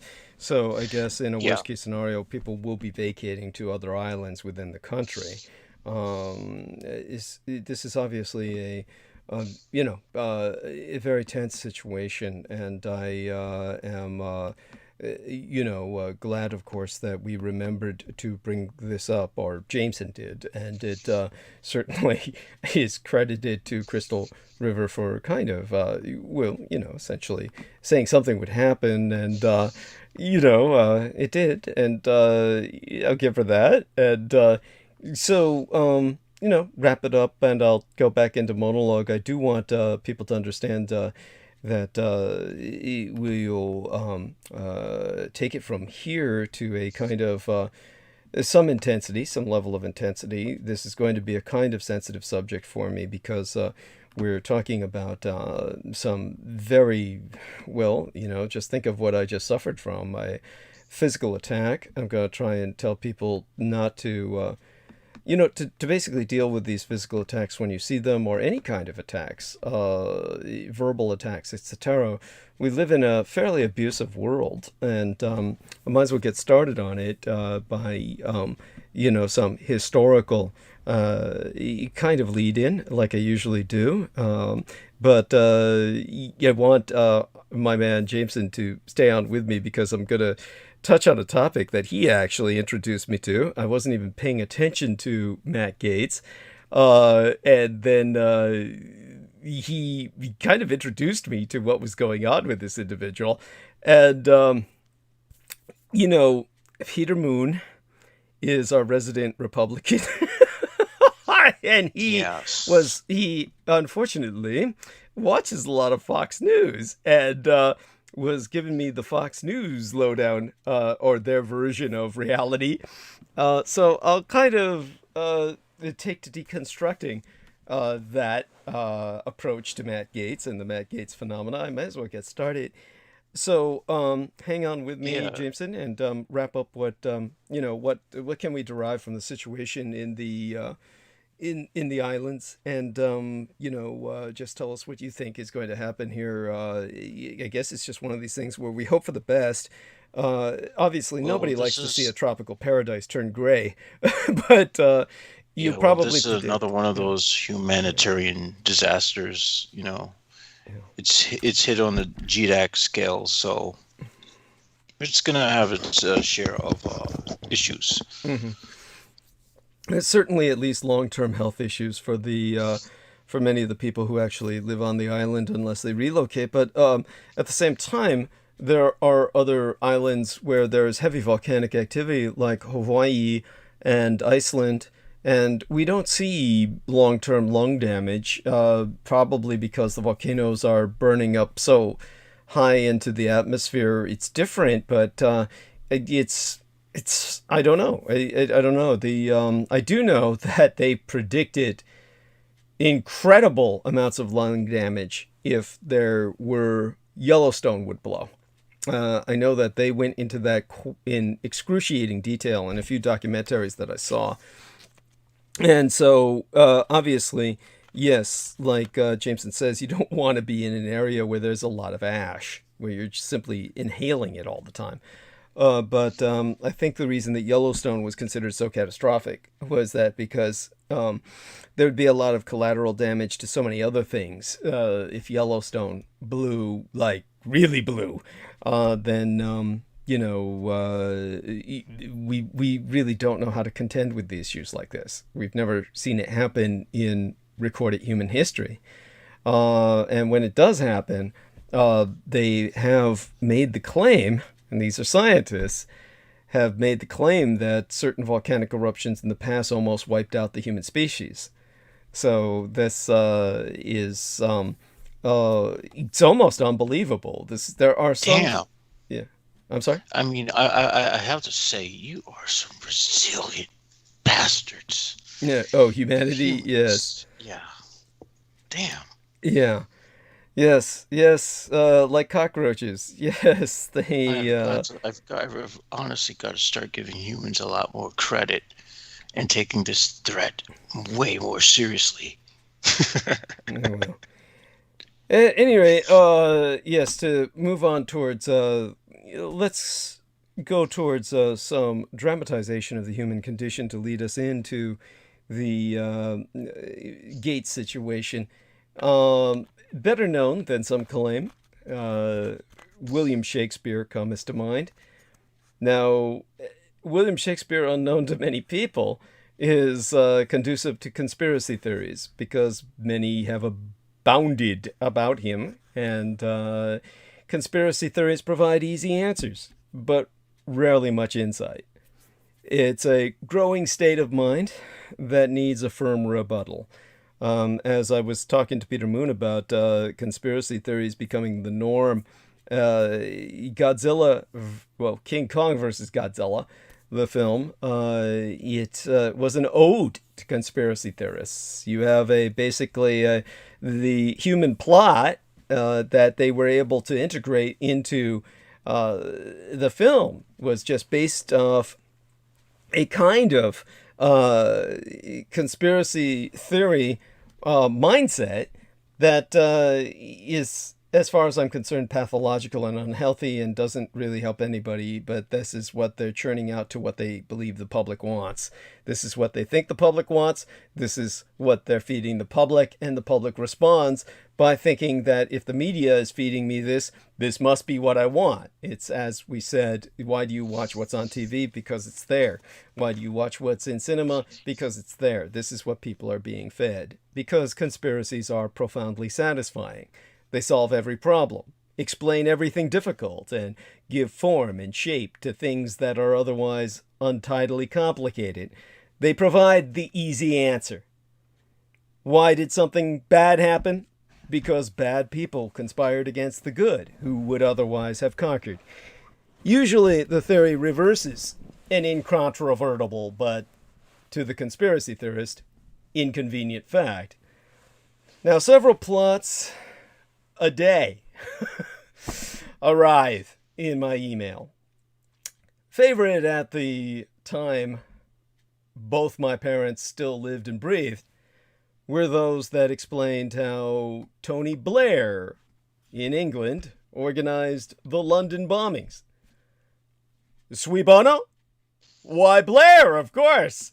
The bombs rallied the United Kingdom to his faltering leadership and let him bring in tough new laws against Muslims and their imams.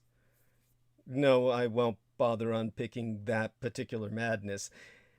Conspiracy theory journalism began to abound at around that time and has proliferated like a pathogen ever since, assuming anything gleaned through a keyhole or leaked document reveals more truth than the big picture staring you in the face. Healthy skepticism easily tips into the conspiracy mindset, where dark motives lie behind everything. It is a worldview that, at its extreme, lets the malevolent feed the gullible such monstrosities as Holocaust denial. If in fact, well, if no fact, history or official record can be trusted, then anything might be true, and the world ceases to make sense, or to be governable by common consent. Because there's no longer a consensus reality, and people separate into their own echo bubbles. The hard fact, of course, being that there is a reality. And you cannot say, I have my reality and you have yours. There is only one reality. Someone has facts and someone else has opinions. And opinions can never be allowed to overrule fact. You're allowed your own opinion. You are not allowed your own facts. Right now, where we're at, the Democrats work on fact. Republicans work on opinion. Now, the only way to return to governance by common consent will be to enforce a consensus reality. One will prevail over the other. And very likely the Democrats will prevail because we operate on the basis of facts.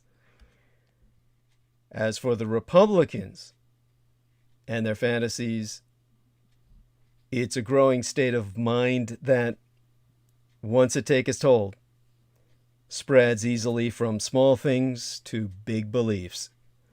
It needs a firm rebuttal, even when it invades relatively unimportant seeming things such as, was Shakespeare really Shakespeare?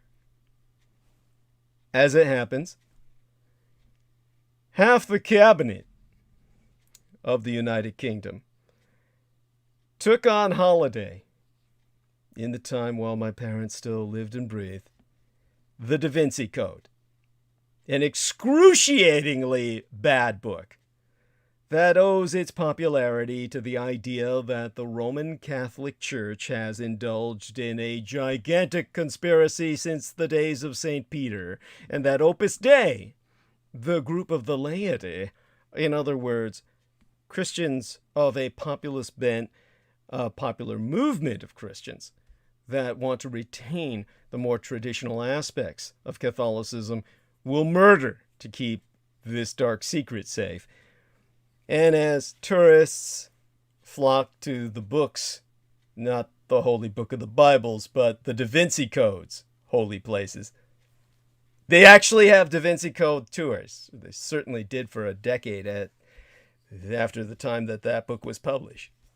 It was plainly believed, though it hardly needed an arcane conspiracy to decode the damage done by the Roman Catholic Church historically. That's another subject entirely.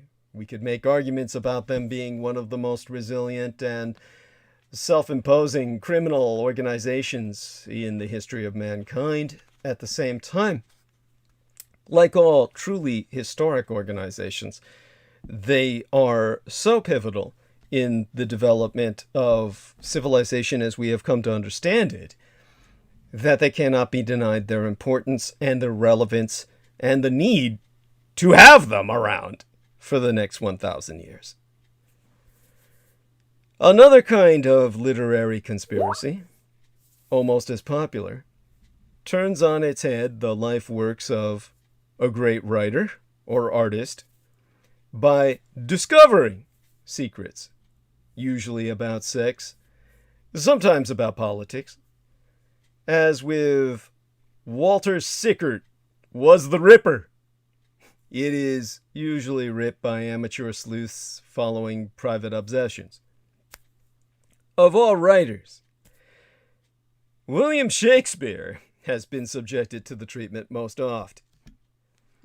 The latest sample I personally consciously recollect arrived with great media fanfare in the closing week of August, circa 2005. Viscountess Claire Asquith's book entitled Shadow Play, subtitled The Hidden Beliefs and Coded Politics of William Shakespeare, featured on the Today program, no less, promoted the conspiracy theory that Shakespeare used his plays secretly to promote the outlawed Roman Catholic faith. If the Da Vinci Code strikes at Catholicism, here the Catholics strike back by laying claim to the greatest writer of them all in Western civilization. The Viscountess Claire Asquith is the wife of the British ambassador to Moscow, or if she's still alive, and he was the British ambassador to Moscow some years agone by now. But in terms of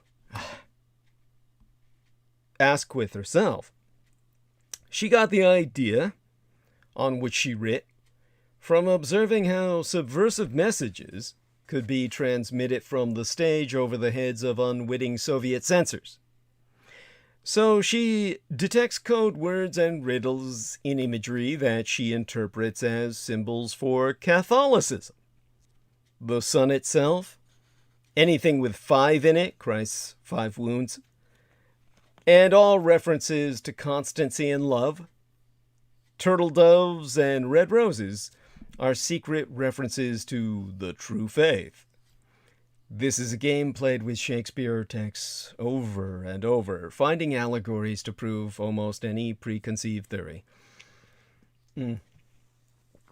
However, claiming Shakespeare for the Pope stirs up intense indignation amongst those who regard him as the most humanist of writers, notably thin on religious references, sentiments, ideas, or even ways of thought.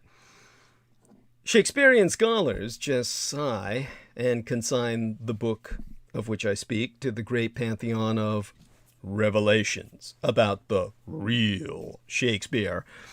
Professor Stanley Wells, scholar and editor of the Oxford Shakespeare, itself a book, says the author camest to consult him. He actually is quoted as saying, "I am accustomed to fanatics who get a funny look in the eye when they come to speak to me about how the Earl of Oxford or Marlowe really wrote the plays. She spoke rationally, and it's an intelligently readable book, but it floats way above the facts, as I told her." The Shakespearean professor, Wells, said, was, as Keats described, the chameleon poet Shakespeare was, whose views changed with his subject matter. Suicide was made noble in the Roman plays, but condemned in King Lear. The travesty in all such books lieth in the attempt to nail that great magnificence down to some narrow religio-political plot. All such Shakespearean conspiracies are built on imaginary mystery. They start with the premise that we know little about him. Many indulge the snobbish notion that he must have been an aristocrat. No mere Stratford grammar school could have nurtured such genius. Both these, saith the scholars, are false. More is known about Shakespeare than most of his contemporaries, and his school curriculum, plus the popular texts circulating at the time, amply cover his breadth of reading. Asquith is another "he must have gone to Oxford" authoress. Professor Wells saying that Well, not one academic has ever doubted the overwhelming evidence that the man who wrote the plays was the same actor/writer born and educated in Stratford.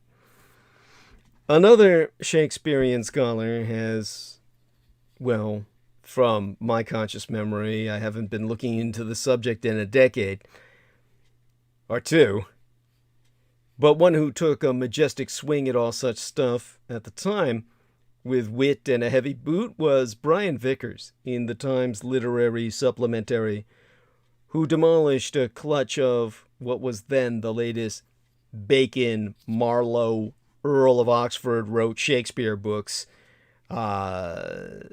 pastiches, with devastating effect. So much is known and documented, as he pointed out, that it would have taken a cover-up on a huge scale to disguise his true authorship at the time. Marlowe and Oxford died so long before Shakespeare that they would have had to have hidden their plays away for years. Sir Francis Bacon was an immensely busy administrator and prolific writer with no motive to hide his genius under a jobbing actor's cloak. But none of that deters those who inhabit a world where nothing is what it seems. This stuff has been debunked time and again in learned tomes, less eye-catching than the decoders' mystery solvers' and riddle makers' offerings, which reduce great writings to sudokus. People yearn to know more than can be known, and to explainest the inexplicable, searching for a man only knowable through his works. It is the same passion that sends theologians combing over every word of holy books for more. Obsession with texts can breed delusions. So when the religious study Shakespeare with the same devotion, it isn't a surprise if they find exactly what they seek: their own religion. Scholars conclude that no rebuttal about Shakespeare will ever put a stop to it. Fascination will forever breed wild invention. Most comest from the frame of mind that undermines reason and ignores the value of fact. Dangerous, even in the gentle art of Shakespearean interpretation. But I can take a play on this, and I find that Macbeth, the Shakespearean work in which we're confronted with the paradox of appearance versus reality, holds a paragraph, well, these were stanzas really, and they're not writ in a manner that's intelligible per modern English, so one has to paraphrase them. But it really comes down out of Macbeth. That part, one of the most famous parts, that day will never come. And to read therefrom, your face betrays strange feelings, my lord, and people will be able to read it like a book.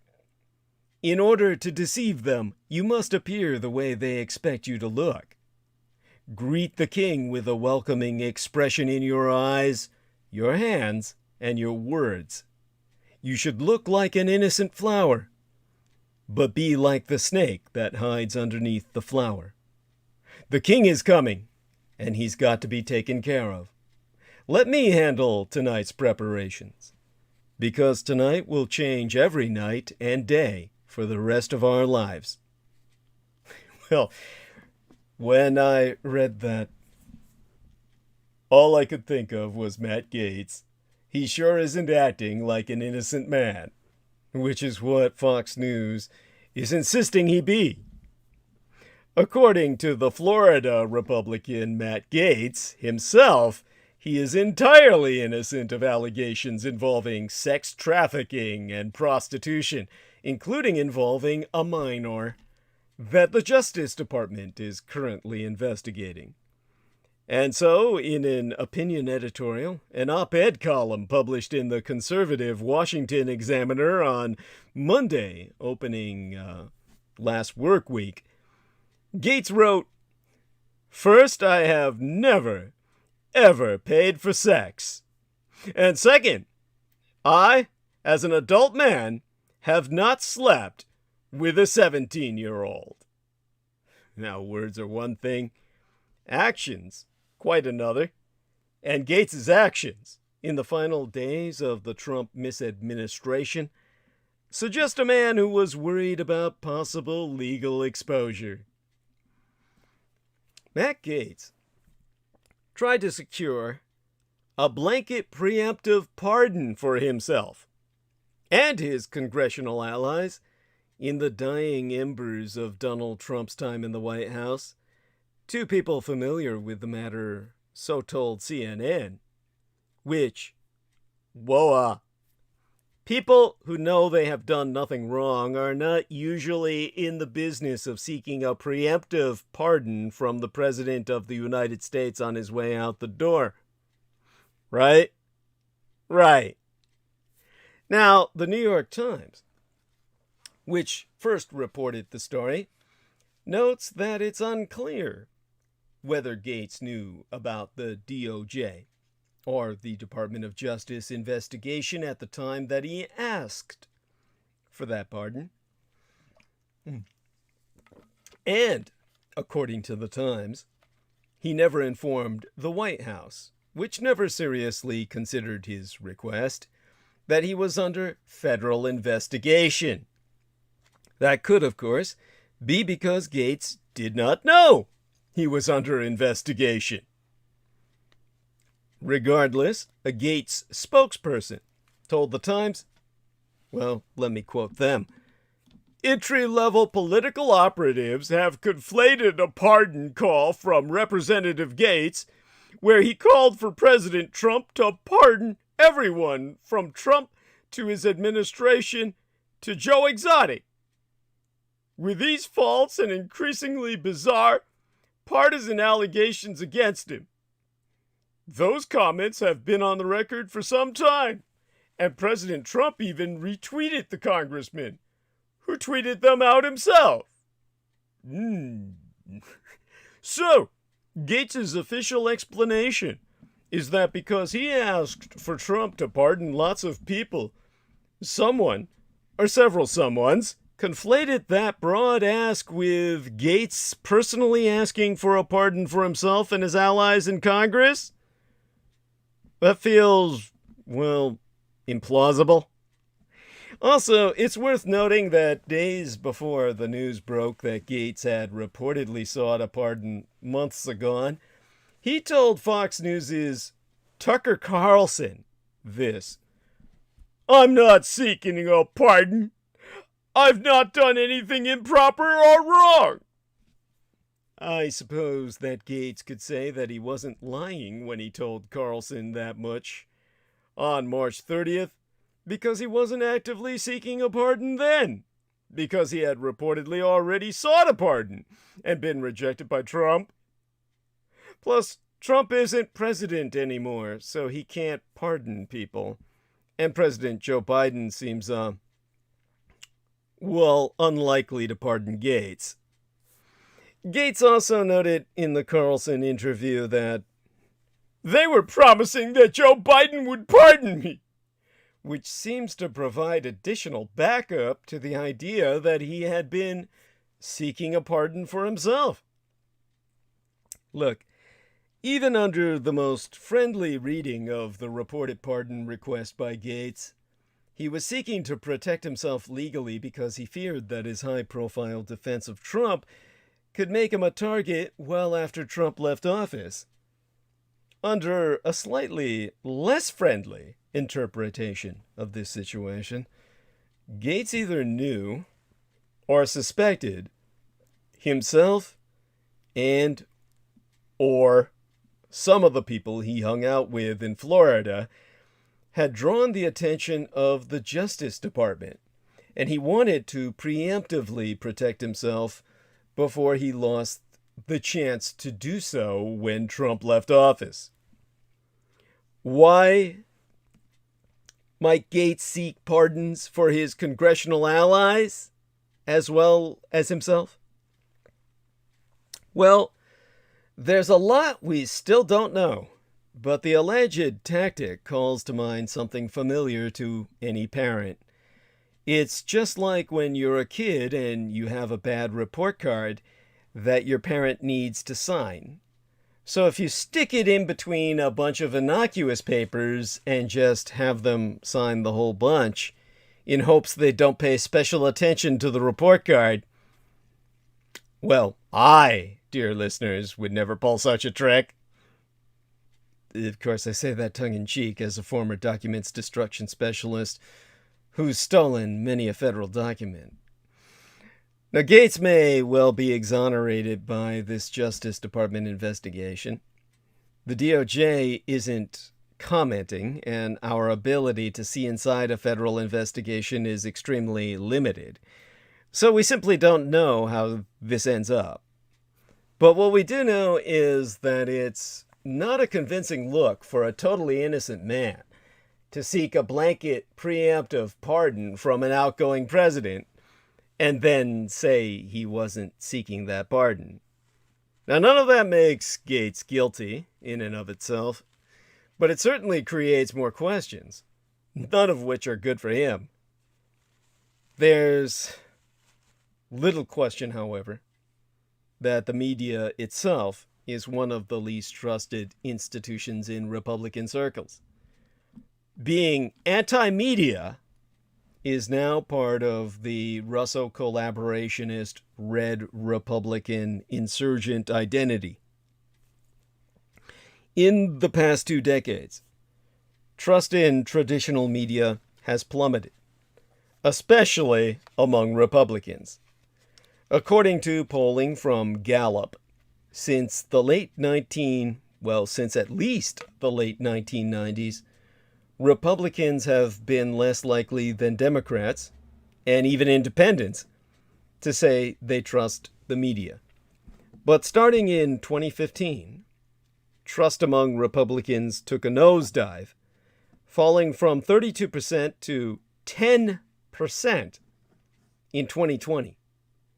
Meanwhile, among Democrats, trust in the media has actually climbed back up, and by quite a bit. Part of this is because Republicans are often more vocal in their criticism of the media and have long perceived it as having a liberal bias. But now they are also more likely to say that being anti-media is part of their political identity. And this is likely driving the staggering gap in media trust that we be seeing. Let's start with Republicans' media habits. In our fractured media ecosystem, it's not uncommon for both Republicans and Democrats to seek out news sources that reinforce their political beliefs. And as a new study has found, exposure to media that is partisan, whether liberal or conservative, reduces people's overall trust in the mainstream press regardless of political party.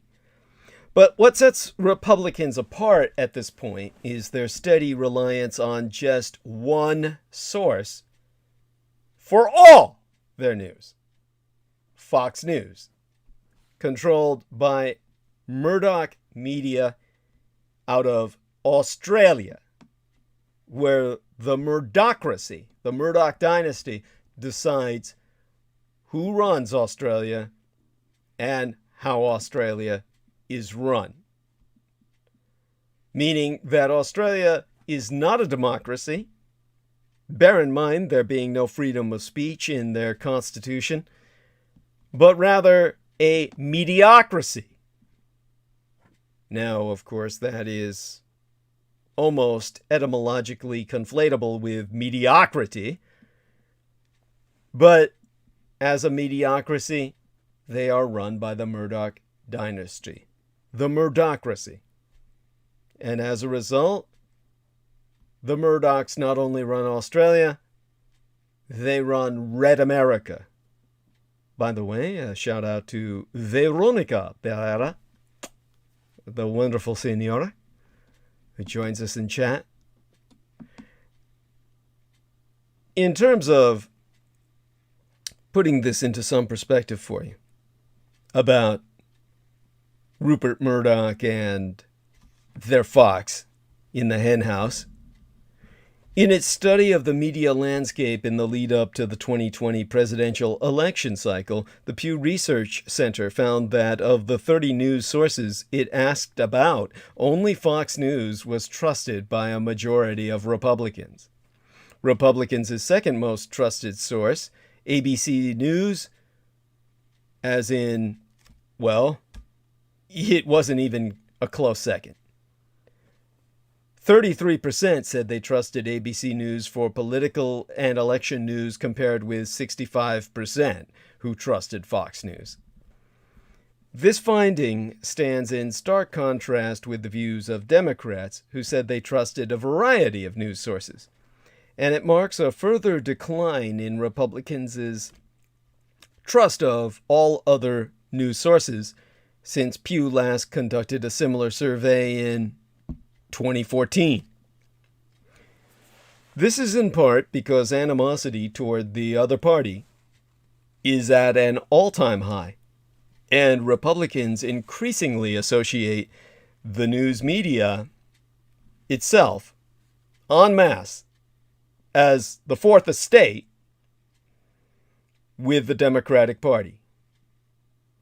That means they are more likely to dismiss a source, any source, that isn't Fox News out of Australia, or One America News Network, or Newsmax, which are simply alternatives to the alternative, in other words, even more extreme versions of Fox News. Whereas Fox News is reactionary, One America News Network or Newsmax are radicalized. In other words, whereas Fox News would tolerate the killing of minorities, One America and Newsmax would advocate their extermination. And the Republicans would claim all other sources other than these are politically biased. Exemplae gratiae. In a January YouGov/American Enterprise Institute poll among people who said they voted for then-President Trump in 2020, a staggering 92% strongly or somewhat agreed that the mainstream media today is just a part of the Democratic Party. This distrust and Republicans' growing animosity toward the media itself is significant because they're already isolated news consumers. And studies have proven that when news consumers exist in a media bubble, they can be hostile towards any news that does not match their political beliefs. It also means they can be too trusting of their preferred news outlets. Plus, as Jonathan Ladd, a Georgetown University public policy and government professor and the author of the work entitled Why Americans Hate the Media and How It Matters, has pointed out, Republicans are getting the message from Fox News and the broader reactionary media ecosystem that the mainstream media cannot be trusted. Now, Dr. Ladd has gone on to observe that this isn't new, but he added that the conservative media's continued criticism of the press has been kicked into high gear by the postmodern Russo-collaborationist Red Republican cult insurgency. Take us to what happened in the Trump era. During both his campaign for the presidency and his 4 years in office, Trump openly attacked the media, calling journalists or news organizations critical of him or his misadministration fake news. Consequently, his supporters' existing perceptions of media bias and distrust of news organizations intensified. This was especially true among his white supporters, who are more likely to consume exclusively reactionary media. Exempli at many of Trump's campaign events, his supporters would disparage, attack, and threaten the press. And now, when Trump's cultists disagree with any fact, they merely reflexively decry it as fake news, whether it be crowd size or election results. Hostility and distrust of the news media, in other words, has become a point of political identity among Republican cultists. We see this especially in how people talk about politics online. Takest, for instance, a recent study of tweets mentioning fake news over the course of 15 months. The authors of the study, Jianing Li and Min Xin-Tzu of the University of Wisconsin-Madison, both pointedly Asian Americans, found an uptick in the number of tweets that used the words we or our and they or their in conjunction with the phrase fake news. Essentially, the researchers concluded that online discussions about fake news were a way for reactionaries to create a sense of cult belonging. This is the worst kind of fake news possible. We have to stop this sort of thing, as an example, while also establishing a shared enemy. Fake news media is a hate group. They hate President Trump. They use, or the use of pronouns that signify group belonging, like we, and group opposition, like they, are useful on social media platforms like Twitter, where users interact with strangers. Even though users might not know one another personally, they are still attempting to cultivate a community, which is certainly true of users who tweet about politics. This is the culticization of politics, in which the us and them of the cult has now become the politics of Red America. Another study, not by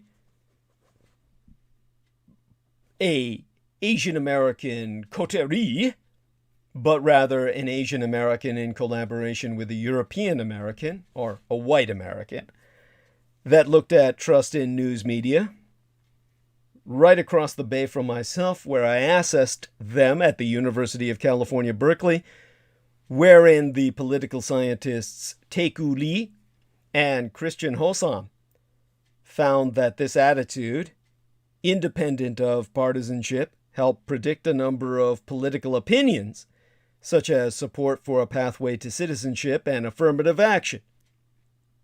But arguably, what was more consequential is that over time, from 2016 to 2019, the role of media distrust in opinion formation shifted such that individuals who held such opinions, who distrust the media more consistently, consolidated around the cult of Trump. Essentially, that media distrust now operates as a basis for Americans to sort themselves into political tribes, according to Tae-Koo Lee, when I spracketh with her. And as their study suggests, fake news functions as a shibboleth, or a way for Trump cultists to distinguish themselves, ideologically, even from other Republicans. It is possible, according to Christian Hossam, that a new form of conservatism is likely brewing, with media distrust being one of its biggest factors. In other words, a denial of reality itself and a complete rejection of the communications thereof. The very foundation of a cult. The rejection of reality, the rejection of all communications of that reality. This is where the rubber meets the road in terms of the roots of our civil war. There is no communication with these cultists of chaos. So why is being anti-media so central to the Russo collaborationist Red Republican insurgent identity? It's not a coincidence that, against a backdrop of growing partisan animosity, Republicans' distrust of the media is increasing as they grow more suspect that it leans Democratic. But it's more than that, too. As Hossam explained to myself, what Trump does is connect that type of opposition to the media into a form of conservatism that just wasn't around before. And one byproduct of that is that media distrust is more central to conservatives' group identity than it ever was before Trump. Or, as the doctoress Taiku Lee put it to myself when I spraketh with her at length, signaling media distrust is much the same as wearing a red MAGA cap. As a researcher, Dr. Hossam admitted that this can make studying distrust of the media a complicated topic, since distrust has shifted from an attitude about the institution itself to a credential of conservatism. To quote his T, now it's even more difficult to know what people are really getting at when they talk about the media, what media diets and trust in the media are truly telling us. And for many Republican cultists, that might mean distrust of the media is better thought of as a way to understand the centrality of their partisanship to their identity. Now, filed under race, status, and equality influencing the current political divides in America, we can ask why attacking cancel culture and woke people is becoming the Russo collaborationist Red Republican insurgency's new political strategy within that paradigm of media rejection. Or should we say, conventional media rejection.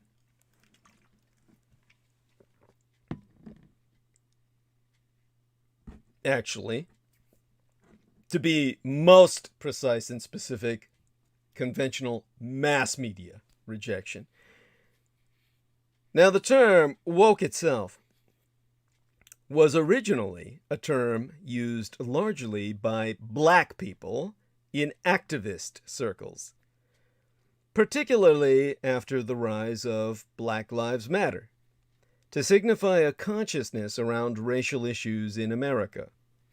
The term is still sometimes used in that context, but in culture and politics today, the most prominent uses of woke are as a pejorative. Republicans attacking Democrats, more centrist Democrats attacking more liberal ones, and supporters of the British monarchy using the term to criticize people more sympathetic to Prince Harry and Meghan Markle. Those critical of so-called woke ideas, and people oftentimes invoke the idea that they are being canceled or a victim of cancel culture. And as I've explained in episodes preceding tonight's, not that long ago, actually, earlier this month or the last, ideas cast as woke are oftentimes coming from progressives and involve identity and race, like the notion that white people in America have privilege, or that black Americans should get reparations.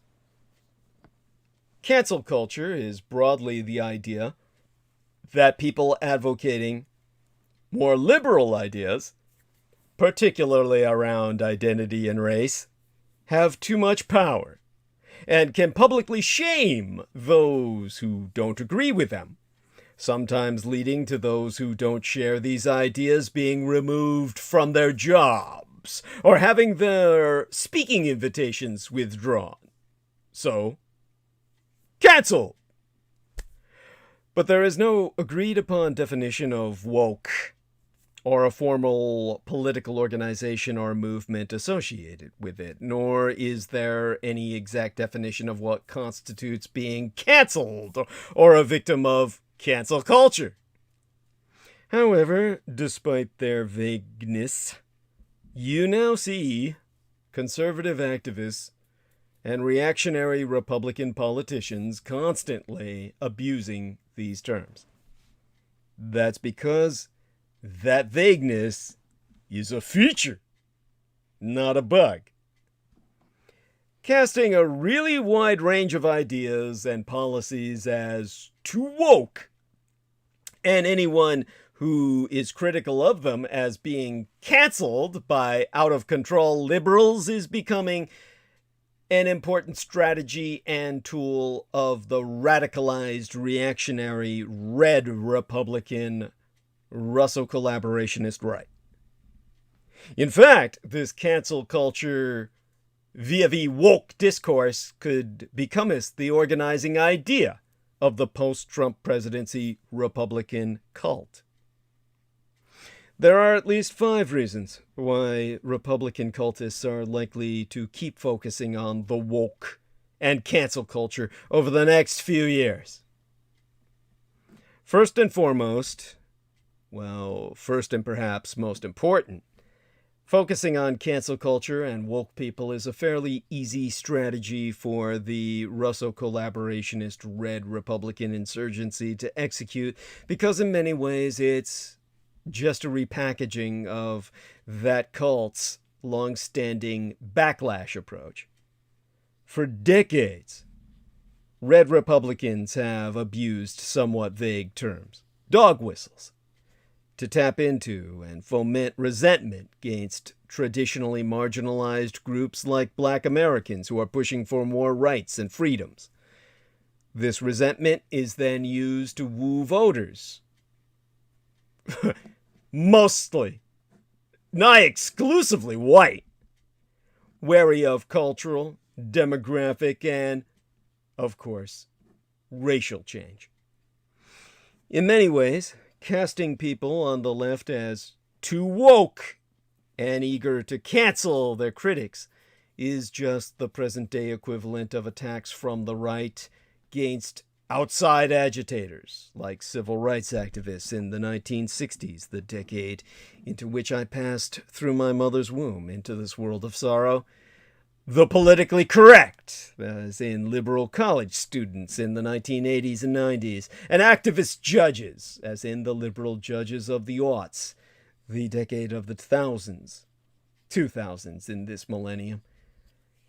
Liberals pushing for, say, calling people by the pronoun they prefer, or reparations for Black Americans serve as the present-day analogies to aggressive school integration programs and affirmative action from the days in which I first laid my eyes upon this world. These are ideas that are easy for the Russo-collaborationist red Republican insurgency to run against because they offer a few direct benefits. The overwhelming majority of Americans are obviously not transgender and or black, but some costs to the white majority of Americans. In many ways, We are just watching an old Russo collaborationist Red Republican insurgent strategy with new language and different issues. Thomas Zimmer, a historian at Georgetown University who is currently writing a book on political divides in America. I was not provided the title. I don't think he's even really thought of one yet. He said that if we compare the current situation to the PC, or politically correct debate of the 80s and 90s, I see not only parallels, but very much direct continuities and pretty much an identical conflict. Calling something PC back then was an attempt to discredit the claims of traditionally marginalized groups for respect. As Seth Kotlar, an American history scholar at Willamette University in Salem, Oregon, so put it, anti-wokeism isn't a response to anything new happening on the left so much as it is a continuation of a very old politics of reactionary backlash, especially white backlash, hence the term whitelash. Talking about identity and racial issues in vague terms like cancel culture and woke is particularly important right now for the Russo collaborationist Red Republican insurgency. In an increasingly diverse country across a number of dimensions, race, religion, sexual identity, etc., Red Republicans need to make their cultural appeals to the party's more reactionary voters more subtext than text, to avoid turning off too many Americans who wouldn't want to vote for candidates or a party they perceive as outright bigoted. Also, talking about race and identity in this way could help the Russo collaborationist Red Republican insurgency break away from some of the more controversial elements of former President Donald Trump's approach, particularly his rhetoric about Mexicans and Muslims during his 2016 campaign, and thereby blunt the notion held by many Americans that the Russo collaborationist Red Republican insurgency is dominated by a bunch of fucking racists. Red Republican cultists are already making this shift toward talking about cancel culture and wokeness instead of using rhetoric like Trump's in 2016. Trump himself in 2020 focused less on attacking immigration broadly and Mexicans and Muslims in particular, and instead talked more about culture and race in less controversial ways, such as attacking critical race theory and calling for law and order. Other Republicans are moving in this direction too. The recent conference of the Conservative Political Action Committee, the CPAC, was dubbed by its organizers America Uncancel. And former Trump press secretary Sarah Huckabee Sanders kicked off her Arkansas gubernatorial campaign last month with a promise to fight cancel culture. In a recent fundraising message to his cultists, Senator Josh Hawley declared, "If you dare to think for yourself, dare to demand the Constitution be followed, or dare to question a child choosing their own gender, you will be mocked and canceled." Well, that's the first part of my analysis. The second, this strategy unifies the Russo collaborationist Red Republican insurgency while dividing the Democrats, a very useful function in a two-party system in which the parties are in a zero-sum competition. And basically a civil Cold War, portending collision of armed conflict. It's a very useful function in rendering that conflict in arms inevitable. As I have spracketh about in episodes preceding tonight's, many ideas that are newly ascendant on the left, such as defunding the fucking police, or rather, more reasonably, reducing the carceral state, divide Democrats, more on that in a bit, but unify Republicans. Moreover, many of these ideas are opposed by a majority of the public. Let me provide some analysis. I'll take a quick look at the time we have remaining. And we've got 2.5 hours, a bit under that.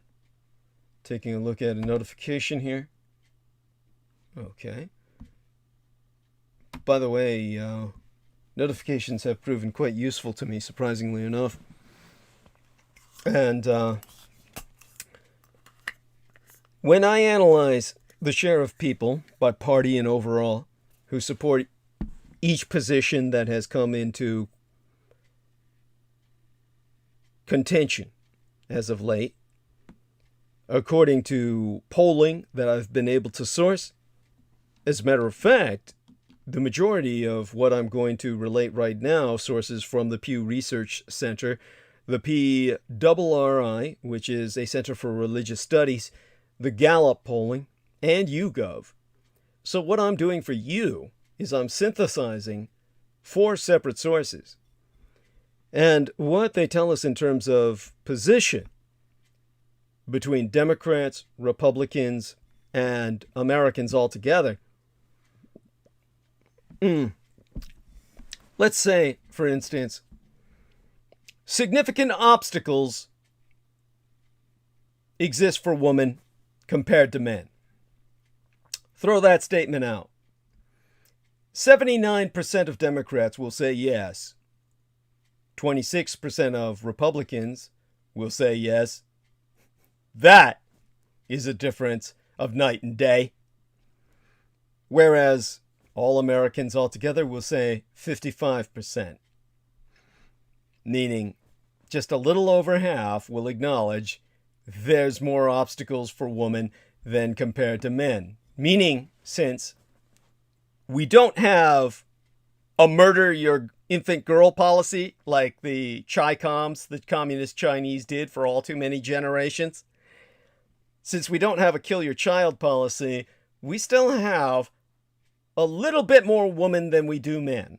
Because there's always that balance in nature that there's just a little bit more of a percentile of girls born than boys, which means that 55% of people in America overall as Americans who say there's significant obstacles for women as compared to men, guaranteed they're all fucking female.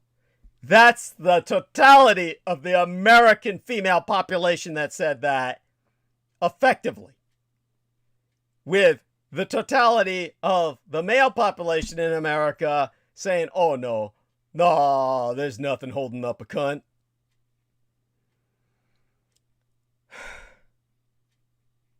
You just want to break down and cry. How about we throw out the stance, there are more than 2 gender identities? Which, as I've pointed out, there are more than 2 fucking genders, people. Let alone gender identities. With Democrats, 52% will say yay. With Republicans, I'm surprised 24% say yay. Americans altogether would say it'll be about 40% of them will agree to that factual reality. How about a negative view of capitalism? Well, with Democrats, 44%. Republicans, 20%. And with Americans altogether, that evens out to about 33%. Now, let's say we throw out a kind of proletarian attitude and say, do you agree that every billionaire is a policy failure? With Democrats, surprisingly, only 29% will say yes to that. With Republicans, 20%. With Americans altogether, it evens out to about 11% of Americans saying that, because most of us still retain the delusional fantasy that, well, we might someday be one. Now, let's say you throw out something that should be obvious and say it's a lot more difficult to be a black person. Well, 74% of Democrats will agree because, well, you know, a lot of us are black. Meaning as Democrats, not that I personally identify as black. Whereas with Republicans, only 9% will say that. Because, you know, Republicans are overwhelmingly white. And as for Americans altogether, believe it or not, that evens out to 44% who will agree with that as a reality. Let's say we go to the controversial topic of defunding the police and say police funding should be reduced. 41% of Democrats will say yes. 8% of Republicans would say yes. Altogether, that would mean a quarter of America's population would agree. 25% would say defund the police or reduce the funding.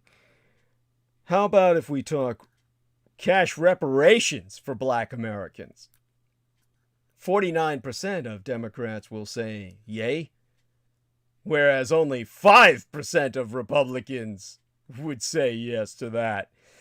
Of course, none of those white guys would say anything other than, I didn't own no slaves. But the American population overall, that would even out to 29% that would agree cash reparations for black Americans are necessary for moving forward.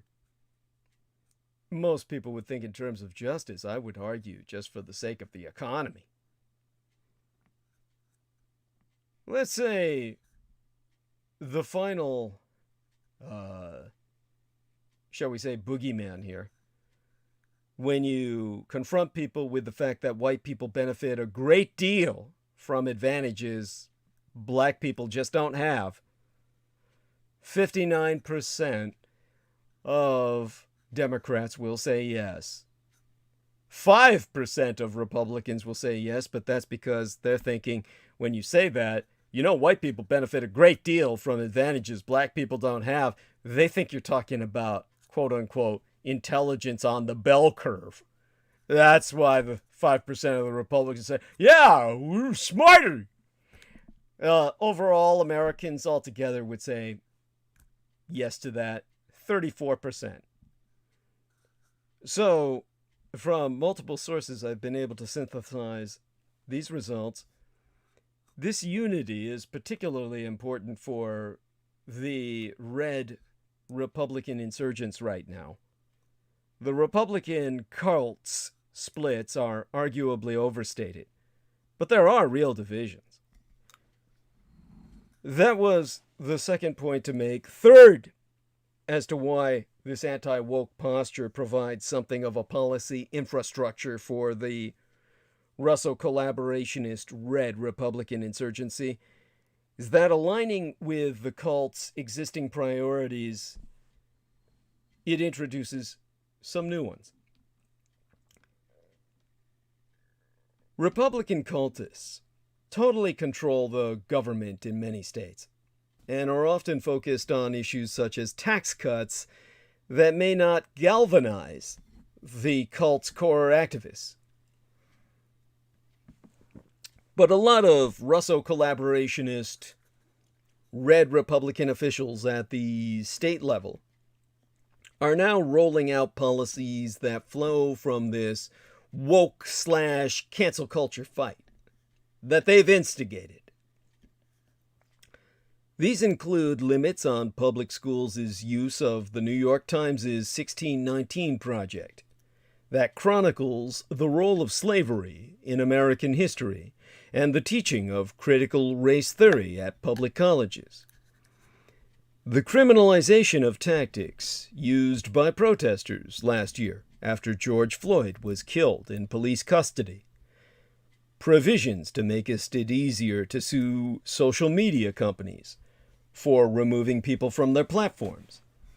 And proposals to allow state governments to cut funding from cities that reduce their police budgets.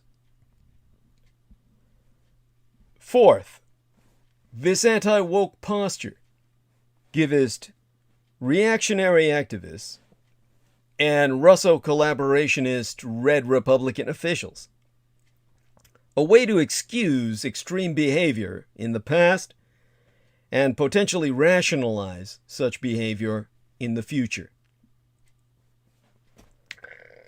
You see, the red Russo collaborationist Republicans are trying to recast the removal of Trump's accounts from Facebook and Twitter as a narrative of liberal tech companies silencing a prominent conservative, instead of these platforms punishing Trump for abusing them to incite violence and encourage overturning the election results of legitimate governance.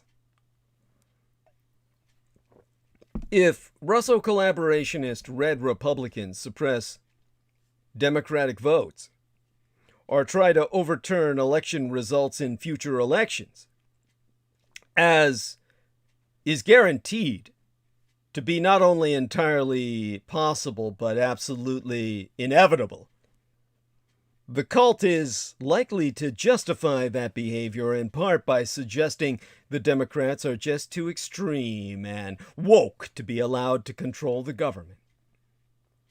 The argument would be that Democrats would eliminate police departments and allow us crime to surge if they have more power, so they must be stopped at all costs. Polls suggest a huge block of Russo collaborationist red Republican insurgent voters is already open to such apocalyptic rhetoric. The language of the cult. Bear in mind the cult of the kings of Edom. The very word Edom simply means red, implying the red soil of the lands surrounding ancient Israel. Therefore, the people of the Red Lands, the enemies of God, the Edomites, who ultimately conquered Israel and then under Rome placed Herod as the ruler of Israel, the desecrator of the temple himself, the man who would have killed your God if you're a Christian, and killed many other sons in his attempt to murder the one true God.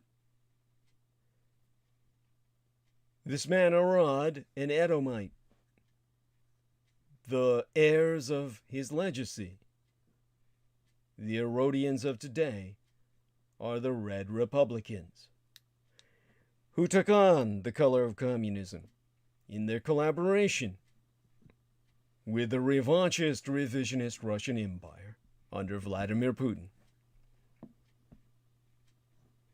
So, in consultation with the scholars that I've cited, such as the man that I spoke of earlier, Thomas Zimmer, the historian at Georgetown University, who's writing the so far untitled book on political divides in America, has himself observed, the term woke has rapidly come to encompass everything and anything conservatives don't like, anything and anyone they want to discredit. Exempli gratiae. Here's before me, I'm calling it up on screen, the text from a recent fundraising email from Republican Representative Marjorie Taylor Greene of Georgia. She said, "When I see the bills we're voting on, I don't understand why more conservative," and she put that in quotes, "Republicans do not join me." And she lists canceling religious freedom through the so-called Equality, in quotes, Act, canceling election security in H.R. 1, canceling gender, canceling our sovereignty, canceling our Second Amendment rights, and defunding the police.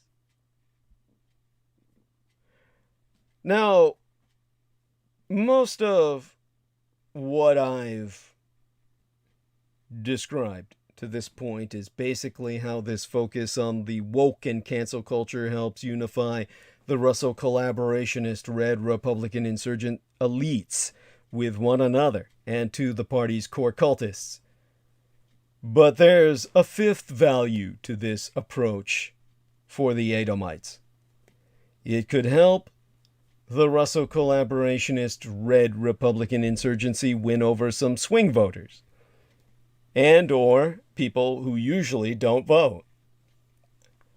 Polls suggest that a lot of voters currently don't know what cancel culture is. And that's true even among Republican cultists, despite the party's elites talking about cancel culture ad nauseum, meaning nonstop to the point of you're puking. But fighting the woke and cancel culture could become more familiar and important to voters outside of the Russo collaborationist red Republican insurgency, particularly if some Democrats are raising the same concerns. And that is already happening to some extent. There is a real divide among Democratic elites, with more centrist Democrats arguing that some ideas and behavior on gender, identity, and race in particular, coming from the party's left, are going too far.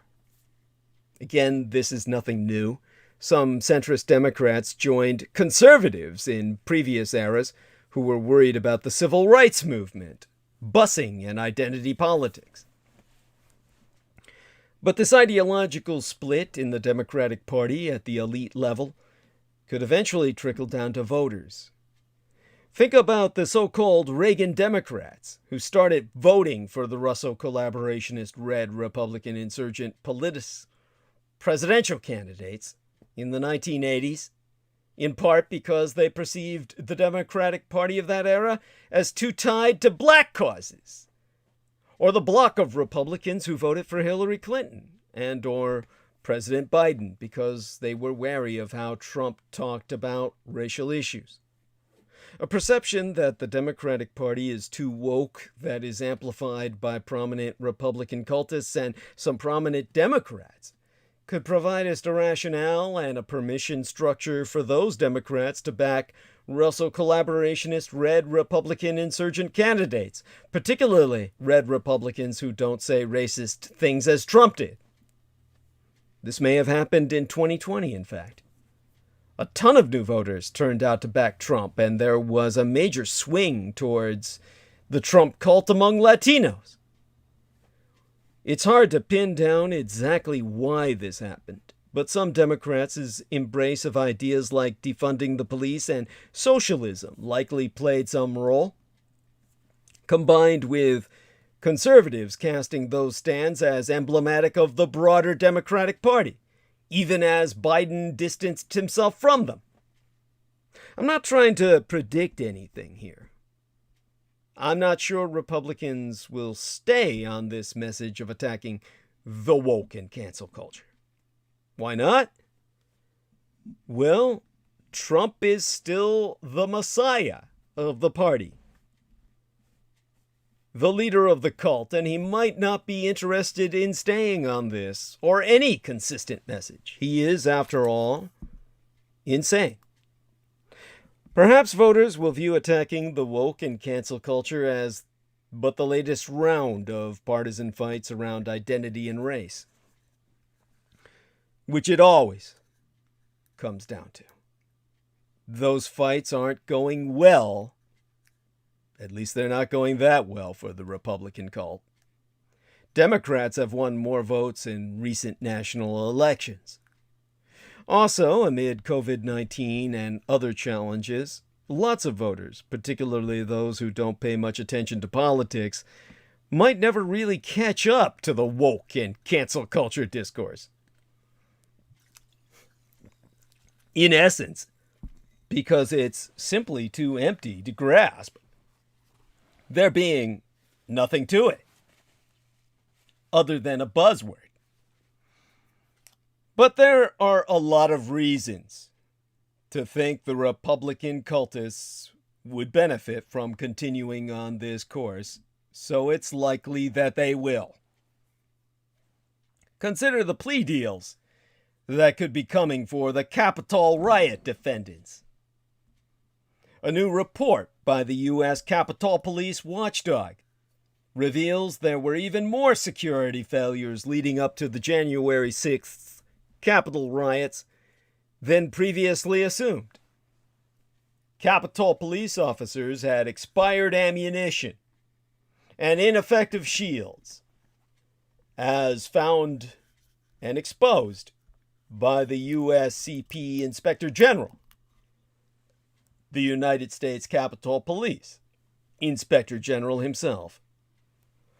Capitol Police also received, and did not appear to take any advantage of, a warning about a map of the tunnel system under the Capitol weeks before the insurrection that almost destroyed our government and murdered our leaders en masse, according to the findings that I'm sourcing from the U.S. Capitol Police Watchdog Report. The USCP Inspector General is expected to testify on Capitol Hill next week about the report and its findings, so you yourself will find out more about what I'm sourcing now. Meanwhile, federal prosecutors have gotten the green light from the Justice Department to start cutting guilty plea deals with Capitol riot defendants, which could start bringing some of the hundreds of cases to a close. But that brings us, in turn, to the new lies of the Russo collaborationist Red Republican insurgency and Tucker Carlson. Way back in 2018, then referring to the media's criticisms of his administration, President Donald John Trump told veterans, "Just remember, what you are seeing and what you are reading is not what's happening." That was one of more than 30,000 documented falsehoods told by the then president, the biggest being the big lie that he won the 2020 election. And the lying hasn't stopped. Now Trump and the Republican cult are spreading a false narrative about the January 6th assault on the Capitol, depicting it as a peaceful event to save our nation from tyranny. And like any propaganda campaign, this one needs both noise and silence to be effective. Flooding the media space with lies works best if inconvenient facts are denied and contradictory voices muted. Recall the intimidation of red Republicans like Representative Peter Mayer of Michigan, who voted to impeach Trump in January. In an interview, he said, "Our expectation is that somebody will try to kill us." The former president has taken the lead in rewriting the history of January 6th, with assists from Russo collaborationist red Republican insurgent lawmakers like Senator Ron Johnson of Wisconsin. Trump asserts that the rioters posed zero threat and were hugging and kissing the police and the guards, ignoring the others who killed one Capitol police officer and injured 137 others. 2 other officers died by suicide days after the attack. Brazen negations of violence, even when it is amply documented on film, are central to the playbook used by authoritarians Trump so admires, like Vladimir Putin. In fact, for such leaders, the more documentation there is, the greater the triumph in getting people to deny it. The truth of January 6th, that the insurgents displayed rabid hatred of the police officers and security guards because blue lives matter only when black lives don't, presents a problem given the pro-law enforcement sentiments of Trump's cultic base. So it's best just to flip the script and turn murderous rage into hugs and kisses. That's why the Fox News host Tucker Carlson opened a recent show with the claim that the insurgents didn't have guns, which attempts to direct attention away from and also contradicts hours of video evidence and testimonies about the large number of weapons, some military grade, the exceedingly well-armed insurgents carried into the Capitol. Trump and his cultic allies of Edom are deploying a second tactic as brazen as the first. Even while denying the violence, they are blaming it on a familiar enemy, the left. Johnson and Carlson have been prominent fabricators of a reality in which left-wing extremists were the real Capitol rioters.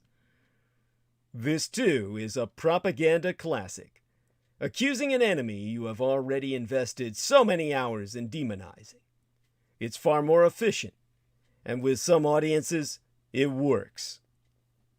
Although 61% of Americans responding to new Reuters/Ipsos poll, the polling therefrom, 61% of respondent Americans thereunto think Trump is at least partly to blame for starting the deadly January 6th riot. Only 28% of red Republican cultists agreed with that statement. And more than half of the Republicans questioned agreed that January 6th was the work of violent left-wing protesters trying to make Trump look bad.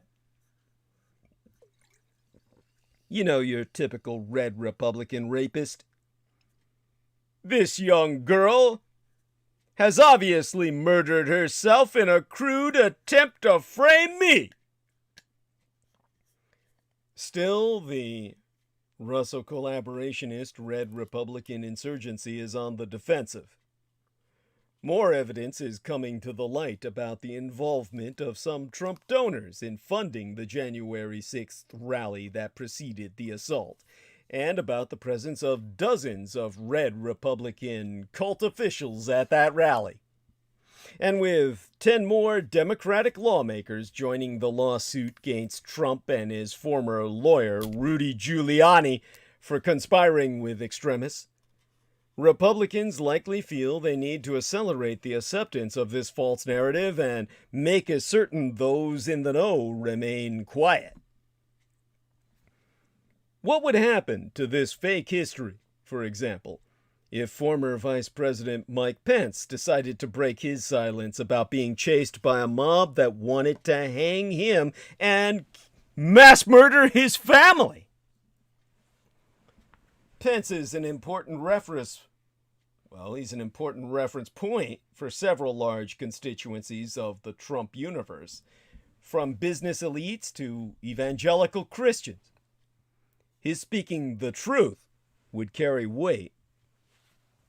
But while a few prominent Republicans, like former House Speaker John Boehner, emphasized Trump's role in the bloody insurrection, as vis-a-vis his new book, Boehner confirms that Trump incited it for nothing more than selfish reasons, perpetuated by the bullshit he'd been shoveling since he lost a fair election the previous November. Those are the words of John Boehner in his work. Former House Speaker, not mine. Pence, like most in the Russo collaborationist red Republican insurgency, has been silent on the question and seems to have accepted the authoritarian-style party discipline Trump has imposed. This situation endangers American democracy itself. History proves that burying violence creates the conditions for its repetition. If there be no accountability for January 6th, we can be sure that unscrupulous elements within the Russo-collaborationist Red Republican insurgency will take that as a green light for them to attempt other lawless maneuvers in the future in order to return to power and stay there forever. The time to set the record straight is now. By exposing the fact that Tucker Carlson endorses his white supremacist theory by name. When the neo-Nazis marched in Charlottesville in 2017, they chanted, "You will not replace us," and, somewhat more clarifying, "Jews will not replace us." The terrorist who gunned down 51 people in Christchurch, New Zealand, used this slogan, "The Great Replacement," in his manifesto. Was it just last night? Not too long ago. Remember, I sleep in the daytime. The nights pass by for me as the work days do for many of you, in a blur. For all intents and purposes, just yesterday, Tucker Carlson appeared on a primetime Fox News show to defend this theory, not only in substance but also by name. Replacement theory imagines that an elite cabal, frequently described as Jewish, is plotting to replace the native white population with non-white immigrants who will pollute and destroy the white Christian culture. Carlson likes to complain about the liberal habit of anathematizing conservative ideas as racist, as a substitute for engaging with their substance. So let's analyze. Carlson's argument is cretinously stupid even by the standards of a Tucker Carlson monologue. He simply asserts that immigration expands the electorate and therefore dilutes the political power of the existing population. In fact, to quote his T verbatim, "It's a voting rights question. In a democracy, one person equals one vote. If you change the population, you dilute the political power of the people who live there. So every time they import a new voter, I become disenfranchised as a current voter." Note that Tucker Carlson is not merely arguing against illegal immigration here. He's arguing against any immigration. Carlson proposes that any new U.S. citizen reduces the political power of the current population. You know, when the Constitution was ratified, the United States had fewer than 4 million people and 13 states. You know, the colonies. By Carlson's standard, the last 200 years have been a continuous process of disenfranchisement of that original population. Immigration is a complex issue, and it is obviously possible to support restrictions on either legal or illegal immigration without being racist. But Carlson's point implies that any immigration, legal or illegal, politically disempowers all Americans. Yet he's not arguing for zero immigration. All he's doing is framing immigration as some kind of zero-sum attack on the native population.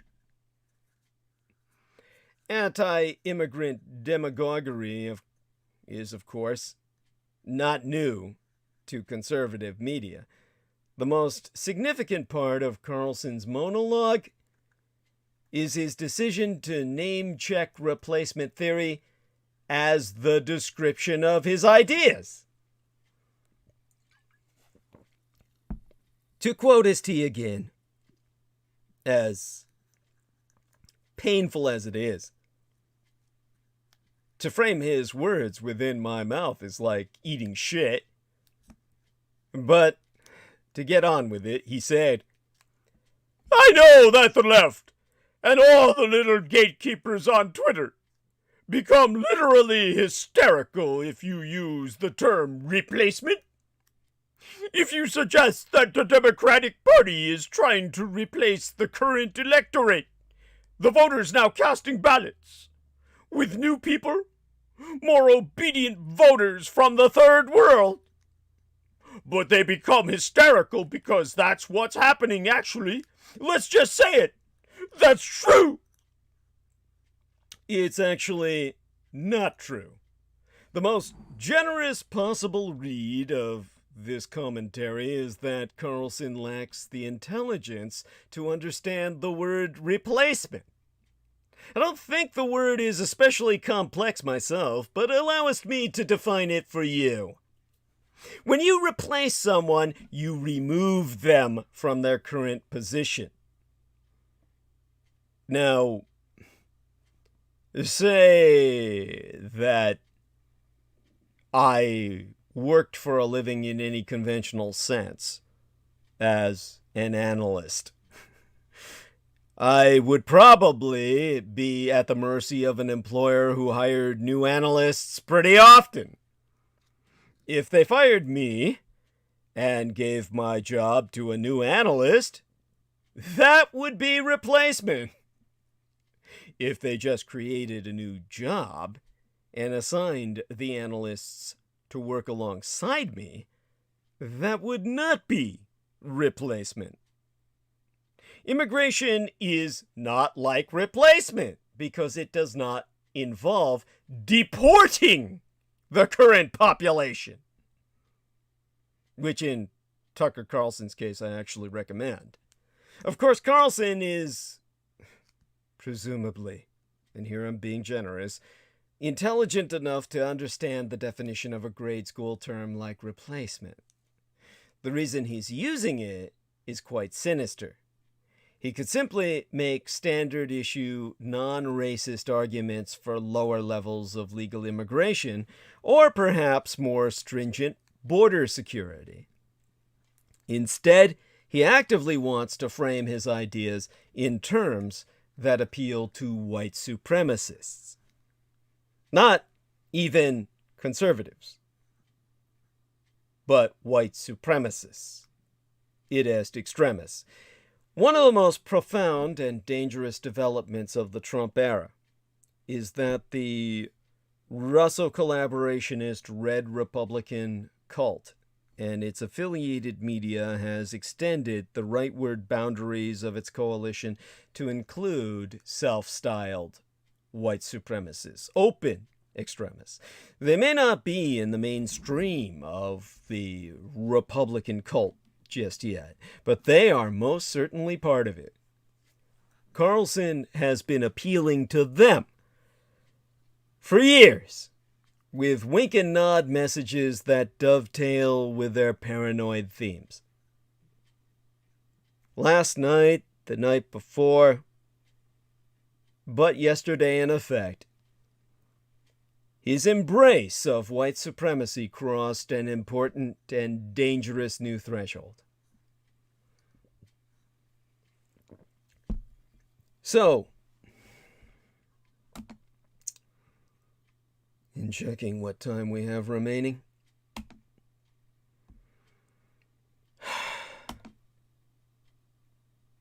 if we were to file the repercussions of all I've articulated thus far, it would be under Asian American discrimination. Because the Atlanta attacks may activate Asian Americans politically. In fact, they exemplify, they embody in the bodies of 6 innocent women why the recent violence against Asian Americans will solidify our support of Democrats. Even before the coronavirus became a worldwide pandemic, some astute observers of racial and ethnic politics feared that the emerging outbreak in the Communist Chinese Empire would lead to, and were already contributing to, a rise in anti-Asian sentiment in America. After all, the United States has a long and ugly history of scapegoating racial and ethnic groups for diseases in ways that are used to justify and rationalize xenophobia. Sadly, it didn't take long for these fears to be realized. Racist harassment online, verbal attacks in public, and physical assaults against Asian Americans all surged in the early days of the pandemic and have remained alarmingly high ever since. In fact, anti-Asian hate crimes in these United States increased by nearly 150% from 2019 to 2020. But it took the massacre, the mass murder of 6 Atlanta women of Asian descent in March, but yestermenses, for many to finally realize the seriousness of the problem. According to Google Trends data, Google searches like Asian Americans and violence against Asian Americans skyrocketed after that shooting. So in that sense, those women did not die in vain. Similarly, the share of respondents in Yesterceptimania's last week's YouGov/Economist poll, who said there is a great deal of discrimination against Asian people, 33%, doubled since YouGov asked this question in March 2020 after reports of COVID-19 related backlash against Asian Americans had initially surfaced.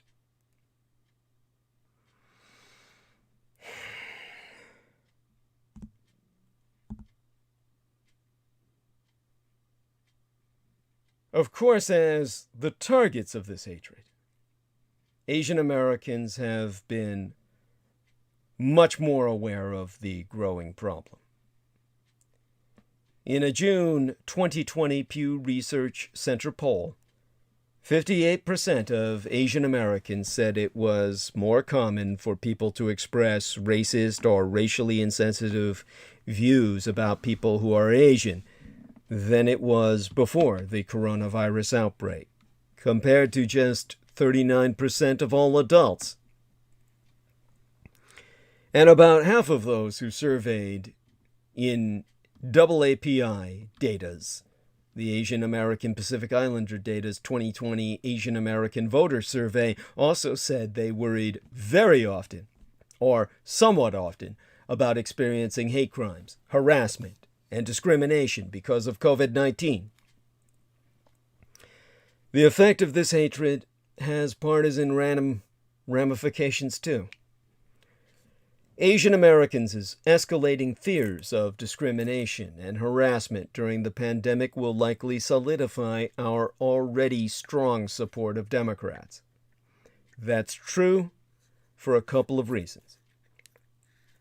First, perceptions of discrimination and feelings of social exclusion are strongly linked with how Asian Americans vote.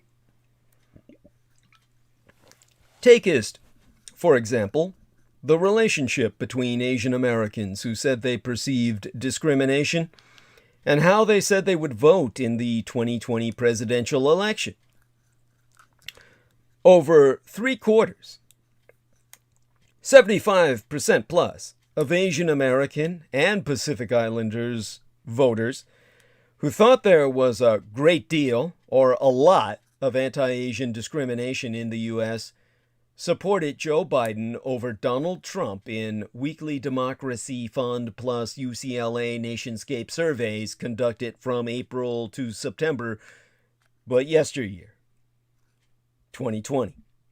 But only 37% of Asian Americans who didn't think there was any anti-Asian discrimination preferred Biden to Trump in the presidential election. Political scientists Alexander Kwon, Neil Malhotra, and Cecilia Moe have argued that Asian Americans who experience discrimination are more likely to support Democrats because they associate social exclusion based on their ethnic background with the predominantly white Republican Party. Takest, for example, what Drs. Kwon, Malhotra, and Moe found in one experiment. Some participants were randomly subjected to a microaggression from a white lab assistant who questioned their citizenship before having them answer a survey that measured political attitudes. The Asian Americans subjected to the microaggression were 13 percentage points more likely than the control group to view the Democratic Party in a positive light. This uptick came at the expense, as well, of how respondents thought about the Republican cult. That is, the Asian Americans who were subjected to the microaggression were more likely to say that Republican cultists were close-minded and associated the red insurgent Republican Party with exclusionary treatment. That is something that has been made much more explicit during the pandemic. Democratic politicians, for instance, have consistently shown far greater concern than their Republican cultic counterparts over the rise in hatred directed against Asian Americans during the pandemic, differences that were clearly on display in the 2020 presidential campaign. Then-candidate Joe Biden forcefully condemned President Trump's repeated use of terms like Chinese virus and Kung flu to describe the coronavirus, warning that such language could endanger Asian Americans. There's evidence to support those concerns as well. 2 recent studies proved that online animosity and offline hate incidents against Asian Americans heightened after Trump linked China and COVID-19 in his tweets. Another study proved that Trump's framing of the pandemic as China's fault increased anti-Asian sentiments and xenophobia in survey experiments. And there's evidence, too, that rank-and-file Republicans have become much more hostile toward China during the pandemic, views that experts warn pose a threat to all Asian Americans. In total, the prejudice Asian Americans have experienced during the pandemic does seem to have further solidified their already strong support of the Democratic Party. Analyzing data from weekly Nationscape surveys conducted between the month of July in 2019 and the month of May in 2020, the political scientists I consulted, like Nathan Chan, Jae-Yeon Kim, and Vivian Leung, proved that Asian Americans moved more toward the Democratic Party than other racial and ethnic groups after Trump first made ethnically inflammatory remarks about the coronavirus. Dr. Chan and his colleagues concluded from their findings that exclusionary rhetoric from partisan elites further cements Asian Americans as Democrats. This certainly doesn't mean that social exclusion and experiences with discrimination are the only reasons why Asian Americans have overwhelmingly supported Democrats. Nor is it possible to precisely predict how the rise in anti-Asian hatred during the pandemic will affect Asian American partisanship in the long run. But at the very least, red Republican cultic rhetoric about the pandemic and the rise in anti-Asian hatred over the past year has solidified the long-standing link between Asian Americans' feelings of social exclusion and their support for the Democratic Party. This is where I am now obligated by my recent experience of an assassination attempt. The abortive assassination that resulted in the loss of lives other than my own. I need to educate you, the information consumer, in the last hour and a half remaining we have of this transmission, on an incredibly complex state of mind that I need you to not only adapt, but pass on to others. Oh, by the way, our man George Knight says he can pop in for 5 minutes right now. Let's give him a call before I proceed to instruct you in this. And let's give him a little live stream time by turning towards the Skype, opening up my Google Plus, or they call it a G Plus, and looking up George Knight, G-O-E, there we are. That was quick. And adding him. Let's see if we can bring him on for 5 minutes. And I've added George Knight to the conversation. Let me tell him that I'm calling in case he doesn't get the message. Okay. Calling. And see if he responds. I think he's on. George, is that you? Yes, Douglas. Yes. Hello, nice to hear from you, Douglas. Yes. Oh, God, thank you so much for coming on. So tell me about what's been going on with you. And for God's sakes, catch us up on what you want us to hear. If you've got something as slim as 5 minutes time, by all means, take advantage of it. Oh, I know. Thank you, Douglas. Yeah, I'm just literally, I'm at home at the moment. And yes, you know, my partner, Sarah, she's just out for the moment. So it's the only time I can literally come on.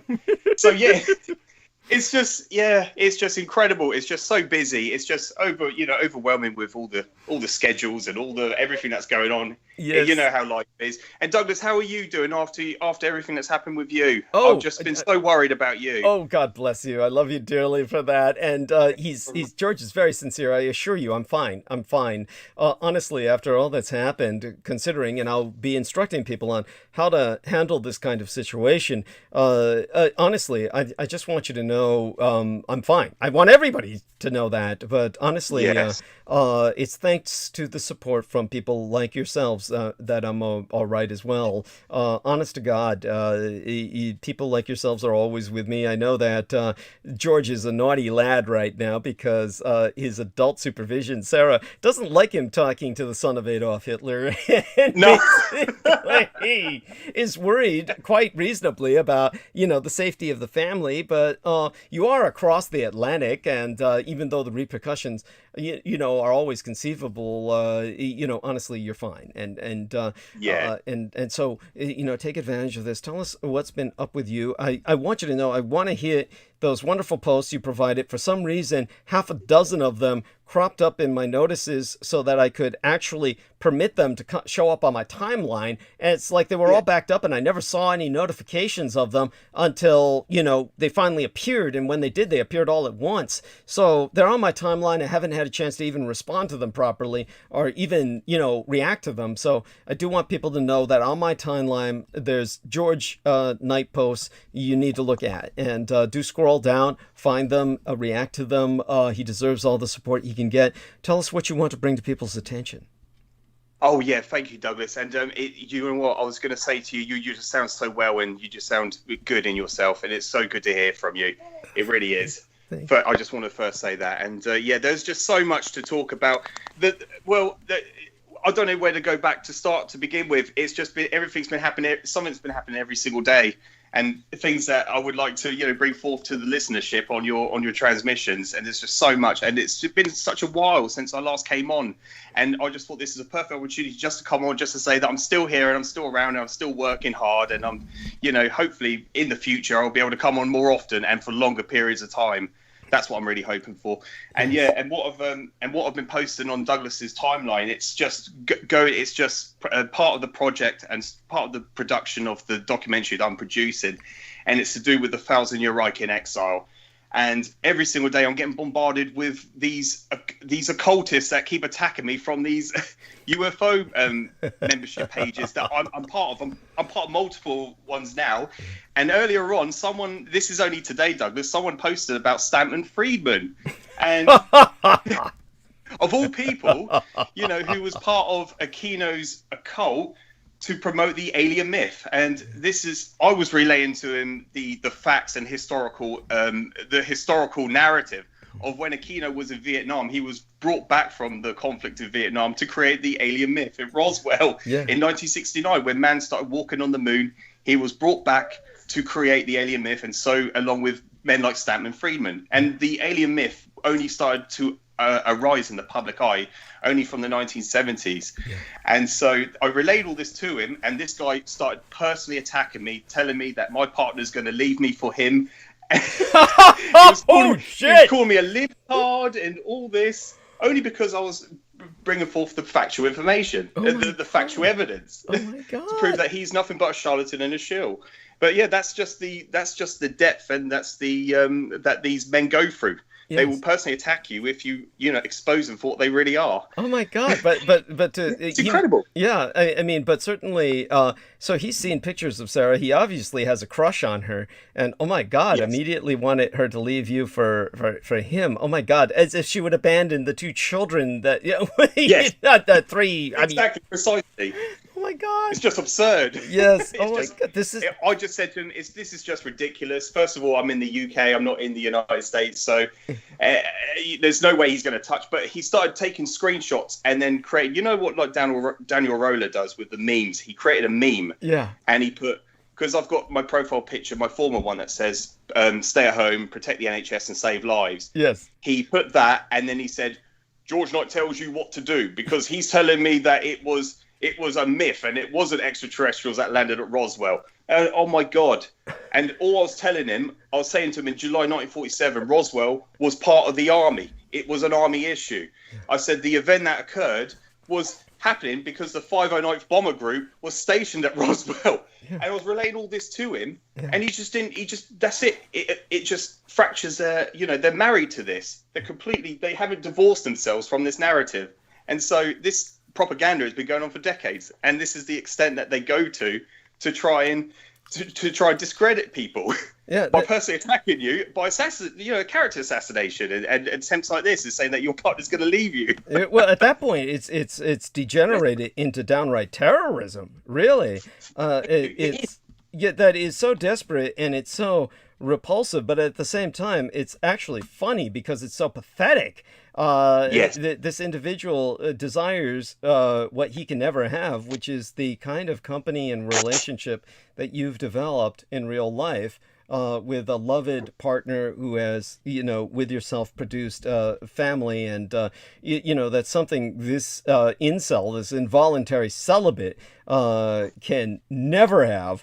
So obviously that's what he wants to take from you. Of course, it's absurd, but the very extremity of it is educational. I'm glad you shared that. It shows people. Yeah, thank you. Yeah, the degeneracy of the mindset of these people.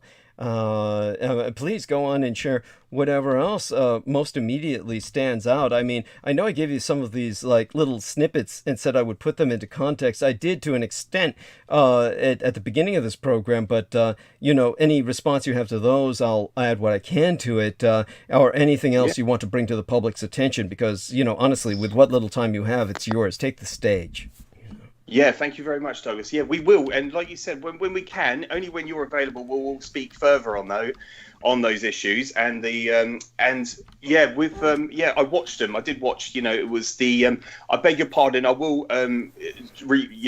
try to refrain on the information, but it was in the 1920s, the man that produced the man-made UFO, or the concept of the UFO, the flying saucer. Let's say a concept.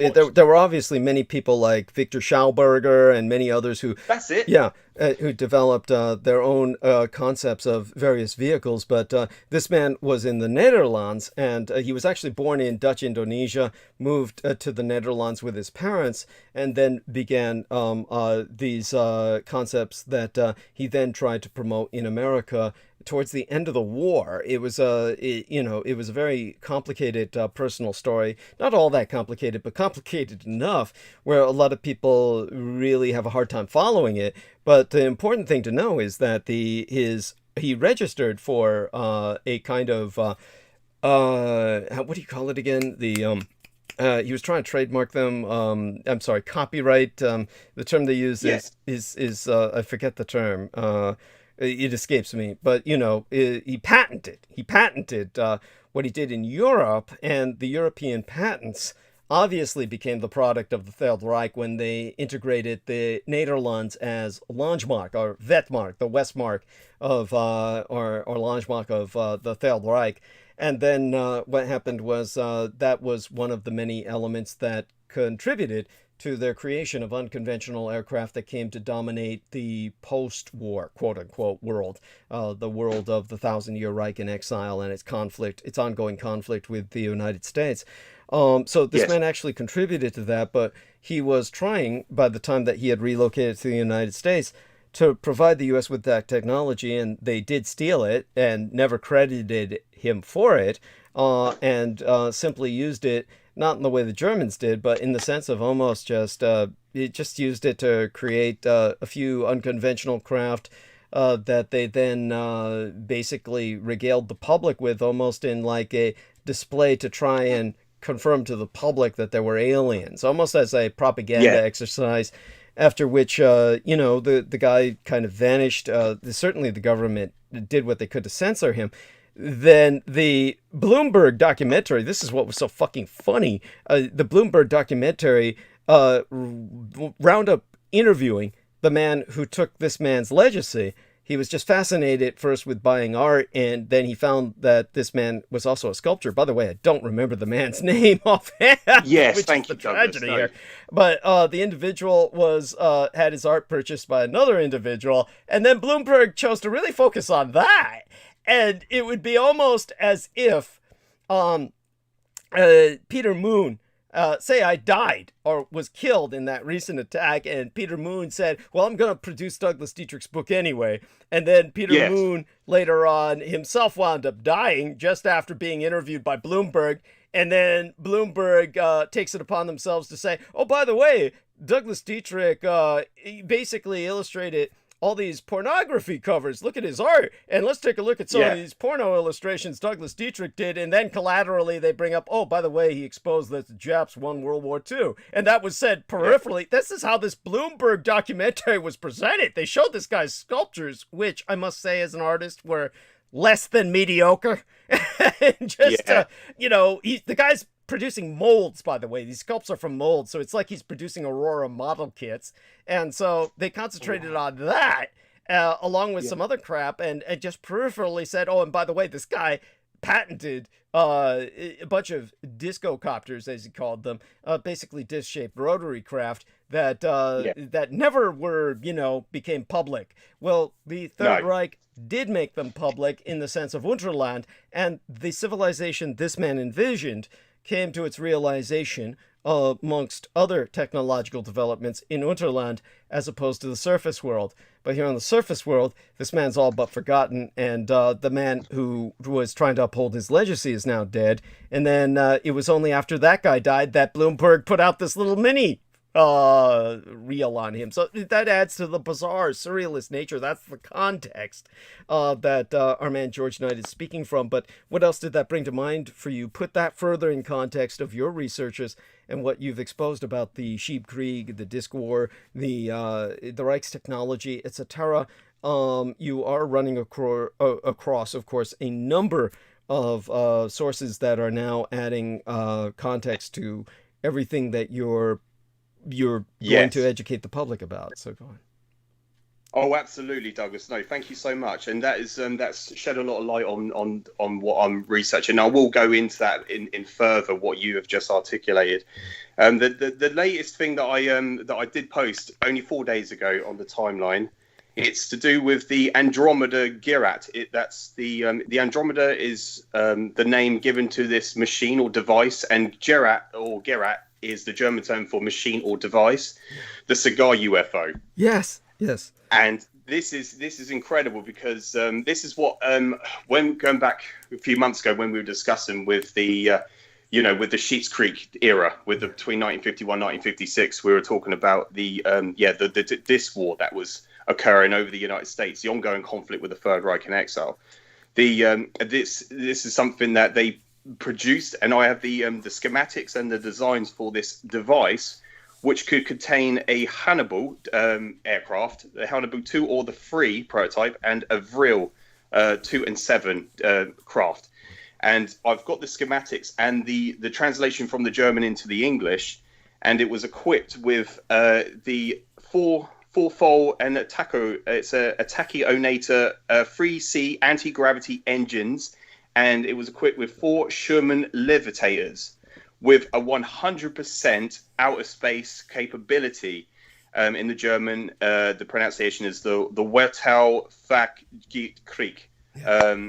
I will have to, go over how to pronounce that properly, but I've got the spelling. It's WELTALLFAHIGKEIT, and that basically means it has a 100% outer space capability. Right. And the original design WELT is world, and Fahrt FARHRT, or the which I believe is the correct spelling. That means like travel, as in Voyager, and the acronym even for the transport system in Europe, the monorail system, or rather the rail system, excuse me, is called FART or FART. That is like their acronym for travel in Europe, and nobody looks at that as some kind of joke or pun. So that is something just to clarify there. So go on. World traveler is basically, that's kind of like the more literal translation of what you're saying.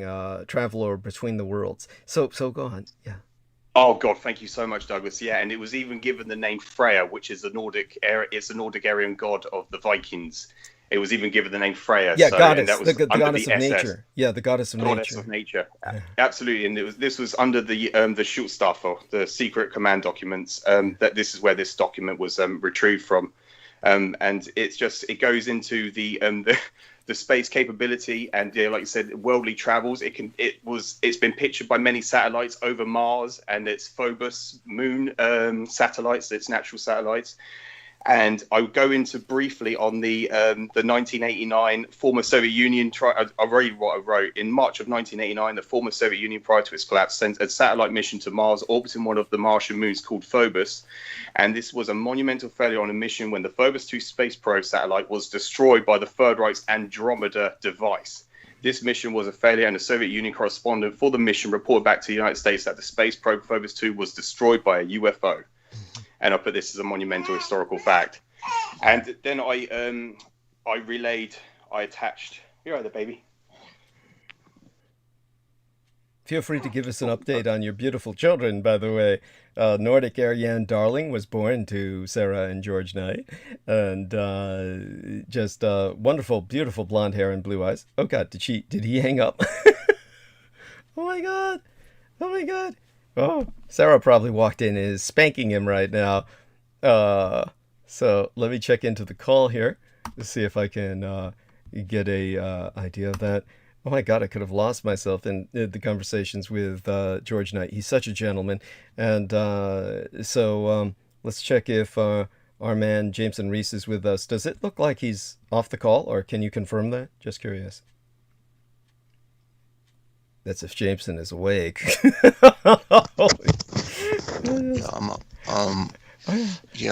I don't see George Knight on the call. Okay, so he dropped off. Probably Sarah walked in. He had to escape. Oh God. So what I'll do is I'll do me a favor. Now that you're up, could you hold the stage for about 5 minutes? I'm going to take a quick refreshment trip, and so I should be back in about 7-10 minutes at the absolute longest. Can you hold for that period of time? Yeah, I'll see what I could dredge up. Okay. You can talk about how that one fucker made you so angry, Mr. Ugly. I'll tell you that photographs the guy took of himself, it's like he's trying to make himself look as sinister as possible. Yeah, I'm just so glad that, we get over such things, honestly. People like that, of course, are maddening, but, I'll let you take the stage now. And you can talk about anything you wish. All right. Well, I can say what's less maddening is the realization that this guy apparently seems to contribute regularly as far as commenting on almost every other thing that people say on these commentaries of popular mechanics. So the more I think about it, the more the guy has no life whatsoever. Which is sad in and of itself.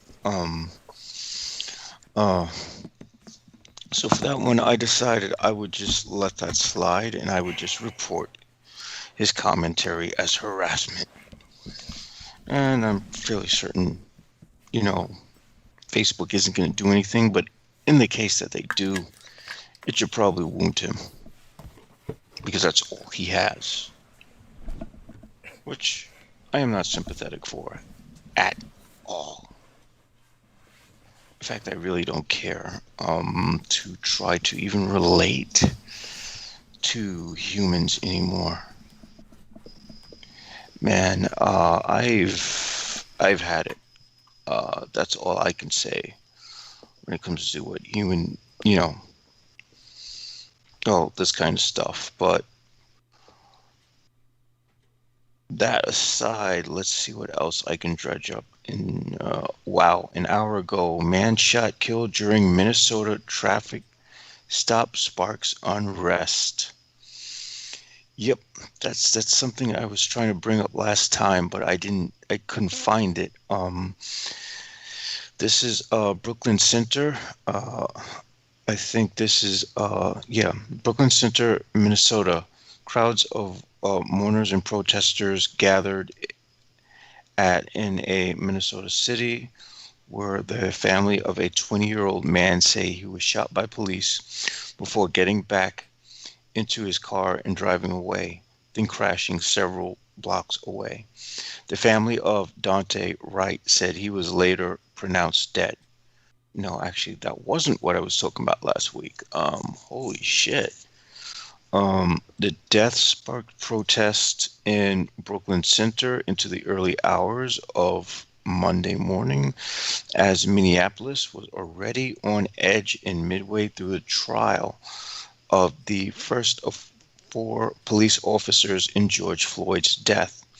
Brooklyn Center is a city of about 30,000 people located on the northwest border of Minneapolis. Minnesota Governor Tim Walz tweeted he was praying for Wright's family as our state mourns another life of a black man taken by law enforcement. Can they stop giving these freaking comments, because we know they don't give a flying poop at all. Because if they cared, it would stop happening.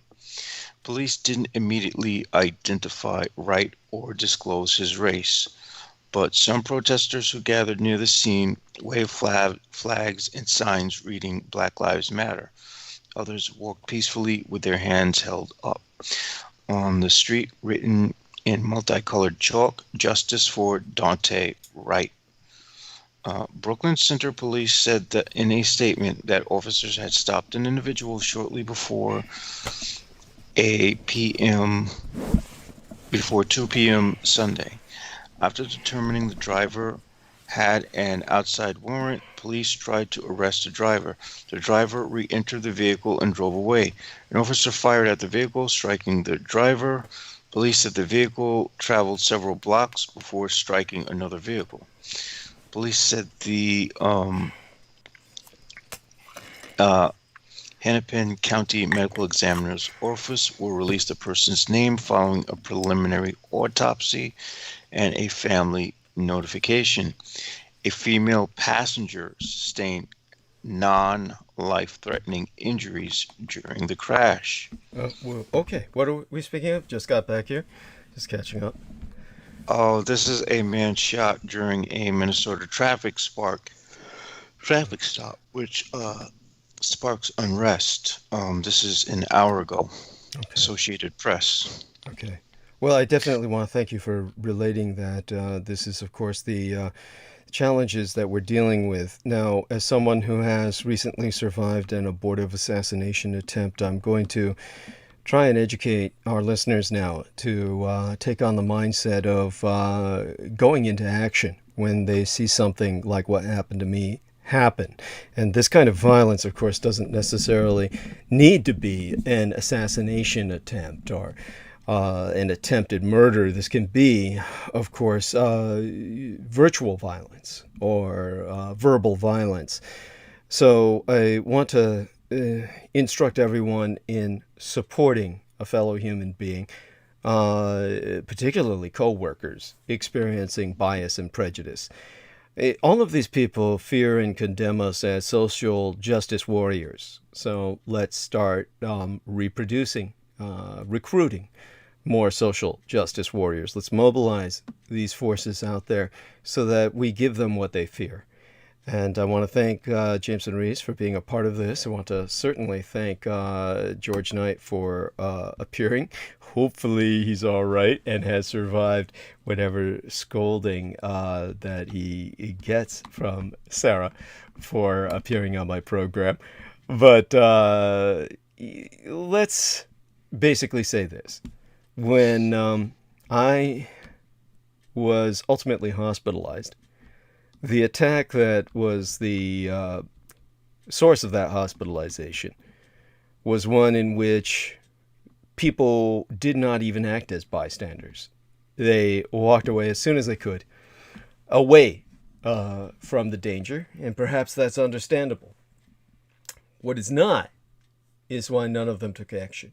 But of course, we know why. Most of them didn't feel I was worth acting for. Bystanders can not only help the targets of injustice feel less alone, but also provide clear feedback to the person causing harm, in a less extreme case than mine, so that extreme cases like mine don't ultimately manifest. So, all of us need to learn to support co-workers or fellow human beings experiencing bias and prejudice. A big part of why I took on this responsibility is to recognize and express gratitude for the essential role of people who stand up for their fellow human beings, or in particular their co-workers. For every bad experience I've had as a individual who's often interpreted to be female in the workplace or at schools while growing up, I've had multiple good experiences with people who were there to help me navigate those moments and support me afterward. I am so grateful to these friends, colleagues, employees, bosses, even strangers.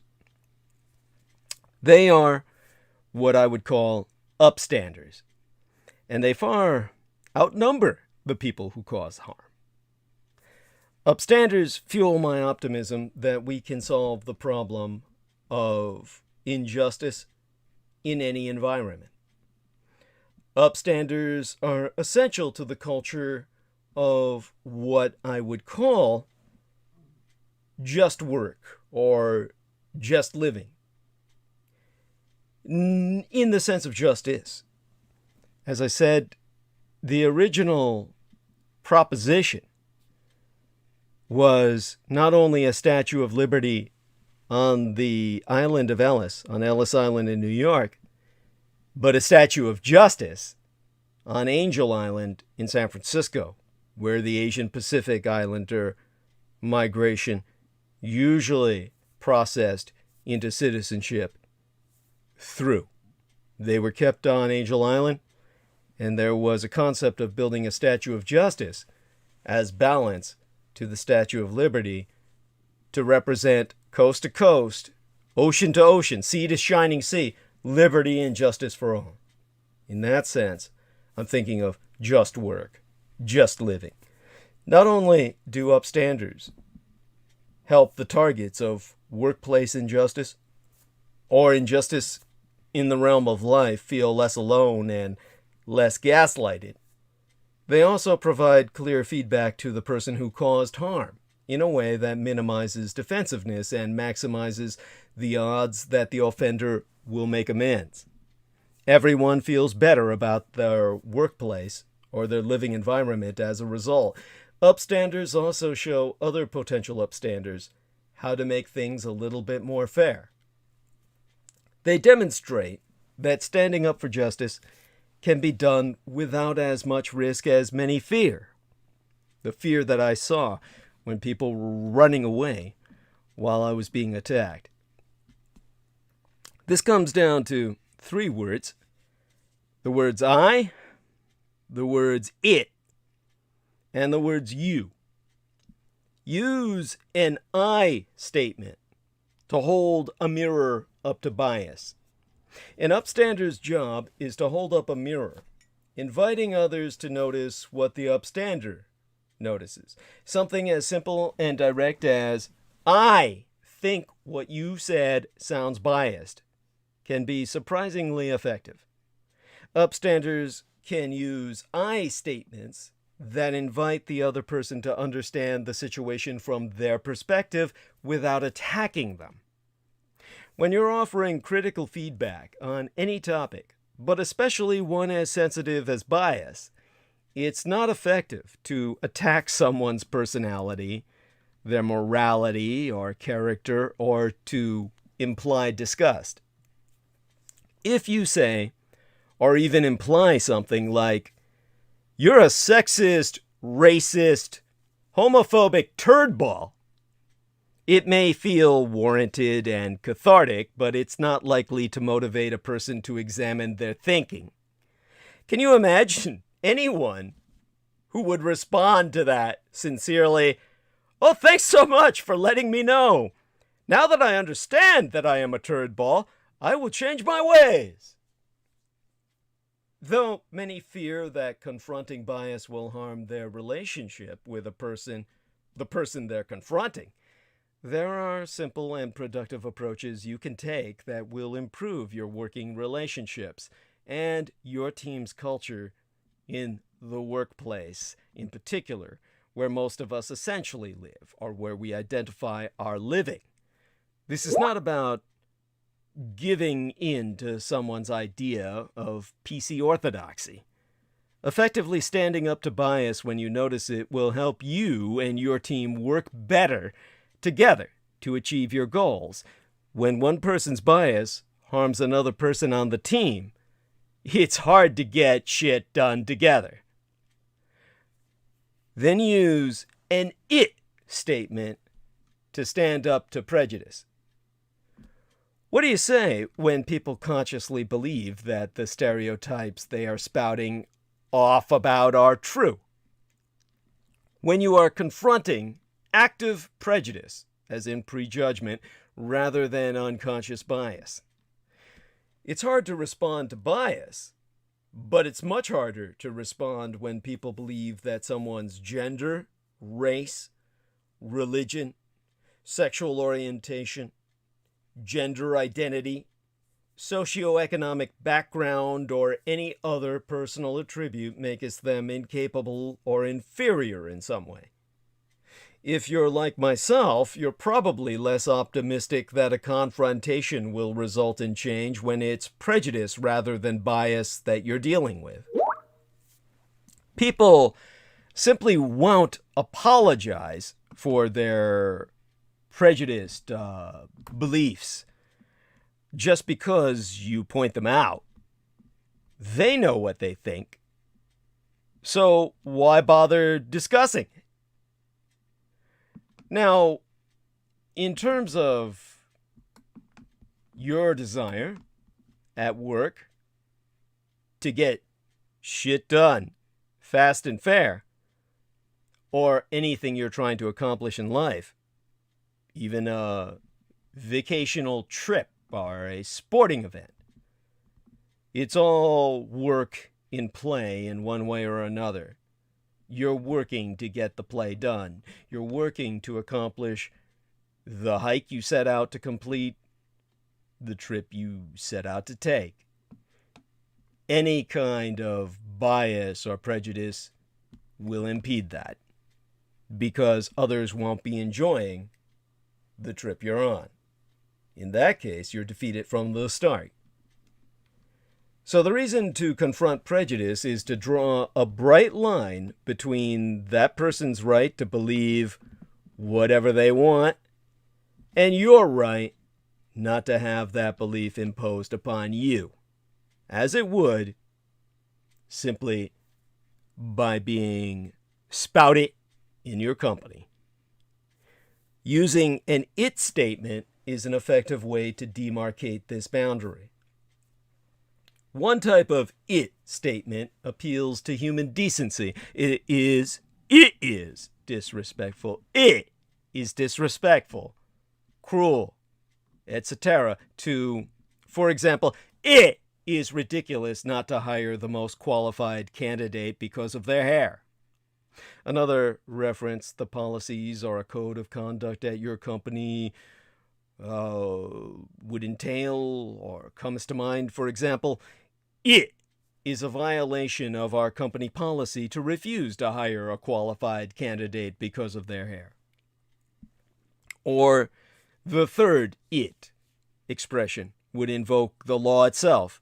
Exempla gratiae, it is illegal to refuse to hire someone because of their hair. Then use a "you" statement to stand up to bullying. On a practical level, upstanders are in the best position to intervene because the nature of bullying is to isolate the target and separate that individual, the targeted individual, the TI, from the pack. The minute an upstander stands up to bullies, they know that they're facing two people, not one. Sometimes it may be your fear of the person doing the bullying that gets in your way. Other times you may wonder if it's appropriate to insert yourself into this situation. Might it be seen as patronizing to act on behalf of the bullied, the targeted individual, the TI? When you see something that seems wrong, you have several options for how to respond. Now, hollaback, that's HOLLABACK with an exclamation mark, is a nonprofit that develops training for upstanders, and it offers an effective 5D approach to be aware of the different things you can do to shine a spotlight on bullying. That organization recommends 5 possible steps. The 5 Ds, the 5 dimensions: direct, distract, delegate, delay, and document. This is bystander intervention training. Now, this organization, Hollaback, which has codified much of what I've learned from personal experience and makes it easier for me to relay this education to you, provides training on how to do your part to protect your neighbors and coworkers when bias and harassment collide in front of you. Now, this is something I would have gladly related to all those bystanders who became runaways at the time of my attack.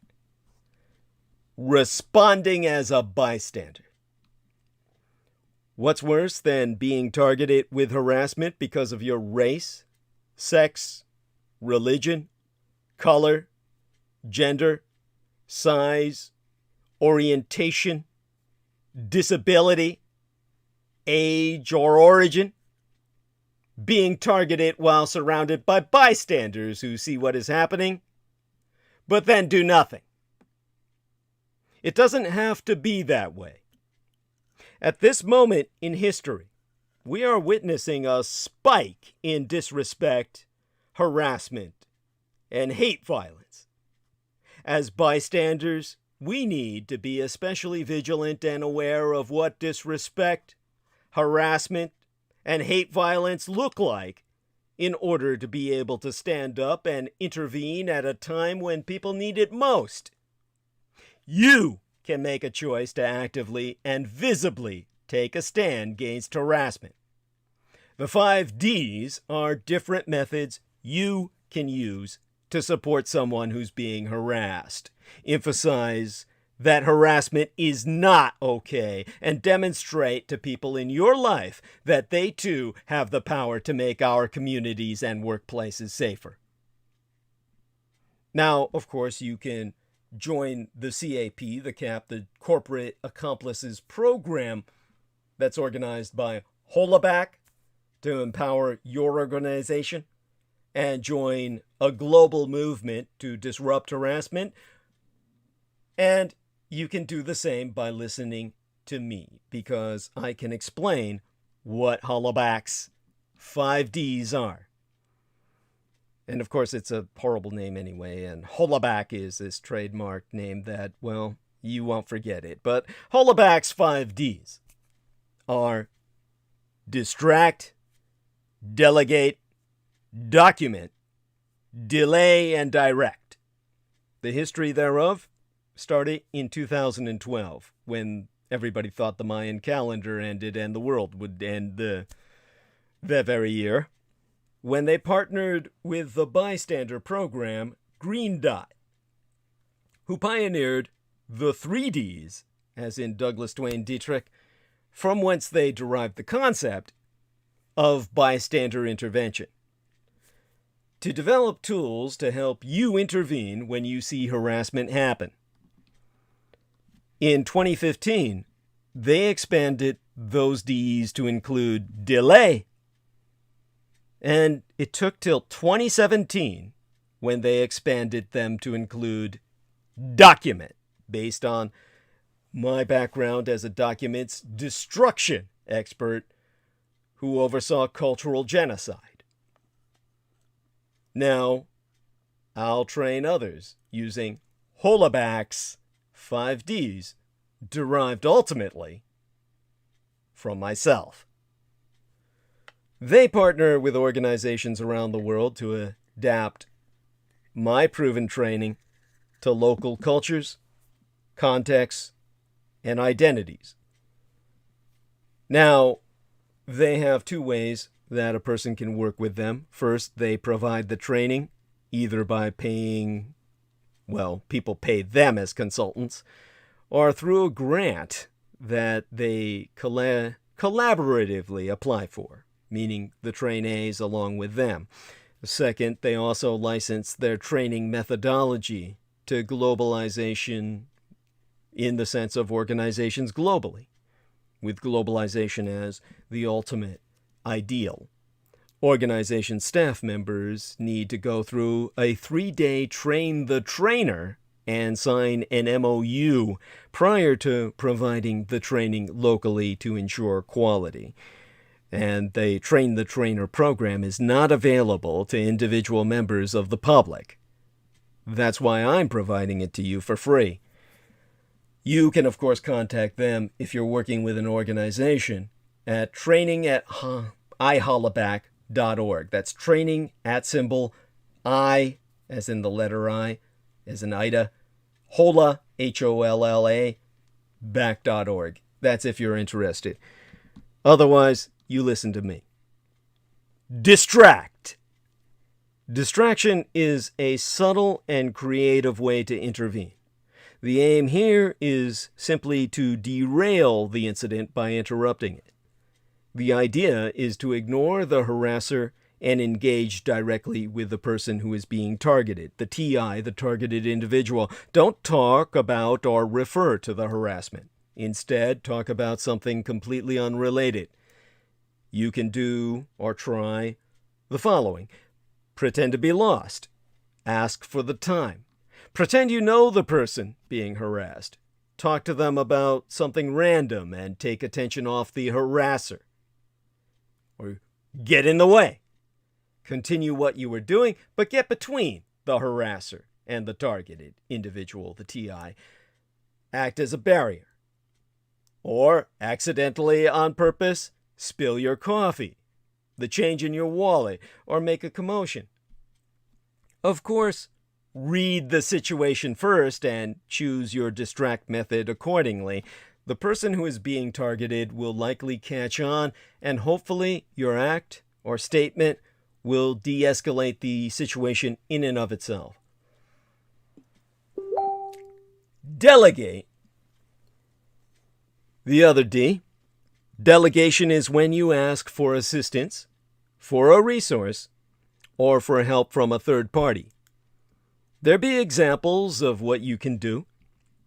Find the store supervisor, the bus driver, or a transit employee and ask them to intervene.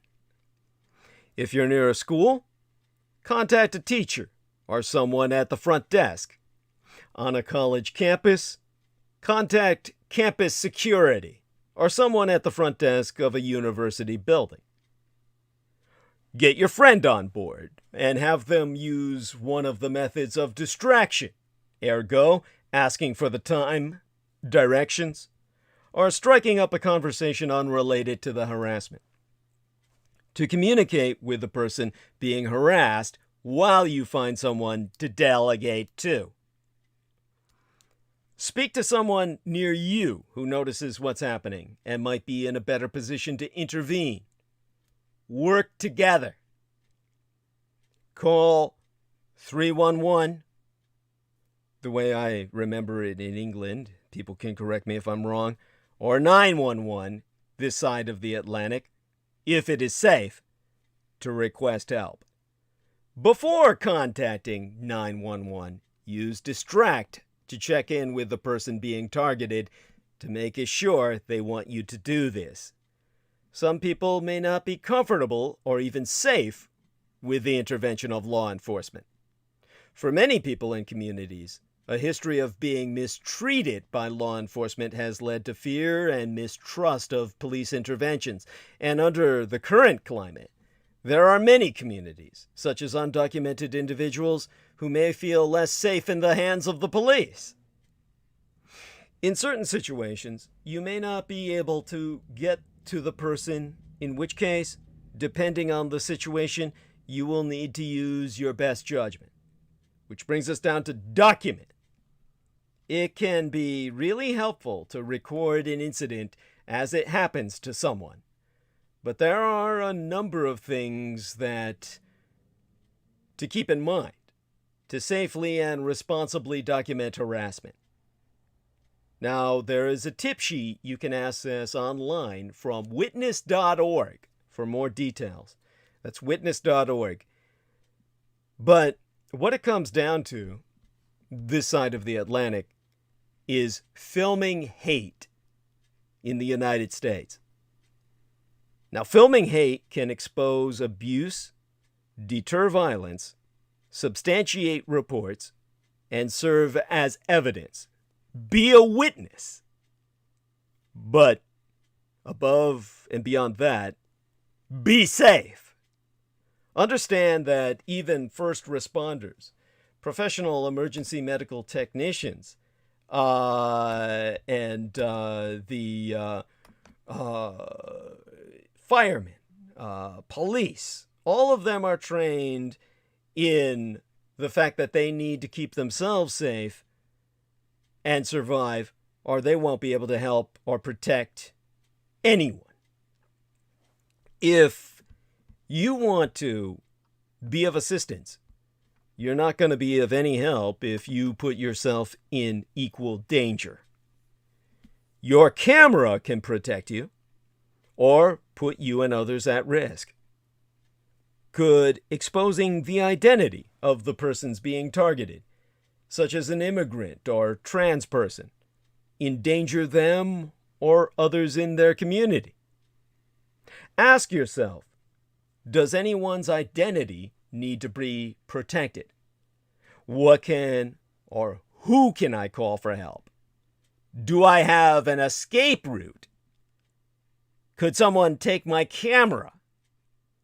Are there others around? Can I film without being seen? So get ready. Free up space on your device and protect it with a secure passcode, not Touch ID. Then that brings us to the Shakespearean question: to film or not to film? If you witness a hateful act, let the target know you are there to help. If you feel that filming could make the situation worse, don't do it. There be some possible ways to take action instead of filming. Direct. If safe, call out the harassment and/or directly confront the harasser.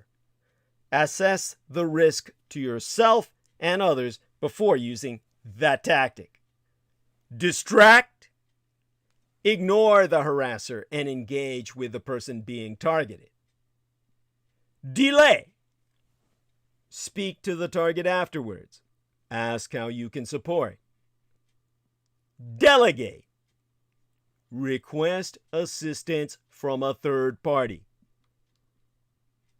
Note: some individuals and communities may fear and/or distrust law enforcement because of previous abusive or traumatizing experiences. Involving the police could make them feel uncomfortable or even unsafe. Check with the target before calling law enforcement or 911. Of course, you can always visit the I as in Ida, the letter I, holaback.org for more tips on bystander intervention. I'm giving you the basics, all the D's at the base. That's iholaback.org for other tips. I'll continue. I want to thank, of course, George Knight for coming on as he did and risking himself. God bless him. Maintain him in your thoughts and prayers as you do Chris Collins. Believe me, he needs them right now. But when you come to documentation, film so others understand. Show what happened with details like torn clothing, bloodstains, hateful chants, slurs, threats, license plates, threatening symbols, graffiti, property damage, and weapons. On-camera interviews can help explain important parts of the story, but consider whether it could cause harm by making them a target or even re-victimizing them. Prove it's real. Film, or say, the time and date. Show street signs, landmarks, others filming, and nearby surveillance cameras to help prove your location. Film without stopping if you can. If sharing online, include a clear, factual description. Don't shake. Keep your camera steady and hold important shots for at least 10 seconds. Film multiple angles from different distances. Getting good video in low light can be hard, but the audio can still be valuable. Think before you share. Uploading your video or live stream to a public channel can turn you or the target and their community into a target. Once it's online, you lose control of who sees the video and the context it's shared in. Before sharing publicly, ask for advice from an attorney, the victim, a trusted friend, local activist, or journalist. That brings us to who to tell. If possible, ask the TI, the targeted individual, or simply the target, what they want you to do with the footage. Many nonprofit and state organizations are recording reports of hate-related incidents. Look for a group near you to file a report and find additional support for the victim. Back it up! Enable auto backup on your phone. Save the original file in a safe place. Never delete the original file or change the file name. Ever! If you do edit, do it from a copy. You can get more filming tips at library.witness.org via the Filming Hate V2.0 USA, Filming Hate hyphen V2.0 or 0 rather dash USA. First, assess the situation. Is anyone helping the person being harassed? If not, use one of the other 4 Ds. If someone else is already helping out, assess your own safety. If you are safe, go ahead and start recording. Always ask the person who was harassed what they want to do with that recording. Never post it online or use it without their permission. There are several reasons for this. Being harassed or violated is already a disempowering experience. Using an image or footage of a person being victimized without that person's consent can make the person feel even more powerless. If the documentation goes viral, it can lead to further victimization and a level of visibility that the person may not even want. Also, posting footage without a victim's consent makes their experience public, something that can lead to a whole host of legal issues, especially if the act of harassment or violence was in some way criminal.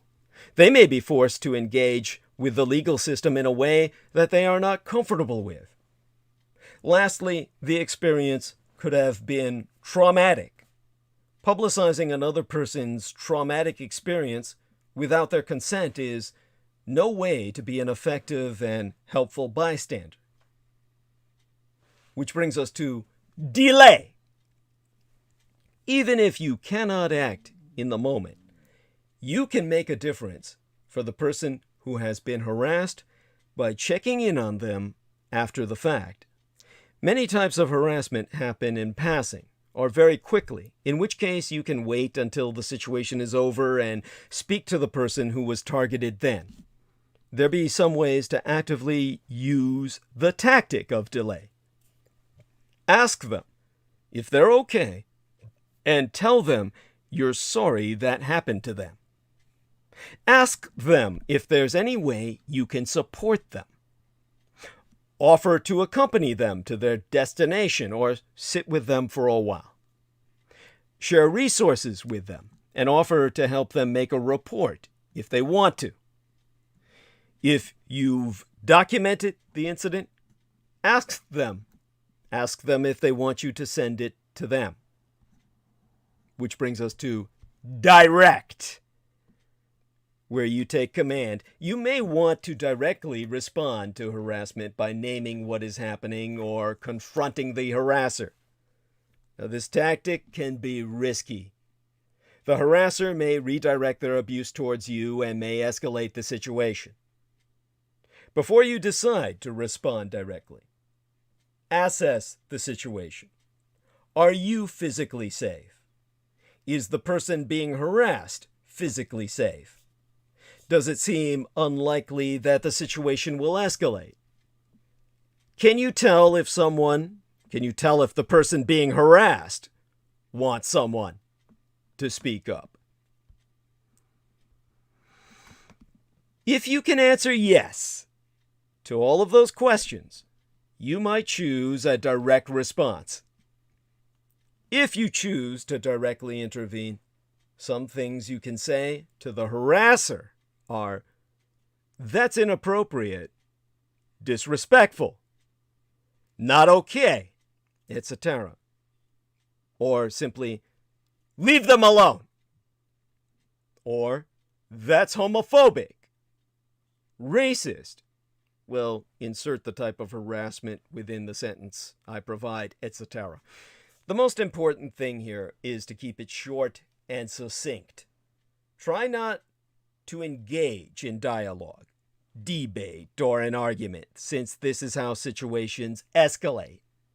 If the harasser responds, try your best to assist the person who was targeted instead of engaging with the harasser. Direct intervention can be risky, so employ that D with caution. Now, a note about safety. We don't ever want you to get hurt trying to help someone out. Always think about safety and consider possibilities that are unlikely to put you or anyone else in harm's way. So, if you're not sure what to do, run through each of the 5 Ds in your head. And if you're still unsure which approach to go with, tell yourself to choose something. Just say something! When we witness injustice, it is our obligation to proactively find a way to support people harmed. Being a passive bystander who simply watches harm being done, perhaps feeling bad about it but not doing anything about it, is bad for everyone, including yourself in ways you probably don't even understand. Further, when we notice injustice, whether it's small or large, we have a responsibility to take action, and we have an obligation to notice it. Being unaware does not give us absolution. Admittedly, we cannot always solve the problem, but we can always show solidarity with the person who is being harmed. And that acknowledgement, that something is wrong here, is invaluable. You are powerful. Remember, everyone can do something. At this time in our history, it is even more important that we show up for one another as active bystanders. Research proves that even a knowing glance can significantly reduce trauma for the person who is being targeted. One of the most important things we can do is to let the person who is targeted know, in some way, however big or small, that they are not alone. Now, that's a lot to absorb. And WTF, Mr. What the Fuck himself, sayest, I would add another D if I may. Sometimes you need to disable. Yes, that's active intervention in its most direct and violent sense. And if you can get away with it, I'm not one to discourage it. Certainly I did so on my own behalf. Now, Rose Belitia, sayest, have you really been on for 11 hours? What happened to your vast book collection, Douglas? Yeah, well, I can't spend all day reading. Indeed, these days I hardly ever read at all. Most of my time, admittedly, is online. Yeah, what did happen to my vast book collection? Well, it's sitting and moldering, as it always has been, and that's the tragedy thereof. Oh my God. Yeah, book hoarding. Don't let it happen to you. You know, walking into a bookstore for me is like an alcoholic entering a bar. It's not a wise thing to do. Honestly, since I've gotten online and really, essentially stopped my book collecting, it's been a much better quality of life for myself in many ways. Maybe I could argue it hasn't been in terms of ultimately impacting me in other ways, but you know, that's the price you pay. I certainly wouldn't trade it back now for the world, simply because with this extended electronic family, there is far less isolation than is found in the company of books. We can rationalize the books are our friends and they're introducing us to all kinds of people who aren't there. It doesn't help. It's not the same. I will now tell George Knight I have requested a prayer. Okay, there we are.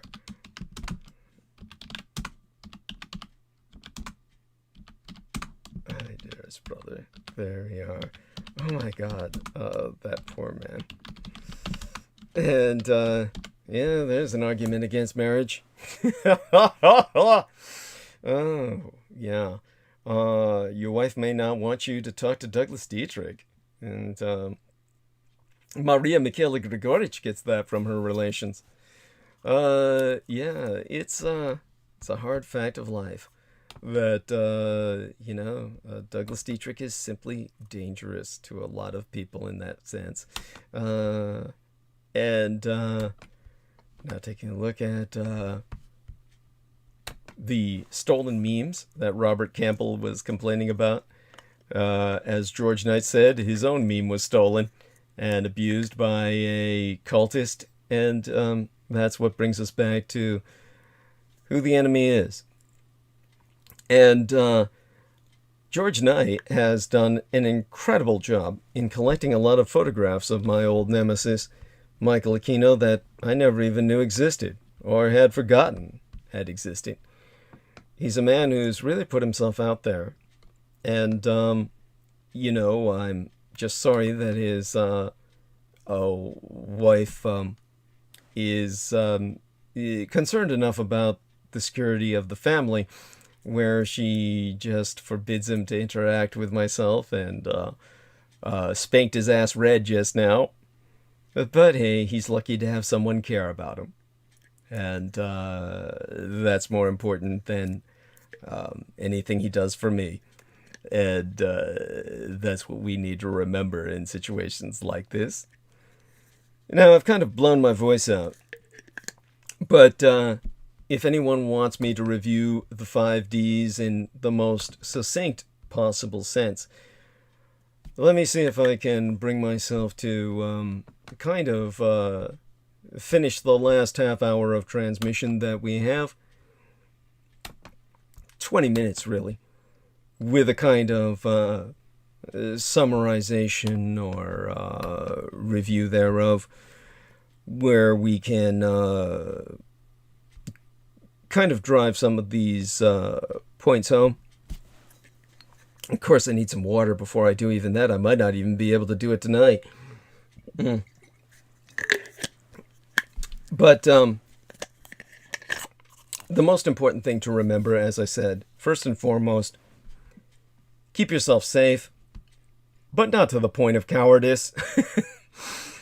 You can keep yourself safe while taking action.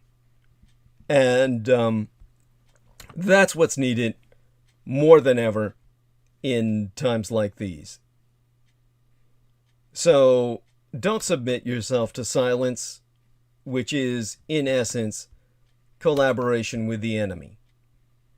The enemy who, of course, does what they do to ruin the lives of others, targeted individuals. Again, this is something that I'm going to try to repeat in the future. Bring back again to remind people of what they can do. If people had acted when they saw what was happening to myself, then the ultimate outcome may not have been so lethal. Nevertheless, it probably worked out for the best for everyone involved. It's just simply because there's too many cultists among us already. Now, when we are dealing with so much of what I'm exposing on a daily basis, and it basically challenges us to do things that we might never normally have even considered in terms of the 5 possible steps: direct, distract, delegate, delay, document. Again, with distract, take an indirect approach to de-escalate the situation.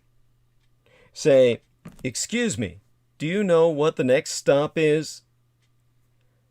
Start a conversation with the target, or find another way to draw attention away from them. Ask them for directions or the time, or drop something. Delegate. Get help from someone else. Say, "Excuse me, this person is being harassed. Can you help?" Find someone in a position of authority, like a bus driver, flight attendant, security guard, teacher, or store manager, and ask them for help. Check in with the person being harassed. You can ask them if they want you to call the police. Document. It can be helpful for the target to have a video of the incident. Laws about recording in public vary, so check your local laws first. Only document the situation if it's safe. Ask yourself, is anyone helping the person being harassed? If no, use one of the other 4 Ds to help them. In terms of tips for documenting public harassment, keep a safe distance. Film street signs or other landmarks that help identify the location. Say, for the record, the day and time. Always ask the person targeted what they want to do with that footage. Never post it online or use it without their permission. Keep your attention on the person being harassed. Make sure anything you do is focused on supporting them. This might be the most decisively important D of all the Ds at your disposal in dealing with this never-ending terror in our lives. WTF says, "Great advice, Douglas. God bless you, sir. Love you dearly. I thank thy support, especially in times like this. In light of my own personal experience." The other D, delay. After the incident is over, check in with the person who was harassed. Say, "Are you okay?" You can also say, "Can I sit with you? Can I accompany you somewhere? What do you need?" Direct.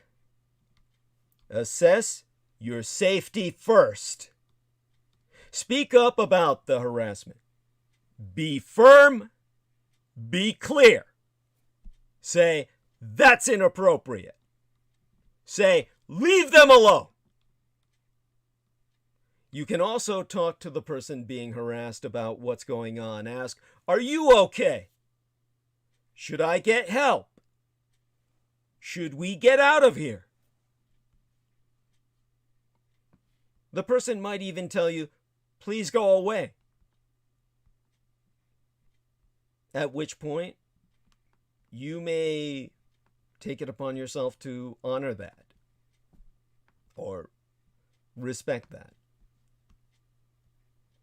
But the fact that you tried, the fact that you stood up, the fact that you're an upstander rather than a bystander will enable yourself to live with yourself from that point forward. And it will empower you to act again the next time that situation arises.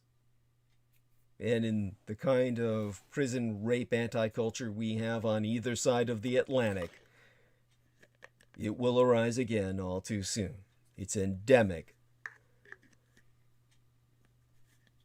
WTF says, I've always hated bullies and always stood up for people.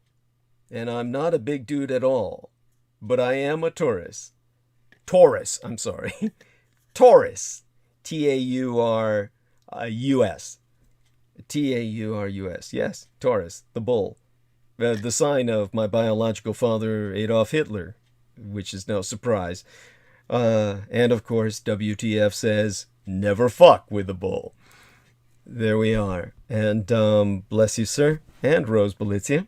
Shout out onto her. And a shout out onto My Fetish Story. Hey, honey. She said, Guten Morgen, Herr Dietrich.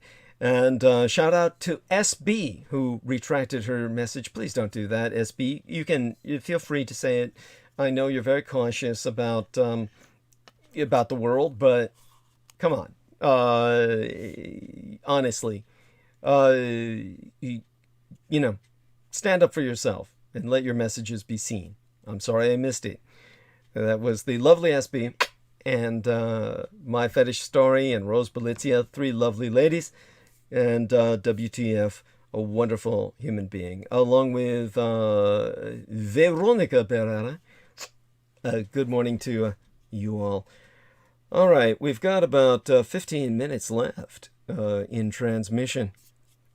I'll ask Jameson Reese to just basically say goodnight to the audience so I can check out myself thereafter. Honestly, shout out to Joyola Reinenbert in Ecuador if she's listening. And she reacted to the link we shared, so she may very well be listening.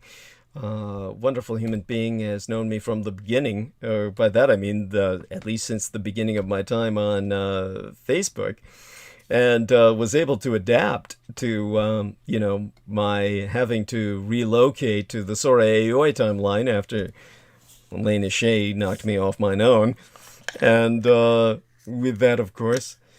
Oh yes, Jameson. Say goodnight to the listeners if you're with us. And obviously, he goes through a lot. Can't blame him if he drifts in and out every once in a while. If he doesn't respond, I'll check out myself. And I want to thank all of you for being with us and participating in your training for tonight so that you can do better, whether it's myself or anyone else being at the bayonet's end of hate in your world that we must all struggle to survive in. All right, on that happy note, my love be unto all who support myself, and all of you who do are welcome back again and again, and we'll be on again all too soon. And Rose Belizia saying, have you really been on for 11 hours? Honey, I do practically 12 hours every time I'm on. It's just the nature of the beast. And with that, let's check out for tonight. Excellent connection. Hasn't broken throughout the evening. My best unto WTF and unto all. Lex Lars was gracious enough to say good morning after I was petulantly responding to his question on the other transmission, the transmission before tonight's. Make certain you check up on that, Lex Lars, and review what I had to say towards the end of my episode preceding tonight. And everybody, maintain both Chris Collins and George Knight in your thoughts and prayers. All right then. With that, going to end the stream. And take us care till next we meet. Blessed be thy day. All right, there we go. We've ended the stream. Good night to you, son.